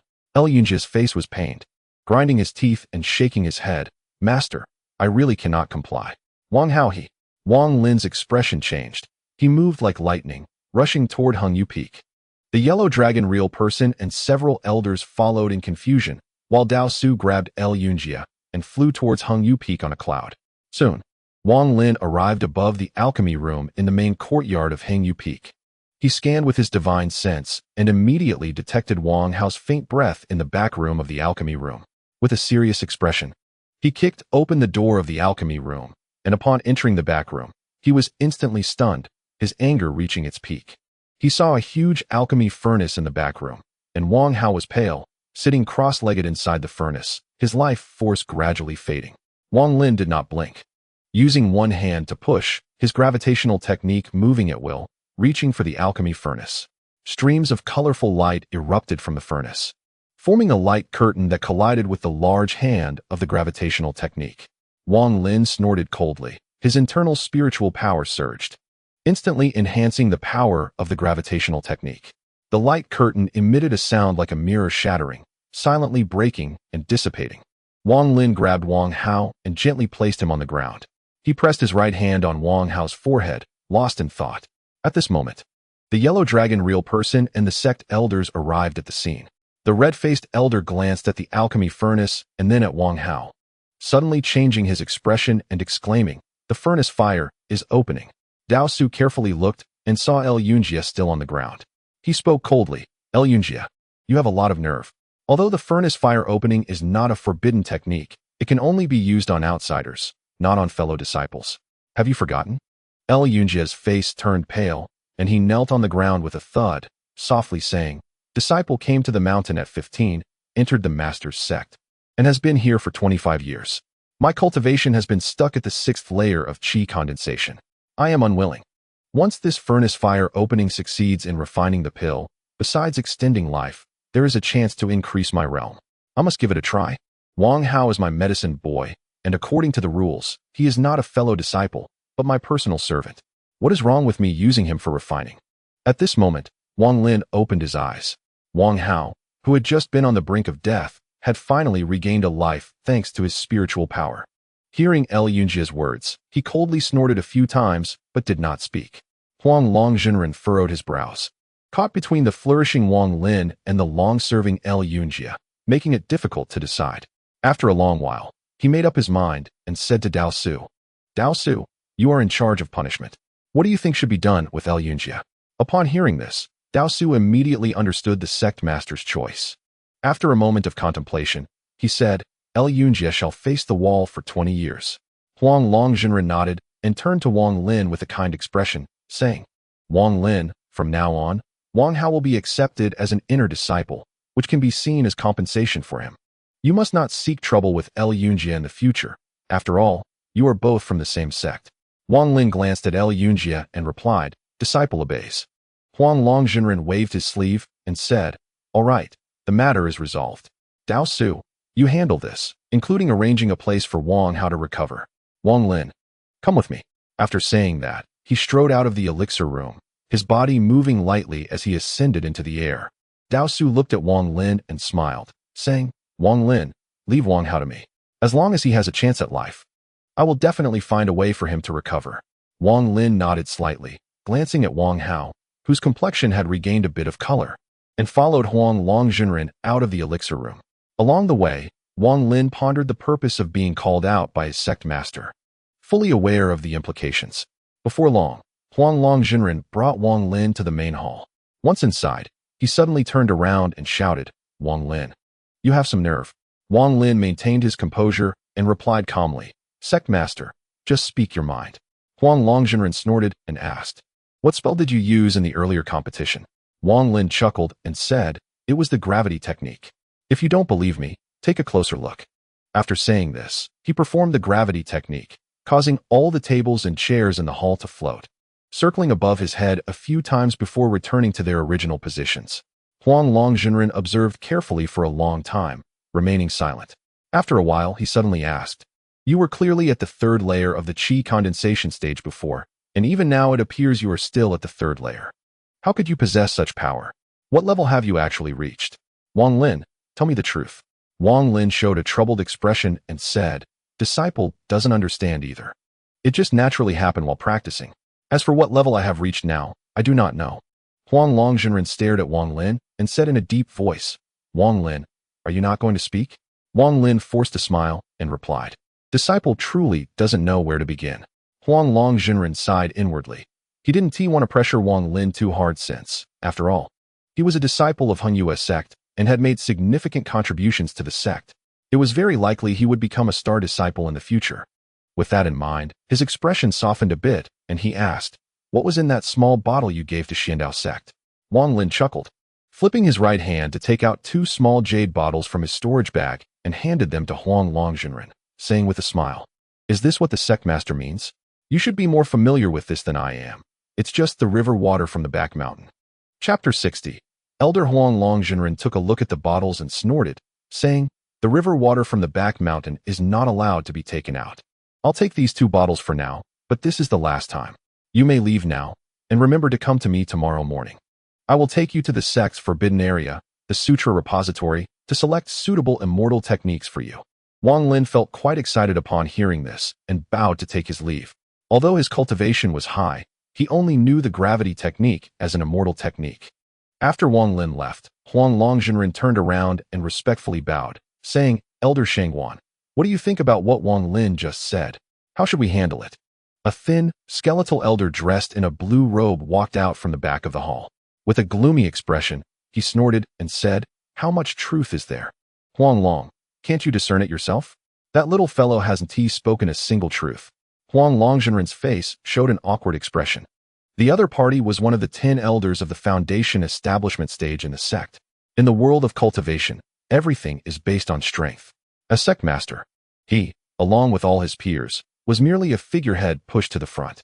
The rule of Hunyua's sect is that anyone who reaches the foundation establishment stage can become an elder and enjoy certain privileges. If one reaches the core formation stage, they become one of the actual leaders of the sect. If one reaches the nascent soul stage, they are basically the founding ancestor of Hunyua's sect.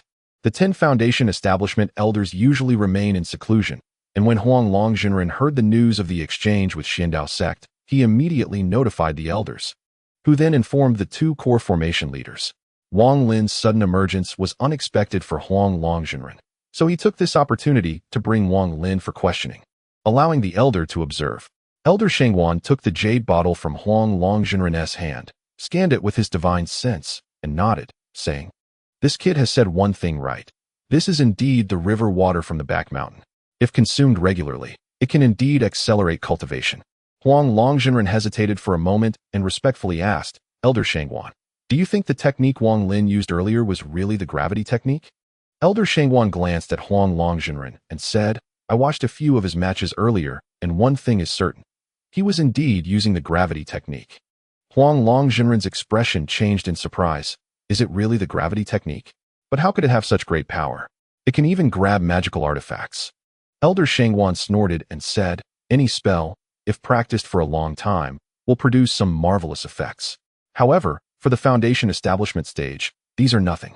The gravity technique is the most fundamental immortal technique in the cultivation world. The more fundamental it is, the longer it has been passed down. Do you still not understand this principle? Huang Longzhenren quickly nodded in agreement. Elder Shangwan pondered for a moment and said, this child's cultivation is indeed at the third layer, but his inner spiritual power is excessively vast. I cannot see through the specifics, but I estimate it should be around the 14th layer of the qi condensation stage. In the future, he is likely to reach the foundation establishment stage. Such a disciple, even if he has some secrets, can be tolerated. The sect is currently in a delicate state, precarious indeed. Humph, Xiandao sect is indeed known as the sect of elders. How can a few qi condensation juniors even be called elders? They dare to woo Wang Lin in front of our Henyue sect. Truly too much. Huang Longzhenren was taken aback and did not pursue the matter of the secret communication in detail, but respectfully said, Huang Long obeys. Elder Shangwan. Regarding what Xiandao sect said about the ancestor, Elder Shangwan sighed, his face showing a worried expression as he shook his head. The ancestor has not sent any news for over 30 years. I fear, well, this matter you need not concern yourself with. If Xiandao sect truly wants to take our Henyue peak, there is nothing we can do about it. The Zhao kingdom is large. There is always a place for us. Humph. Once the two ancestors break through to the core formation stage and reach the nascent soul stage, all these humiliations will surely be avenged. Huang Longzhenren gave a bitter smile and nodded in silence. Meanwhile, Wang Lin, after leaving the main hall, noticed all the inner disciples glancing at him respectfully along the way, their attitude a stark contrast to the day before. Strength. Everything in the cultivation world is based on strength. And this is indeed true. Wang Lin felt quite emotional as he returned to the medicinal garden where Sun Dezhu was. As soon as he walked in, he immediately saw Sun Dezhu approaching him with a warm smile, saying, good disciple, I've been waiting for you for half a day. Come. This is the top-grade medicinal tea I personally brewed for you. Just one sip will ensure you are full of energy. Saying this, he picked up a teacup from the stone table in the courtyard and personally handed it to Wang Lin. Wang Lin had a strange expression. Sun Dezhu's change was so rapid that he was caught off guard. Sun Dezhu glanced at Wang Lin's expression, smiled awkwardly, and said sincerely, Wang Lin, my master is actually quite negligent. There have been many misunderstandings between us in the past. Wang Lin did not take the teacup, and with a sweep of his consciousness, he indeed sensed the spiritual energy within it. He said, disciple is a bit tired, so I won't drink this tea. Sun Dezhu quickly replied, tired? Then you should rest more. The place you used to live was too small. From today on, you will stay in my room. Wang Lin maintained a calm expression but was secretly vigilant. If anyone in the sect was likely to suspect him, it would definitely be Sun Dezhu. So he shook his head and said, forget it, I won't stay for long anyway. I plan to go to the back mountain to continue my closed-door training after a while. Sun Dezhu opened his mouth to say something, but when Wang Lin saw this, he quickly took his leave and walked briskly towards his room. Sun Dezhu's eyes flickered as he glanced at the teacup in his hand. A cold light flashing in his eyes, Wang Lin suddenly turned around, an expression on his face that was almost a smile, and looked meaningfully at Sun Dezhu. Sun Dezhu's face stiffened, forcing a smile as he said, good disciple, is there anything else? Wang Lin's eyes revealed a hint of mockery as he took a few steps forward and said, Master, you seem quite nervous. Sun Dezhu's heart skipped a beat, and he stepped back 2 paces, trying to appear calm as he said, I am indeed nervous. Your strength surpasses mine by too much. I am only at the 5th level of the qi condensation stage. Wang Lin glanced at the teacup and suddenly said, Master, you should drink this tea for me. Sun Dezhu's expression changed, and he forced a smile, saying, how can that be? If you don't drink it, I'll just pour it out. Saying this, he threw the teacup to the ground and swiftly retreated a few steps, 1 foot positioned at the door of the courtyard. Master, drink it. Wang Lin maintained his calm demeanor, using his gravitational technique to make the teacup, which should have fallen to the ground, gently float back to Sun Dezhu. He sighed. It was clear that Sun Dezhu had ill intentions, and the tea seemed to have some problems. Sun Dezhu's expression fluctuated between dark and light. After a long time, he suddenly frowned and said, Wang Lin, it seems you still have misunderstandings about me. Do you think there's something wrong with this tea? Fine, I'll drink it. Sun Dezhu picked up the teacup, glanced at Wang Lin, and drank it in one gulp. After finishing, he threw the teacup to the ground, dissatisfied as he said, "All right. Your master uncle told me to find him for something to discuss. If I delay it too long, it would be disrespectful. We'll talk about this later." Saying this, he began to retreat. Wang Lin's eyes flickered as his body moved swiftly. Sun Daju's expression changed. He was about to retreat. But how could his 5th level of qi condensation cultivation compare to Wang Lin? In an instant, Wang Lin was next to Sun Daju. His eyes flickered as he lightly patted Sun Daju's chest. Just now, Wang Lin noticed that Sun Daju hadn't truly swallowed the tea, but had wrapped it with his spiritual power inside his body. With this pat, Sun Daju's spiritual power scattered, and the tea immediately became exposed, quickly dissolving within Sun Daju's body. Sun Daju's face changed dramatically, a hint of ferocity appearing as he said harshly, "Wang Lin, what are you doing? Are you trying to kill your master and extinguish your ancestors? If you kill me, Hongyue's sect will not let you go." Wang Lin remained silent. Using his consciousness to scan, the tea within Sun Daju's body had already completely dissolved, and thin silver thread-like objects were moving through his blood vessels, heading towards his head. Sun Daju clearly felt something was wrong and was about to speak, but it was already too late. The thread-like objects had penetrated his brain, and in an instant, his ferocious expression gradually relaxed and eventually calmed down. Wang Lin stared at Sun Daju and immediately noticed something was off. Sun Daju's eyes were clearly a bit dazed. After pondering for a moment, he said, "Master, I did not intend to kill you or extinguish my ancestors, but you harbored ill intentions towards me. If you had truly drunk the tea, I wouldn't have treated you this way." Sun Daju's expression was blank as he suddenly said, "The tea cannot be drunk."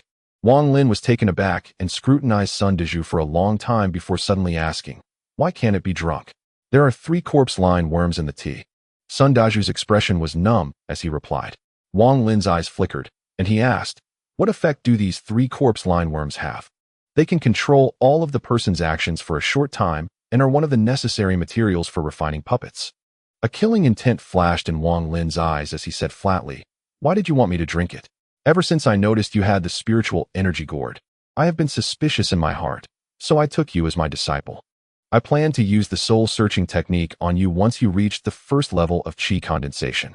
However, since I had previously given you the spirit-dissolving grass, I felt that you wouldn't reach the 1st level of qi condensation within 10 years, so I let it go. I didn't expect your strength to suddenly increase during yesterday's competition." My expression was quite relaxed, but internally I was even more puzzled, believing you must be hiding the spiritual energy gourd or even have more secrets. I also wanted to improve my cultivation, so I prepared this cup of tea for you. Wang Lin took a deep breath and asked, "What is the spirit-dissolving grass? Have you told anyone else about my matters? And why didn't you use the 3 corpse-line worms on me back then?" The spirit-dissolving grass is a necessary item for dissipating power. Its effect is to disperse the spiritual energy within the body. I have not mentioned your matters to anyone else. Previously, it was because I was afraid someone would steal the gourd from me. Later, because the situation was too sudden, if I spoke out, it wouldn't benefit me. So it was better to act on my own. As for the 3 corpse-line worms, I did not have them at the time. Rather, I obtained them by trading stolen sect records with a fellow cultivator when I came down the mountain last year. That fellow cultivator once said that below the foundation establishment stage, the success rate is 100%, and this grass is colorless and tasteless, making it hard to detect. I originally planned to use it on my 3rd disciple's nephew to create some creation pills. Wang Lin was filled with rage and coldly laughed, saying, "Aren't you afraid of being discovered by me? In order to uncover the secrets on your body, I couldn't care less. I am already old, and if I don't make any progress, I will have no hope of establishing a foundation in this life. In fact, I wasn't sure you would return today. I had already decided to take a gamble. That cup of tea was prepared long ago. If you came back today, I would take a chance. If you hadn't come back, you would have likely been kept at the sect leader's place, and I wouldn't have had the chance to act." Wang Lin's eyes flashed with cold light, his voice icy as he said, "You just said the sect leader was looking for you. Is there such a thing?" "No." As soon as Sun Daju finished speaking, Wang Lin's eyes flickered, and he slapped his palm on Sun Daju's head. In an instant, Sun Daju's body trembled, blood oozing from his 7 orifices as he collapsed to the ground. Wang Lin stared blankly at Sun Daju's corpse, a feeling he couldn't quite describe swelling within him. This was his first time killing someone, and it was his own master. After a long silence, Wang Lin collected Sun Daju's body and walked out of Hongyue's sect with a dejected expression, finding a ravine to dispose of the corpse. Chapter 61. Ancestor in the Dream Space. As soon as Wang Lin appeared, the dissatisfied voice of Situ Nin immediately echoed. In the previous competition, why didn't you kill those people? If it were my temper, I would have killed all the men and drained all the women dry. And that centipede would have been used to brew wine, which would definitely be a great tonic. However, you did one thing that pleased me, killing that Sun Dezhu. Not bad. You have a bit of my style from back in the day. Wang Lin, remember, the cultivation world is a cruel place, where the weak are preyed upon by the strong. If you still have that naive mindset, you probably won't live long. Wang Lin remained silent for a long time before saying, Senior, should I be preparing for the foundation establishment in my upcoming cultivation? But I don't know any of the mantras related to foundation establishment. Situnin snorted and said, I know, that's enough. However, foundation establishment is truly the point where one enters the ranks of immortals, and it is quite difficult. You'd best find a quiet place to enter seclusion. That way, your chances of success will be much greater. Additionally, the spiritual water and snow water you have are no longer suitable. When it comes to foundation establishment, you will need a large amount of spiritual energy, so prepare more dew. Wang Lin nodded and said, the dew is easy to obtain, but it will take a lot of time. The spirit movement stage, or the qi condensation stage, is essentially about using the spiritual energy of heaven and earth to change one's constitution.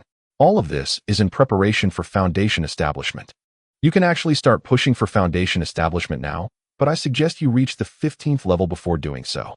Your aptitude is not great, although I have spent decades using the essence of the nascent soul to help you improve. Such a miraculous feat could barely be achieved if my physical body were still intact. Now, I can only make your aptitude slightly better, but cannot achieve perfection. Situ Nan sighed and continued, moreover, your attacking methods are too singular. Aside from a basic spell, the gravity technique, you have nothing else. This won't do. Unfortunately, the techniques I know can only be cultivated at the foundation establishment stage. You should reach that stage as soon as possible. And then I will teach you the Yellow Springs Ascension technique. Wang Lin was taken aback and said, the Yellow Springs Ascension technique? That's right. Hee. This technique of mine is considered top tier even in our 6th level cultivation country. Unfortunately, during cultivation, one must find a place of extreme Yin, otherwise, the progress will be too slow. However, the earth Yin cold spiritual power produced through this cultivation is undoubtedly immensely powerful. Once you reach the ultimate realm, you can even compete with experts from the 7th level cultivation country. It's settled then. You should visit the small Sex Ksiddhagarbha Sutra Pavilion tomorrow. However, after reaching the foundation establishment stage, you must cultivate this Yellow Springs Ascension technique, Situ Nin said proudly. Wang Lin pondered for a moment and nodded. Also Wang Lin, don't put that reverse pearl in your storage bag. It's best to keep it close to your chest. That way, even if you don't enter the dream space, I can communicate with you at any time, and you can also enter the dream through me. Time passed slowly during Situ Nan's explanation. 2 days later, in the dream space, Wang Lin awakened. He sat cross-legged on his bed, took out the mysterious pearl, and kept it close. After drinking a mouthful of spiritual liquid, he began to breathe and meditate. There was nothing more to say that night. The next morning, Wang Lin pushed open the door of his room. With a movement of his body, he floated up lightly, transforming into a long rainbow as he rushed toward the main hall. Just as he arrived above the main hall, the yellow dragon real person walked out. Upon seeing Wang Lin, a kind smile appeared on his face, even warmer than yesterday, as he gently said, Wang Lin, come with me. After finishing his words, he waved his sleeve, stepped on a cloud, and flew ahead. Wang Lin quickly followed. Before long, they arrived at the sub-peak of Hunyue Sect, Cypress Peak. As they passed the stone platform where the competition took place yesterday, the yellow dragon real person did not stop, directly passing through and flying toward the depths of Cypress Peak. They stopped in a place filled with strange rocky outcrops, and he said, Wang Lin, this place is a forbidden area of our Hunyue Sect, and is also where the elders at the foundation establishment stage and the ancestors at the core formation stage enter seclusion. Do not recklessly probe with your divine sense, lest you offend the elders. Wang Lin quickly agreed. The yellow dragon real person took a deep breath, took out a purple jade pendant, tossed it into the air, and with one hand formed a spell, swiftly drew a line in the void, murmuring, open. The jade pendant immediately shimmered, and a circular beam of light expanded from the pendant, forming a semicircular light circle that could allow a person to pass through. Without saying another word, The yellow dragon real person stepped inside. Wang Lin hesitated for a moment before following him in. The moment he entered, his eyes flashed, and what appeared before him was a series of ancient and extremely simple pavilions. A slight pressure descended from above, weighing on his heart and making it hard for him to breathe. At the same time, 7 or 8 powerful divine senses rushed toward him, sweeping over him before quickly departing. Soon after, a weathered voice slowly came from one of the pavilions. Indeed, you are Wang Lin, right? Wang Lin was startled in his heart and respectfully said, Disciple Wang Lin pays respects to the elder. At that moment, Situ Nan's voice echoed in his mind. This place still has a bit of a small sex appearance. 10 at the foundation establishment stage, 2 at the core formation stage. Not bad. The expression of the yellow dragon changed, and he shouted, What elder? This is the ancestor. Wang Lin was taken aback, and at that moment, the voice echoed again. Enough. These worldly formalities are useless here. Wang Lin, you have made great contributions to the sect this time. All the spells in the Sutra Pavilion can be chosen freely. This Sutra Pavilion is not like the one in the main courtyard. It is the true repository of our Hung US sect's classics. The cultivation techniques inside are all-encompassing. Even if you look across all the sects in the Zhao Kingdom's cultivation world, none can compare to our Hung US sect's Sutra Pavilion. Do not be greedy. Remember, Yellow Dragon, you take him there, the voice commanded. In Wang Lin's mind, Situ Nan sneered. An ancestor, huh? Just a mere core formation stage. Back when I was at my peak, there were plenty of core formation juniors who flattered me, and some female core formation cultivators who would have gladly slept with me. Wang Lin maintained his composure, treating Situ Nan's words as if he hadn't heard them. The yellow dragon real person quickly replied respectfully, leading Wang Lin toward one of the pavilions. This pavilion looked ancient and filled with a sense of age. Chapter 62. Catastrophe approaches outside the pavilion. The yellow dragon real person stopped and quietly said to Wang Lin, This is the Sutra Pavilion. You can go in. The first floor has various spells for the Qi condensation stage. Feel free to browse. Focus on the second floor. That is where the spells for the foundation establishment stage are stored. I will wait for you outside. Wang Lin felt a bit nervous in his heart, took a deep breath, and stepped inside. This pavilion had 4 floors. The first floor was densely packed with hundreds of jade slips, all flickering with a milky white light. No need to look, these are all low-level techniques. Back then, I wouldn't even glance at these things, Situ Nan mocked. Wang Lin did not rush to the second floor. Instead, he examined the jade slips on the first floor one by one. Various spells for the Qi condensation stage were all present, and Wang Lin gradually became immersed in it.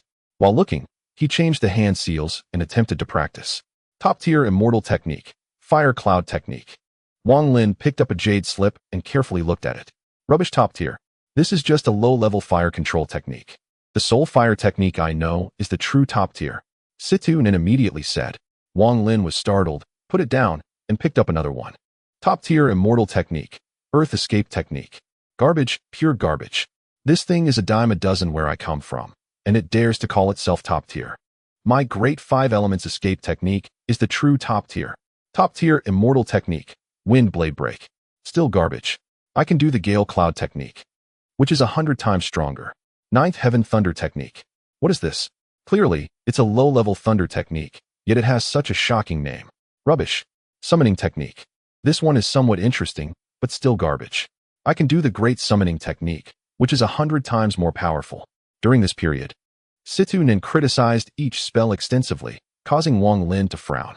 Ultimately, unable to practice, he went directly to the second floor. There were not many jade slips on the second floor, only a few dozen floating in midair. They were all low-level cultivation methods. No need to look at them. Situ Nan said lazily. Wang Lin smiled bitterly, thinking, You are a senior from a 6th-level cultivation country, so naturally, you look down on the spells here. Wang Lin, you don't need to look at these. Quickly find a place to enter seclusion, and after reaching the foundation establishment stage, leave this small sect, Situ Nan urged. The anticipation he originally felt had dissipated after Situ Nan's remarks, and Wang Lin, frowning, walked out of the scripture pavilion. When Huang Longjinren saw Wang Lin come out, he was taken aback and asked, Have you chosen so quickly? You need to choose carefully. This place has collected various top-level spells from the Zhao Kingdom's cultivation world. Others don't even have the qualifications to enter, so you must not be hasty. Wang Lin's expression was somewhat strange. Situ Nan's criticism contrasted sharply with the master's emphasis. He nodded and said, "Disciple has already made a choice." Huang Longjinren frowned, about to inquire about which spells he had chosen, when suddenly, the entire Tsongsong Peak shook violently, as if an earthquake had occurred. "I am Pu Nanzi from Xiandao sect, a younger generation of Hengyue sect, here to see you." Huang Longjinren's expression changed, and at that moment, more than a dozen figures rushed out from the surrounding pavilions. Two of them were particularly eye-catching. One was a young man with a crane-like appearance, his eyes bright and piercing. Next to him was an old woman, her face wrinkled, with a gloomy expression, coldly glancing at Huang Long and Wang Lin before looking up at the sky in silence. Behind these two were 10 old men, each with bitter expressions. Wang Lin, there is a Yuanying stage expert outside. Hengyue sect is in trouble this time. You should find an opportunity to escape. With me here. I can barely manage to keep him from discovering you for a while. Humph, if I were still in my physical body, would I fear a mere Yuanying stage? Situ Nin said with an unusually serious tone, speaking quickly. Wang Lin gasped, his expression changing unpredictably. The old man with the crane-like appearance spoke loudly. "Senior Pu Nanzi, may I ask what brings you to our Hengyue sect? Please speak plainly." A tall figure appeared in the sky, with a broad face and large ears, looking quite imposing. He said in a deep voice, "If it were 5 years ago, I would still have some concerns about Hengyue sect's protective mountain formation.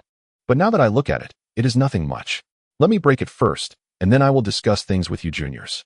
As he spoke, he waved his hand, and a dark little mountain suddenly appeared. This little mountain grew larger in the wind, instantly transforming into a gigantic peak. He formed seals with his hands and uttered several complex, incomprehensible phrases. That massive peak immediately crashed down with a loud bang, and a light curtain appeared above Tsongsong Peak and Hengyue Peak, like an inverted bowl, protecting Hengyue sect and resisting the giant peak. As expected of a major sect from 5 years ago, this invisible and ethereal great formation indeed had some tricks. It could disperse all attacks. However, I would like to see how many attacks this formation can withstand without a Yuanying stage expert to hold it down. Pu Nanzi sneered, pointing at the giant peak with his right hand, quickly changing his hand seals, causing the giant peak to start spinning and crash down again. The old man with the crane-like appearance changed his expression drastically, tearing open a rift in midair and diving in. Behind him, everyone quickly followed. Huang Longjinren whispered, "Wang Lin, follow closely." Saying this, he shot into the rift like an arrow. Wang Lin stepped forward and closely followed. At this moment, as the giant peak crashed down, the light curtain emitted a thunderous sound, and colorful lights flickered rapidly, barely resisting the impact. Wang Lin squeezed through the rift and found himself on the stone platform of Tsongsong Peak.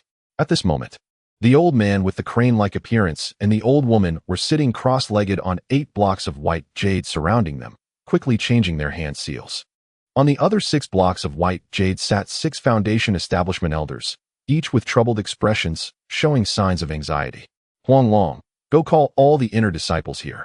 Today marks the greatest calamity Hengyue sect has faced in 5 years, the old woman said sternly. After speaking, she quickly spat out a mouthful of danqi towards the white jade stones, her hand seals changing even faster. Huang Long's body trembled. Without saying a word, he rushed out, heading straight for Hengyue Peak along the stone bridge. "Humph, it can withstand 2 attacks. This third time, let me break it." Pu Nanzi coldly snorted, opening his mouth to spit out a surge of Yuanying qi, causing the mountain to tremble and swell tenfold, almost blocking out the sky as it crashed down fiercely. After a loud bang, one of the 8 blocks of white jade shattered, and the Foundation Establishment elder sitting on it bled from all 7 orifices, collapsing to the ground. "Break! Break! Break!" Pu Nanzi's face twisted in rage, his large hand wildly waving as the giant peak continuously crashed down, the thunderous sounds echoing throughout the sky. The surrounding villagers, townsfolk, and county residents were all terrified, hiding in their homes and not daring to go out. Those with a bit of courage peeked out through windows and saw a massive peak floating in midair, constantly crashing down. Another block of white jade shattered, and a Foundation Establishment elder spat blood and fell. Pu Nanzi threw out a purple-red gourd, murmuring incantations, and with a crossing of his hands, the gourd trembled, releasing a dark red liquid that immediately ignited in flames, enveloping the giant peak. "Break!" Pu Nanzi shouted in a low voice, and the flaming giant peak crashed down, causing a network of cracks to appear on the light curtain, rapidly spreading in all directions. 2 more blocks of white jade shattered in succession, causing 2 more elders to fall. At this point, only 4 blocks of white jade remained, aside from the 2 Jet on stage ancestors. The other 2 Foundation establishment elders looked ashen, sweating profusely and trembling uncontrollably, clearly reaching their breaking point. At this moment, Huang Long had already brought all the inner disciples to this place. These inner disciples wore shocked expressions, feeling anxious. Wang Hao was among them. His face was still pale, but it was clear he had improved a lot compared to before. Upon seeing Wang Lin, he immediately came to Wang Lin's side, staring blankly at the scene in the sky, unable to speak. In the sky, Pu Nanzi's face was dark. The resilience of this invisible and ethereal great formation had exceeded his expectations. He knew full well that this formation was not only capable of the powers it displayed. If a Yuanying stage cultivator were in command, it could unleash its maximum potential. Not to mention, right now, this formation could only defend and not attack. If the opponent had a Yuanying stage expert stationed, they could unleash the terrifying offensive power of the formation. At this moment, the old man with the crane-like appearance saw one Foundation establishment junior after another fall, his heart bleeding. He shouted loudly, "Senior Pu Nanzi, Xiandao sect and our Hengyue sect have always had a good relationship. Do you really want to kill us all?" Pu Nanzi snorted coldly and said, "Lu Wenjiu, it's been 5 years since we last met. You, who was once a small fry, have become the backbone of Hengyue sect, reaching the Jet on stage. You could be considered an acquaintance. It would be a pity to destroy this protective mountain formation. If you open it willingly, everything can be discussed." The Jet on stage expert Lu Wenjiu showed a hesitant expression. At this moment, the old woman beside him said angrily, "Senior Pu Nanzi, I cannot comply." Pu Nanzi laughed wildly, his expression darkening as he shouted, "Very well, this protective mountain formation, break for me." Saying this, he waved his right hand, and the giant peak slowly rose. Then he took a deep breath, his face slightly reddening, and opened his mouth to spray out a large mouthful of Yuanying qi. Instantly, the giant peak swelled several times again. Fall.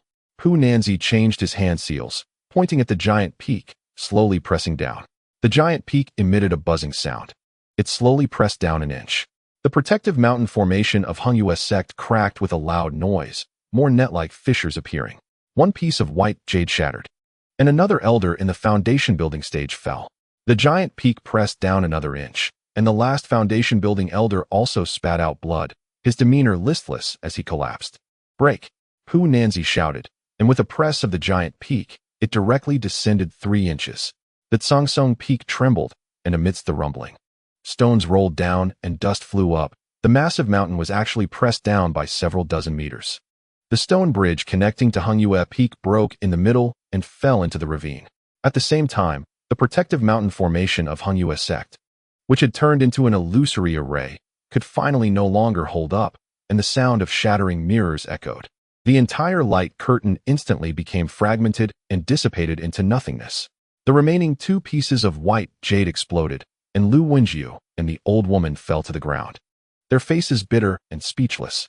Pu Nanzi coldly snorted and lightly descended from the sky, while the giant peak still hung in midair, waves of oppressive force slowly dissipating. "Who is called Wang Lin?" After Pu Nanzi landed, his expression was icy as he casually asked. Wang Lin had already retreated into the crowd of inner disciples, and he never expected that the first thing this peak-level nascent soul expert would do was to look for him. The inner disciples around him all cast their gazes toward him. Pu Nanzi glanced over and fixed his eyes on Wang Lin, raising an eyebrow, secretly thinking that this young man must be Wang Lin. He had heard the younger Ouyang mention several times that in this competition, they had all lost to him, showing a strong inclination to recruit him. Pu Nanzi had long coveted the Hengyue sect, and initially thought that with Zhou Peng leading the way, they would surely win, thus avoiding a complete rupture while seizing Hengyue sect. However, Wang Lin's appearance disrupted his plans, prompting him to take action personally to forcibly seize it with his powerful strength. "Are you Wang Lin?" Pu Nanzi asked coldly. Wang Lin took a deep breath and respectfully said, "Disciple Wang Lin, greetings to Senior Pu Nanzi of Xiandao sect." Pu Nanzi nodded and turned to Lu Wenjiu and the old woman in the core formation stage, saying, "Your Hengyue sect's several nascent soul ancestors have all perished in the battle for the Outer Realm Cultivation Star. You cannot protect the mountain gate of Hengyue sect.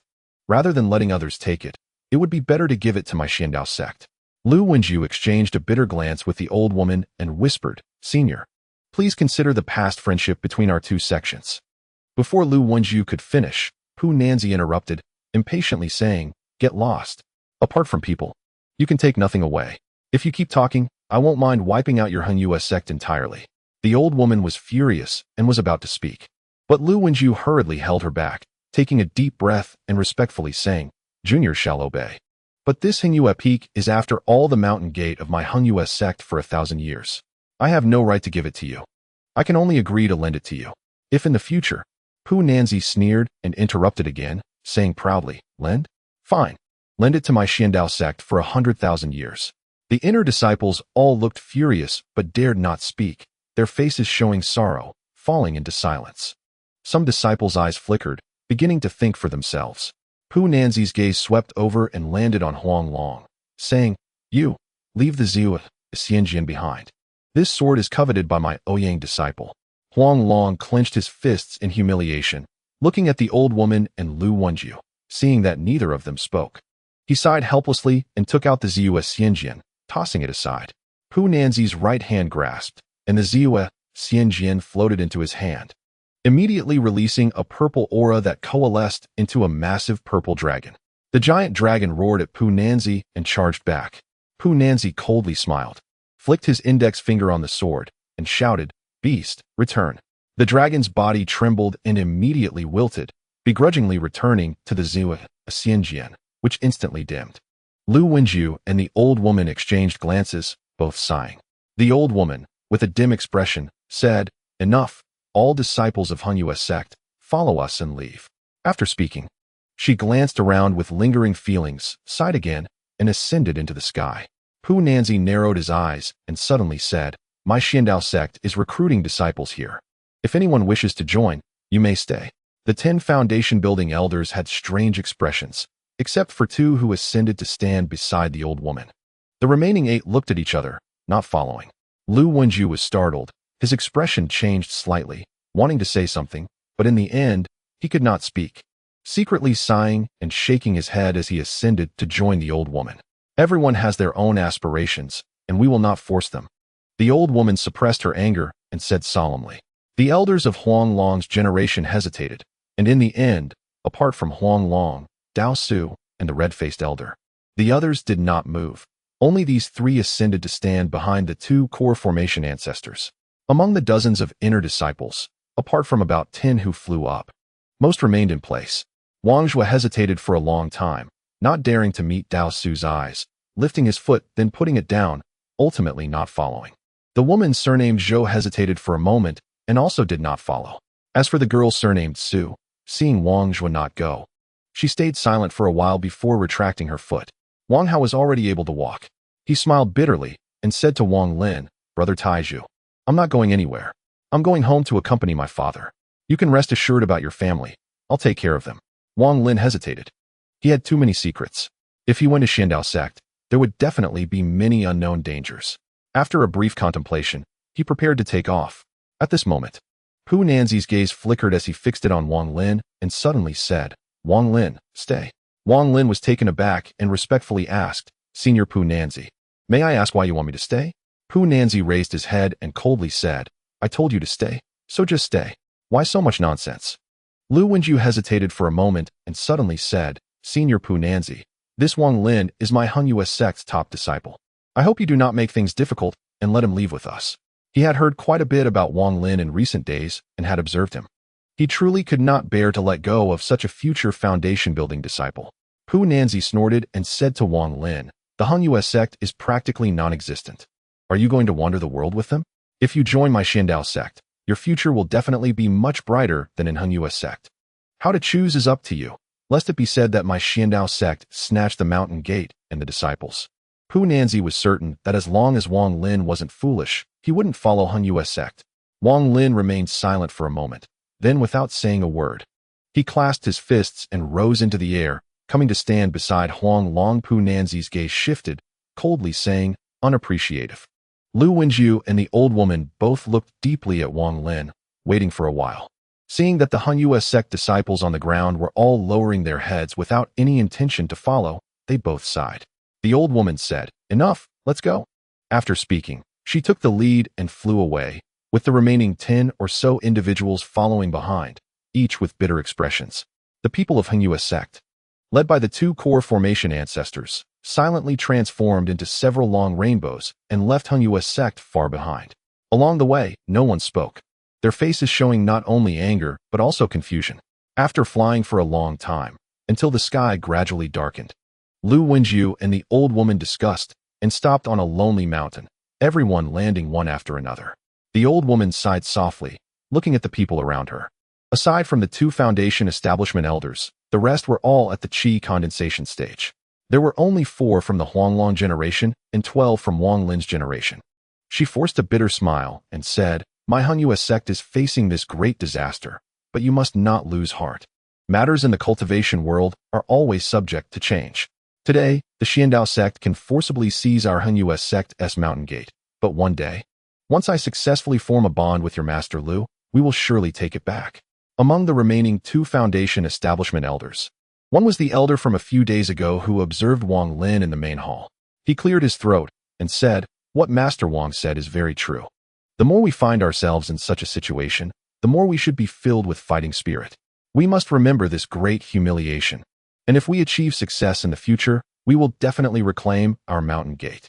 The other Foundation establishment elder, a stout man with a broad face, looked worried as he glanced at the remaining disciples and said, "When disaster strikes, everyone runs for their lives. I never expected that in our vast Hangyua sect. The only ones willing to follow are you few." Among the inner disciples who followed, aside from the familiar Zhang and Lu Song, Wang Lin couldn't recall the names of the others, although they seemed somewhat familiar. One of them, a little chubby boy, was the one he met outside the Sword Spirit Pavilion.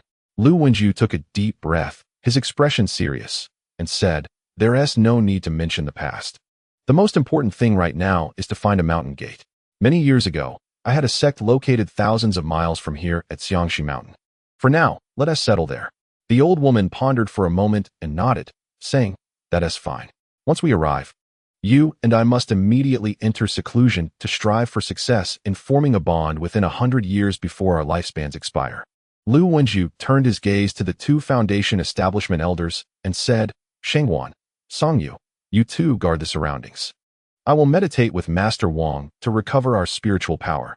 After we restore the power consumed by the protective mountain formation, we will fly with you, which will speed up our journey." Shangwan and Songyu quickly agreed. Lu Wenju took out a few jade slips, tossed them into the air, and shot out a green light. He quickly changed his hand gestures, and the jade slips transformed into a layer of light curtain that enveloped an area of 20 meters around them. After doing this, he sat cross-legged on the ground, holding a spirit stone, and closed his eyes to regulate his breathing. The old woman of the Wang family also sat cross-legged, regulating her breathing to recover her spiritual power. Chapter 65. The Gate of Death. Real person Huanglong touched his storage bag and looked up towards the Hangyue sect direction, a look of melancholy on his face. Dao Su stood beside him and sighed, "Master, one day, we will return to the Hangyue sect." Huanglong smiled bitterly and said, "The Ziyue Immortal Sword was given to me by Master Lu when I was in charge of the sect. At that time, I said, as long as the sword exists, I will be here, but now Sai." Beside him, the red-faced elder named Ma said solemnly, "Master, it's only natural that we cannot compete with the Xiandao sect, which has a nascent soul-old monster. There's no need to blame yourself. This is how the cultivation world has always been. Isn't it? The weak are prey to the strong. When our Hangyue sect was at its peak, didn't we also do many similar things?" Huanglong sighed softly, lost in thought. Wang Lin sat cross-legged in a corner, gazing towards the Hangyue sect. The sudden change took him by surprise, and his greatest worry was for his parents.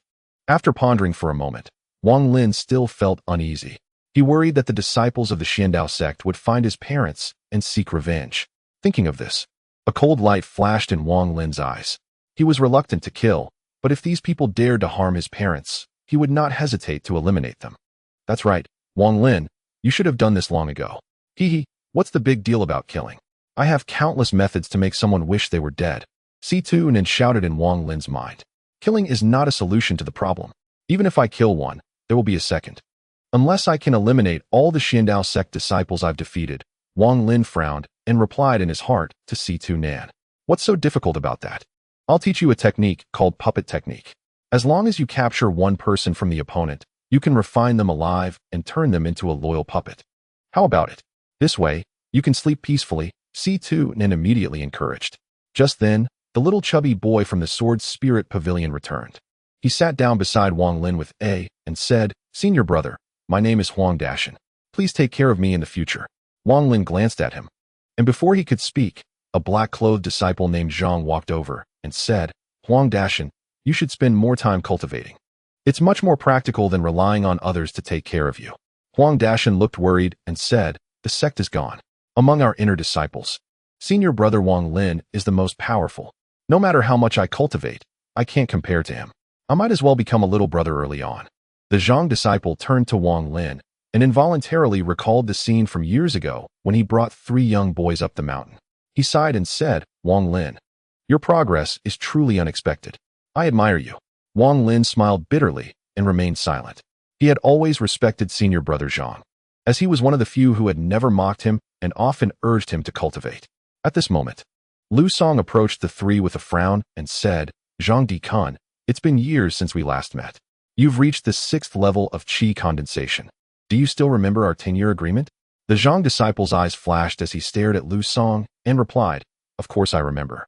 Lu Song sighed, sat down beside them, and patted Wang Lin's shoulder, saying, "Wang Lin, the Hangyue sect is already virtually non-existent. To put it bluntly, staying in the Xiandao sect is more advantageous than following along." After saying this, he smiled bitterly at Zhang Dikun. "Zhang Dikun, your temper is still the same as before. What nonsense about a 10-year agreement? The sect is gone, and we are all reduced to wandering the world." Sigh. Wang Lin glanced at Lu Song, shifted his shoulders slightly, and subtly avoided the contact, saying, "Isn't senior brother Lu Song also not staying in the Xiandao sect?" Lu Song shook his head and said, "Don't call me senior brother. According to the rules, I should be calling you senior brother. I cannot stay in the Xiandao sect. If I do, I will have no future. I have offended too many people in the Xiandao sect." Zhang Dikun said coldly, "You have offended more than just people from the Xiandao sect. There are also many from the Hangyue sect." Lu Song looked up at Zhang Dikun and said frankly, "Junior brother Zhang, I did cause quite a bit of resentment before becoming a core disciple, but that is all in the past. Why bring it up now? There was only one spot for core disciples back then, and I was left with no choice. Junior brother Zhang, I apologize to you here." Zhang Dikun's expression was cold, and he remained silent. During the core disciple selection competition back then, he had fought with Lu Song's relative for the spot. But Lu Song had easily injured him before the competition, leading to his defeat the next day. At that time, Lu Song had told him that if he was unconvinced, he could seek him out 10 years later for another round. Lu Song sincerely said, "Senior brother Zhang, I will definitely find a way to make amends for the past. Right now, the sect is in trouble, and we inner disciples must unite. Let us not talk about the other disciples below the 5th level of qi condensation. Among us 4, Huang Dashan is at the 5th level, Zhang Dikun is at the 6th level, I am at the 8th level, and Wang Lin, what about you?" Seeing everyone looking at him, Wang Lin pondered for a moment and frankly said, "I'm at the 14th level of qi condensation." As soon as he said this, the 3 beside him took a deep breath and were rendered speechless. They knew Wang Lin was strong, but they never expected him to be this powerful. El Song dryly said, "Congratulations, senior brother Wang. It looks like you're about to enter the foundation establishment stage. At that time, I will have to call you elder." Zhang Dikun glanced deeply at Wang Lin and sighed. The chubby Huang Dashan's eyes sparkled with excitement.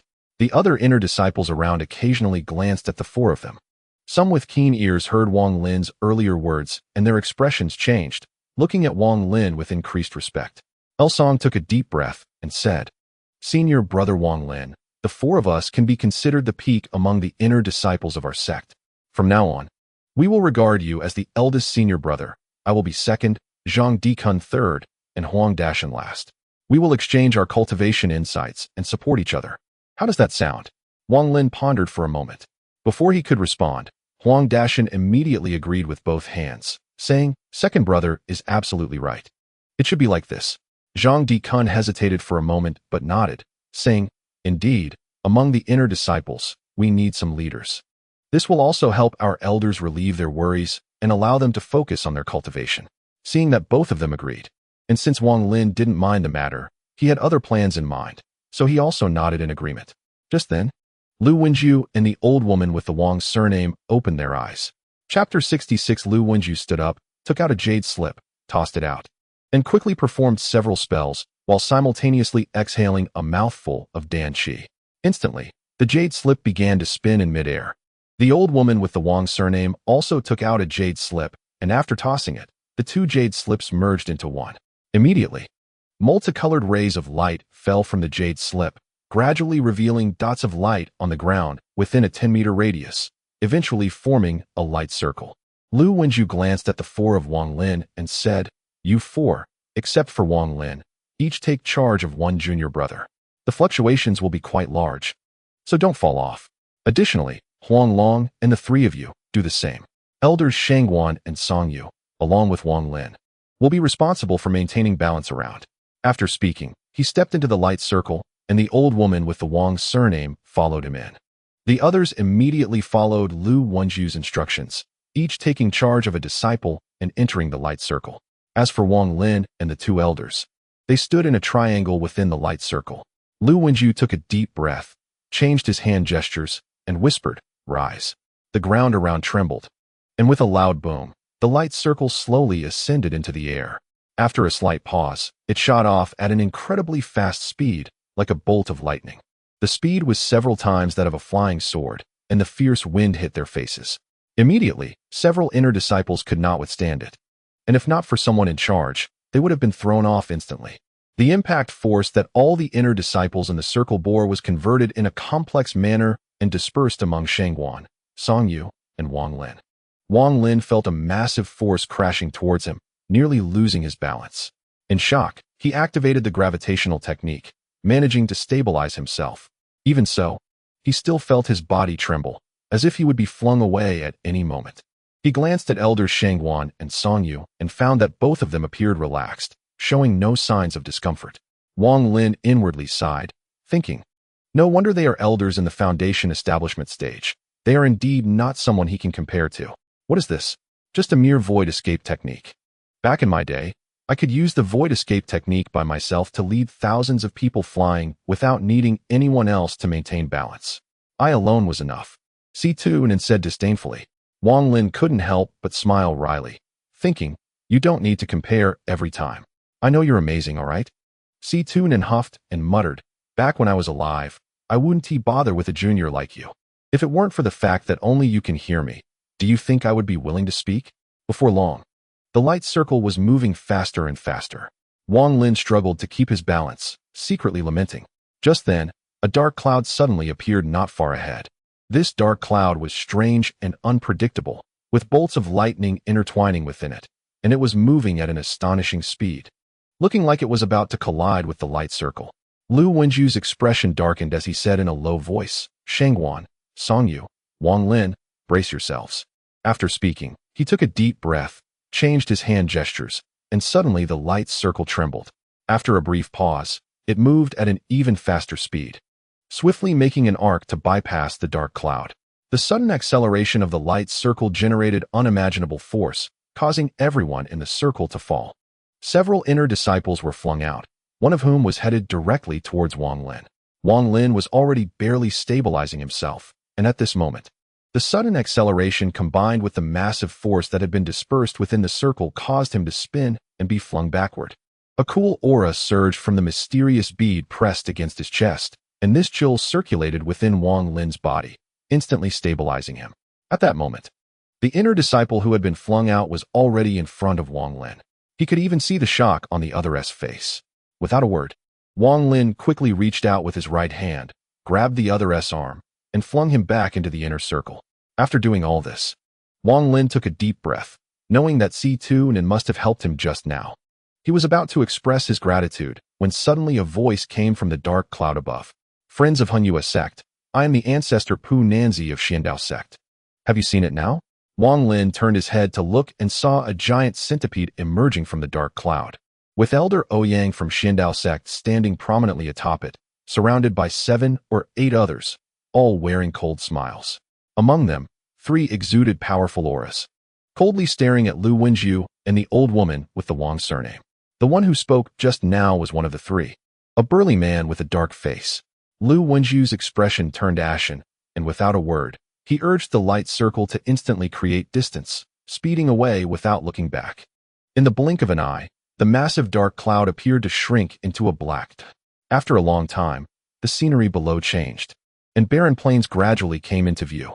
The light circle hovered around for a bit, seemingly searching for direction, then accelerated and charged northward. It stopped on a bald mountain, slowly descending.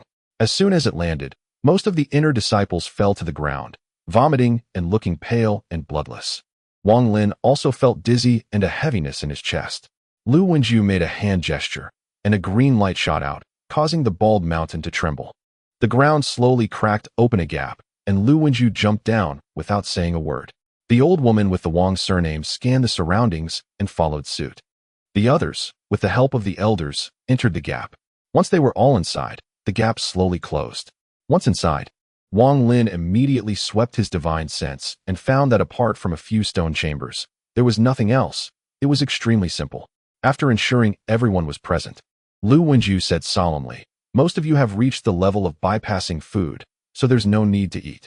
As for those with lower cultivation, there are some food supplies in the stone chamber next door, enough for you to last for several years. I and your ancestor Wang will soon enter seclusion, not concerning ourselves with worldly matters. You must follow the arrangements of the elders for everything." The old woman with the Wang surname said gravely, "From today on, our Han US sect will enter seclusion for 100 years. After 100 years, we will redeem our shame. All cultivation techniques and formulas will be available to any disciple who reaches the corresponding realm at the elder's place. Within 100 years, if there are no major events, no disciple is allowed to go outside. Huang Long and the three of you should also enter seclusion immediately and strive to reach foundation establishment within your lifetime." Huang Long and the three nodded in agreement. Lu Wenju glanced around at the inner disciples and said, "LV Song is responsible for the training of the inner disciples and daily affairs. Wang Lin, come with me. I'll arrange a special training place for you." Chapter 67. The old woman with the Wang surname nodded and said, "That's right, Wang Lin. If you have any questions about your training, you can always ask either of us." Wang Lin hesitated for a moment and said, "Disciple has one matter to ask for the consent of the ancestor." The old woman furrowed her brows and asked, "What is it?" Wang Lin raised his head and said, "Disciple wants to go out for a while." The old woman immediately refused. "No, your main task now is to train. You cannot go out." Wang Lin raised an eyebrow and said, "Disciple must go out for a while. Once the trivial matters are taken care of, I will definitely return to focus on training."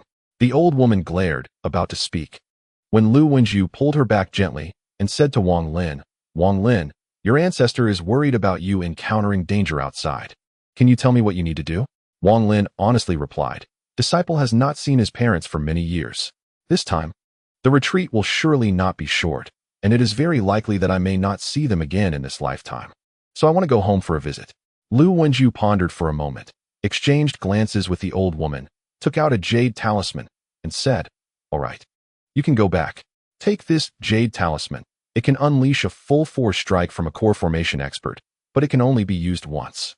Keep it as a means to save your life in case of crisis." Wang Lin was overjoyed and hurriedly accepted it, carefully placing it in his storage bag. He currently had too few magical treasures, only 2 in total. One was the Earth Immortal Talisman he got from Zhang Hu, and the other was this jade talisman. This is the method to open the door to the mansion. Remember it well. Lu Wenju handed him a jade slip and then walked away with the old woman toward the retreat area. After bidding farewell to others, Wang Lin activated the method on the jade slip. Suddenly, a crack appeared on the cliff above. Wang Lin took a deep breath, stepped forward, and leapt out. After leaving the mansion, Wang Lin did not linger.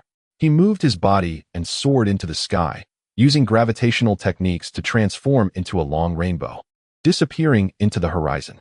Finally out, "Wang Lin, do you really plan to come back?" Situnin said in Wang Lin's mind. After pondering for a while, Wang Lin replied, "I won't be back for a short time. Once I handle the matters at home, I will have my own arrangements. From my estimation, once the wood attribute reaches perfection, the time reversal in this heavenly reverse pearl space will surely increase significantly. Right now, it's 10-fold, but it might reach 100-fold by then. In that case, your training speed will also increase considerably," Situnin analyzed. As the two conversed, Wang Lin flew swiftly, like a long rainbow breaking through the sky. A day later, He entered the former territory of the Han sect. To avoid drawing attention, Wang Lin descended and early the next morning returned to the small mountain village. From a distance, the village looked the same, with no major changes except for his own courtyard, which had transformed from a small tiled house into a 3-compound courtyard, with a big Fu character posted at the front. Although it was still dimly lit, distant sounds of barking dogs and crowing roosters could be heard. In the early morning village, smoke wafted from the kitchens as each household rose early to prepare meals. Wang Lin stood at the village entrance, gazing at his home courtyard. His heart stirred with emotions. 5 years had passed in a flash, and to this day, memories of the past were still vivid. With the hopeful gazes of his parents lingering in his heart, he hesitated for a moment but did not go back. Instead, he searched for a large tree outside the village, sitting cross-legged on its crown, hiding his figure among the leaves. He was unsure if the people from the Xiandao sect would truly seek revenge on his parents, as he suspected. To avoid worrying his parents, he did not plan to return home until the matter was resolved. Days passed, and before he knew it, Wang Lin had stayed outside the mountain village for a month. During this month, his divine sense constantly expanded. One day, Wang Lin's expression changed, and a cold light flashed in his eyes as he thought, "Sure enough, they have come." 2 beams of sword light flew in from a distance and landed on the ground, revealing their figures. One of them wore a large black robe that covered his entire body, making it impossible to see his face. But he emanated a foul stench that made people want to vomit. A voice filled with endless hatred came from the black robe, Zhang Kuang. Wang Lin's parents are in this village? The person beside him had a handsome face, with a chiseled jawline filled with masculinity. But his eyes had a twisted gaze that briefly revealed a hint of greed. He whispered, "Senior brother, that Wang Zhua is truly despicable." I thought he would tell me Wang Lin's exact address after mocking him countless times, but this brat didn't say a word. Fortunately, I was clever and checked the list of registered disciples of the Han sect. Wang Lin's family is indeed in this village, just not sure which household. After saying that, he secretly thought, "Wang Lin, we were once fellow disciples, and I had some reservations about you, but now I am a disciple of the Xiandao sect. Humph. I will definitely seize the treasures in your hands." The man fully wrapped in the black robe was none other than Zhou Peng, the eldest disciple of the Xiandao sect. His hatred for Wang Lin had reached its peak. He wished he could devour his flesh and drink his blood. His reputation was completely ruined by Wang Lin, and now his body was covered in black ash that could not be washed away, forcing him to cover himself in a black robe, too ashamed to face others. This black ash was bearable, at least it could be concealed, but the foul odor emanating from it made even him feel nauseous, let alone others. At this moment, he snorted coldly and said in a sinister voice, "Zhang Kuang, do you think Wang Lin became a master so quickly because of those liquids?" Zhang Kuang held back the stench, as he was too close to the other person and felt his stomach churn. But he dared not show any sign of nausea on his face and quickly replied, "Senior brother, how could I dare to lie to you? I also gave you those liquids, didn't you see? That was what Wang Lin exchanged for the qi condensation method back then. I, Zhang Kuang, swear that if I speak one false word, I will never have a chance to establish a foundation in this life." Zhou Peng removed his hood, revealing a pitch-black face. At this moment, a fierce glint flashed in his eyes, and he sneered, "Good, Zhang Kuang. If everything you said is true, in the future, with me in the Xiandao sect, no one will dare to provoke you." Zhang Kuang's face showed joy, and he nodded in agreement. But at the moment he lowered his head, a glint of cold light flashed in his eyes as he secretly thought, "I, Zhang Kuang, am not someone who relies on others. Humph, as long as I can establish a foothold in the Xiandao sect, give me a few decades, and I will surely succeed in establishing a foundation." The moment Zhou Peng saw Zhang Kuang bow his head, a mocking smile appeared on his lips, and he suddenly asked, "Have you told anyone else about this liquid?" Chapter 68. Zhang Kuang shook his head and said, "Senior brother, right now. The entire Xiandao sect knows about this only between you and me." I haven't told a second person. Zhou Peng narrowed his eyes, and with a swift motion, his right hand shot out, grabbing Zhang Kuang by the neck, and shouted, "Zhang Kuang, you are lying." Zhang Kuang did not dare to retaliate, his face turning red.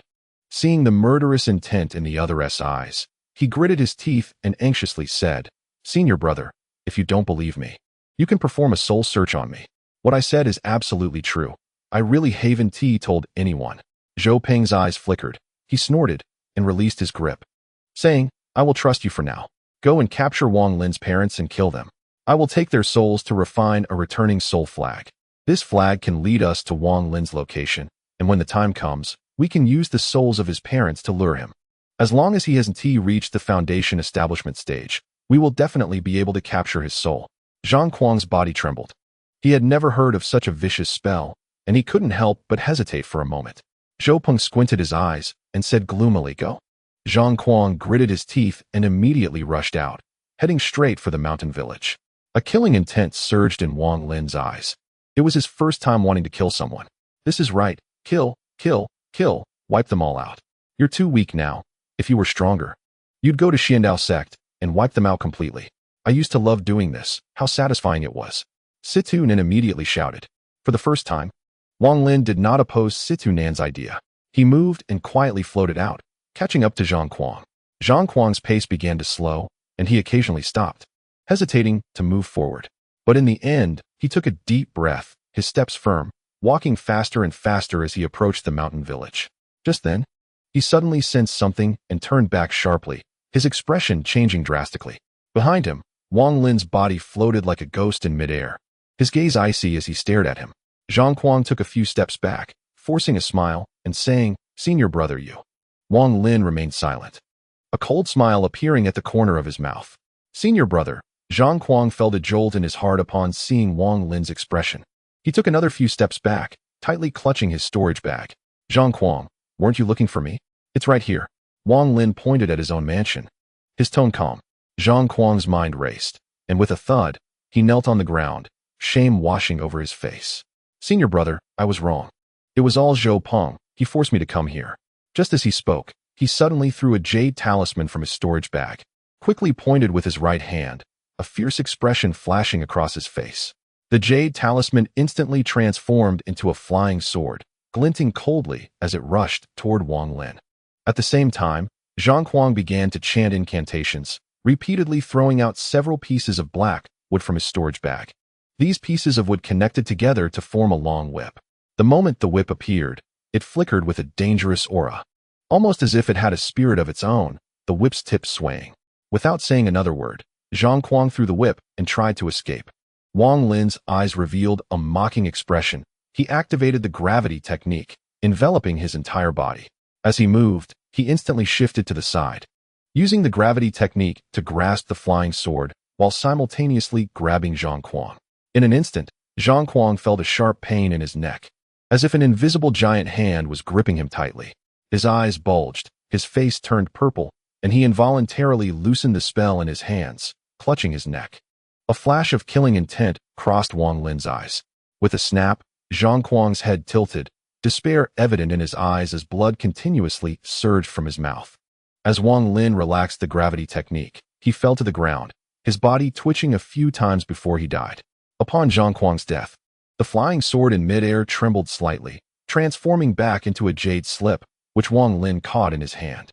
As for the black whip, it seemed to lose its support and turned into broken pieces of black wood, which Wang Lin collected. After rummaging through Zhang Kuang's storage bag, he cast a fireball technique, burning the corpse clean before swiftly retreating towards Zhou Peng's location. Zhou Peng had been waiting for a long time, cursing Zhang Kuang for being too slow. Just as he was about to check, his expression suddenly changed as he sensed a wave of spiritual energy fluctuation coming from the mountain village. Just as he was about to take a closer look, he suddenly felt an overwhelming killing intent rushing towards him. Zhou Peng was startled and thought, "Who killed Zhang Kuang?" Zhang Kuang's aura had disappeared. He must have died unexpectedly. Before he could think further, Wang Lin's figure appeared in his sight. Zhou Peng's face changed drastically, and without saying a word, he quickly retreated, running away in a panic. He cursed inwardly, "Zhang Kuang, you've gotten me into trouble." How could Wang Lin return suddenly? Wang Lin's gaze was cold. He was determined to catch Zhou Peng, using the gravity technique to chase after him. Zhou Peng did not dare to look back, throwing out a flying sword and stepping on it, rushing towards Hunyue Peak. "You can't escape." Wang Lin's voice seemed to come from the depths of the underworld, sending chills down Zhou Peng's spine. He took a glance and was horrified to find Wang Lin getting closer.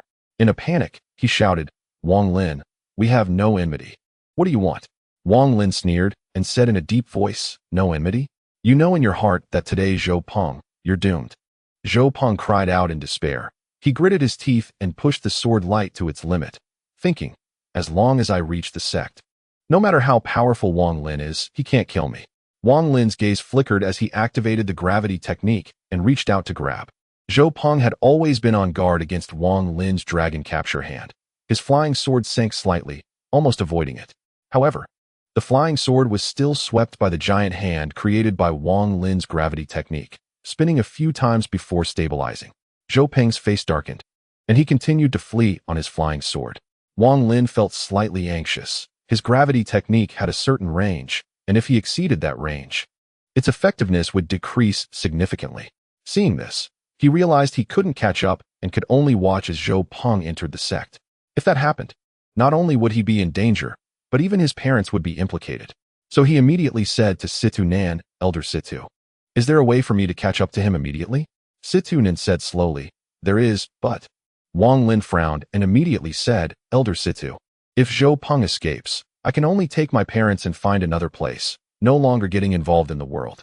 If cultivation is like this, then so be it." Situ Nan immediately said, "Why are you in such a hurry? I was just speaking slowly. If it were my old temper, I would have slapped you to death for being such an ungrateful disciple. Disciple my foot, hurry up." Wang Lin was anxious, and his tone was no longer as respectful as before. Chapter 69. Situ Nan muttered a few words. He knew Wang Lin was anxious, so he wasted no more time and quickly said, "I still have some essence of the nascent soul, which can help you teleport once, but only once. If I waste too much of my nascent soul essence, I might not last until you reach the transformation stage." After speaking, Situ Nan said no more. Wang Lin felt a huge cold energy surge from the stone bead into his body. This cold energy was so dense that it was several times colder than when he had first encountered the aura.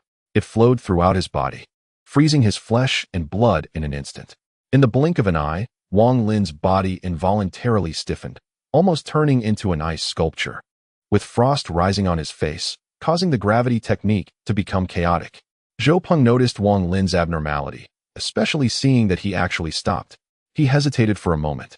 Although he sensed something was wrong, he did not dare to go back to investigate and instead accelerated his escape. At the moment Wang Lin's body turned into an ice sculpture, Situ Nan shouted, "Concentrate your mind. I'm about to teleport." In an instant, circles of black whirlpools suddenly appeared, circling around Wang Lin's body. Then, with a sudden contraction, Wang Lin's body quickly vanished, disappearing completely in the blink of an eye. Zhou Peng had been watching Wang Lin with his spiritual sense, and at this moment, he was stunned. Wang Lin inexplicably disappeared from his perception. Before he could figure it out, a distortion appeared 5 meters in front of him, revealing a black point of light. This point of light grew larger, transforming from 1 into 3, and from 3 into 9, rapidly splitting into countless black whirlpools that spread in all directions. At the same time, Wang Lin's body suddenly appeared, and the ice surrounding him visibly melted. A cold voice slowly emerged from Wang Lin's mouth. "You can't escape." Zhou Peng's heart raced, and his face turned pale. He gritted his teeth and opened his mouth to spit out a beam of azure light, which grew in the wind and instantly transformed into a large azure python. With a fierce expression, Zhou Peng bit his tongue and spat out a mouthful of blood, then took out a pitch-black bell, shaking it slightly, causing a crisp sound to ring out. The large python's body rapidly expanded, and with a flick of its tail, it struck towards Wang Lin. "Kid, there's still some of this old man's primordial essence left in your body. It would be a waste to let it go. Watch closely. I will use your body to display a move from my past fame." Situ Nan's lazy voice echoed. As Situ Nan finished speaking, specks of blue light emerged from Wang Lin's body, instantly gathering in front of him to form a glowing ball of azure light. The moment this light ball appeared, the sky darkened, and a destructive aura surged forth from it. Then, a shattering sound arose as the light ball exploded, sending a circular ripple expanding outward. The giant python halted as soon as its tail touched the circular ripple, and from its tail, it began to turn into ice crystal inch by inch. This ice crystal continued to spread, ultimately transforming the entire giant python into an ice sculpture that fell from midair. Zhou Peng spat out a mouthful of blood. His body swayed, and his spirit was severely injured. But immediately after, the blood he spat out turned into ice crystals. Meanwhile, his body instantly froze, and he, along with the flying sword beneath his feet, was turned into an ice sculpture. It's a pity there are too few people. This move of mine is best suited for when there are many. That's truly comfortable. Hee hee, kid, this is the cold spiritual power cultivated from the Huang Quan Ascension technique. How do you like its power? C2 Nen said with pride. Wang Lin moved his body and caught Zhou Peng, who had fallen from the sky. Without stopping, he turned his back to Heng Yue Peak and quickly left. After searching for a secluded place, Wang Lin landed and placed Zhou Peng aside, asking C2 Nan, "Is Zhou Peng dead now?"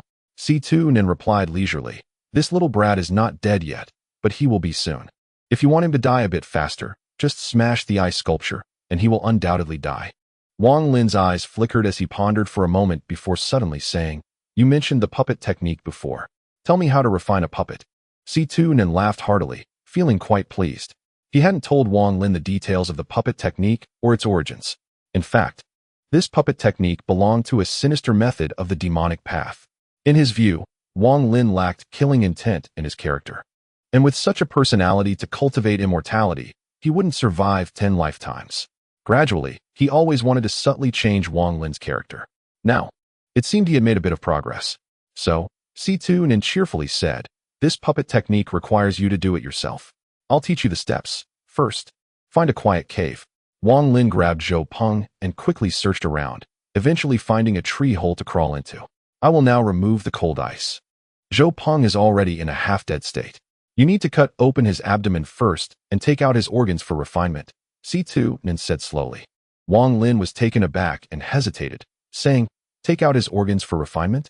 C2 Nin secretly chuckled and said, "This is a necessary method for the puppet technique.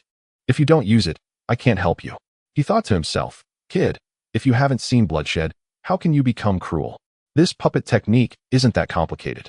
It's just a good opportunity to let you see the world. You will definitely become one of my demonic sect in the future. You can't escape." Thinking of this, C2 Nin quickly shouted, "I will start removing it. You only have half a moment. Don't dawdle. Think of how he planned to deal with your parents just now."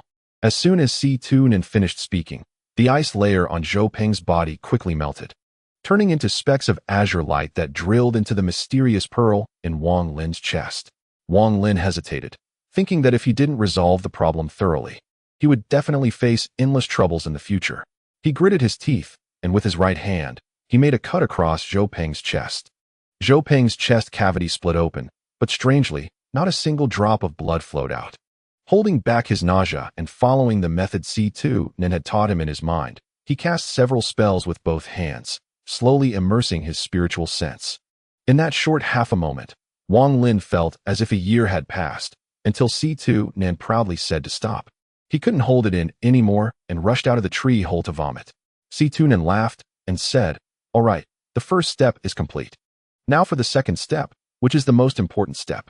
You need to envelop Zhou Peng with your spiritual sense and refine him for 3 days and nights. After that, this puppet will be complete. There are some necessary spells involved. Just bear with it, and I will explain them to you one by one." Wang Lin's face turned pale, and he nodded bitterly, taking a deep breath and returning to the tree hole. Chapter 70. Going home 3 days later. Wang Lin emerged from the tree hole, drenched in sweat and with a numb expression. Behind him, Zhou Peng followed out with a dazed demeanor. "Zhou Peng, return to the Xiandao sect and do as I instructed earlier. Secretly kill anyone who poses a threat to me, and protect my parents well." Wang Lin's voice was cold, revealing a hint of bloody aura. Zhou Peng respectfully nodded and leaped towards Heng Yue Peak. Wang Lin watched Zhou Peng's departing figure, and after a long time, he suddenly said, "Senior C2, actually, this puppet technique doesn't need the first step, right?"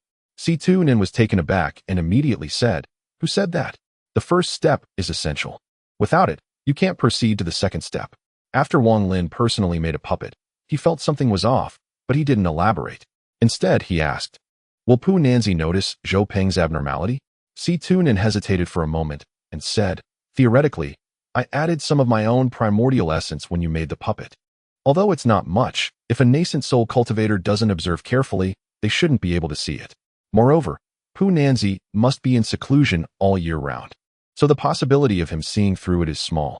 Wang Lin pondered for a moment, then moved his body. The long rainbow hung in the sky, and Shun disappeared without a trace. Before long, he returned to the mountain village, his steps unceasing as he headed straight for his home. Before he entered the door, Wang Lin heard a familiar voice from inside. You little brat, how can you do carpentry like this? Look at what you've made. It can't even compare to half of my son. Master, Tai Zhu is an immortal. How can I compare to him? If I can catch up to half of him, I would be satisfied. Hearing this, Wang Lin paused. His spiritual sense swept over, and a smile immediately appeared on his face. He recognized the speaker as a childhood playmate who often begged Wang Lin's father to teach him carpentry. Gently pushing open the door, Wang Lin looked at the aging figure in the yard and softly said, Dad, Tai Zhu is back. The figure trembled, and the carpentry tools in his hand fell to the ground. He turned around, staring blankly at the young man in front of him, who was around 20 years old. He could vaguely see the youthful face of his son from back then. Tai Zhu. Wang Lin's father rubbed his eyes vigorously, tears streaming down his face unknowingly. Wang Lin stepped forward and hugged his father tightly, wiping away the tears on his face. Looking at the deepening wrinkles on his father's face, he took a few steps back and knelt on the ground, softly saying, Dad, Tai Zhu is unfilial. I haven't come back in 5 years. It really is Tai Zhu. Child's mother, our son is back. Tai Zhu's father excitedly helped Wang Lin up, examining him closely from left to right, a joyful smile spreading across his face.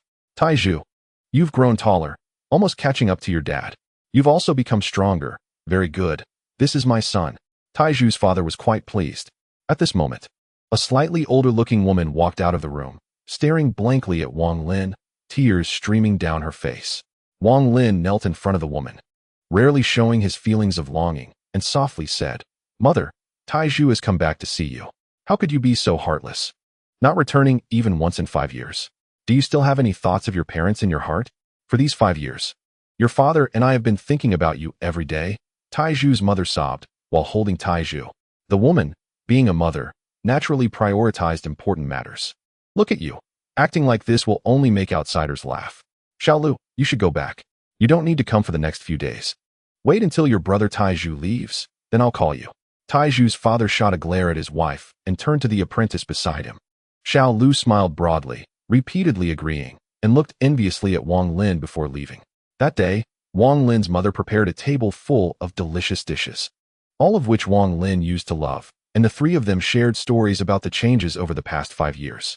Wang Lin had long since become detached from worldly matters, but he found the food prepared by his mother quite fragrant. During their conversation, Wang Lin's parents asked about the massive mountain that had appeared at Hengyue Sect a month ago. Wang Lin hesitated for a moment and lied, saying that Hengyue Sect had moved and that he wouldn't be able to return often in the future. His parents didn't ask further, only reminding him to take care of his health. Over the past 5 years, the family had changed a lot. Relatives visited frequently, and with the help of his uncle, his father had reclaimed his share of the family assets, leading to a thriving life. His father no longer carved wooden sculptures much. Instead, he had taken on a few apprentices to pass on his skills. Xiaolu was the smartest among the apprentices, having learned about 50 to 60% of the craft. Upon hearing this, Wang Lin laughed and said, Father, I just saw the wooden sculpture made by Xiaolu. It's quite good. It's not as bad as you say. His father snorted and said, It's far from good. None of these people can compare to you. When you were only 8, I taught you to make wooden sculptures, and you did better than them back then. Tai Zhu's mother looked at her son lovingly and added, That's right. Our Tai Zhu has always been smarter than them. I've heard that many families have sent matchmakers to propose over the years. Now that you're back, you shouldn't leave so soon. Come with me to meet some of them, and if they're a good match, we can arrange a marriage. Wang Lin was taken aback, and Mother, how old am I? Please don't worry about this. You little brat, there are kids your age in the village already running around. Tai Zhu's mother immediately became displeased, glaring at Wang Lin. Wang Lin rubbed his nose and said, Mother, getting married is a big deal. I can bring someone back for you in a few years. There's no rush, okay? Tai Zhu's father saw that his wife was about to say something more, so he cleared his throat and said, Wife, why are you worrying so much? Our Tai Zhu is a celestial being, do you understand? Finding a wife for him can't be an ordinary person. Tai Zhu means to find a celestial daughter-in-law for you, do you understand? Tai Zhu's mother was momentarily speechless and muttered, What is so good about celestial beings? They can stay away for 5 years. If I had a celestial daughter-in-law, they might not come back for 10 years. Wang Lin, just about to speak when his mother glared at him and said, Fine, I'll listen to your father. You're probably too picky and look down on the village girls. I'll wait and see what kind of girl you can bring back. Seeing that his mother was upset, Wang Lin quickly smiled and said, "Don't worry, mother, I will definitely bring back a good wife for you." After dinner, Wang Lin's parents seemed to have endless things to talk about, asking him questions until late at night before finally going to sleep. Chapter 71. For years lying on the bed in his small room, with Wang Lin's current cultivation, he had no inclination to sleep. He sat up, looking at the moon in the night sky, flipped his right hand, and took out a gourd, drinking a big mouthful. To break through to the foundation establishment stage, the required spiritual energy is immense. I must start preparing for the due, Wang Lin murmured to himself. That's right, kid. When are you planning to look for wood attribute materials to complete the heavenly reversal pearl? Situnin asked. First, I need to find a place nearby to enter seclusion. To cultivate and strive to reach the foundation establishment stage while observing the situation with Zhou Peng. If everything is normal, then I'll leave this place. Wang Lin pondered for a moment and said. There was no further conversation that night. In the following days, Wang Lin stayed with his parents. After staying home for half a month, he bid farewell to his parents, disappearing into the horizon amidst their reluctant farewells. This time, Wang Lin felt quite melancholic. He didn't know how many years it would be until he returned, or if it would be in this lifetime.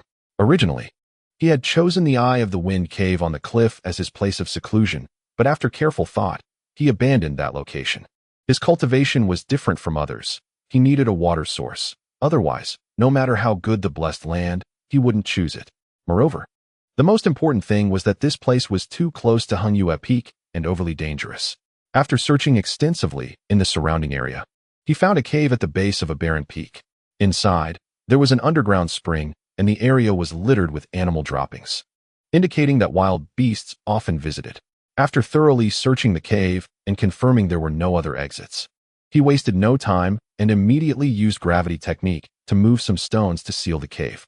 With that, the place was completely sealed off, and Wang Lin began his second period of seclusion and cultivation. Time flew by, and the days passed quickly in the mountains. 1 year, 2 years, 3 years. For years, before he knew it, for years had gone by. The people of Hengyue sect on Xiangxi Mountain slowly forgot about Wang Lin, most believing he had died outside. Lu Wenju and the old woman from the Wang family felt quite regretful about this. The happiest was El Song, who had become the eldest senior brother among the few inner disciples of this small sect. As for Huang Long and others, they hadn't had much contact with Wang Lin before. They only began to pay attention after his sudden emergence. Now that 4 years had passed without Wang Lin's return, they gradually forgot about him. In the first year of Wang Lin's seclusion, he still frequently contacted Zhou Peng. He learned that all the experts above the foundation establishment stage at Xiandao sect were hidden in the back mountains and didn't come out. So Zhou Peng's abnormality went unnoticed. Moreover, with his identity as the eldest disciple, almost no one among the Xiandao sect disciples dared to provoke him, making it even easier for him to investigate the situation. After Zhou Peng secretly dealt with several disciples from Hengyue sect who had some thoughts, the matter concerning Wang Lin gradually faded from everyone's memory. Outside the cave, where Wang Lin was in seclusion, the stones that had been carelessly piled up initially were now covered with climbing plants, densely obscuring everything. Even up close, it was difficult to discern anything. Over the 4 years, this place had become a gathering spot for wild beasts in the mountains, with some rare exotic beasts often lingering here, breathing in and out toward the cave. One day, 2 long rainbows streaked across the sky, revealing 3 figures, 2 men and 1 woman, riding on sword light to this place. The foremost was a middle-aged man, dressed in black, with eyes like lightning, his body suspended in midair, emanating an ethereal aura, resembling a celestial being. Beneath his feet was a small green sword, flashing with cold light, intimidating to behold. Third senior brother, this time you have to help me choose a more spirited Mo crystal beast. Next month is the competition for the quota to enter the back mountain. If I have a Mo crystal beast as my sword spirit, I will surely win, said the woman standing beside the middle-aged man, her beauty captivating. With bright teeth and clear eyes, her voice as melodious as a lark. If Wang Lin saw this girl, he would definitely find her familiar. She was the girl with the surname Su who had a crush on Wang Zhuo 4 years ago. In 4 years, the once naive girl had grown into a graceful young woman, her beautiful eyes sparkling with even more charm than before. The middle-aged man looked momentarily dazed, and after a long time finally came to his senses, nodding quickly and saying, "Junior sister."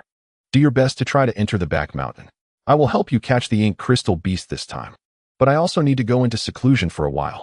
Beside the woman stood a young boy, about 8 or 9 years old, who was tightly hugging her. His pale little face was filled with anxiety as he shouted, "Senior brother, senior sister, you are flying too fast. I can barely keep my eyes open. Now that we are here, let us land quickly." The Sioux girl smiled brightly and said, "Little junior brother, didn't you insist on coming along? I told you your cultivation level is not enough, but you didn't believe me. Just look at this speed. You can't handle it." The middle-aged man turned to glance at the two and said solemnly, "Little junior brother, although you have excellent talent, if you can't endure this little hardship, how can you cultivate immortality?" The boy, clearly frightened by the man, quickly replied, "Third senior brother, I know I was wrong." The Sioux girl tapped the boy's forehead and said with a smile, "Little junior brother, just wait a moment. Once we catch the ink crystal beast, we will return to the sect." The boy nodded eagerly and whispered, "Senior sister, you are a genius of our Xiandao sect. In just 4 years, you have advanced from the 4th level of the Qi condensation stage to the 7th level. This time, if we catch the ink crystal beast to use as a sword spirit, you will definitely become a master of the sect. If that Li Shan bullies me again in the future, you have to help me." The girl shook her head and smiled wryly. "If we are talking about geniuses, it's still Lu Feng's senior brother. He is about to reach the cultivation level of the eldest senior brother, soon breaking through to the 13th level. And senior sister Lu Mei has also reportedly reached the 12th level. They are all original disciples of Xiandao sect, so they naturally have the qualification to enter the back mountain. I, however, come from Hengyue sect, so I must compete for a spot in the selection. I hope I can succeed this time." The middle-aged man snorted in dissatisfaction. "That Lu Feng kid, isn't it because he entered the back mountain that he cultivates so quickly? Wasn't it the ancestor who took him in because he valued the back mountain of Hengyue sect?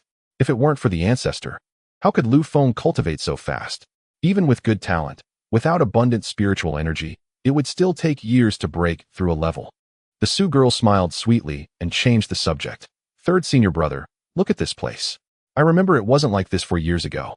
Why have so many strange beasts gathered and are now breathing in this short span of 4 years?" Chapter 72.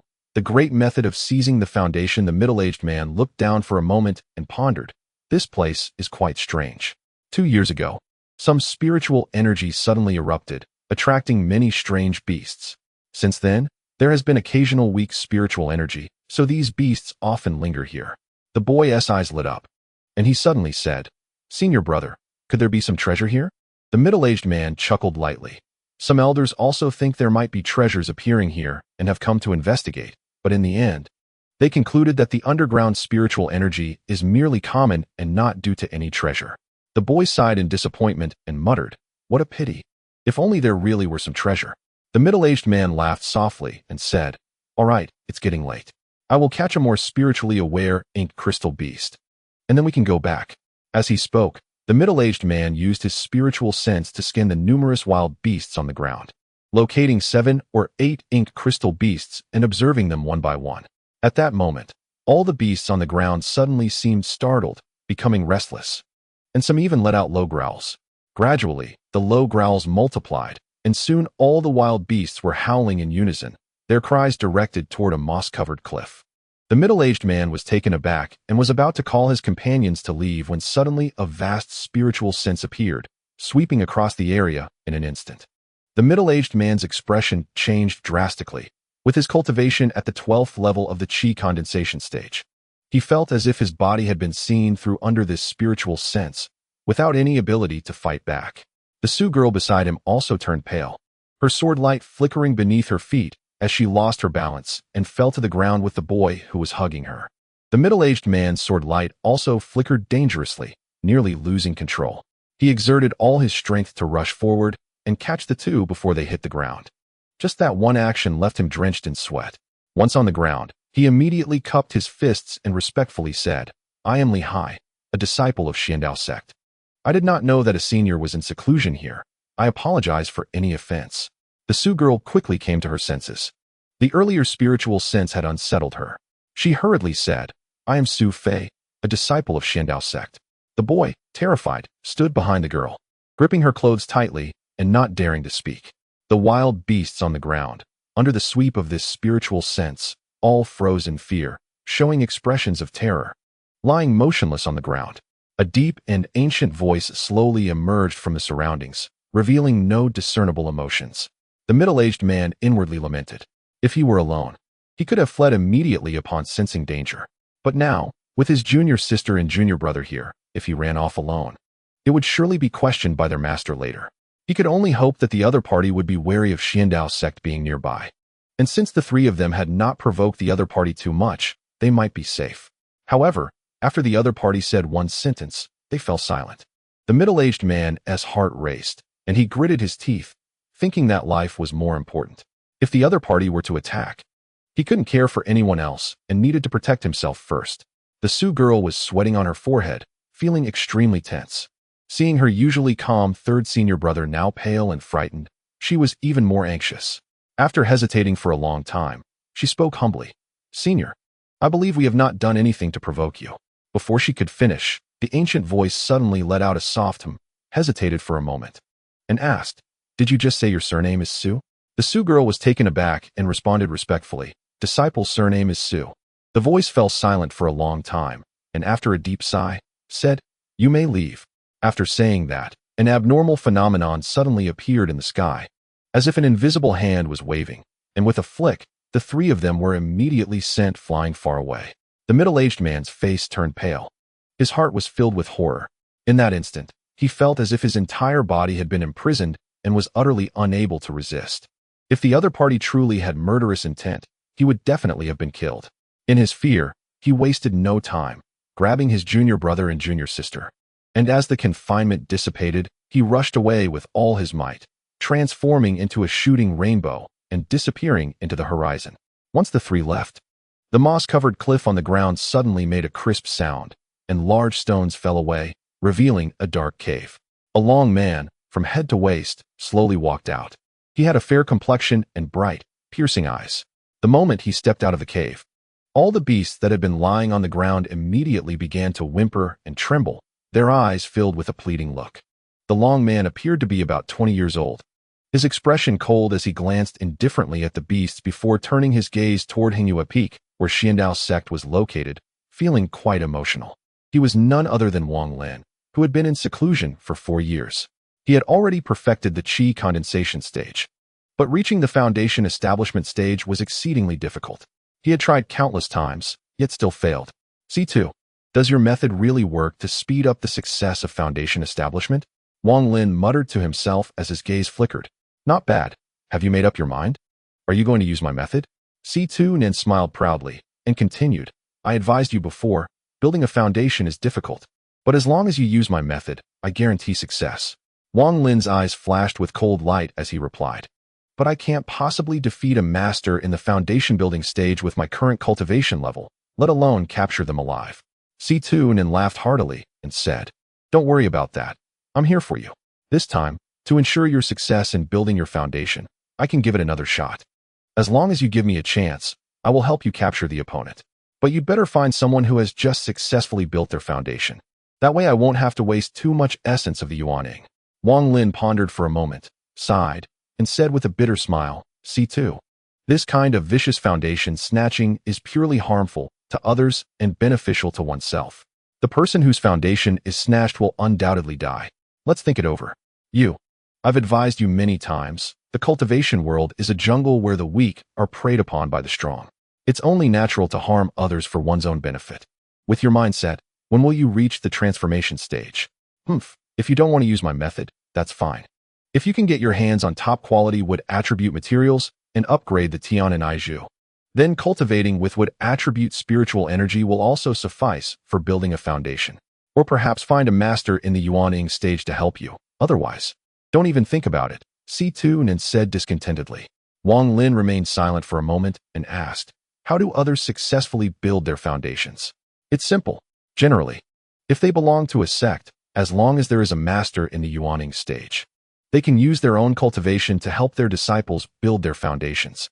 If I still had my physical body, I could help you too. In our country, the status of a Yuaning master is equivalent to that of a foundation building master here. Although there aren't too many, there are enough to help their respective sect disciples complete the foundation building process. C2 Nin huffed. Chapter 73, Tianshui City. Wang Lin took a deep breath. Over the past 4 years, he had already reached the peak of the 15th layer of the qi condensation stage in the second year. The following 2 years had been spent attempting to build his foundation, but unfortunately, he had not succeeded. However, due to multiple attempts at foundation building, his body gradually changed, and the original discord with his dream realm cultivation was slowly resolved. Now, he no longer appeared to be at the 3rd layer of the qi condensation stage, but rather at the 8th layer. Foundation building, Wang Lin muttered to himself, and then his eyes flashed as he made a decision. He patted his storage bag, and a luxurious, enormous flying sword shot out, seemingly with a spirit of its own, circling around Wang Lin before stopping in front of him. Wang Lin stepped onto the flying sword, and his body instantly moved, transforming into a streak of light, soaring through the air and disappearing in an instant. The beasts lying on the ground now revealed relaxed expressions and quickly scattered in all directions. Skirting around Hengyue Peak, Wang Lin stood on the flying sword, flying rapidly against the fierce winds. The mountains, forests, and villages on the ground shrank to tiny sizes as he flew swiftly beneath him. In the blink of an eye, Wang Lin's hometown village appeared in his sight. He paused slightly, took a glance, and immediately flew past without looking back. The location of Hengyue Peak was in the northernmost corner of Zhao Country, a remote area primarily consisting of villages. Wang Lin's target was Tianshui City, the largest city in northern Zhao Country, located over 10,000 miles away from this place. Wang Lin had only heard of Tianshui City from his teacher. It was said to be immensely large, housing hundreds of thousands of troops from Zhao Country. Wang Lin had long yearned for Tianshui City, dreaming of going there to see it. Before he entered the cultivation world, his greatest aspiration was to stand out in the county's major examination, go to the capital to become a high official, and bring his parents over as well. Thoughts from years ago echoed in Wang Lin's mind, a smile on his lips as he flew quickly towards the southwest. 10 days later, Wang Lin felt a bit dazed. He frowned while standing on a main road. He heard C2 Nan's mocking voice beside him. "I see you've been flying for several days. I thought you knew the way. Turns out you don't." Wang Lin snorted lightly and said, "If it weren't for you making me turn left and right at the side of the forest, I would have definitely found Tianshui City." C2 Nan laughed. "There are many forests along the way. Who knows, there might be some wood attribute plants growing. I'm doing this for your own good." Just as Wang Lin was about to respond, he suddenly fell silent and gazed into the distance along the main road. He saw a long line of horse-drawn carriages gradually appearing in his sight. Lu San was the head of the Wei escort agency in Tianshui City. He wasn't particularly tall, but was full of strength. His mountain opening palm was refined to perfection. Even in Tianshui City, he was a rare master. And the owner of the escort agency treated him with great respect and rarely let him escort goods. However, this time, the shipment was particularly troublesome, and the distance was too far, so the owner had to invite him to take charge. Lu San was generous and liked to make friends with all kinds of people. Anyone he escorted would generally receive some respect from the various rogues. At this moment, he was riding on a horse, squinting his eyes, feeling quite proud. This batch of goods had been delivered successfully, and although he encountered some clueless bandits along the way, it had been mostly safe. The most dangerous moment was when he met friends from the Green Forest Alliance, who set up an ambush, but upon seeing him, they had to back off, which made him quite proud. He slightly closed his eyes, feeling a bit relieved. He was about to return to Tianshui City, and the task assigned by the owner was considered successfully completed. "Head escort, since we've safely delivered that batch of goods, how much do you think the owner will give us as a share when we return?" A strong young man on a horse beside Lu San asked with a grin. "Head escort, this batch of goods is so valuable. We should at least get a share, right?" A dark-faced man beside Yang Sun chimed in. Lu San glared at them and said, "When has the owner ever shortchanged us? Why worry about these things? Just wait." The young man wasn't afraid and patted his horse, laughing. "All right, with the head escort's word, I'm at ease." The dark-faced man laughed heartily and was about to speak when his expression suddenly changed, and he said in a deep voice, "Head escort, is there someone standing over there?" Lu San looked over and saw a figure standing in the middle of the main road. His expression darkened as he said, "Yang Sun, go over and ask what's going on. If they lack money for travel, give them some. When you're out in the world, everyone faces difficulties at times." Yang Sun's lips curled up in a smile as he responded, squeezing his legs. His horse let out a neigh and quickly sped towards the figure. Before long, as he got closer, Yang Sun not only didn't slow down, but instead urged his horse to gallop even faster. Lu Xan frowned, thinking to himself that Yang Sun was good at many things, but he had a bit of a hot-headedness, charging in without understanding the situation to intimidate others. The dark-faced man chuckled and said, Yang Sun isn't afraid of scaring the other person, but this kid is indeed skilled in horsemanship. The person standing on the main road was none other than the lost Wang Lin. He saw a rider rushing out from the caravan, moving extremely fast, and in an instant, they were right in front of him. Yang Sun could already see Wang Lin's face. Upon closer inspection, he found that this person was young but calm, showing no signs of panic at his sudden approach, which made him secretly admire. He tugged at the reins, and the horse let out a long neigh, leaping sideways to avoid Wang Lin and sliding past him. After taking a few more steps, Yang Sun clasped his fists and called out loudly, I am Yang Sun from the Wei Escort Agency in Tianshui City. Friend, do you need any assistance? Wang Lin glanced at him, smiled, and clasped his fists, saying, I would like to inquire about the direction to Tianshui City.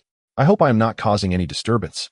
Yang Sun was taken aback, looking at Wang Lin a few times, especially paying attention to the other party's hands and the position of the sun, and casually said, That's easy to say. Tianshui City is not far from here. May I ask what brings you to Tianshui City, brother? Yang Sun looked at Wang Lin a few more times. At this moment, the convoy was approaching, and Lu Xan shouted, Yang Sun, what's going on? Yang Sun turned his horse's head and said loudly, Head of the escort, it's a kid who can't fight and is asking for directions to Tianshui City.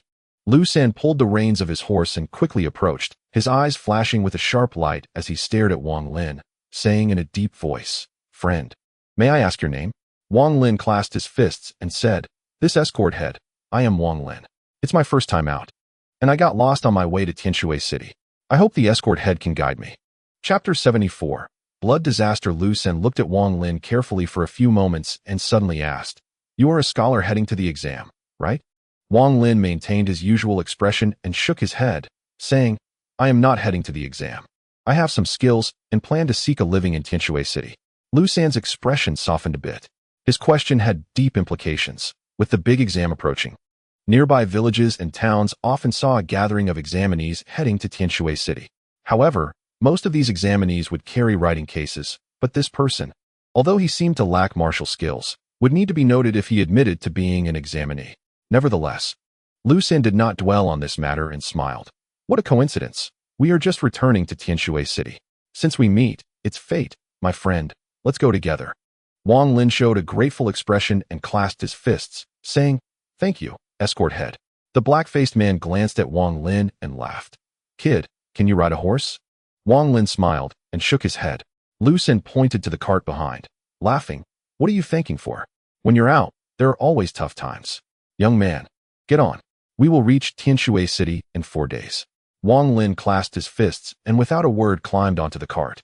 He looked back and saw about 10 similar carts behind, densely packed.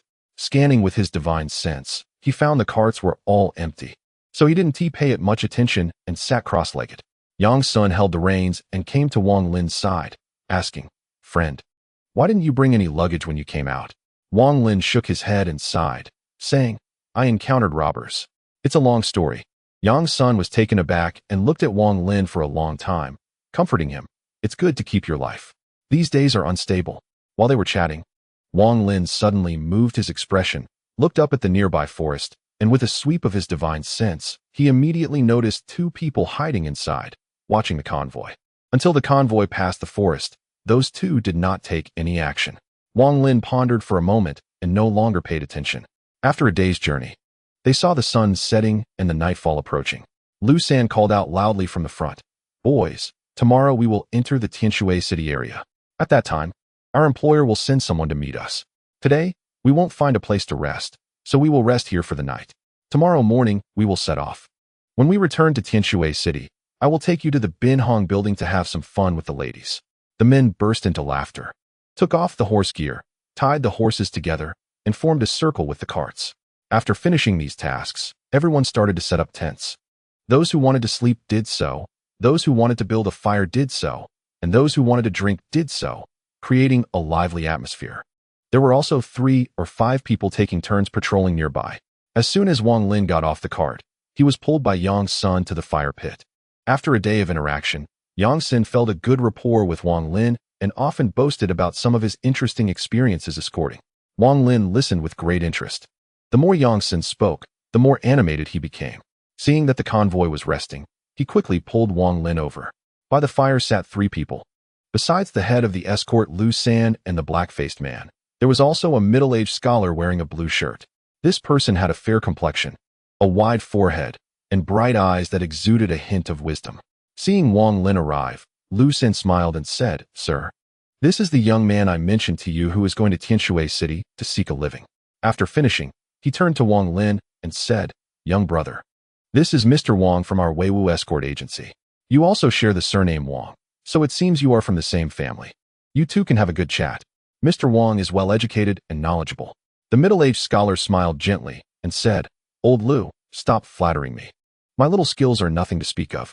Lu Sen rolled his eyes and said, "Who said that? If Mr. Wang's skills are considered small, then I'm nothing at all. Young brother, this Mr. Wang is a living immortal, knowledgeable in astronomy and geography, especially in physiognomy, which is remarkable."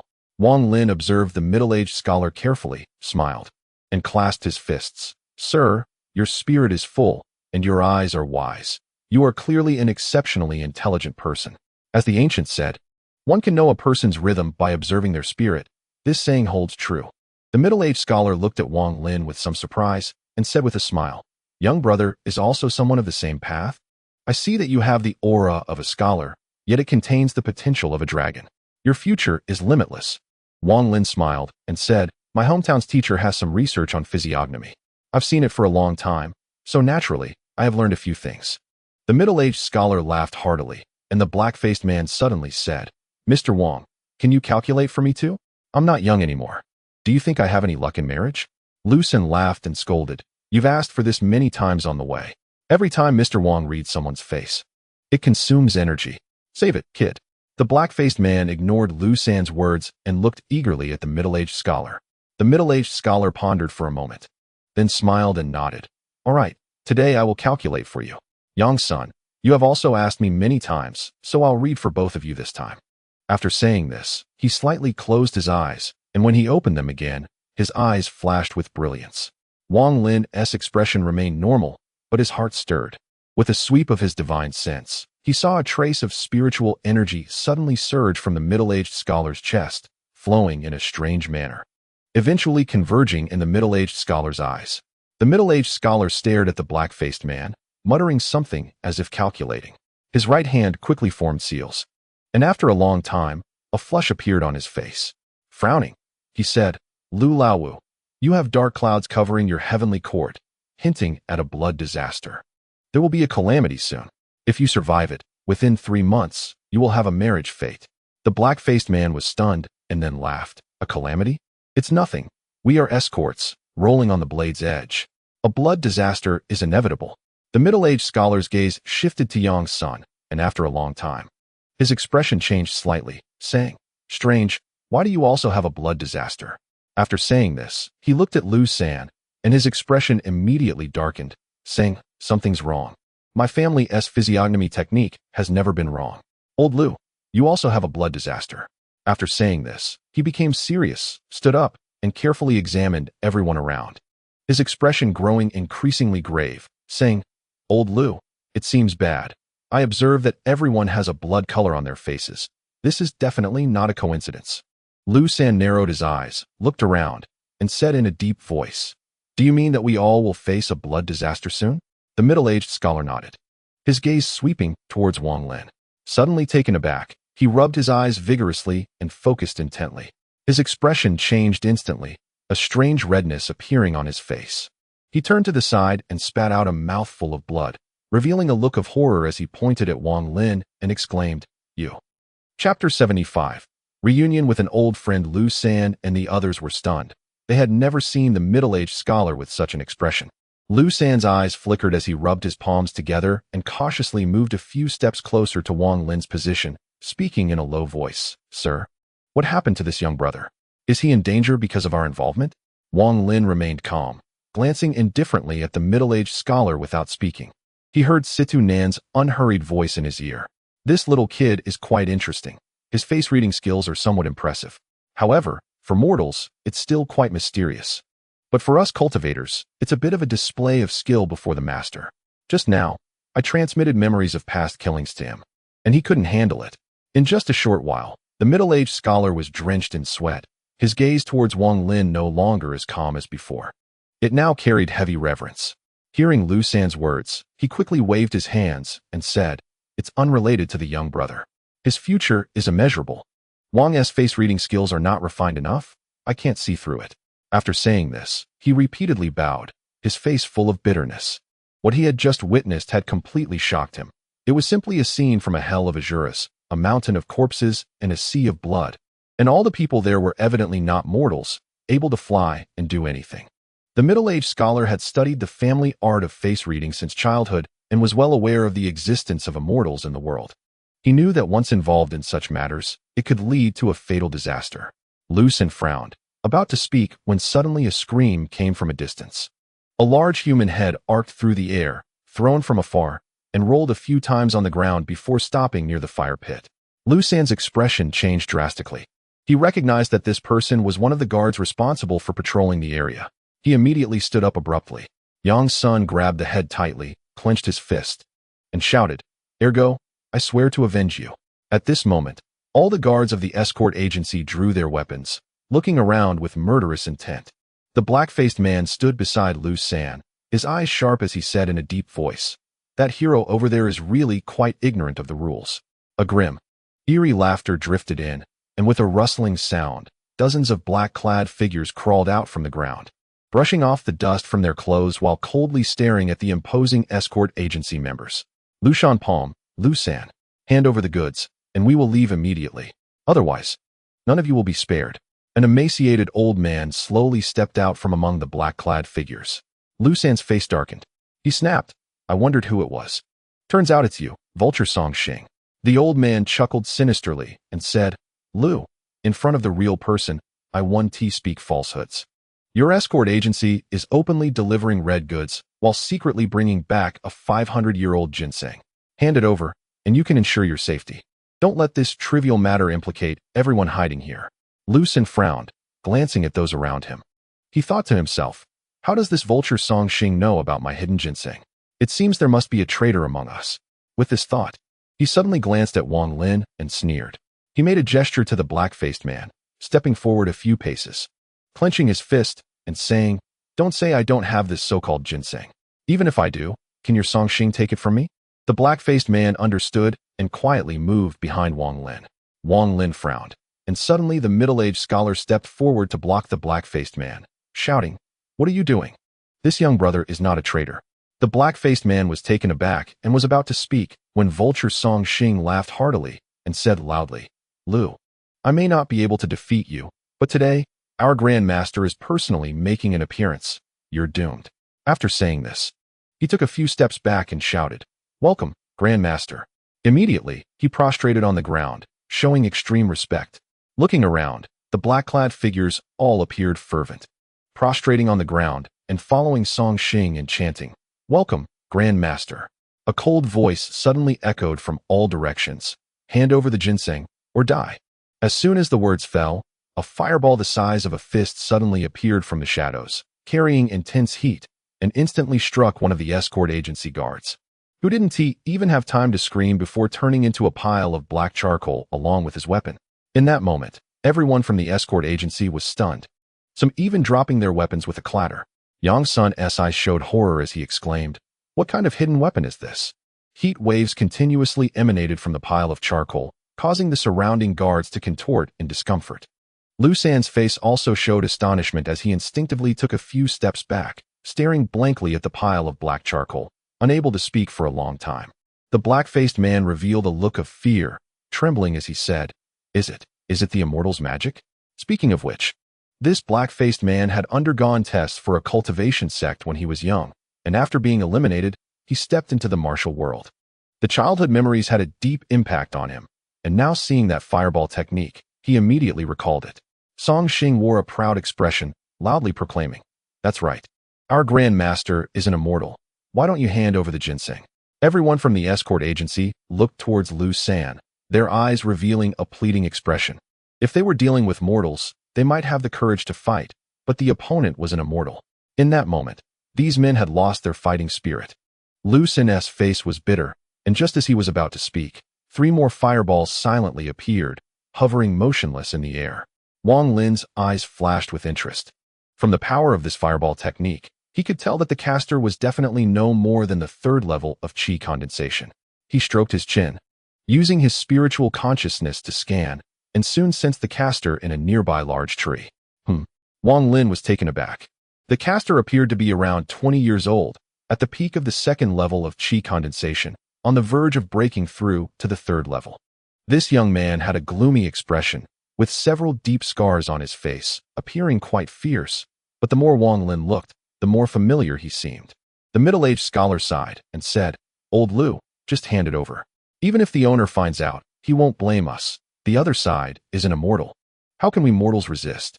Lu Xin hesitated for a moment, then reluctantly took out a palm-sized brocade box from his bosom, placing it on the ground. The moment the brocade box landed, it suddenly floated up, not heading towards the other party, but flying backwards, and was caught in Wang Lin's hand. Chapter 76. The strange flying sword. Lu San turned around abruptly, gritting his teeth and saying, "You really are a traitor." Yang Sen's eyes flared with anger as he stared at Wang Lin, clenching his fists. As for the black-faced man, his eyes narrowed. He had realized that Wang Lin's technique in grabbing the brocade box was not that of a mortal. The middle-aged scholar was also taken aback, giving Wang Lin a complex look before sighing. "Hold!" Song Xing's expression changed, and he shouted angrily. He then leapt up and rushed forward, his right hand clawing towards Wang Lin's head. Song Xing's action immediately left Lu San and the others confused. Lu San hesitated slightly and did not stop him, while Yang Sun and the others also stepped back a few paces, giving way to Wang Lin's figure.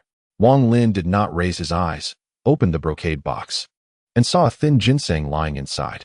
The ginseng had a very small stem, but its roots were exceptionally dense. A piece of yellow paper was stuck on it, covering the ginseng's spiritual energy. At this moment, Song Hang was already approaching, and just as he was about to twist Wang Lin's neck with a sneer, his body suddenly trembled, as if being grabbed by an invisible big hand, and he was thrown heavily backward, falling to the ground and unable to get up for a long time. The bizarre scene before them stunned everyone. Wang Lin did not tear off the yellow paper from the ginseng, took a few glances, sighed, and leisurely said, "Seeing an old friend. Aren't you going to come out and meet me?"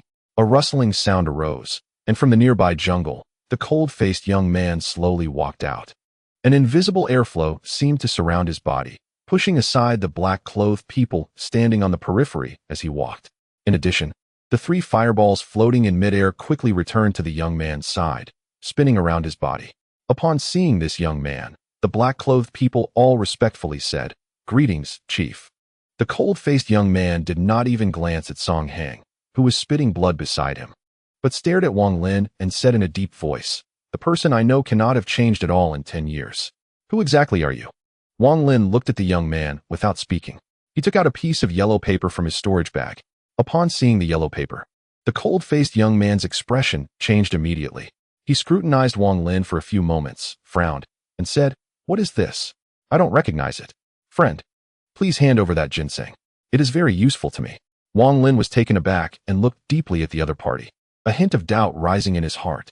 He used his spiritual sense to scan and immediately noticed something unusual in midair. He chuckled coldly in his heart and threw the ginseng over, saying, "Forget it. I mistook you for someone else." A complex expression flashed in the young man's eyes as he caught the ginseng and said solemnly, "Thank you. Farewell." After saying that, he turned around and was about to leave when suddenly a dark cloud appeared in the sky. As soon as the dark cloud appeared, it immediately stirred up a strange wind, forcing the members of the mighty escort agency to retreat repeatedly. The dark cloud moved and descended rapidly, the strange wind becoming even more violent. A middle-aged man dressed in white floated down from the dark cloud, stepping on the strange wind. The moment he appeared, a guard from the escort agency let out a miserable groan, and his body exploded with a loud bang, turning into a cloud of blood mist. At the same time, several other guards also exploded one after another, becoming blood mist. The blood mist in the air moved strangely, quickly condensing together to form a shimmering blood bead of golden light. The middle-aged man opened his mouth and inhaled. The blood bead was immediately swallowed by him. his complexion slightly reddening as he touched the corner of his mouth, his eyes flickering with a strange light, and said, "Zhang Hu, since we've encountered an acquaintance, why not acknowledge him?" Zhang Hu's face twitched, but he quickly returned to indifference and respectfully said, "Master, I do not know this person." Wang Lin's expression remained unchanged, but his heart sank. This middle-aged man had already reached the peak of the 15th layer of the qi condensation stage. The middle-aged man smiled slightly and said to Wang Lin, "Fellow Taoist, do you know my disciple?" Wang Lin replied calmly, "Knowing or not knowing, what does it matter?" The middle-aged man was taken aback, scrutinized Wang Lin carefully for a few moments, and suddenly grinned maliciously. "It makes no difference. Although you are only at the 8th layer of the qi condensation stage, if I drink your blood, I should be able to increase my cultivation." Zhang Hu's expression changed, and he quickly stepped in front of the middle-aged man, saying, "Master, this person is a childhood friend of mine. Please let him go." The middle-aged man's eyes flashed with cold light, and he said ominously, "Get lost, and go collect the blood essence of those mortals below. You have no business here." Just as Zhang Hu was about to speak, the middle-aged man coldly laughed and uttered a complex and incomprehensible term, causing Zhang Hu's face to instantly lose color, his body to convulse, and blood to flow from his 7 orifices, with beads of sweat dripping down from his forehead.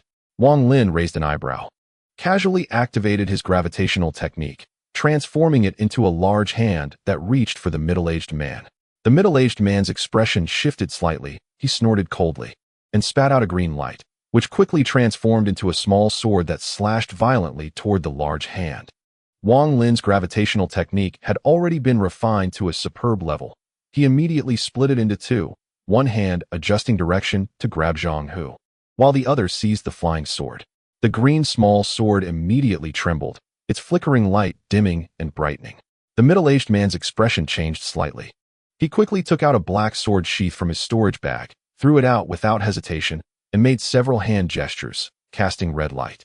As soon as the sword sheath appeared, the green small sword caught in the gravitational technique trembled violently, and in an instant, it disappeared, reappearing as it detached from the gravitational hand, swiftly merging with the sword sheath.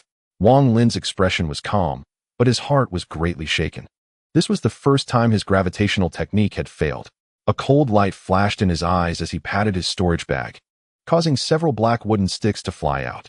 As soon as these wooden sticks appeared, they quickly connected with each other to form a whip-like snake, shooting out like lightning. "This flying sword is peculiar." C2 Nan's voice rang in Wang Lin's ear. As soon as the flying sword entered the sword sheath, it emitted a buzzing sound, as if facing enormous resistance. After sinking to 1/5 of the way in, it could no longer enter. Suddenly, the color of the flying sword changed from green to blue, and it shot out of the sheath, slicing down fiercely at the rushing whip snake. This whip snake was something Wang Lin obtained from Zhang Kuang, and during his retreat, he had refined it into his own possession under C2 Nan's guidance. Wang Lin manipulated the whip snake to turn, leaping over the flying sword's attack, heading straight for the middle-aged man. The middle-aged man coldly laughed, not caring about the whip snake, and with one hand, he controlled the flying sword, muttering incantations. The flying sword trembled and bizarrely disappeared, reappearing in front of the middle-aged man in an instant, slashing down. The middle-aged man grinned maliciously, opened his mouth to spit out a golden blood bead, which immediately transformed into strands of golden thread that drilled into the flying sword. Chapter 77, The Old Man of Jima. Wang Lin frowned secretly, just about to retract the whip snake, when suddenly a red flying sword phantom emerged from the small sword, slashing down at a speed beyond its original form. The whip snake immediately split into 2, transforming into pieces of black wooden sticks that fell from the air. The middle-aged man showed a murderous intent, flipped his right hand, casting a red light, then merged 2 fingers and pointed at Wang Lin. Instantly, the flying sword pivoted, its tip aimed at Wang Lin, exuding a chilling aura, and charged fiercely. Wang Lin furrowed his brow, grabbing Zhang Hu and throwing him backward while simultaneously retreating. At this moment, the flying sword suddenly flashed red, its phantom reappearing, and with a slight quiver, it shot out from the sword tip. Wang Lin felt a flicker of lightning, and the flying sword phantom was already close in front of him. Wang Lin's expression changed. He flipped his right hand and threw out a jade slip from his storage bag. As soon as the jade slip was produced, It transformed into a semi-transparent blue light curtain. The moment the light curtain appeared, the flying sword phantom had already slashed down. And as a mix of blue and red colors flickered, the blue light curtain trembled, revealing spiderweb-like cracks, clearly unable to withstand the attack. Wang Lin took a deep breath, opened his mouth to expel a stream of spiritual energy, and the light curtain's color changed from blue to green, its semi-transparent state becoming murky. The spiderweb cracks quickly healed, barely blocking the flying sword's attack, but the jade slip let out a cracking sound, appearing with a fine crack. Oh! The middle-aged man narrowed his eyes, deeply examining Wang Lin, and said in a strange tone, "It seems you are not at the 8th layer of the qi condensation stage. But even if you are at the foundation establishment stage, you 1T escaped from under my flying sword." After finishing his words, the middle-aged man pointed with one hand, a serious expression on his face. The flying sword trembled slightly, making a sound as it was drawn, quickly retreating before shooting back into its sheath. Sinking to 2/5 of its position, its color changing from blue to black. With a low shout from the middle-aged man, the flying sword immediately came out of the sheath. A cold light flashed in Wang Lin's eyes. This was the most difficult battle he had faced since he began cultivating immortality. The opponent's cultivation was equal to his own, but the magical treasure was quite strange. The duration of their battle had not been long, and he was already at a disadvantage, facing life-threatening danger at any moment. Seeing the flying sword turn black, it was evident that its power had increased, and the defensive jade slip given to him by Zhou Peng would likely be unable to withstand it. He no longer hesitated. Without a word, he patted his storage bag, and an ancient jade talisman slowly rose, stopping in front of Wang Lin. As soon as this talisman appeared, it emitted a vast aura. This talisman was the life-saving treasure Lu Wenjiu had given to Wang Lin. Wang Lin did not blink, spitting out a mouthful of spiritual energy. With both hands forming seals, he pointed, and tiny golden symbols suddenly protruded rapidly from the talisman. Wang Lin's expression remained unchanged as he coldly stared at the middle-aged man, a killing intent surging in his eyes. The middle-aged man's pupils suddenly contracted, hesitating slightly before gritting his teeth and spitting out 2 golden beads. The beads instantly transformed into threads and drilled into the flying sword. At this moment, the black flying sword displayed a hint of gold, swirling in the air with a strong whistling sound, rushing toward Wang Lin. Circles of black whirlpools flickered around the flying sword. The cold light in Wang Lin's eyes grew more intense.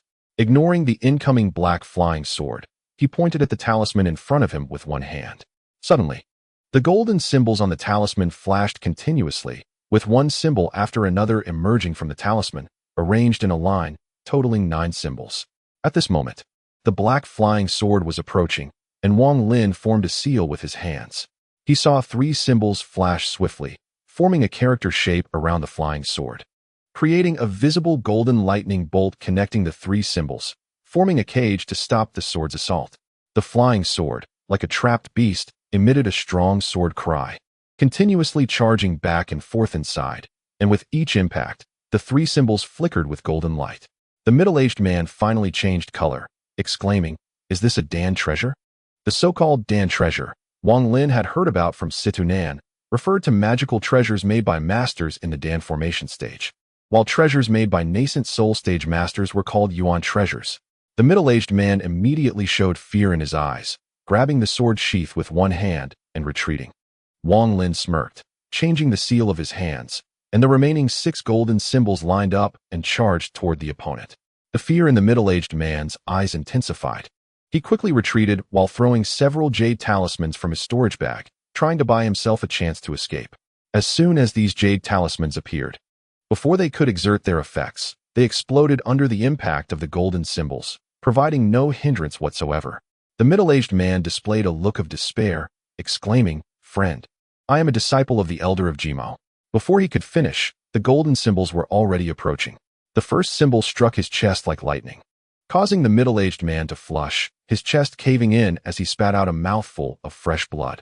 The second symbol followed, penetrating through his chest silently as blood flowed from his 7 orifices. The third symbol quickly followed, and the middle-aged man's body exploded, along with his storage bag, turning to ashes, leaving only the sword sheath, which showed no signs of damage, falling from the air. Wang Lin took a deep breath, pointed at the talisman in front of him with one hand, and saw the remaining 3 golden symbols halt, immediately retreating back into the talisman. The black flying sword, trapped by the 3 symbols, gradually reduced its frequency of impact and eventually came to a stop with the middle-aged man's death. Wang Lin reached out and collected the 3 symbols, which trembled a few times. 2 of them vanished, leaving only one that returned to the talisman at Wang Lin's summons. Wang Lin carefully put the talisman back into his storage bag.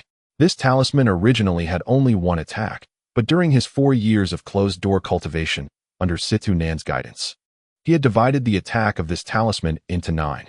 Although its power was not as great as before, it was advantageous because it could be used multiple times. After doing all this, he took a deep breath, sweat still visible on his forehead. This brutal fight was the toughest Wang Lin had faced since he began cultivating immortality. His gaze flickered as he used the gravitational technique to grasp the sword sheath and flying sword, examining them closely. Wang Lin, it was not that I did not intervene just now, but my nascent soul essence is limited and cannot be wasted casually. Moreover, you will need to grow independently in the future. Having more battles between life and death will only benefit you, not harm you. Situ Nan's voice was unusually serious. Wang Lin nodded, remaining silent, but he was quite interested in fiddling with the treasures in his hand. This flying sword is quite peculiar. That little brat did not even unleash its true power. However, compared to this flying sword, the real treasure is actually that sword sheath, Situ Nan explained. Chapter 78. Tung Family City. Just as Wang Lin was about to study further, a low chant suddenly came from behind him. He formed a seal with his right hand and shot out a golden light at the flying sword before turning around to see Zhang Hu opening his eyes. Upon seeing Wang Lin, he was momentarily stunned, quickly standing up and surveying the surroundings. Finally, he suddenly fixed his gaze on the flying sword and sword sheath in Wang Lin's hand, his face showing joy as he said, "He is dead?" Wang Lin chuckled lightly and nodded, saying, "Yes, Zhang Hu, you didn't recognize me just now. I suppose you were wary of him?" Zhang Hu quickly touched his chest, closed his eyes for a moment, and excitedly said, "He really is dead. Wang Lin, this is not a place to talk. Let me deal with these people first, and then we can catch up." After saying that, he raised his right hand, and 3 fireballs appeared. The surrounding Lu San and others were completely stunned. What they had just witnessed was something they could never dream of in their lives. Now, seeing Zhang Hu conjure fireballs again, their faces immediately showed fear. As for the black-clothed men around, they cautiously looked at Zhang Hu, their eyes also revealing fear. Wang Lin furrowed his brow, about to speak. But Zhang Hu was a step ahead of him. The 3 fireballs quickly dispersed, targeting not Lu San and the others from the mighty escort bureau but the black-clothed crowd around. Under absolute power, the fates of these mortals were as insignificant as ants, having no ability to retaliate whatsoever. Even Song Xing, who had fallen to the ground, was instantly obliterated. As the heat wave surged, several golden blood beads curiously did not dissipate with the corpse, but floated out and were swallowed by Zhang Hu. Lu San and the others felt their skin crack under the scorching heat, but dared not move. As Zhang Hu conjured 3 more fireballs, Wang Lin said in a deep voice, "Zhang Hu, stop killing." Zhang Hu turned to glance at Wang Lin and said, "If these people are not killed, they might go back and spread rumors. You just killed my master. He is the 6th disciple of the Elder of Jima. If this is investigated, neither of us can escape death." The middle-aged scholar was one of the few who remained calm among the survivors. He gritted his teeth and quickly said, "Sirs, we swear we will not spread any rumors." Before he could finish, Zhang Hu frowned and chuckled coldly. "Not spread rumors? It won't be up to you then. I will extract your soul and refine it. Everything will be clear." Although he was speaking to the middle-aged scholar, his eyes were on Wang Lin. Wang Lin remained silent for a moment, extending his hand to summon the remaining 6 or 7 people, their bodies uncontrollably rising into the air and floating in front of Wang Lin. Zhang Hu retracted his fireballs, standing by without speaking. Wang Lin took out a jade slip from his storage bag. This jade slip was something he acquired during a trading conference held by the Hunyue sect, where he exchanged it with Zhang Kuang for all the cultivation techniques from the qi condensation stage, ranging from the 4th to the 9th level. He had flipped through it once before and vaguely remembered that there was a spell called the Transformation of Spirit technique, which could erase the memories of others. Wang Lin carefully searched and eventually found the record of the Transformation of Spirit technique. After glancing at it, he put away the jade slip. A flash of blue light appeared in his eyes, and instantly everyone around him looked confused, their eyes slowly gleaming with blue light.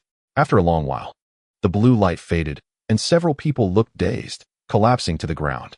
Zhang Hu sighed softly, opened his mouth as if to say something, but ultimately remained silent.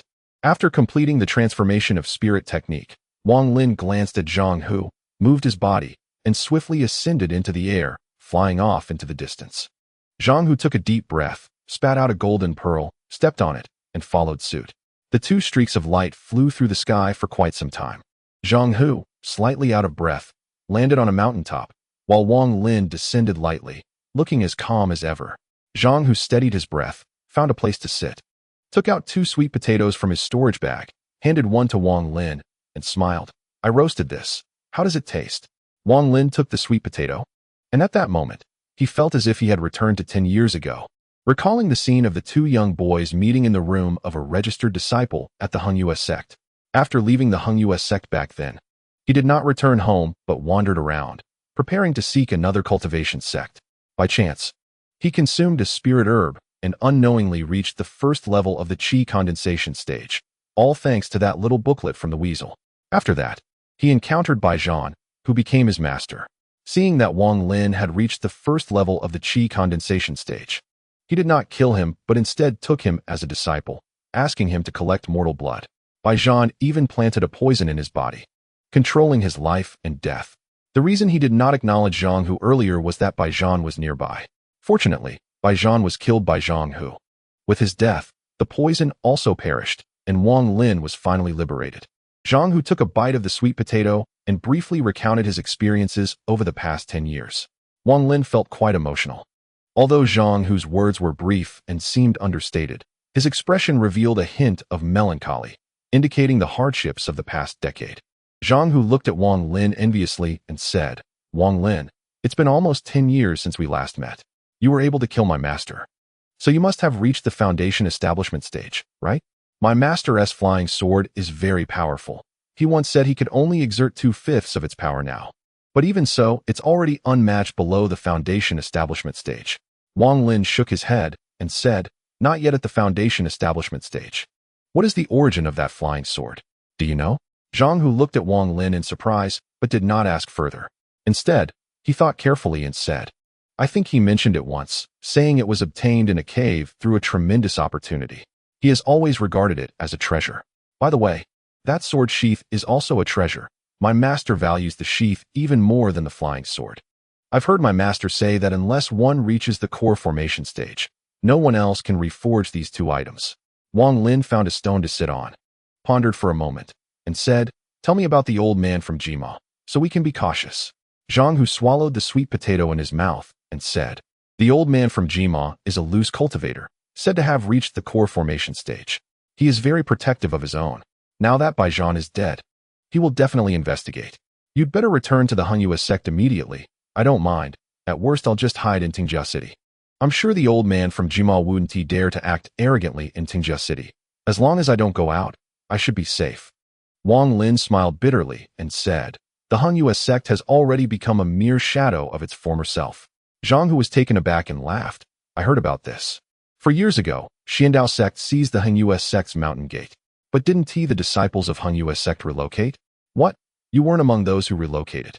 Wang Lin was unwilling to discuss this topic and asked, "What kind of place is Tingjia City?" Chapter 79.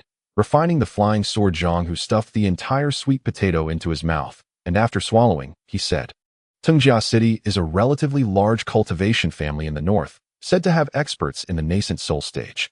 If cultivators want to enter the city, they need to pay a low-grade spirit stone. If they want to reside there, they must pay a middle-grade spirit stone every month. Over the years, I've secretly gathered some spirit stones. It should be enough for half a year." Wang Lin rubbed his chin and said, "Zhang Hu, is there a trading conference in Tingjia City?" Zhang Hu nodded and said, "Yes, there is a large trading conference every month. Nearby cultivators will all come. Are you looking to exchange something?" Wang Lin nodded and smiled. "What? Don't you welcome me to go with you? I don't have many spirit stones. I'll rely on you." Tingjia City is a well-known cultivation family in the north of Zhao country. The family ancestor, Tung Xingxin, successfully reached the core formation stage in the past 5 years, so they did not participate in the battles outside the domain for cultivation countries above the 4th level. At the same time, He is a guest elder of Wufeng Valley, holding a high status and identity. Tengjia City, because of this ancestor, although not a major sect, no one dares to provoke them. The trading conference in Tengjia City provides a platform for many cultivators. Every month at the beginning of the month, Tengjia City becomes extraordinarily lively. With more people, naturally, some friction will occur, and it is inevitable for those with grievances to meet and fight. In light of this, the ancestor of the Teng family, Teng Xingxin, issued a fighting ban in Tengjia City. Fighting is strictly prohibited within the city. Once this order was issued, the entire Tengjia City became solemn, and after Teng Xingxin eliminated 2 core formation experts, everyone who came to Tengjia City strictly obeyed this fighting ban. One day, 2 streaks of light flew in the sky and stopped outside Tengjia City. One of them said, "Wang Lin, fighting and flying are prohibited in Tengjia City, so we can stay here." These 2 were Wang Lin and Zhang Hu. Wang Lin scanned the surroundings, observing Tengjia City. This city was not large at all, barely reaching the scale of a town. Outside the city gate stood 2 smiling Teng family disciples, responsible for receiving travelers and issuing passes. With a sweep of his divine sense, Wang Lin immediately saw that both of them were at the 3rd level of the qi condensation stage, just like Zhang Hu. Looking at the long line of people entering the city, Wang Lin was not in a hurry. He stood at the back with Zhang Hu, casually using his divine sense to probe. The people ahead were all at varying levels of the qi condensation stage, with the highest being only at the 13th level. After waiting for a long time, just as it was about to be Wang Lin and Zhang Hu's turn to enter the city, suddenly a figure flew in from the distant sky, exuding a powerful aura. Wang Lin scanned with his divine sense and was secretly astonished. This person looked quite young, with a gloomy face, around 30 years old, but had already reached the foundation establishment stage. The person instantly arrived at the city gate, waved their sleeve, and suddenly a strange wind appeared, blowing most people away and causing those with lower cultivation to tumble to the ground. Zhang Hu was also affected. If Wang Lin hadn't grabbed him, he would have been pushed far away. Wang Lin was also pushed back a few steps, but maintained a calm expression, coldly watching the other party. The person snorted lightly, stepped toward the city gate, tossed out a token, and the 2 Teng family disciples immediately displayed extreme respect, with one of them personally accompanying him into the city. What level of cultivation is this person? How can he create such power with just a wave of his sleeve? Zhang Hu asked, looking enviously. Foundation establishment stage, Wang Lin replied. It was now their turn to enter. Zhang Hu quickly stepped forward to pay 2 low-grade spirit stones and walked through the city gate with Wang Lin. Zhang Hu was clearly familiar with the place, effortlessly guiding Wang Lin to an inn within the city. After paying 2 middle-grade spirit stones, they booked 2 rooms. There aren't many spirit stones left. I hope this time the 500-year-old ginseng can fetch a good price. Then we can split it 50-50, Zhang Hu said with a smile to Wang Lin. They chatted for a few more moments before returning to their respective rooms. Wang Lin sat cross-legged in his room, taking out the flying sword and scabbard he received from Zhang Hu's master. After examining them for a long time, his eyes flickered. He tossed the flying sword into the air, formed a hand seal with his right hand, and a beam of golden light shot out from the flying sword, dissipating into thin air. Suddenly, the flying sword seemed to regain its vitality, humming loudly as if it had a spirit of its own. Attempting to rush out of the room, just as it was about to break free, the flying sword seemed to hit an invisible wall, abruptly turning back and darting in another direction. After being blocked several times by that invisible wall, the flying sword emitted a loud buzz, its tip suddenly pointing at Wang Lin as it lunged toward him. Wang Lin remained calm and unhurried, tapping his storage bag to summon a life-saving jade talisman. He quickly formed hand seals, and the talisman flashed with light, unleashing a beam of golden light that the flying sword seemed to fear, causing it to retreat hastily. Wang Lin summoned the golden light with his right hand, which no longer pursued but began to circle around his body. Meanwhile, the flying sword, not daring to approach, turned to strike the walls, its frequency increasing. Wang Lin did not blink, exhaling a mouthful of spiritual energy that swiftly enveloped the flying sword. The sword flashed suddenly, disappearing from its spot and reappearing at the door, ready to burst out. At that moment, its color quickly changed from black to blue, its glow dimming, and even its buzzing sound weakened considerably.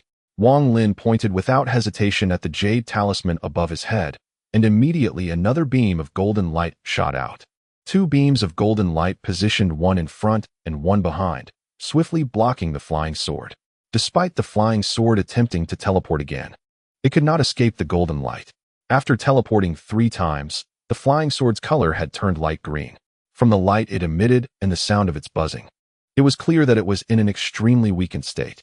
Before long, the flying sword, which had not teleported again, was forced back repeatedly by the 2 beams of golden light. Wang Lin's eyes narrowed as he exhaled another mouthful of spiritual energy. The flying sword, unable to evade, was immediately enveloped within the energy, with the 2 golden lights swirling around it like 2 dragons. Whenever the flying sword attempted to break free, they would swiftly close in, preventing it from escaping.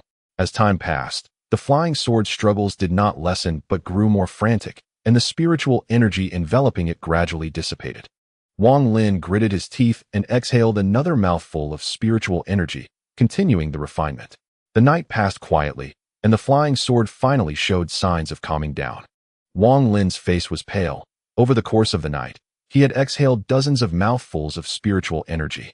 Even with his cultivation at the 15th level of the Qi condensation stage, aided by the spirit liquid, he felt utterly exhausted and barely managed to hold on. The morning sun streamed through the window as Wang Lin continued his refinement. The flying sword no longer struggled, hovering calmly in midair. With strands of spiritual energy infused with Wang Lin's consciousness slowly seeping into the sword. Just then, Wang Lin's expression moved, and shortly after, a knock sounded on the door.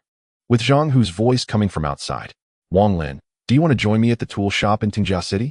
Wang Lin took a deep breath and replied loudly, "Zhang Hu, I'm at a critical moment in my practice. You go by yourself."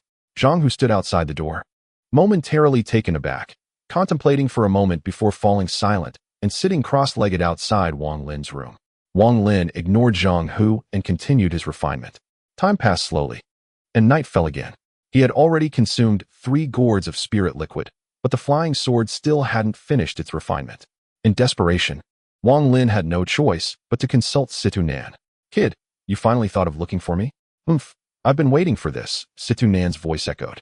"If you're willing to seclude yourself for 10 years and use a large amount of spirit liquid, you might really be able to refine it. I'm not talking about the heavenly reverse space, but about reality." 10 years. Wang Lin frowned. Of course, this is a treasure of pills, a top-grade one. It must have been made by some madman at the late stage of foundation establishment at the moment of forming a baby, disregarding his own safety and even risking a failed birth, using the moment of merging with heaven and earth to spend great effort to create it. What a lunatic. I wanted to do the same back then, but after much thought, I didn't dare. You should know, failing to form a baby is not the problem, but it's the most dangerous period. A single mistake can cause one's divine consciousness to collapse, leaving no place to be buried. That Baijan must have received help from the maker of the flying sword at that time, which is why it was refined into his own possession. If I still had my physical body, it would naturally be easy to refine. Now, however, I have no way," Situ Nan said leisurely. Wang Lin had already figured out Situ Nan's temperament, knowing that this old fellow particularly enjoyed keeping people in suspense. He wasn't anxious, quietly waiting for the other to continue. After a while, Situ Nan sighed and muttered, "Forget it, I'll tell you. Using normal refinement methods for this thing is too time-consuming. I'll teach you a method called blood refinement. The advantage is that it can instantly make this flying sword yours. The downside is that if the flying sword gets damaged, you will also suffer collateral damage, and this collateral damage is several times more severe than using other refinement methods." Wang Lin pondered for a moment and said, "Tell me, how is this blood refinement method performed?" Situ Nan was about to tease Wang Lin, but thought that the kid would definitely ignore him.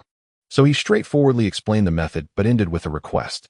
"I haven't touched a woman in many years. You have to let me enjoy myself, even if it's just to watch." Wang Lin remained noncommittal.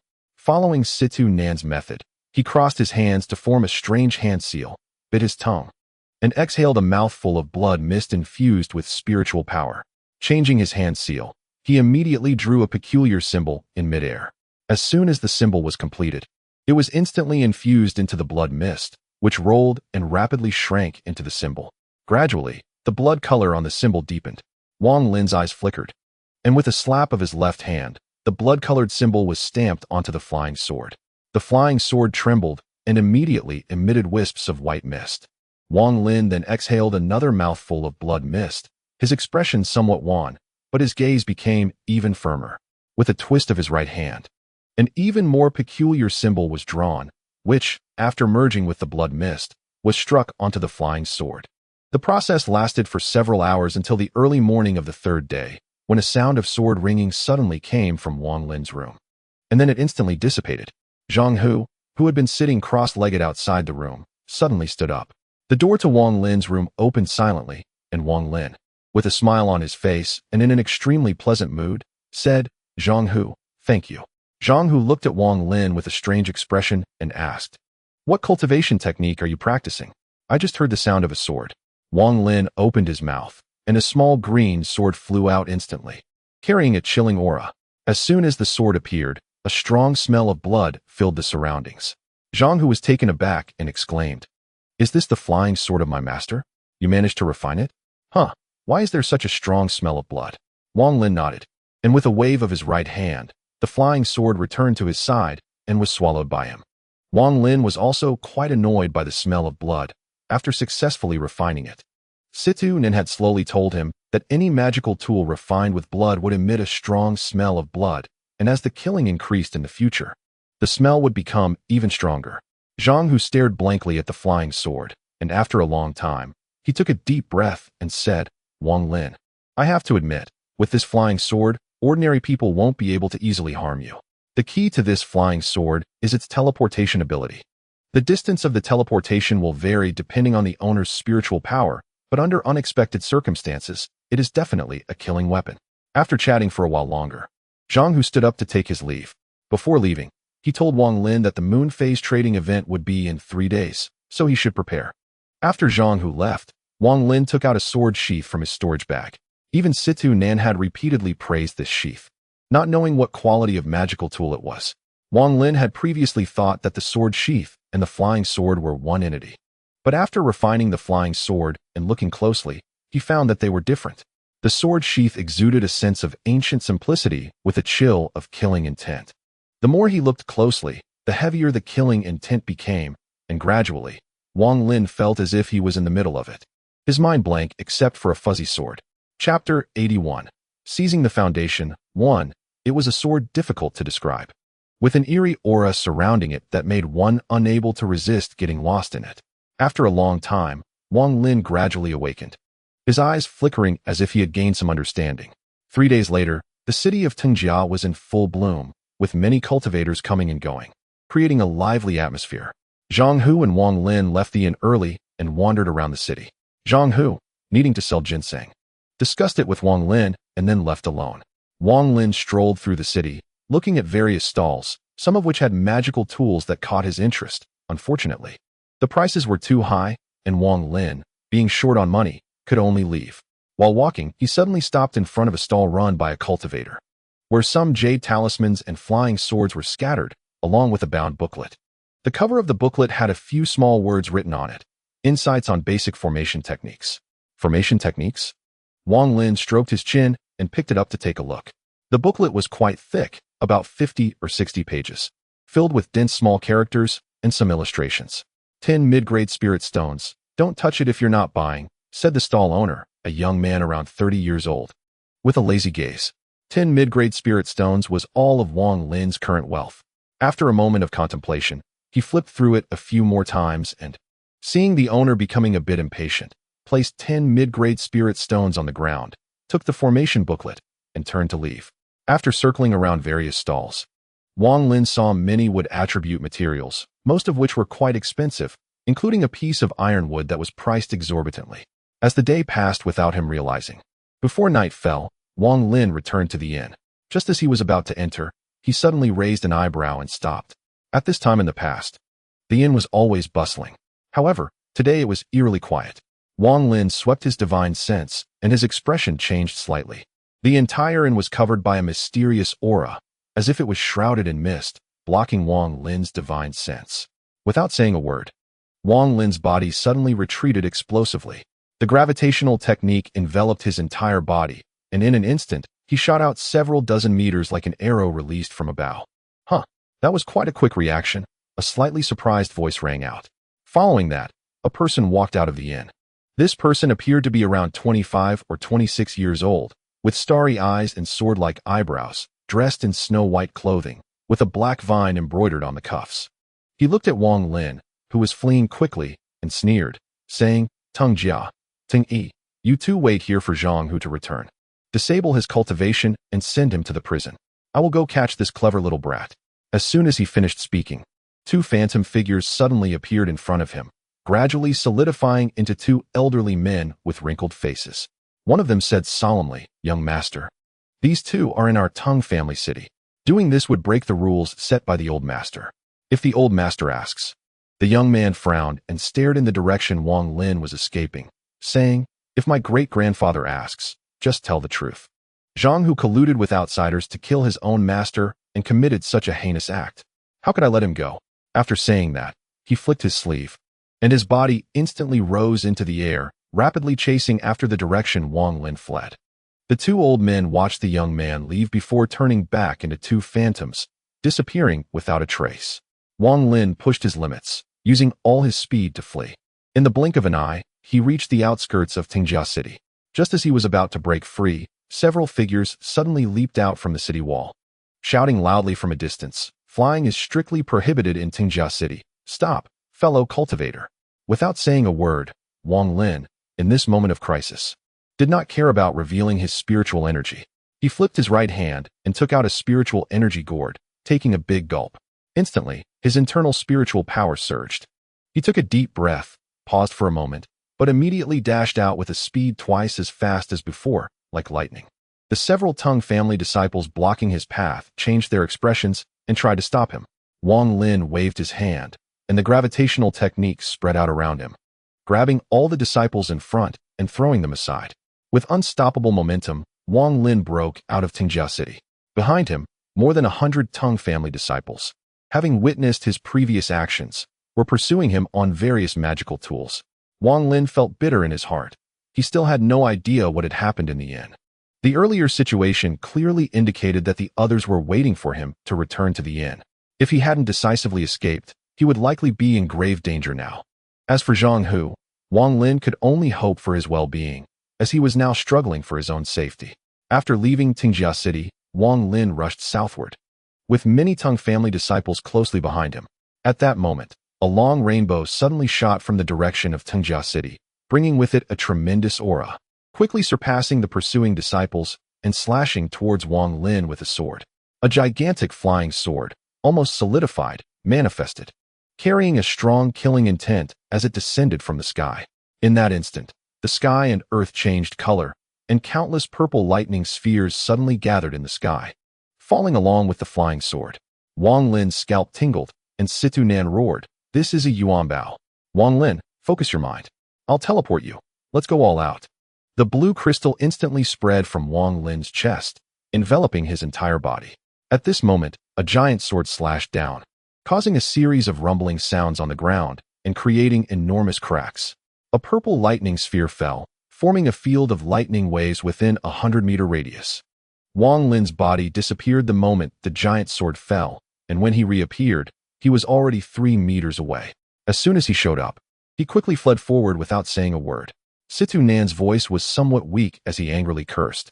"This little bastard is so young, yet has the cultivation of the late Foundation Establishment stage. If you had reached the Foundation Establishment stage, I could have borrowed your body to cast some spells, but now, with your Qi Condensation stage strength, no matter how much I help, I can only take down one in the mid-Foundation Establishment stage at most."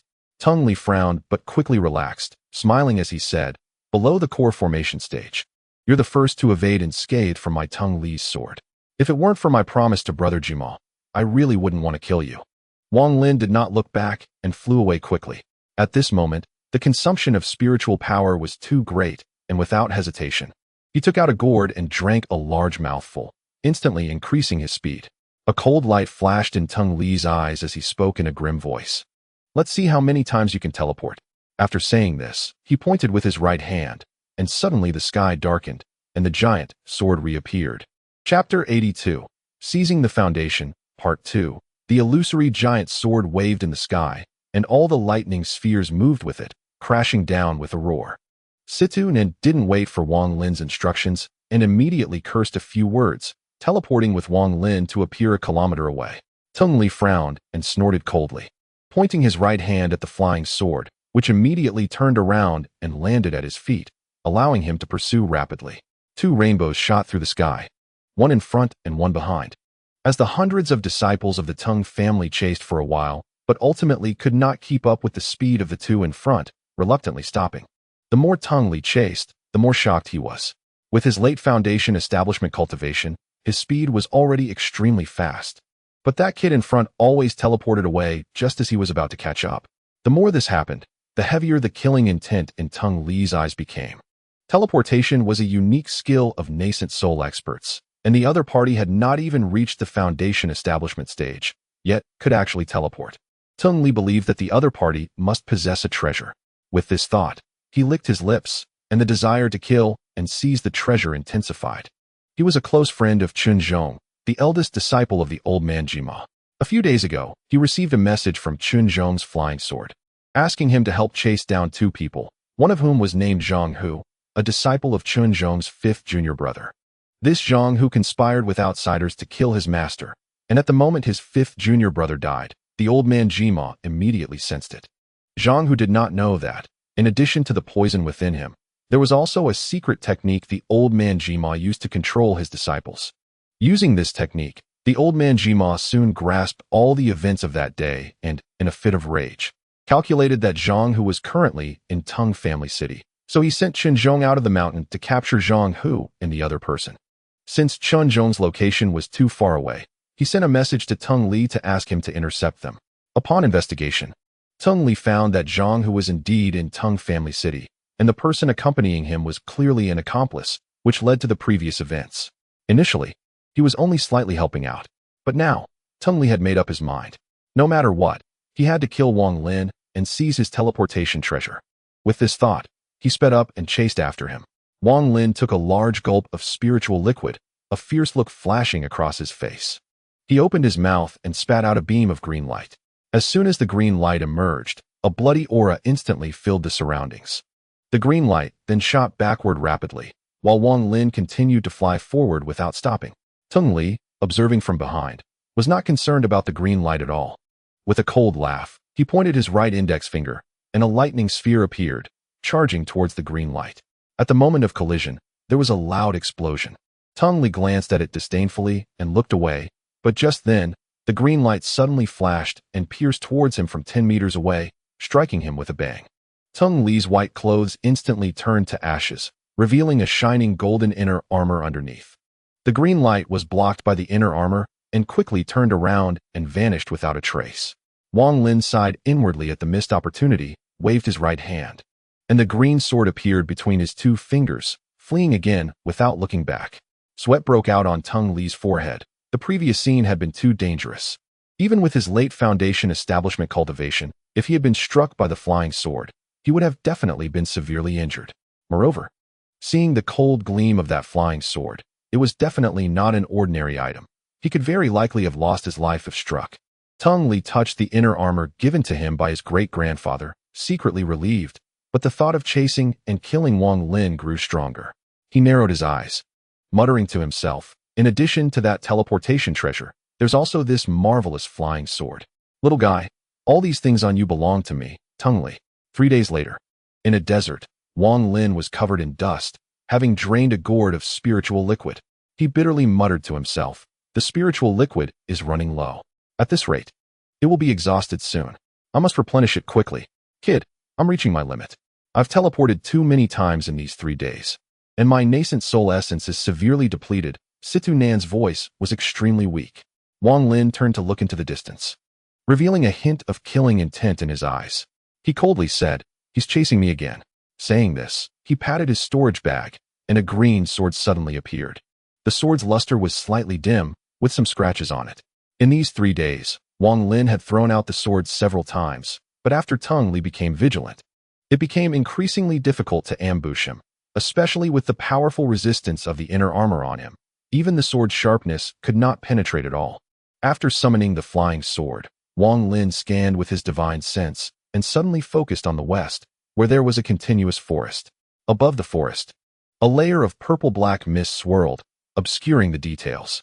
After a brief contemplation, Wang Lin changed direction without hesitation and flew toward the west. In the blink of an eye, he reached the edge of the forest. Without blinking, he quickly descended and rushed into the woods. Wang Lin knew very well that his spiritual liquid was about to run out, and Situ Nan's teleportation was already nearly exhausted. If he continued to fly in the sky, he would eventually be caught up. It was better to give up flying and walk within the forest. Although he didn't know why there was that strange mist above the forest, he had scanned it with his divine sense and found that within it. His divine sense was restricted as if he were in mud, with a range of only a few dozen meters. Shortly after Wang Lin entered the forest, a long rainbow broke through the air and circled above the forest before landing, revealing the golden-clad Tung Li, who looked slightly fatigued. Continuous flying for 3 days had drained a lot of his spiritual power, and if it weren't for the replenishing pills in his storage bag, he might have turned back long ago. However, the treasure in the other party's hands kept enticing him, making him eager to catch up and kill Wang Lin to seize the treasure. Additionally, Tung Li had not expected the chase to be so difficult. Even when the opponent used the teleportation spell, he was shocked, but he thought that since the other party had not even reached the foundation establishment stage, his spiritual power would inevitably be severely depleted after long flights. With his late foundation establishment strength, he could wear the opponent down. Therefore, he had been chasing all this way without rushing, waiting for the other party's spiritual power to deplete, planning to strike down Wang Lin with a sword. However, this idea was completely discarded by him the day after the chase began. The speed of the other party not only did not slow down, but instead became faster, leaving him perplexed. As he observed, Tung Li gradually became shocked. He saw the other party frequently take out a gourd, and each time they drank the liquid inside, their speed would noticeably increase. He had witnessed this scene countless times along the way. The thought of killing Wang Lin grew stronger. Tung Li stood outside the forest, his gaze flickering with hesitation, and he secretly thought, this wild jungle is quite mysterious, shrouded in mist all year round. Even my great-grandfather said that one should not enter lightly. Should I pursue or not? After a moment of contemplation, Tung Li gritted his teeth. The magical item in the other party's hand made him resolute, and without saying a word, he rushed in. Inside the forest, ancient trees towered, and myriad plants vied for glory.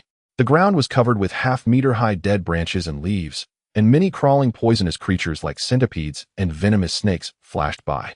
Thick ancient trees were everywhere, exotic flowers and grasses spread across the ground, and countless strange beasts and fierce birds occasionally encountered and fought with each other. In addition, there was a foul odor emanating from the decaying leaves and carcasses of creatures. This smell accumulated over time, turning into a miasma that could kill invisibly. Here, the mist lingered all year round, and the strange growth of towering trees, along with countless powerful beasts comparable to the nascent soul stage lurking deep within, made every step perilous. A moment's carelessness could cost one their life. Wang Lin spread out his spiritual sense and quickly maneuvered through the jungle when suddenly Situ Nen shouted urgently, "Stop! Quickly stop!" Wang Lin halted instantly. What kind of place is this? How could there be blue line vines here? This plant is known for its destructive capabilities. Several second-tier cultivation nations have been annihilated by blue line vines. Situ Nen took a breath and said, "Blue line vines?" Wang Lin was startled. "You have a vine in front of you. It has blue lines on it." "Wait, no, this isn't a blue line vine." Strange, Wang Lin thought. This should be the initial young branch of a blue line vine. Its power may not be as great as rumored, but you should avoid it. The mature blue line vine is a nightmare for cultivators below the core formation stage. This thing is extremely sensitive to blood. Each time it devours a cultivator, it evolves. It is said that the blue line vine, when evolved to its ultimate state, cannot even be resisted by experts in the infant transformation stage. Moreover, it is also sensitive to fluctuations in magical power. You must not use magical attacks against it. Situ Nan's tone was grave. Wang Lin looked around and focused his gaze on a vine that had grown on the surface of a giant tree, revealing a cautious expression. This vine looked very ordinary. Aside from a faint blue line visible on its surface, it was not much different from other vines. Wang Lin pondered for a moment and did not heed Situ Nan's warning to leave. Instead, he slowly approached it, carefully pinching the vine with his thumb and index finger without using any spiritual power, and gently pulled it back. During the process, he remained highly focused. And as he gradually pulled the vine out about 3 meters, he slowly released his grip and retreated tens of meters. He quickly cut his fingertip, and a drop of blood splattered onto the vine. After being hit by the blood, the vine immediately swung, rising like a snake. And then several blue-line vines extended from its root, coiling together and writhing for a moment before slowly settling down on the ground. Sweat appeared on Wang Lin's forehead, and a smile crept onto his lips as he quickly left. Shortly after he departed, Teng Li arrived at the spot to catch up with Wang Lin. He had been using spells to traverse, and he had not paid any attention to the seemingly unremarkable vines on the ground. Although his spiritual sense was limited to 100 meters within the jungle, he could clearly feel that he was getting closer to Wang Lin. A cold smile on his lips. As he moved forward to pursue, an unexpected change occurred when he crossed over several ordinary-looking vines. Chapter 83. Seizing the Base, Part 3. 2 days later, Wang Lin was by a small river, cautiously observing his surroundings while drinking water. Suddenly, he felt a shift in his expression and cursed, really persistent.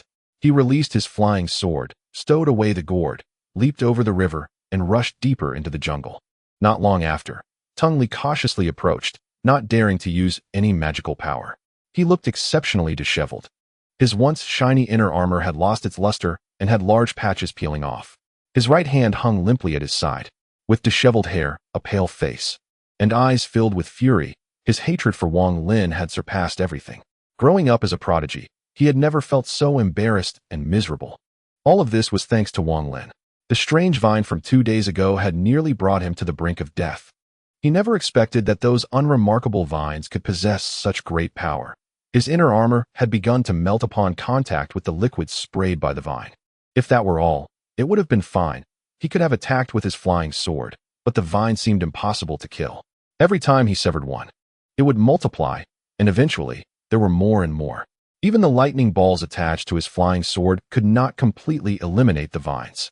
Moreover, Wang Lin's strange flying sword would occasionally launch sneak attacks, and his right arm had been injured by Wang Lin's sword. In the end, Teng Li had no choice but to take out the life-saving treasure given to him by the old master of the Teng family. A powerful talisman that could only be used once. Since acquiring it, he had never encountered a crisis that necessitated its use, but 2 days ago, he knew that if he did not use it, his life would be in danger. Ultimately, under the tremendous power of that talisman, the vine was destroyed by more than half, and the rest retreated underground. Seizing this opportunity, Teng Li rushed out. Now, thinking back, he was still drenched in cold sweat. His hatred for Wang Lin had grown deep, especially since Wang Lin never fought him head-on. It was always sneak attacks. That strange flying sword was particularly difficult to guard against. Forced to, he exhausted his spiritual power, keeping his flying sword circling around him for protection. By the river, he cautiously looked around, hesitated for a moment, squatted down, and scooped up some river water to drink. After chasing for 5 or 6 days, his throat was dry and parched. The river water was sweet and refreshing, and Teng Li felt his spirits lift immediately. He scooped up more, just as he was about to drink, when suddenly his heart jolted.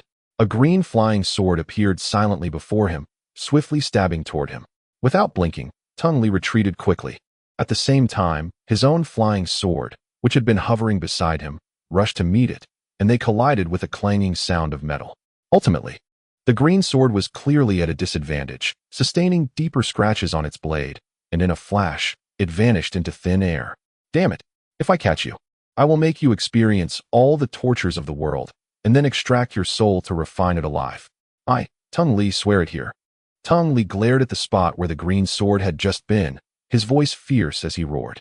Wang Lin was running through the jungle, his face flushed, and a mouthful of blood dripped from the corner of his mouth. He flipped his right hand, and the green sword appeared, looking painfully at the deep scratches on its blade. A cold light flickered in Wang Lin's eyes as he said nothing and quickly left. On the night 5 days later, Wang Lin and Teng Li were in deep within the jungle, one running and the other chasing. That night, as Wang Lin was running, he suddenly stopped. Kid, have you sensed it? There are dense fluctuations of spiritual power in the northwest direction. Let's go take a look. Situnin said quickly. Over the past few days, he had been fully alert, using his knowledge to help Wang Lin avoid one crisis after another in the jungle. Wang Lin did not hesitate, turned his direction, and dashed toward the northwest. Before long, he arrived at the location of the spiritual power fluctuations. The scene before him made his pupils contract. Under the moonlight, a colossal tree was uprooted, scattered around, clearing a patch of ground, where a completely decayed and lifeless corpse lay. Above his head, a green orb floated in midair, with strands of spiritual energy converging from all directions, forming whirlpools around the green sphere. Green Dan? I didn't expect that there were still people in the third-tier cultivation country practicing the fourth-tier demonic paths. Green Dan, Situnan said, stunned and surprised. What is Green Dan? Wang Lin asked. It is a unique method of forming Dan in the fourth-tier demonic path, also known as exploding Dan. Unlike the orthodox golden Dan, which can only have one, there is no limit to the number of green dawn. I remember there was a freak in a fourth-tier cultivation country who had tens of thousands of green dawn, although he was only at the Dan formation stage. Even a fifth-tier transformation expert would be reluctant to provoke this madman. You should know that the greatest function of green Dan, apart from increasing cultivation, is self-detonation. If tens of thousands of green dawn explode together, the power would be immense, Situ Nin explained. Wang Lin's eyes flickered, suddenly asking, can you sense how many green dawn this person has? One is already remarkable, and this person is clearly not alive. He should be a corpse spirit with some intelligence, probably a person from the fourth-tier demonic path in life, who, at the moment of death, used secret techniques to transform into a corpse spirit. The corpse spirit had evidently noticed Wang Lin. Instead of getting up, he slightly raised his right index finger, and a green beam shot out from his fingertip, heading straight for Wang Lin's forehead. Wang Lin quickly retreated, dodging the green beam. The green beam did not pursue but circled around, suddenly coalescing into a phantom figure that stared at Wang Lin, uttering a vague voice. Get out of here or die. After saying this, the figure flickered, turning into countless green dots, vanishing into the surroundings. Immediately after, the previously intense spiritual energy fluctuations vanished without a trace, completely concealed. Wang Lin cautiously retreated, not blinking, quickly leaving. His eyes glinted coldly. Instead of continuing to flee, he stood straight in the distance, spreading his consciousness, quietly waiting for Tung Li to chase him. Tung Li's flying sword hovered around him, constantly severing all obstacles in front. Suddenly, his expression changed, revealing a sinister smile. He pointed at the flying sword with his left hand, which immediately shot forward. Wang Lin's figure was already within sight. Tung Li suddenly felt something and suspiciously glanced around. Finding nothing unusual, but the other party's abnormal behavior made him cautious. He sneered, "Why aren't you running?" Wang Lin pointed with his right hand, and a green flying sword appeared in front of him. Without saying a word, he quickly flicked it, and the flying sword shot out. At the same time, he slapped his storage bag, and a jade slip flew out. Wang Lin formed hand seals with both hands, opening his mouth to expel a strand of spiritual energy, spraying it onto the jade slip. Instantly, four golden characters were printed from the jade slip. Tung Li sneered, biting his left index finger and flicking a drop of blood onto his flying sword. The sword trembled and emitted a strange red light, instantly growing larger into a giant sword, with several thunderballs appearing, but clearly far fewer than before. As the giant sword emerged, it emanated a strong chill. With a wave of Tung Li's left hand, the giant sword immediately slashed down. Wang Lin's green small sword teleported behind Tung Li, ready to stab. But Tung Li slapped his storage bag, and a small bell flew out, instantly enlarging and transforming into a translucent state, covering Tung Li. The green small sword stabbed into the bell, creating ripples on its surface. Meanwhile, the giant sword came down, and Wang Lin pointed at the golden characters on the jade slip. All four characters flew out to meet the giant sword. After doing this, his body quickly retreated, arriving at the location of the corpse spirit in an instant. The four golden characters collided with the giant sword, exploding one after another. As the spiritual energy surged, the giant sword rose higher and higher, but there were too few characters. After all four exploded, the giant sword hesitated for a moment in midair before once again slashing down at high speed. The ground emitted cracking sounds, clearly unable to withstand the pressure of the giant sword, and the surrounding colossal trees began to collapse. Just as the giant sword was about to strike down, Wang Lin's gaze flickered, and a blue light appeared from his chest, rapidly enveloping his entire body, initiating a teleport. Almost brushing against the edge of the giant sword, Wang Lin appeared 100 meters away. A trickle of blood flowed from his forehead. The giant sword crashed down with a loud bang. Immediately, a piercing scream like a ghost's echoed, and a figure exuding a strong stench of decay charged out from the spot where the giant sword had struck. lunging towards Teng Li. Teng Li's expression changed drastically. He had been somewhat suspicious earlier, but never expected such a monster to appear here. He quickly pointed with his left hand, and the thunderballs on the giant sword fell like rain, striking the corpse spirit. These thunderballs were extremely powerful, inherently restraining all dead matter, and upon hitting the corpse spirit, they exploded. The corpse spirit let out several miserable groans, its rotting flesh flying everywhere, with some places even revealing dark bones. Teng Li sneered, pointing again with his left hand, and immediately more than 10 thunderballs appeared around the giant sword, all falling down. In addition, the giant sword moved and slashed down again. Wang Lin thought it was bad.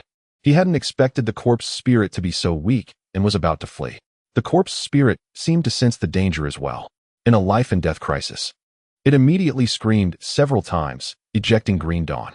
As soon as the green dawn appeared, there was a tremendous explosion. A circular shockwave rapidly spread out from the corpse spirit, instantly turning the surrounding trees to ash. Teng Li was too close to escape. He gritted his teeth, biting his tongue and spraying a mouthful of blood onto the bell covering him. The bell flashed and instantly solidified from a translucent state, revealing several ancient symbols on its surface. At the moment the circular shockwave collided, the giant bell flickered violently, holding out for only a moment before shattering. Taking advantage of the time the bell resisted, Teng Li threw out several more magical treasures, and at the moment the bell shattered. One defensive layer after another appeared around his body. Chapter 84. Seizing the Foundation. 4. These layers of defense, flashing with various colors, shattered at an incredible speed, as if thin paper trying to block a sharp sword. As for Wang Lin, he was farther away, and since the corpse spirit was mainly attacking Teng Li, he was not greatly affected.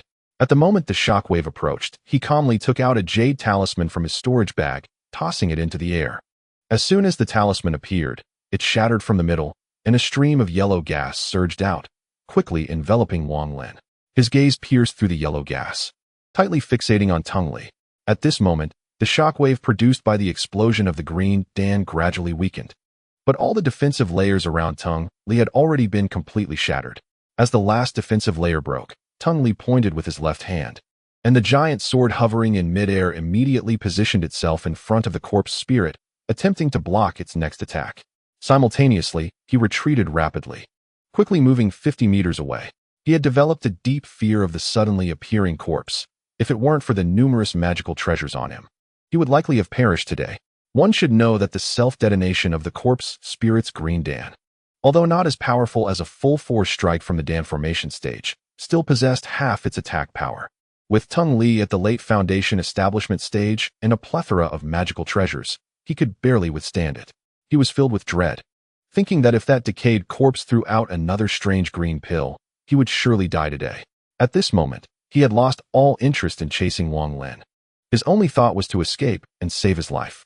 Wang Lin kept a close watch on Teng Li, and at this moment, he curled his lips into a cold smile.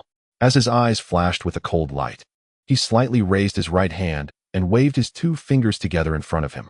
Suddenly, a flash of green light appeared, and Teng Li, who was frantically retreating, felt a pain in his back. He was startled and didn't have time to look closely, so he fled even faster. Wang Lin frowned. Just now, the opponent's inner armor had already been mostly damaged, which slightly blocked the attack, causing the flying sword not to pierce through. His eyes flickered, and he bit his tongue, spitting out a mouthful of blood mist. The green small sword flashed, appearing in the blood mist, and then a loud sword cry rang out as it flashed again, stabbing toward Teng Li at an extremely fast speed. In midair, the green small sword instantly stabbed toward Teng Li's back.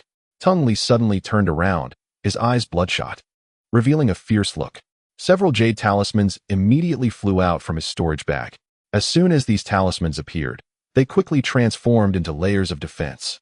At the same time, he pointed with his left hand, and the giant sword trembled, rising into the air, ready to chop toward Wang Lin's direction. Surrounding the giant sword, several thunderballs appeared. As soon as these thunderballs appeared, they floated away, aiming to strike the corpse charm. He was gambling, betting whether Wang Lin's flying sword would hit him first or if his giant sword would chop down on the opponent first. If Wang Lin teleported to escape, then during the teleportation process, he naturally would not be able to control the flying sword. Taking this opportunity, Teng Li planned to escape. His current state was already close to running on empty. Staying here would undoubtedly be seeking death. Situ Nan roared, "Have you gone mad? You really are crazy." Saying this, he disregarded Wang Lin's objections and was about to teleport to dodge the giant sword. But as the blue light just appeared from Wang Lin's chest, Wang Lin immediately said at an extremely fast speed, "It's not time to teleport yet. Stop." A hint of determination appeared on his face. Without even looking at the giant sword coming down from above, he controlled the green small sword to flash again, dodging the defensive layers and appearing right in front of Teng Li. A look of panic flashed across Teng Li's face. At this moment, his giant sword was already less than half a meter from Wang Lin's head. A trickle of blood flowed down from Wang Lin's forehead. Wang Lin didn't even blink, grinning sinisterly as he muttered, "Die?" The sword light flashed, and the green small sword pierced through the inner armor, shooting out from Teng Li's back, carrying a spray of blood. At the same time, Situ Nin moved to teleport.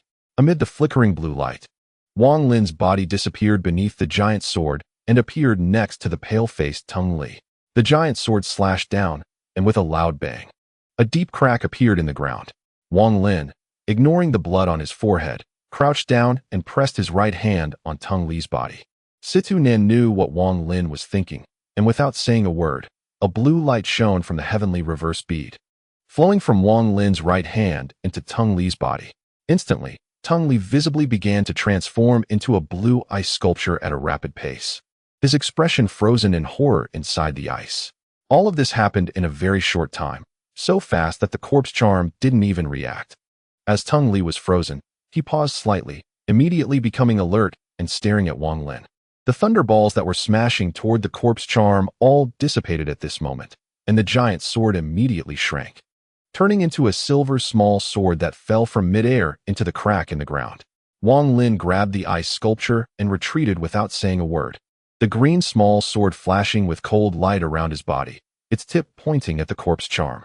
The corpse charm glared at Wang Lin, baring its teeth and roaring, preparing to charge forward. But upon glancing at the crack in the ground, it hesitated slightly, and Wang Lin had already retreated 3 meters away. With a teleport, his figure vanished. The corpse charm roared and stared unwillingly in the direction Wang Lin had disappeared for a long time. After a while, it leaped and jumped into the crack in the ground. Shortly after, it took out Teng Li's silver small sword, an excited expression on its face, and opened its mouth wide to swallow it. Wang Lin, holding the ice sculpture, had a pale face as he flashed through the jungle. Once he ensured his safety, he breathed a sigh of relief, put the ice sculpture aside, took out the spirit energy gourd, and drank all the liquid inside. Then he sat cross-legged on the ground, regulating his breath. The jungle was silent. After a long time, Wang Lin slowly opened his eyes. Situ Nan's dissatisfied voice came. "Kid, were you crazy just now? If I had been a moment slower, your life would have been over." Wang Lin said solemnly, "There was only one chance to kill Teng Li. If I had missed it just now, once he recovered his spiritual power, there would be no more opportunities. Moreover, this person has been chasing me for days. If I let him go, he would definitely become a big trouble in the future. It's better to take the gamble. Besides, the speed of his giant sword's descent is determined by the amount of spiritual power in his body. At that time, he was already running on empty, and his speed would definitely not be faster than my flying sword." Situ Nin fell silent. He felt as if he was getting to know Wang Lin for the first time. After a long time, he slowly said, "You have qualified. With this mentality, you can establish yourself in the cultivation world." Situ Nan's tone had unknowingly lost its previous arrogance. For the first time, he had respect for Wang Lin.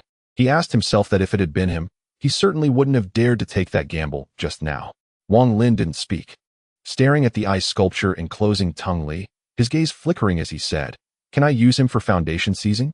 Hearing Wang Lin's question, Situ Nan replied, "Absolutely. And he is at the late stage of foundation establishment. If you use him as a furnace for foundation seizing, once you succeed, your speed in the foundation establishment realm will be faster than others, and you will gain some of his spiritual roots to a certain extent. This way, your talent will also change. This kid is so young yet possesses such cultivation. His talent must be extraordinary. Haha, Wang Lin. What you have gained from this gamble with your life is worth it." After finishing, Situ Nan explained the incantations for foundation seizing and the precautions one by one until night fell. After he finished explaining, Wang Lin pondered for a moment, opened his mouth, and spat out the green small sword. With the point of his right hand, The small sword immediately stabbed toward a nearby giant tree. After digging a hole in the giant tree, Wang Lin grabbed Teng Li and jumped inside. He did not retract the green small sword but allowed it to hover around. The hole was small, filled with a damp atmosphere, but Wang Lin didn't care about that. He took out the spirit energy gourd and poured out some liquid to wash some of the wounds on his forehead. Then he focused his mind, closed his eyes, and sat in meditation. The next morning, Wang Lin opened his eyes. His gaze flashed, and he sprayed out a mouthful of spirit energy, which formed a mist floating in midair. Wang Lin did not linger, using both hands to form seals, casting out a blue light. As soon as the blue light entered the spirit mist, it immediately dissipated, and the spirit mist began to boil and roll, strangely contracting and expanding. Wang Lin's expression was calm as he continuously shot out blue light into the spirit mist. Gradually, the spirit mist rolled more violently, and the frequency of contraction and expansion increased. Then, with a pull of his right hand, the ice sculpture enclosing Teng Li floated up. A blue light flashed from Wang Lin's chest, and Situ Nan, without waiting for his command, immediately the freezing state. In an instant, the blue crystals on Teng Li's body disappeared almost entirely. Wang Lin's gaze flickered as he pointed at the spirit mist. The spirit mist immediately floated onto Teng Li's body, drilling into his 7 orifices. Teng Li's body began to tremble and convulse, his eyes tightly shut, and a look of pain appeared on his face. After a while, all the spirit mist drilled into Teng Li's body. Wang Lin took a deep breath, his face showing a serious expression. Without saying a word, he bit through the fingertip of his right hand, drawing an unusual blood-red symbol in the air. Wang Lin flipped his right hand and struck the symbol, which immediately flew out and imprinted on Teng Li's chest. Teng Li's body trembled violently, his limbs convulsing, and blood gushed uncontrollably from his mouth and nose. However, the blood that flowed out did not drip down, but began to float and coalesce. Immediately, a crisp sound emitted from Teng Li's body, and his complexion suddenly turned rosy. At the same time, all the exposed skin turned an eerie red. Drops of blood seeped from his skin. Wang Lin's expression grew more serious, and he did not blink as he drew a blood-red symbol in the air, striking it against Teng Li's chest. Teng Li suddenly opened his mouth, letting out a few unconscious moans, and then all the blood vessels in his body burst, with blood gushing uncontrollably from his skin, floating and gathering together. In the blink of an eye, a massive blood sphere appeared above Teng Li's body. At this moment, Teng Li's body rapidly changed from red to pale. Wang Lin began to sweat profusely, staring at the blood sphere as he quickly changed his hand seals, occasionally emitting a few beams of spiritual light and drawing several symbols. Gradually, the huge blood sphere began to shrink, eventually becoming the size of a fist, radiating an eerie dark red hue. Wang Lin took a deep breath, his entire body drenched in sweat. He did not pause, once again opening his mouth to spray out a mist of spiritual energy, launching several blue beams. As the spiritual mist boiled, he pointed at Teng Li, allowing the mist to once again seep into his mouth and nostrils. Chapter 85. Seizing the Foundation. 5. Teng Li suddenly opened his eyes, his pupils void of spirit, filled with bloodshot veins. His lips trembled, his jaw clenched tightly. Wang Lin's right hand drew a complex symbol in the air, pricking his fingertip to let a drop of blood fall. The symbol glowed red upon contact with the blood and was stamped onto Teng Li's forehead. In an instant, Teng Li let out a low groan, his body convulsing more violently as all the muscles bizarrely twisted, crazily gathering towards his chest.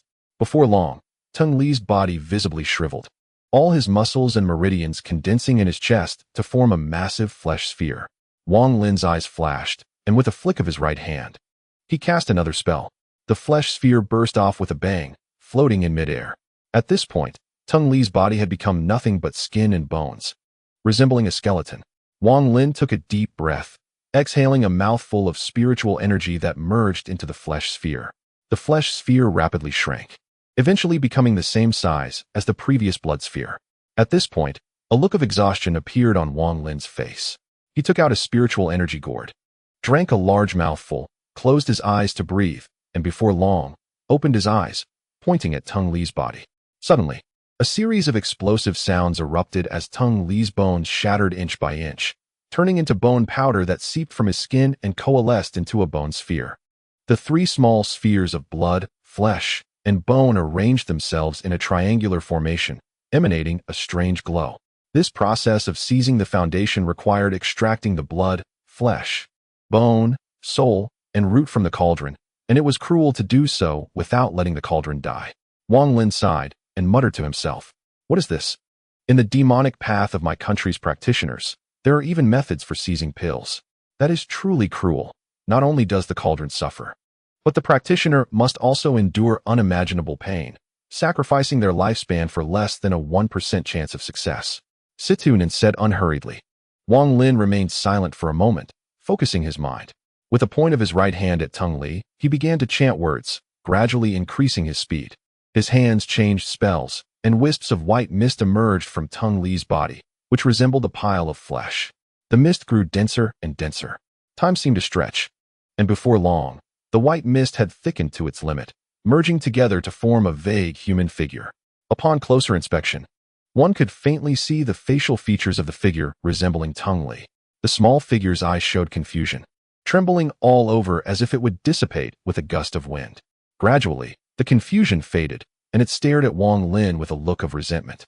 Opening its mouth to emit a few silent roars, Wang Lin did not blink, flipping his right hand to cast a red light. The small figure seemed terrified of the red light, turning to flee.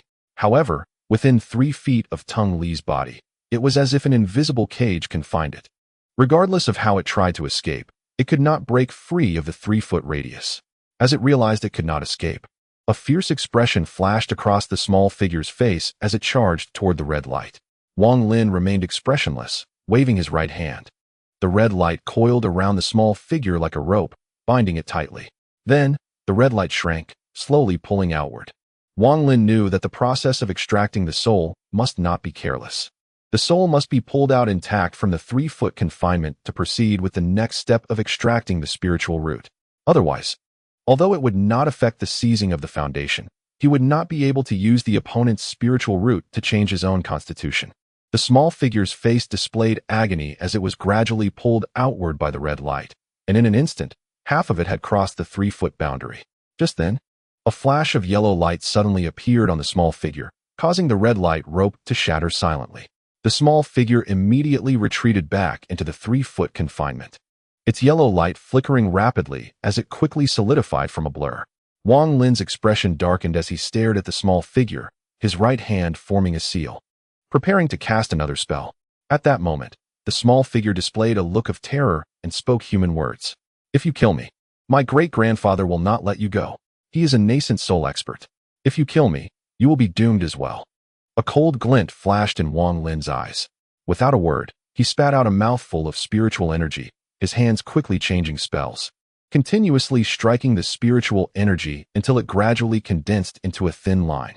The small figure's face grew increasingly fearful as it spoke hastily. "My great-grandfather already knows I'm in danger. He will be here soon." Before it could finish, Wang Lin flicked his left hand, and the thin line with a buzzing sound pierced into Tung Li's body within 3 feet, capturing the small figure and pulling it fiercely outward. The small figure screamed, struggling, "Great-grandfather, save me."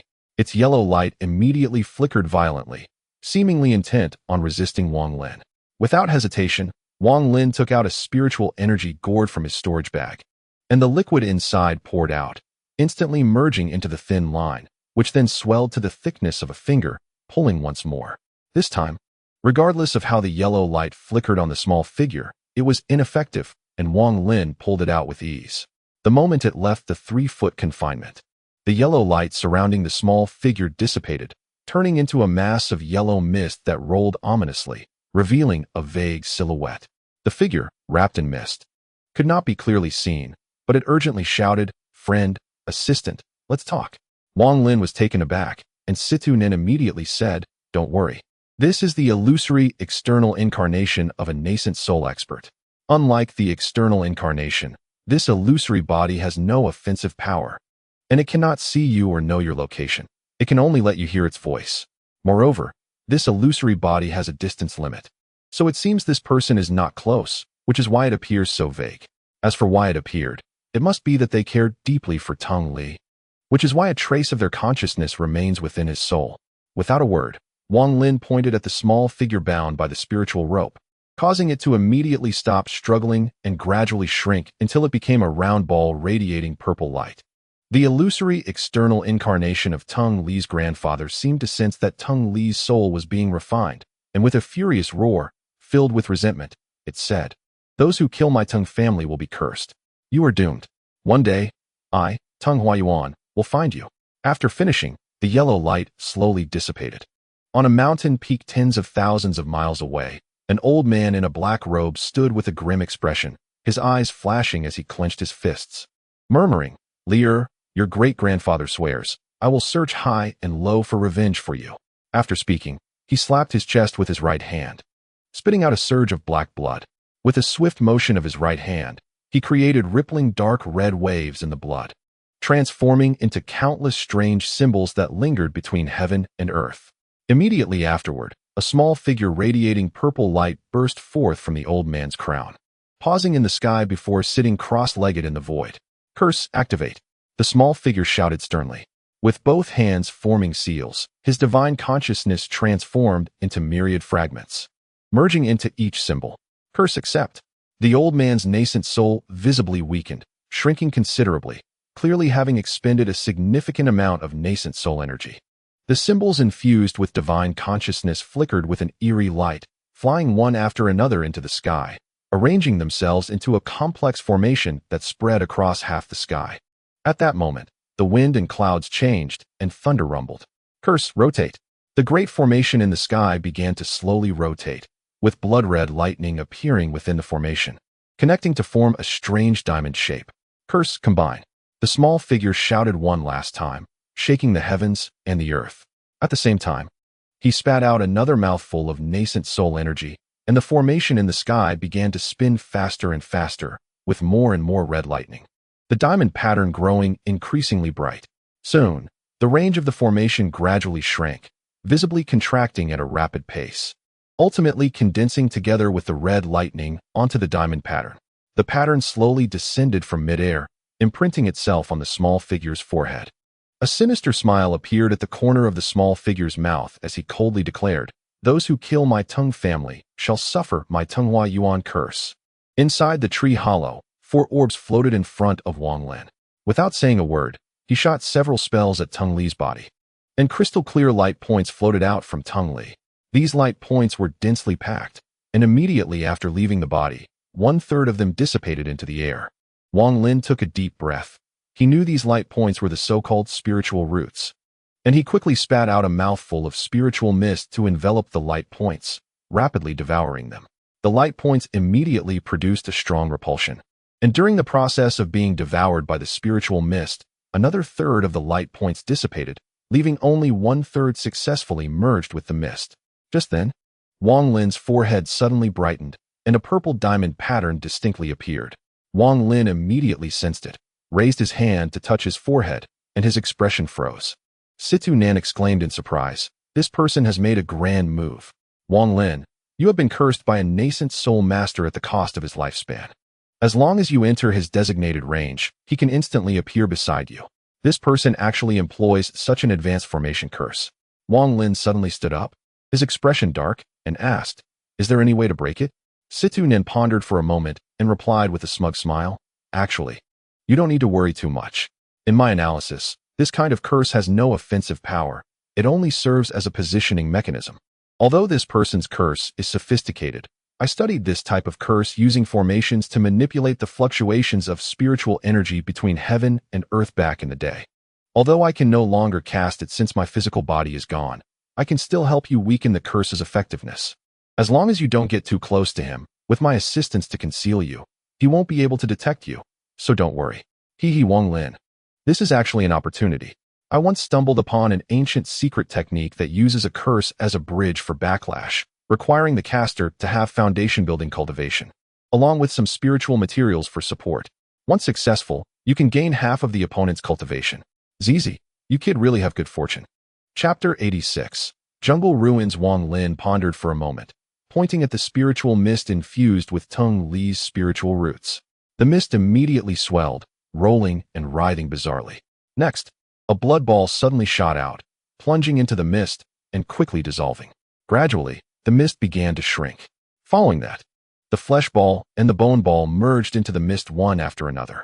At this point, the mist had already changed significantly, shrinking into a ring shape that emitted a soft glow, floating in midair. Wang Lin took a deep breath. He knew that the foundation snatching had reached its final step. Thus, he calmed his mind and focused, slowly merging the last soul ball into the halo. After a long time, the halo suddenly emitted a dazzling light. Wang Lin's gaze flickered as he bit his tongue and spat out a mouthful of blood. The moment the blood touched the halo, a sizzling sound erupted, and in the blink of an eye, it vanished completely. After the halo absorbed the blood, it trembled violently, releasing waves of pressure. All living beings within 100 miles sensed the anomaly at that moment.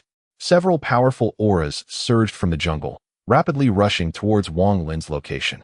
Wang Lin didn't blink, reaching out to summon the halo, which immediately flew back to him, merging into his chest. A torrent of immense spiritual power suddenly filled Wang Lin's body, and his complexion instantly turned ruddy. Wang Lin took a deep breath, and with a movement, shot out of the tree hollow like an arrow released from a bow, disappearing into the depths of the jungle in a few flashes. Not long after he left, a gigantic python suddenly revealed its massive head from the nearby jungle. After sniffing around for a moment, it showed a puzzled expression, shook its head, and slithered away. Shortly after, a monkey over 10 feet tall, moving like lightning, arrived at the scene, rummaging through the tree hollow before reluctantly leaving.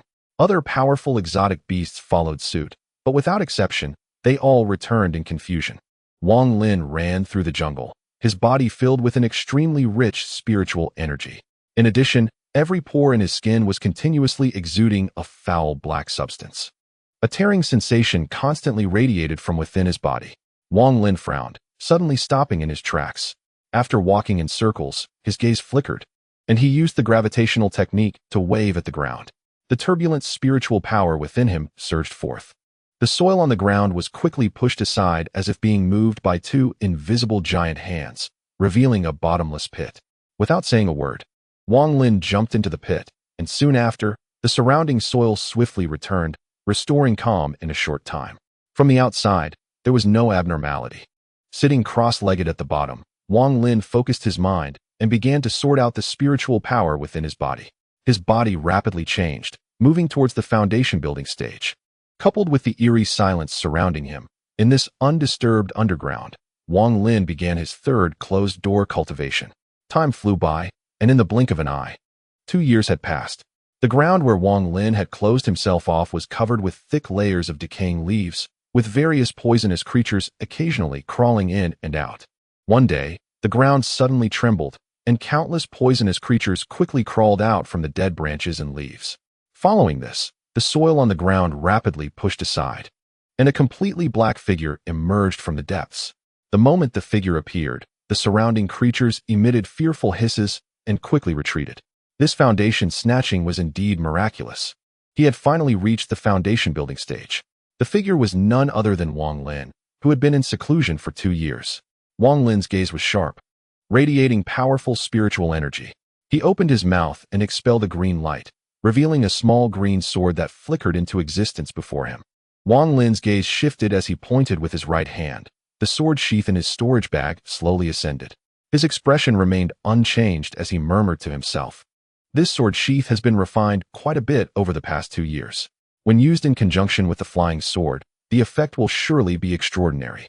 Withdrawing the sword sheath and flying sword, Wang Lin stood still for a moment, touched the mysterious bead on his chest, and thought to himself, 2 years ago, Situ consumed too much of his nascent soul essence, especially after casting a spell to conceal the curse while I was in seclusion, leaving him extremely weak. He has been in slumber for over a year now, and I don't know when he will awaken. Fortunately, I have already memorized the mental method of the Huangquan Shengxiaoju. The most important thing now is to find a place of extreme aim to cultivate it. After making up his mind, Wang Lin took a deep breath, his divine sense swept across, and his body swiftly darted northward. Before long, he arrived at a river in the woods. After carefully cleaning himself, he finally washed away the black dirt on his body, feeling a refreshing sensation arise. Sitting on a stone by the river, Wang Lin reminisced about his previous experiences, feeling deeply emotional. He didn't know whether Zhang Hu was alive or dead and silently prayed that Zhang Hu could escape this calamity. With a soft sigh, Wang Lin collected his thoughts, his expression contemplative. After a long while, he formed a hand seal with his right hand and shot out a white light. As soon as the white light appeared, its color immediately changed from white to gray, deepening further as it flickered rapidly, flying towards the west. Wang Lin was taken aback. The hand seal that produced this white light was a specialized spell given to him by Situ and to find a place of extreme Yin. The deeper the color, the closer he was to the place of extreme Yin, and when it turned completely black, it would indicate that he had found it. Without saying a word, Wang Lin immediately pursued the guiding light, which had completely turned gray, swiftly weaving through the forest.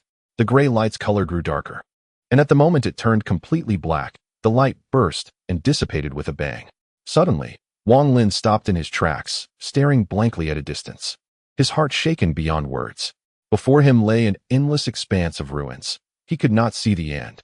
Most of the houses he saw had collapsed, and countless climbing plants covered the entire ruin.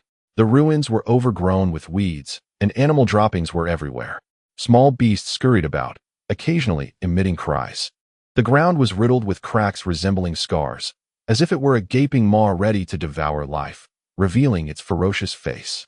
Thick metal debris stood on the ground, presenting a scene of a post-apocalyptic wasteland, where monotonous gray intertwined with the green of plants, exuding an air of despair that was shocking to behold. Wang Lin took a deep breath, looking at the ruins, feeling quite astonished.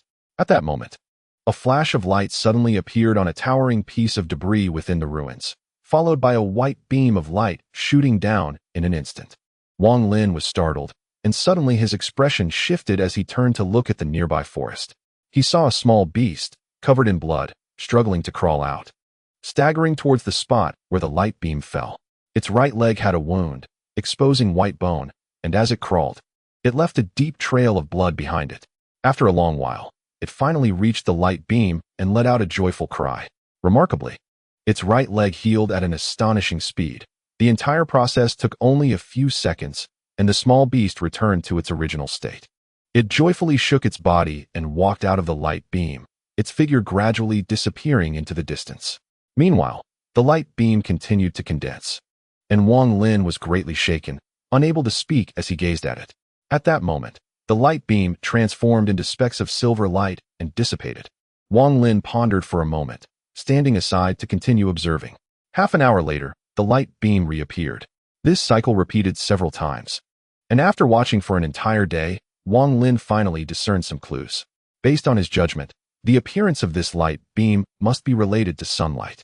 Clearly, despite this place having turned into ruins, there were still some items resembling magical tools that had not lost their effectiveness, revealing a miraculous scene after absorbing sunlight. Moreover, many beasts seemed to know that the light beam could heal injuries. Wang Lin observed no fewer than 20 injured beasts coming here throughout the day. As the sky darkened, Wang Lin calculated that the last light beam would soon appear. Without hesitation, he stepped forward and reached into the light beam. A warm current immediately enveloped his hand. This current was not spiritual power, but a substance that Wang Lin found extremely unfamiliar. Quietly feeling the current, Wang Lin's eyes flashed, and he swiftly made a cut on his arm, reaching towards the light beam again. Within the beam, the wound healed at an incredible speed. In the blink of an eye, the wound disappeared. Wang Lin pondered for a moment, then without saying a word, swiftly navigated through the ruins, soon arriving beneath the towering debris that emitted the light beam. It was a grand cylindrical stone ruin, and from its exterior, it appeared to have broken in the middle. Despite having collapsed more than half, one could still glimpse its former grandeur. Two massive statues of figures holding giant swords stood beside it, and atop them rested a tower-like structure approximately 30 meters long. Wang Lin gazed at the ruins, and an image involuntarily surfaced in his mind. A towering giant tower that had broken in half during a sudden disaster, with the tower's tip crashing down onto the statues flanking it. The light point emanated from a stone bead about 2 meters in diameter at the top of the tower. Looking at the stone bead, Wang Lin hesitated. It was too large and seemed impossible to remove, and he had not fully analyzed the healing principle behind it. If he forcibly detached it, he didn't know if it would lose its effectiveness. After much consideration, Wang Lin refrained from acting rashly and instead wandered and observed within the ruins. Gradually, his expression grew strange as he checked several locations and discovered an anomaly. In some of the relatively intact houses within the ruins, he found some porcelain items on the ground that were still fairly intact, with some even containing remnants of black substances. As the sky grew dimmer, Wang Lin swiftly darted into the forest. At the moment darkness fully descended, he stepped out of the ruins, standing outside and staring at them, his eyes flickering. Chapter 87.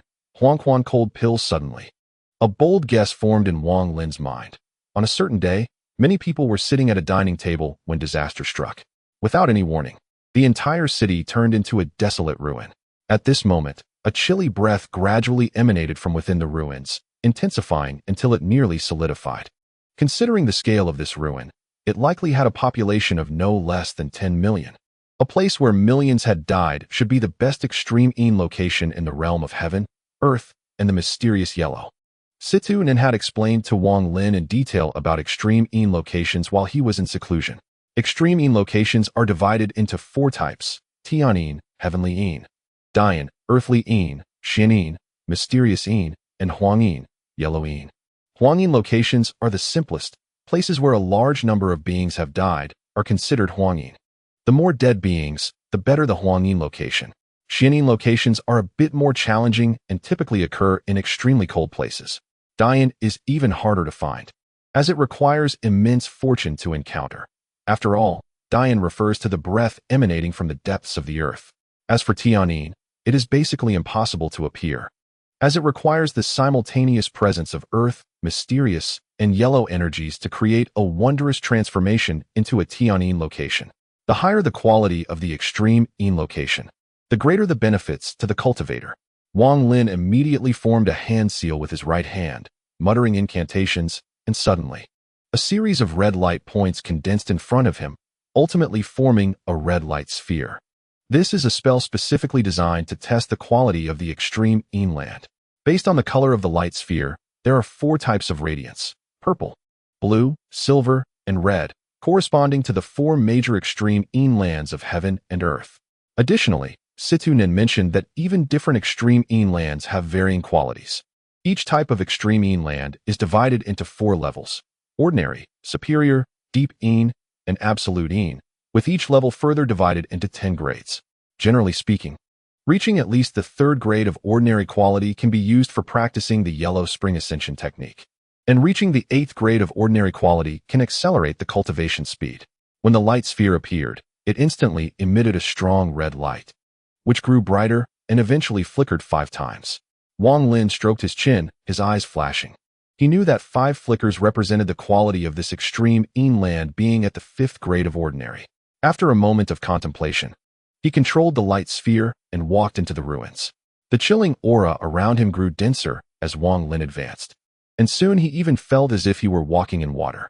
The atmosphere was too heavy. After walking just a few hundred meters, he felt a sense of suffocation. At this moment, the light sphere grew brighter along with Wang Lin's movement, reaching the 8th grade of ordinary quality. Wang Lin did not stop and continued forward, walking another few hundred meters until he arrived at the ruins where the stone bead was located. He could not proceed any further. The chilling aura seeped into his body, causing his blood vessels to begin to ache, and his spiritual power showed signs of becoming uncontrollable. At that moment, the red sphere burst with a bang, splitting into 2 and flickering once, and Wang Lin's gaze flashed. He knew this indicated that the quality of this place had reached the 1st grade of superior. Based on his earlier search of the ruins during the day, Wang Lin knew that these ruins were vast, and his current position was probably less than 1/10,000th of the entirety. Moreover, as he ventured deeper, the chilling aura became denser. This place was definitely the best location for cultivation. Wang Lin slowly retreated and stopped at the position of the 5th grade of ordinary quality. This position was where Wang Lin believed his body would be most suitable after careful analysis. The Yellow Spring Ascension technique required a gradual approach to the extreme Een land, which was a key point Situ Nin repeatedly emphasized before his slumber. Wang Lin contemplated for a moment, then sat cross-legged on the ground, closed his eyes, and sank into thought, the detailed explanation of the Yellow Spring Ascension technique by Situ Nin echoing in his mind. This technique is divided into 9 layers. Every 3 layers of cultivation can condense a cold pill within the body. Once all 9 layers are completed, the 3 cold pills can merge together, with a certain probability of directly ascending to the core formation stage. This was the main reason Wang Lin was determined to cultivate the Yellow Spring Ascension technique. It was currently the most suitable and relatively faster method among the cultivation techniques known to Sidu Nan. Of course, there were faster methods, such as pill snatching. But capturing a core formation expert alive was undoubtedly akin to suicide for Wang Lin at this stage. The cold pills of the Yellow Spring Ascension technique are formed through the process known as punching through the orifices. The so-called punching through the orifices is a necessary process for cultivating this technique, which involves three major orifices: the dantian, the qi, and the ancestral orifice. At the moment of breaking through these three orifices, cold pills will condense. Once the cold pills appear, the spiritual power within the body will immediately transform into coldine power. The success rate of this punching through the orifices is closely related to the quality of the extreme yin land. Time quickly passed, and when he opened his eyes again, the sky was getting brighter, and the chilling aura around him was dissipating rapidly. At the moment the sun rose, the chilling aura completely vanished. Wang Lin stood up. Since he decided to cultivate here, he needed to create a dwelling. He looked around and finally set his sights on a collapsed house not far from his current location. With a wave of his right hand, the debris and rubble all floated up, scattering around to clear a small area. After finishing everything, Wang Lin quietly sat cross-legged in the cleared space, took out a bound book from his storage bag, and focused intently, flipping through it carefully. This book was the detailed explanation of formations that he had exchanged for mid-grade spirit stones 2 years ago in Tingjia City. At that time, he had only glanced at it briefly and found it contained detailed depictions of several formations, complete with formation diagrams and comprehensive descriptions of various operations and setups. After memorizing all the contents, Wang Lin closed his eyes, lost in thought, occasionally gesturing with his hands as if drawing something unconsciously. A day passed quickly. At dusk, Wang Lin sighed, opened his eyes, and murmured to himself, "This formation is profound and vast." Even though the booklet describes some very simple small formations, it took me a whole day just to barely understand a bit, especially some of the transformation techniques inside, which require calculation power. The more I look back, the more difficult it becomes. With no choice, he stopped pondering and instead followed the formation diagrams completely, exploring while using the gravitational technique to lift stones and place them outside the room as required. Following the diagrams, he finally managed to set up a formation called Small Maze. This formation was extremely crude and simple, lacking even the most basic of the town flag. Looking at the disordered stones outside the room, Wang Lin smiled wryly, carefully compared it with the formation diagram, adjusted it slightly, and finally managed to make it identical to the requirements of the diagram. Wang Lin took a deep breath, formed hand seals as required, and pointed quickly. Instantly, a mist appeared silently, surrounding the area. Looking at the mist, Wang Lin smiled bitterly, thinking that this formation could trap some mortals easily, but for cultivators, it was virtually useless and could not serve the purpose of protection. After pondering for a moment, Wang Lin murmured to himself, "If one formation is not effective, I'll set up 2. If that doesn't work, I'll set up all the formation diagrams in the booklet according to the requirements. This way, it should have some effect, right?" Thinking of this, Wang Lin used the gravitational technique again to control the surrounding stones, setting up several more formation diagrams before nightfall descended again. Wang Lin sat cross-legged in the open space, and at the moment the chilling aura rose, he suddenly spread his hands apart, focusing and breathing. His breathing was in a pattern of 1 long, 5 short. The so-called 1 long meant a long inhalation, while 5 short meant the exhalation time was only 1/5 of the inhalation time. He aimed to absorb the surrounding chilling aura into his body at the fastest speed. Strictly speaking, this was his first external breathing exercise since achieving the foundation establishment stage. In the previous 2 years, he had been absorbing spirit liquid underground and digesting it internally.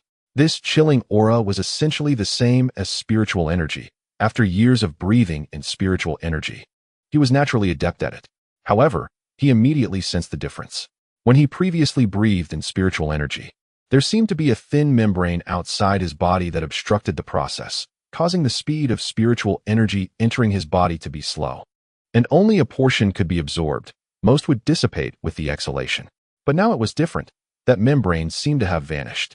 The chilling aura surged in like a tidal wave the moment he began to breathe it in. It felt as if he had changed bodies. The chilling aura that flowed into his body was absorbed overwhelmingly, completely different from before. Wang Lin pondered this situation and came up with 3 possible answers. First, the chilling aura was different from spiritual energy and more suited for his absorption. Second, breathing after foundation establishment would naturally be much faster than during the qi condensation stage. Third, after absorbing part of Tung Li's spiritual roots, his talent had improved significantly.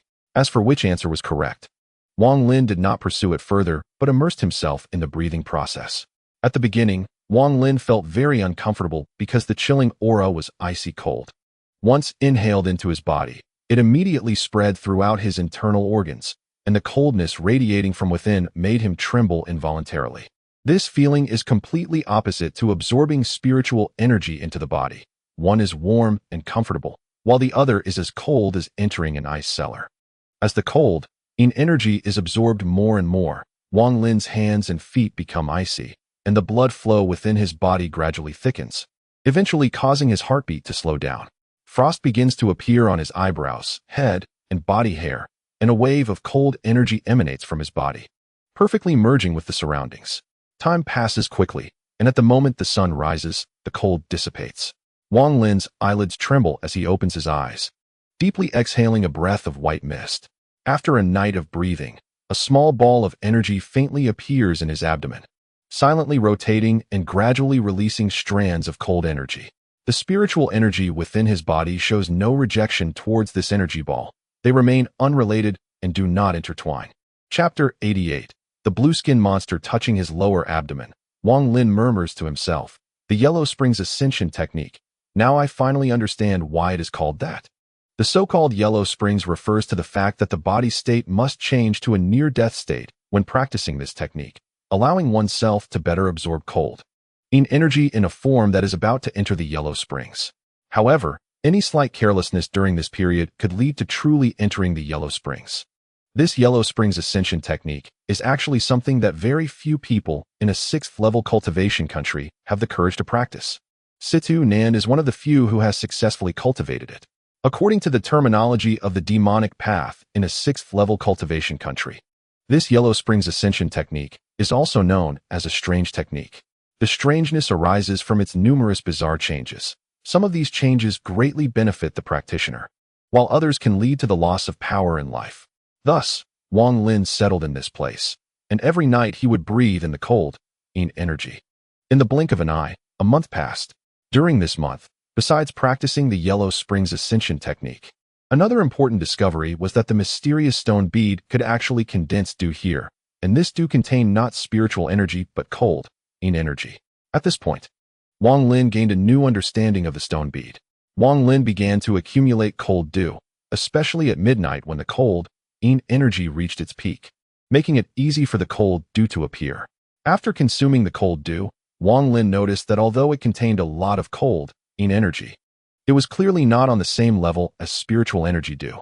If one were to compare cold energy with spiritual energy as equal in quality, then the effect of cold dew could only reach the level of snowmelt in spiritual energy, far inferior to spiritual dew. Wang Lin understood that the Yellow Springs Ascension technique essentially depends on how much cold energy one can absorb. The more absorbed, the greater the power. Therefore, during the day, Wang Lin would enter the dream space to practice with cold dew, while at night he would breathe in the energy in his room. As time passed, the cold energy within Wang Lin's body gradually increased. Each time he breathed in, he would merge with the surrounding cold energy, indistinguishable from one another. At such times, his heartbeat would gradually slow down, almost becoming imperceptible. There were even a few instances where his heartbeat nearly stopped, but he ultimately persevered. One morning, Wang Lin woke up from his meditation. He took a deep breath and murmured to himself, the cold energy in my body is increasing. I should be able to break through for the first time. Suddenly, he stared at the surrounding formation, which was shrouded in mist, with a strange look in his eyes. Without saying a word, he waved his sleeve, and the mist immediately parted to reveal a small path. Wang Lin stepped out of the formation and immediately noticed several long marks on the ground extending deep into the ruins. He remembered that yesterday, a few beasts had died from blood loss before the light column arrived. But now, the beast corpses had vanished without a trace, clearly dragged deep into the ruins. Could there be someone in these ruins? A chill immediately surged into Wang Lin's heart. The other party had dragged away the beast corpses last night, and he hadn't sensed anything at all. A serious expression flashed in Wang Lin's eyes as he quickly observed his surroundings. There were no abnormalities, and the formation showed no signs of being attacked. He stroked his chin, stealthily darted into the forest, and soon returned with 2 beast corpses. After discarding the corpses beside him, he immediately returned to the formation, making a hand gesture with his right hand to project a beam of white light, causing the surrounding mist to thicken and the sound of wind and thunder to echo. After doing all this, Wang Lin still felt uneasy, a shadow looming over his heart. After a long time, he calmed his mind, spread out his consciousness, drank a mouthful of cold dew, and remained vigilant while breathing in and absorbing. As night fell, Wang Lin did not absorb cold, energy that night, but instead sat quietly in place, spreading his consciousness to the maximum extent. Any movement within 100 meters registered in his mind. He paid particular attention to the location of the 2 beast corpses, eager to see what creature would come to this place at night. Time gradually passed, and soon it was close to midnight, where the cold, energy peaked. Wang Lin held his breath and focused intently, closely observing his surroundings. Within the range of his consciousness, there was complete silence. The 2 beast corpses were now soaked in cold, energy, showing patches of frost. Beyond that, even the forest outside the ruins was eerily quiet, almost terrifyingly so. This was not Wang Lin's first time spreading his consciousness at night, but in the past, even deep in the night, there would be some beasts and insects occasionally making sounds. Such tranquility was unprecedented. Suddenly, Wang Lin's expression shifted. Within his consciousness, the cold, energy from the direction of the ruins surged like boiling water. His eyes lit up, and a cold smile appeared on his lips as he watched intently. In the direction of the ruins, with the rolling cold, energy, a shadow appeared, shifting like a wave. The speed of the figure was so fast that Wang Lin only caught a glimpse of a black silhouette before several beast corpses on the ground vanished without a trace. Wang Lin was taken aback. At the moment the figure appeared, he saw what it looked like, a humanoid creature with blue skin all over its body. Strange symbols covered every inch of its skin, and besides that, there were 9 half-inch-long yellow papers affixed to several places on its body. This terrifying and bizarre appearance left Wang Lin in shock. At this moment, the creature appeared again, standing outside Wang Lin's formation, its eyes showing a thoughtful expression. The creature took a few steps back, curiously observing the mist of the formation, with a hint of hesitation in its eyes, before circling around. Wang Lin remained completely focused on the creature, not rushing to attack. He wanted to see what means this strange being possessed. After circling around the mist, the creature stopped, curiosity gleaming in its eyes. Then, it moved its body and charged into the formation. At the instant it entered, a flash of killing intent appeared in Wang Lin's eyes. He made a hand gesture, projecting a beam of white light into the formation, causing the mist to boil and roll. Immediately, the sound of stones shattering echoed from within the formation as one formation after another was rapidly destroyed, and the color of the mist grew fainter. Without hesitation, Wang Lin opened his mouth and spat out a beam of green light, which shot out like a whirlwind. With a loud bang, the creature's furious roar came from within the mist, followed by a massive force erupting from within the formation, spreading outward in a circular wave, sending countless stones flying and shattering into dust in midair. The mist quickly dissipated, and the creature immediately saw Wang Lin, its eyes revealing a bloodthirsty glint as it grinned and stepped forward. Wang Lin's expression remained unchanged as he pointed into the void with his right hand.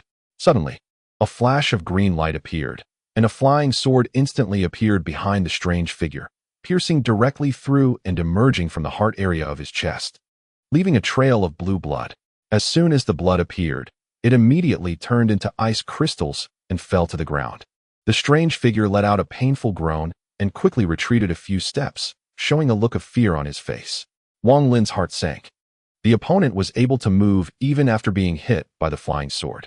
Without a second thought, a cold light flashed in his eyes as he slapped his storage bag, and an ancient sword sheath flew out. The small green sword flashed and pierced into the sheath, stopping when it fell to 2/5 of its length, and then its color immediately changed from green to blue, then from blue to black, before suddenly leaving the sheath and slashing toward the strange figure. Upon seeing the flying sword, the fear in the strange figure's eyes intensified, and just as he was about to dodge, the black sword lunged forward, piercing into his chest. At the same time, a flash of black light erupted, and amidst a series of booming sounds, the strange figure was violently thrown back like a kite with its string cut. The flying sword was covered in the strange figure's blood and stuck to him, making it difficult for Wang Lin to control it, even rendering teleportation ineffective. In shock, Wang Lin's killing intent grew stronger. He had keenly observed that at the moment the flying sword struck, strange symbols on the opponent's body flashed simultaneously, clearly indicating that he was using some secret technique to resist his attack. Without hesitation, he took out the paper talisman he had obtained from Zhang Hu and quickly pursued. Suddenly, Wang Lin's pupils constricted as he saw the strange figure twist his body at an incredible angle in midair, then drop to one knee. A wound the size of a bowl appeared on his chest, and blue blood flowed out in large amounts. All the symbols on his body were flashing rapidly, and as they did, the wound was healing quickly. Wang Lin did not blink, spitting out a mouthful of spiritual energy and offering the paper talisman. The talisman immediately ignited, turning into a wave of thick black light that shot toward the wound on the opponent's chest once more. The strange figure let out a miserable scream as his body was pierced through. Still not dead, Wang Lin's heart sank. How could the opponent still be alive after such a fatal injury? However, he felt slightly reassured as the flying sword, after being attacked by the paper talisman, finally broke free from the opponent's body and circled back. The strange figure displayed a look of struggle. Suddenly, he raised his hand and tore off one of the 9 yellow papers on his body. At the moment the yellow paper was torn off, a stream of cyan gas surged wildly from every part of his body, enveloping him entirely. Wang Lin's expression darkened, and without hesitation, he pointed at the sword sheath, causing the flying sword to return to the sheath, sinking to 3/5 of its length. The sword's color quickly changed from black to red. The 3/5 position of the sword sheath was already Wang Lin's limit. Based on his analysis, with his current foundation building initial stage strength, using a flying sword that was 3/5 deep in the sheath would still have a chance against a mid-foundation building opponent. At that moment, the cyan gas surrounding the strange figure rapidly contracted and swiftly merged back into his body. When he reappeared in front of Wang Lin, his chest was smooth with no trace of injury. He stared at Wang Lin, revealing a look of resentment, but clearly holding a deep fear of Wang Lin, especially when his gaze fell upon the flying sword, which further intensified his fear. Who are you? Wang Lin did not rush to attack. The opponent had 9 yellow papers, and tearing off one could heal him even in a near-death state. Thus, it was clear that this battle could not be resolved in a short time. I, Wang, practice here. I do not wish to harm others unless absolutely necessary. If you withdraw now and no longer disturb my cultivation, we can put today's matter to rest. Wang Lin said coldly, his eyes flashing with a hint of cold light. The strange figure showed a puzzled expression, opened his mouth, and uttered a series of sharp-sounding words. Wang Lin furrowed his brow. He could not understand a single word, and the opponent clearly could not comprehend what he was saying either. Wang Lin squinted his eyes and slowly moved a few steps to the side, coming to a broken wall. Upon seeing Wang Lin move, the strange figure immediately showed a wary expression. Wang Lin waved his right hand and quickly drew something at the base of the broken wall. The strange figure was taken aback, staring intently at Wang Lin's finger, gradually revealing a look of understanding on his face. Wang Lin's fingers moved swiftly, drawing a rough sketch representing ruins on the wall. Then, he focused on the opponent, drawing a line through the center of the sketch, dividing it into 2 halves. Subsequently, Wang Lin pointed at the strange figure, his finger landing on the right half, then pointed at himself, his finger landing on the left. After doing all this, Wang Lin slowly moved his finger from the right to the left, leaving a mark on the wall, while he fixed his gaze on the strange figure, his killing intent evident. If you come here again, I will exhaust my spiritual energy to destroy you. The strange figure showed a look of realization. After hesitating for a moment, he touched his chest, his eyes revealing a lingering fear as he cautiously glanced at the sword sheath and flying sword hovering in front of Wang Lin, letting out a series of strange sounds. Wang Lin frowned. Seeing that Wang Lin did not understand his meaning, the strange figure became anxious, gesturing wildly with his hands before finally slapping his forehead and jumping a short distance to punch a broken wall. The moment his fist struck the wall, all the symbols on his body flashed violently, and with a loud bang, the wall shattered into pieces. The strange figure grabbed a few fragments of stone, his face showing a look of recollection, arranging the stones around him. After doing this, He looked at Wang Lin with hope and let out a series of strange roars. Wang Lin's brow relaxed slightly, with a grasp of his right hand. All the stones around the strange figure floated up and were arranged according to some pattern to the side. Then, Wang Lin formed a hand seal, sending out a beam of white light, which instantly created a fog that covered the area where the stones were located. Are you saying this is the formation? Wang Lin said slowly, staring at the strange figure. The strange figure immediately began to dance with excitement, patting his chest. Suddenly, his body's symbols flashed, and he exclaimed, spreading his arms wide. The ground trembled, and the area where the small mist formation was located slowly rose, revealing a huge, deep pit.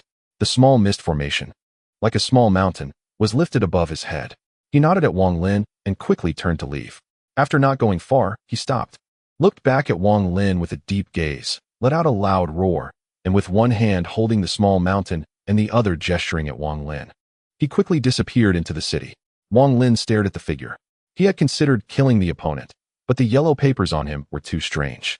Unless absolutely necessary, Wang Lin did not wish to fight to the death with him, so he chose communication instead.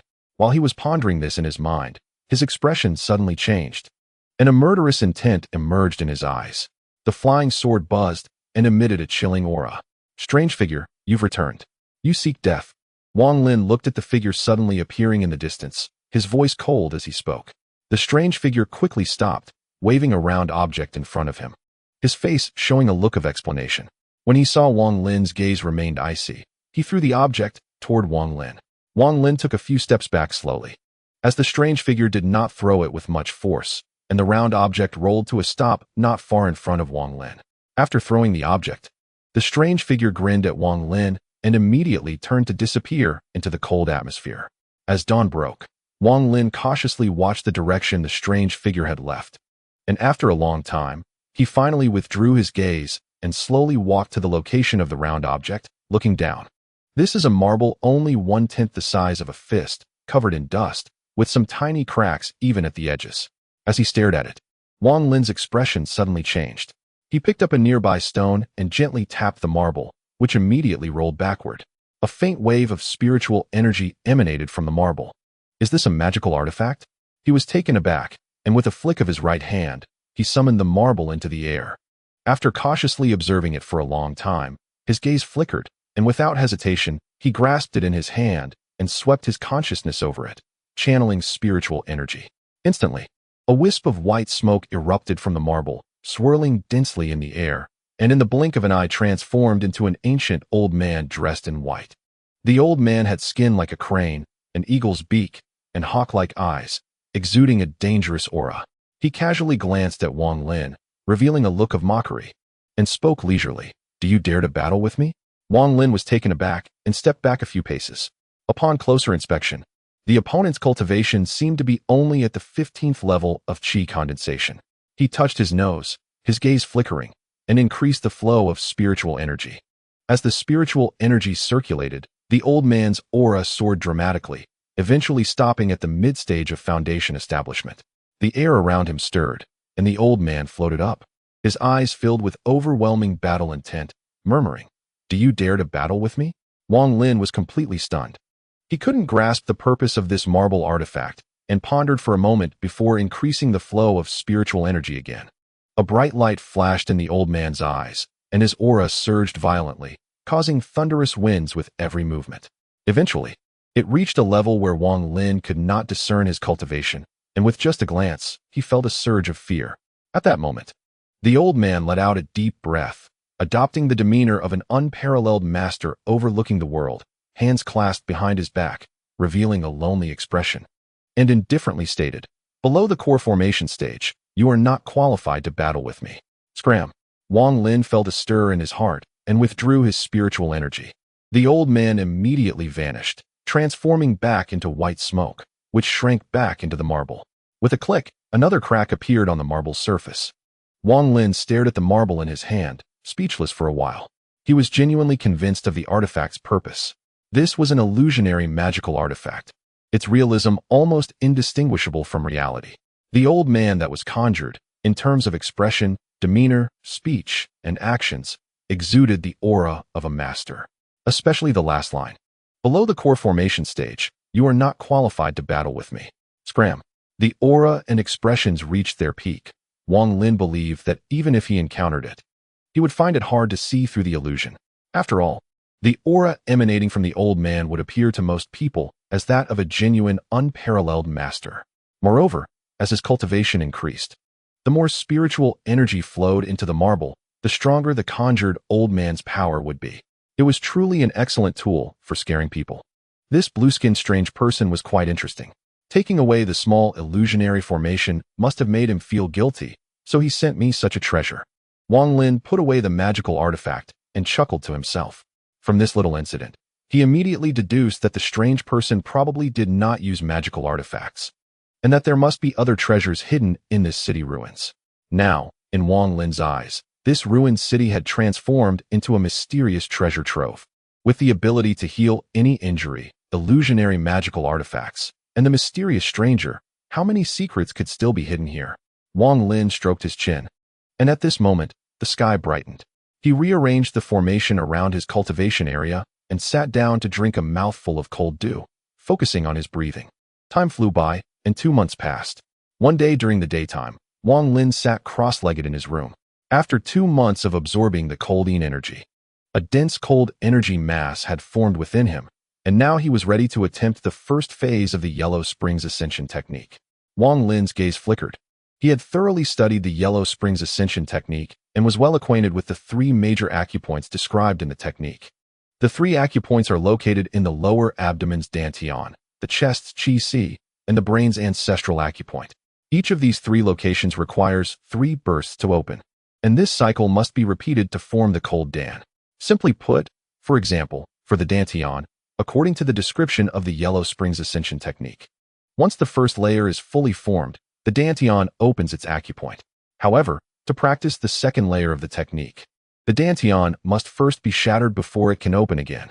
The Yellow Springs Ascension technique emphasizes the principle of no breaking, no establishing, breaking before establishing. Wang Lin pondered for a moment and, following the method outlined in the technique, began to mobilize the cold energy mass in his lower abdomen to attempt the first burst. Under his control, the cold energy mass began to spin faster and faster, and a wave of intense pain surged from his lower abdomen. Wang Lin was well aware that this was a normal reaction before opening the acupoint, and the more intense the pain, the closer he was to success. This kind of pain was not something an ordinary person could endure. It felt like a sharp knife was stabbing into his lower abdomen, constantly twisting and tearing. Beads of sweat the size of beans dripped from Wang Lin's forehead, and in just a few seconds, he was drenched in sweat. As the energy mass spun rapidly, it transformed into a vortex, with the cold aura rapidly spreading around him. From the outside, Wang Lin's abdomen had turned a shade of blue, and frost began to form. Wang Lin gritted his teeth, the pain becoming increasingly intense, as the cold aura immediately enveloped his entire body. At that moment, with the rotation of the energy mass, a deep black hole appeared. The moment it emerged, the cold energy mass plunged into it like a stone sinking into water. Following that, the spiritual energy within his body also seemed to be devoured, recklessly drilling out from various parts of his body and being sucked into the black hole. A strange transformation occurred within the black hole. The spiritual energy that once remained unaffected by the cold aura outside suddenly began to clash violently with it, as if competing for territory. Gradually, the cold aura and spiritual energy started to devour and merge with each other, ultimately forming a unique mutated spiritual energy that slowly rotated within the black hole. Chapter 90. Initial signs. At this point, the first layer of the Yellow Springs Ascension technique was complete. The dantian had initially opened. Wang Lin calmed his mind and drew 1/3 of the cold energy flow from outside the dantian to begin impacting it. The cold energy did not enter the dantian, but surrounded the black hole of the entire dantian, starting to impact from the outside in. With each impact, although he suffered losses, the cold energy flow remained undeterred, persistently launching one fierce assault after another against the dantian. After a long time, the black hole in the dantian could not bear the strain and gradually showed signs of collapse. Wang Lin immediately mobilized another 1/3 of the cold energy flow, and with a final push, he completely shattered the dantian. In an instant, intense pain surged. At the moment the dantian collapsed, the mutated spiritual energy within immediately flowed out. dispersing throughout every inch of his muscles and bones. Wang Lin did not even blink, once again mobilizing the cold energy flow to begin impacting the acupoint. This time took far longer than the first. Seeing that the cold energy flow seemed to be losing momentum, Wang Lin utilized the last one-third as well. After replenishing, the cold energy flow quickly formed a vortex several times larger than the previous black hole of the Dantian, spinning rapidly. The faster the vortex spun, the more urgent the impact became. Time quietly passed as night fell. Wang Lin was still in the final phase of impacting the acupoint. The cold vortex within his body was now spinning at an extremely fast speed. Due to the rapidity, it appeared as a nebula-like vortex at the Dantian location, seemingly moving slowly, but in reality, it far surpassed the limits of the naked eye. Until midnight, the cold and eerie atmosphere thickened. At this moment, Wang Lin's body seemed like a black hole, crazily sucking in all the cold and eerie energy within a Tianzhong radius as the vortex inside him spun. The area within Tianzhong transformed into a meat grinder for cold and eerie energy, almost infinitely absorbing it. This vast cold energy was immediately drawn into the vortex in Wang Lin's Dantian, causing the vortex to grow larger and larger, nearly breaking through Wang Lin's limits. Expanding without restraint. He was taken aback, wanting to stop, but realizing that the vortex inside him was already out of control, leaving him helpless to watch it continually enlarge. A trace of anxiety surged in Wang Lin's heart. The phenomenon within his body had no documentation related to the Huangquan Shengxiaoju. Wang Lin did not know that the Huangquan Shengxiaoju was called a mysterious technique precisely because of its numerous bizarre changes. Some of these changes greatly benefited the cultivator, while others could lead to the loss of power in life. Meanwhile, Situ Nan was fast asleep, and everything had to be resolved by Wang Lin himself. As the vortex grew, its pulling force intensified, expanding the surrounding Tianzhong distance rapidly. This created a vicious cycle. The larger the vortex, the wider the area it affected. And the wider the area, the faster it absorbed the cold and eerie energy. 20 zhong, 30 zhong, 50 zhong, 70 zhong, 100 zhong. Within a radius of 100 zhong, the cold and eerie energy surged like boiling water, causing greater movements in the surrounding cold energy. Within 1,000 zhong, it was as if an invisible hand was stirring the cold and eerie energy.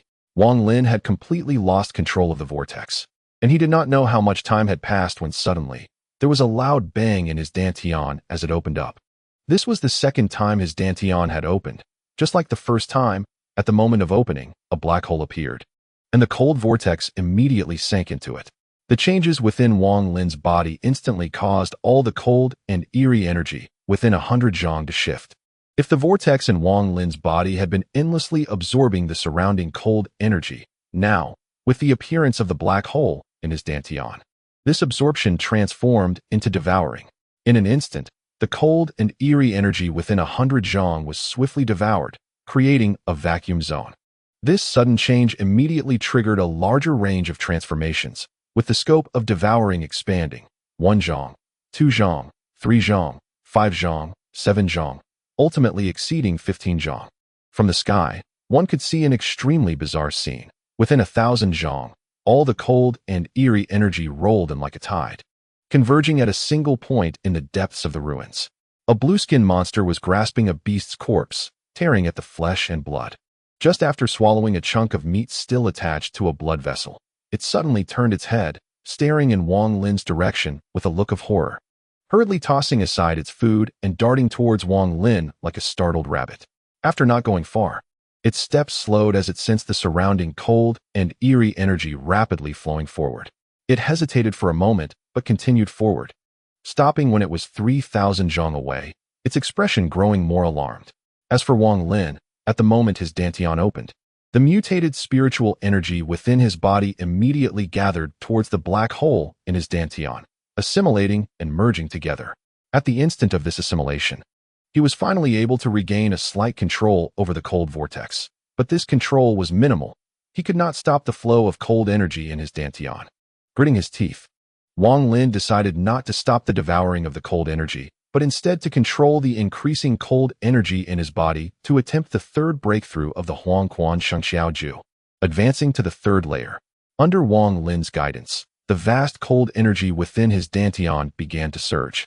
causing the Dantian to collapse into dots of blue light that dissipated. However, within this blue light, a deep blue crystal slowly emerged, and as the cold energy surged in, its color darkened until it finally turned completely green. The third breakthrough was completed with ease. A cold Dan appeared within Wang Lin's Dantian, and countless tendrils extended from the cold Dan, spreading throughout Wang Lin's body. With the appearance of the cold Dan, the mutated spiritual energy within him rapidly transformed. At this moment, the cold and eerie energy was still thick, and Wang Lin had a strong intuition that if he allowed this cold energy to continue devouring, he would be overwhelmed by it. This intuition gradually became a reality as a feeling of swelling began to arise within his body. Once again, Wang Lin gritted his teeth, his eyes revealing a determination to push forward, and he urged the cold energy to advance towards the fourth layer of the Huang Quan Shengxiao Ju. Situ Nin had previously pointed out that the first, fourth, and seventh layers of this technique were extremely difficult to refine because these three layers represented the successive breakthroughs of the Dantian, Qi Si, and Ancestral Aperture.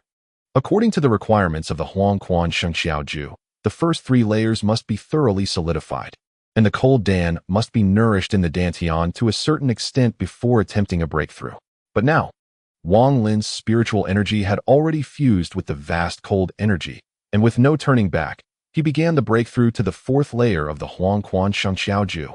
At the position of his chest, he aimed to open the Qi Si Dantian.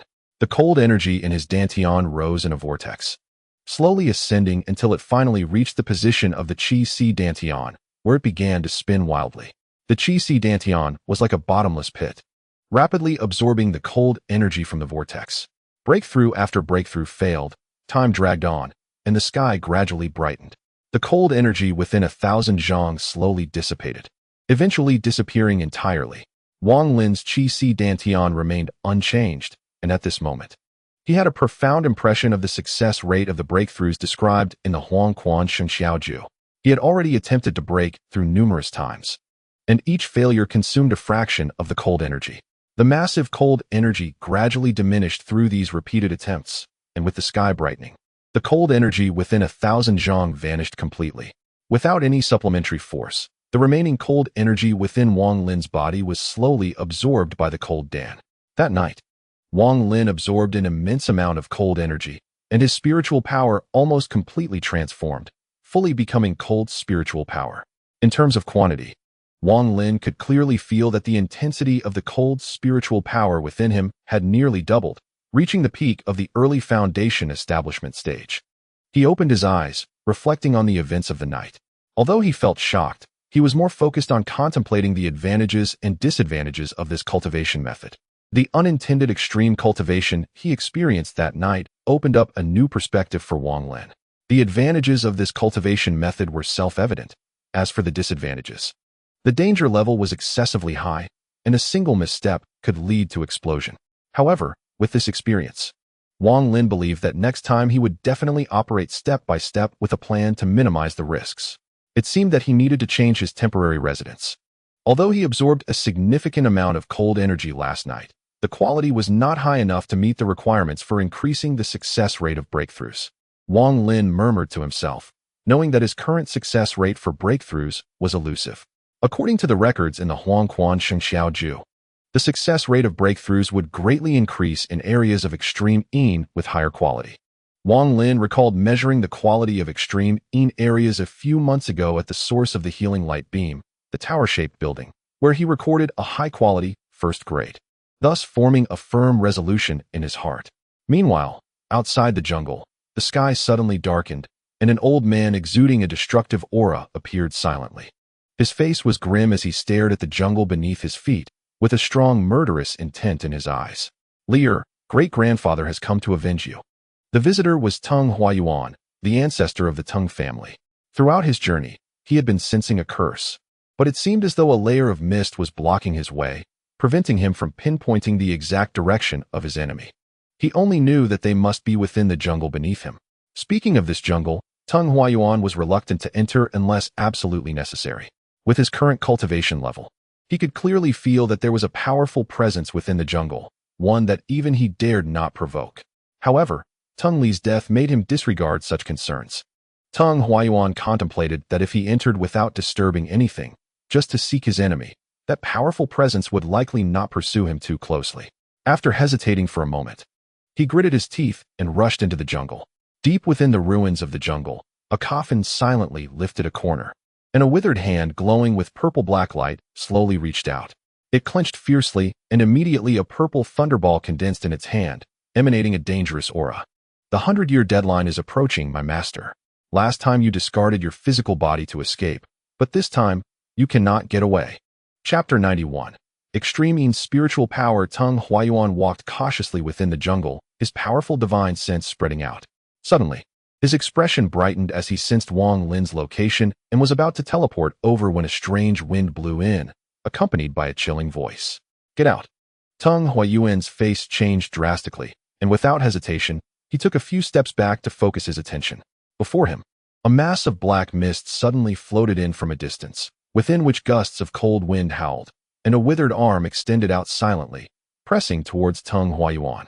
Tung Huayuan's divine sense swept over, and he was greatly alarmed to find that the opponent's cultivation was actually at the mid-stage of the nascent soul. He did not hesitate to retreat again. The withered arm lightly shook, transforming into a large hand reaching toward Tung Huayuan. Tung Huayuan forced a bitter smile, turned around, and fled without a word. The mid-stage nascent soul was not something he could resist. Although he had long known that there were strong beings within this jungle, he never expected that the opponent would actually be at the mid-stage of the nascent soul. His body flickered, and Tung Huayuan disappeared from his spot. A cold snort echoed from within the black mist, and the large hand that had just appeared also disappeared in an instant. Just as Tung Huayuan's figure reappeared in midair outside the jungle, his expression suddenly changed dramatically as that large hand silently emerged behind him, grabbing fiercely. Tung Huayuan silently cursed, slapped his storage bag, and summoned a piece of beast skin. With a swift point of his right hand, the beast skin immediately flashed with yellow light, wrapping around his body and rushing away at great speed, narrowly avoiding the large hand's grasp. Despite this, he was still swept by the wind from that large hand, spitting out a mouthful of blood in his escape, his face pale as he fled without looking back. A mass of black mist appeared in midair, then shrank, revealing a figure within. It was a man who looked like a dried corpse, with skin clinging tightly to his bones. He gazed at the direction Tung Huayuan had fled, but did not pursue. Instead, he turned and returned to the jungle. He floated calmly through the jungle, seemingly searching for something. Before long, he stopped in a clearing, expressionless as he looked down at the ground. With a wave of his hands, the ground emitted a rumbling sound, splitting open beneath his feet as if it were being torn apart, revealing a long crack. At the moment the crack appeared, a sharp cry echoed from beneath the ground, and a black figure shot out, attempting to escape. The corpse-like man let out a light huff, and instantly, a cage formed within 10 feet around him. The black shadow that had emerged from the ground screamed in fear, crashing against the cage walls and bouncing back. He stopped fleeing and instead knelt on the ground, repeatedly bowing his head. The corpse-like man slowly spoke. It's been 100 years since we last met. I didn't expect that your current physical body has actually cultivated into a corpse spirit. Since you have developed consciousness, you can be considered one of us. I can spare your life, but you must help me find your master's nascent soul through the subtle connection between you and him. The corpse spirit nodded repeatedly, looking at the corpse-like man with trepidation. The man waved his hand, and the surrounding cage instantly dissipated. He stared at the corpse spirit and said coldly, "Let us go. Take me to find him. If you can locate your master's nascent soul, then after I swallow it and gain my freedom, I might consider helping you evolve into a corpse demon." The corpse spirit was taken aback, then immediately filled with excitement, vigorously nodding his head before standing up and running deeper into the jungle. The man, expressionless, followed behind. At this moment, in a location within the ruins where sunlight barely penetrated, a blue-skinned creature gazed toward the direction of Wang Lin, revealing a look of hesitation in its eyes. Meanwhile, Wang Lin, despite having absorbed a large amount of cold energy yesterday, found that its quality was only at the ordinary 6th or 7th grade. Such quality, even in large quantities, would not yield significant growth after combining with spiritual power, and it was no longer suitable for refining qi cultivation. Wang Lin's gaze flickered as he looked toward the depths of the ruins. Knowing his target was there, he prepared to explore deeper, wanting to see the limits of the cold energy's quality. After all, The higher the quality, the greater the success rate for refining qi. On that day at midnight, Wang Lin performed a hand gesture with his right hand, casting a light orb to test the cold energy, and walked toward the depths of the ruins. After walking for a while, the light orb floated in midair, glowing red and flashing rapidly several times before popping and splitting into two. At the moment the two red light orbs appeared, Wang Lin's face lit up with joy. He knew this indicated that the cold energy in this area exceeded the ordinary and reached a good quality. As he advanced, the two light orbs flickered with red light, and the quality gradually improved.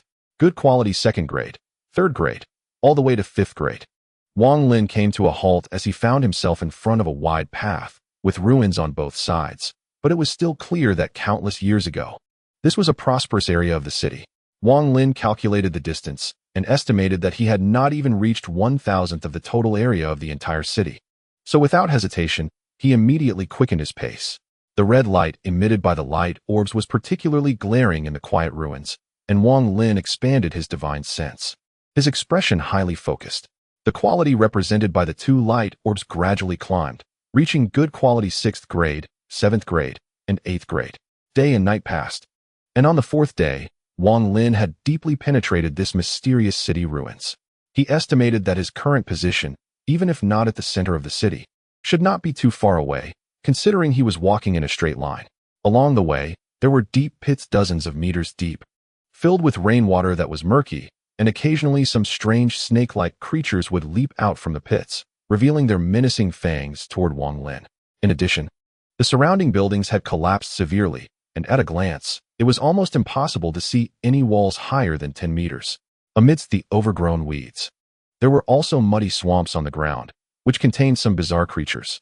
Wang Lin had once been suddenly ambushed by such a creature, and since then, he had been even more vigilant in this area. Although he had traveled far, the quality of the cold energy had not increased much, and so far, it had never exceeded good quality, reaching the level of heavy On the 5th night, Wang Lin emerged from the swamp, revealing before him a massive complex of buildings.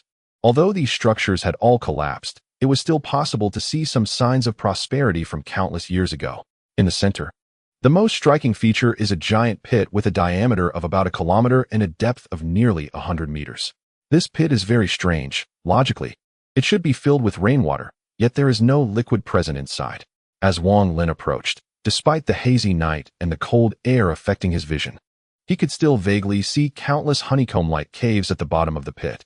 At the moment Wang Lin leaned over the edge to take a look, the two floating light spheres suddenly burst forth with an unprecedented red glow, merging together instantly, transforming from 2 to 3, indicating that the cold air here had reached a quality of deep cold. Wang Lin's gaze flickered. He did not rush to jump in immediately, but instead walked around the edge of the pit, keeping his eyes on the 3 light spheres. At the directly opposite position, the 3 light spheres merged again, turning into 2. Wang Lin understood that the key to the increase in deep cold quality was this deep pit. He stroked his chin, hesitated for a moment, and did not jump down to test it immediately. Instead, he sat cross-legged on the ground, waiting for dawn. Before long, the sky began to brighten. As the cold air dissipated, Wang Lin immediately stood up and jumped in. At the moment he fell to the bottom of the pit, a green small sword appeared with a flash, emanating a chilling light. Wang Lin looked up at the sky. Logically, such a deep place should have accumulated rainwater over countless years. Narrowing his eyes, he focused on the densely packed honeycomb caves on the pit's floor. Although he did not know how deep these dense caves were, it was evident that all the rainwater had flowed into them. Wang Lin squatted down to feel the ground outside the honeycomb caves, sensing a slight dampness, further confirming his analysis. After carefully observing the surroundings and finding no danger, he sat cross-legged again, waiting for nightfall. As the sun set, darkness enveloped the land, the gloom like a flood submerging ruins, various birds and beasts hurriedly fleeing. Unwilling to linger here at night, the light spheres in front of Wang Lin gradually intensified in red, ultimately transforming from 1 to 2, and then from 2 to 3. Ordinary 4th grade, 6th grade, 8th grade, 10th grade, excellent 1st grade, 3rd grade, 6th grade, 10th grade, breaking into deep cold. At this moment, midnight had not yet arrived, but the quality of the cold air had already reached the 1st grade of deep cold. Wang Lin's eyes sparkled with surprise as he spread his consciousness to observe the inside of the pit. Gradually, he noticed something unusual. The increase in the quality of the cold air here was closely related to the honeycomb caves on the ground. He saw wisps of cold air emanating from the ground caves, swiftly merging with the surroundings. As time passed, the three light spheres flashed red again, reaching the second grade of deep cold. Finally, as midnight approached, they reached the fifth grade of deep cold. Wang Lin no longer hesitated and immediately began to breathe in the cold air according to a specific method. As wisps of cold air condensed in his chest and dantian, Wang Lin noticed a significant difference in the quality. The cold air flow within his chest was purer than before by dozens of times. A qualitative change could lead to a quantitative change. This also indicated that the cold air he had previously absorbed over dozens of times could now achieve the same effect in just one time. Soon, within his chest and dantian, the cold air formed a vortex, which spun faster and faster, causing the previous transformation of the dantian to occur again. The cold air within a radius of 100 feet immediately fluctuated, surging towards Wang Lin. As the vortex in his dantian grew larger, the speed and range of his absorption became increasingly frantic, soon surpassing the previous limit and reaching a distance of 1 zhang. The range continued to expand. 12 zhang, 14 zhang, 15 zhang. Within a radius of 10 miles, the cold air surged, as if some ghostly beings were pushing from the dark, frantically rushing into the giant pit, being devoured by Wang Lin. As the vortex of cold air in his dantian continued to expand, Wang Lin gradually felt he could not control it. He immediately took care to maintain balance and focused all his energy on the dantian, beginning the breakthrough. The cold vortex acted like a spinning cone, repeatedly trying to pierce through the dantian, slowly showing signs of opening. These signs grew stronger. If we compare the impact on the dantian to breaking through a tough wall, then this wall was now riddled with cracks, on the verge of collapse. As time passed, after an hour had gone by, the location of his dantian could no longer bear the load and collapsed with a loud bang. A massive amount of potential from his body erupted from the dantian like a volcanic explosion, quickly merging with the cold air he had inhaled, forming strands of extremely high-quality cold power. At that moment, Wang Lin's own spiritual power within the dantian also began to tremble restlessly, uncontrollably bursting forth. Seizing the opportunity to rapidly absorb the newly formed cold spiritual power before it became too strong. Every time a strand of cold power formed, it was immediately devoured by Wang Lin's spiritual power, strengthening himself. Gradually, as Wang Lin's spiritual power absorbed more and more, the quality of his cold spiritual power increased once again, becoming sharper. A scene resembling a nebula appeared at the location of the dantian. It slowly rotated, and streams of blue spiritual power began to spread outward. Wang Lin felt this extremely unfamiliar spiritual power within him, his gaze flickering as he lightly tapped a nearby stone. In an instant, a blue light flashed, and the stone immediately transformed into an ice sculpture, emanating wisps of cold air. Wang Lin took a deep breath and immediately kicked the ice sculpture, which shattered into countless pieces with a cracking sound. Upon closer inspection, he gasped in shock, realizing that the internal structure of the stone had completely changed. There was no trace of the original stone structure, but rather countless fine ice layers that had fractured from the inside out. This meant that what he had done was not merely freeze the stone, but had fundamentally altered its internal structure, transforming it completely into an ice stone. Wang Lin was unaware that his spiritual power had undergone a strange change through a series of absorption and merging, a change that would leave even Situ Nan, upon awakening, utterly baffled and unable to grasp. In ancient mythological times, besides the division of cultivation realms, there was also a realm related to spiritual power, which was divided into 3 mysterious realms: extreme, Tao, and beginning. These 3 realms are not a matter of progression. Once formed, they never change for life unless one disperses their energy and cultivates anew. The difficulty of entering these 3 realms is neither too great nor too small, but most often achieved by coincidence and unintentional means. In ancient mythological times, anyone with a bit of cultivation experience would avoid the extreme realm, as although it has high attack power, it has too many drawbacks. The most fatal one is that it leads to the ultimate of all things, thereafter. The properties of spiritual power can only take an extreme route and cannot be compatible with any other properties. This aspect is a key issue for later breakthroughs from the Yuanying stage into the Huashan stage. The Huashan stage requires merging with heaven and earth to form a cycle, rather than taking an extreme path. Nevertheless, the benefits of the extreme realm are numerous. One could say that the properties of spiritual power in the extreme realm are unmatched among peers of the same cultivation level. Once one's cultivation reaches the late Yuaning stage, although there is no possibility of entering the Huashan stage, one can become the supreme being below the Huashan stage, firmly securing the position of the top expert. Most importantly, as one's cultivation improves, a powerful practitioner of extreme essence does not even need any magical artifacts, because their spiritual power has already become the most powerful artifact among those of the same cultivation level. As for the Tao realm, it is the realm that all cultivators dream of. It is said that once the attributes of spiritual power ultimately reach this realm, entering the transformation stage will be within reach. This is precisely why the Tao realm became the greatest pursuit and dream of ancient cultivators. As for the beginning realm, if we compare the extreme realm to death, then the beginning realm is life. It is not something that cultivators below the transformation stage can comprehend or achieve. And even for those in the transformation stage, the beginning realm is an unattainable goal.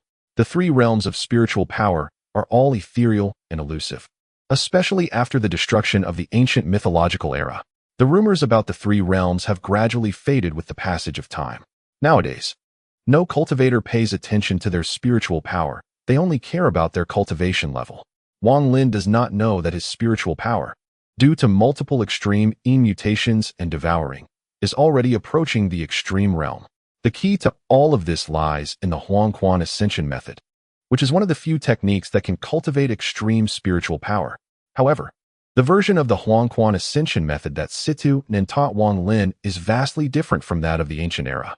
Many aspects have become severely damaged over time and are mostly reconstructed by later generations, resembling the original only superficially. As for the spiritual power that has touched the threshold of the extreme realm, the most critical reason lies in the Tian and Aizhu. Wang Lin looked at his fingertips, his gaze flickering. Just then, he suddenly raised his head, lightly leaped, and flew out of the pit. His gaze fell upon a blue-skinned creature whose body moved like a blue lightning bolt, rapidly closing in.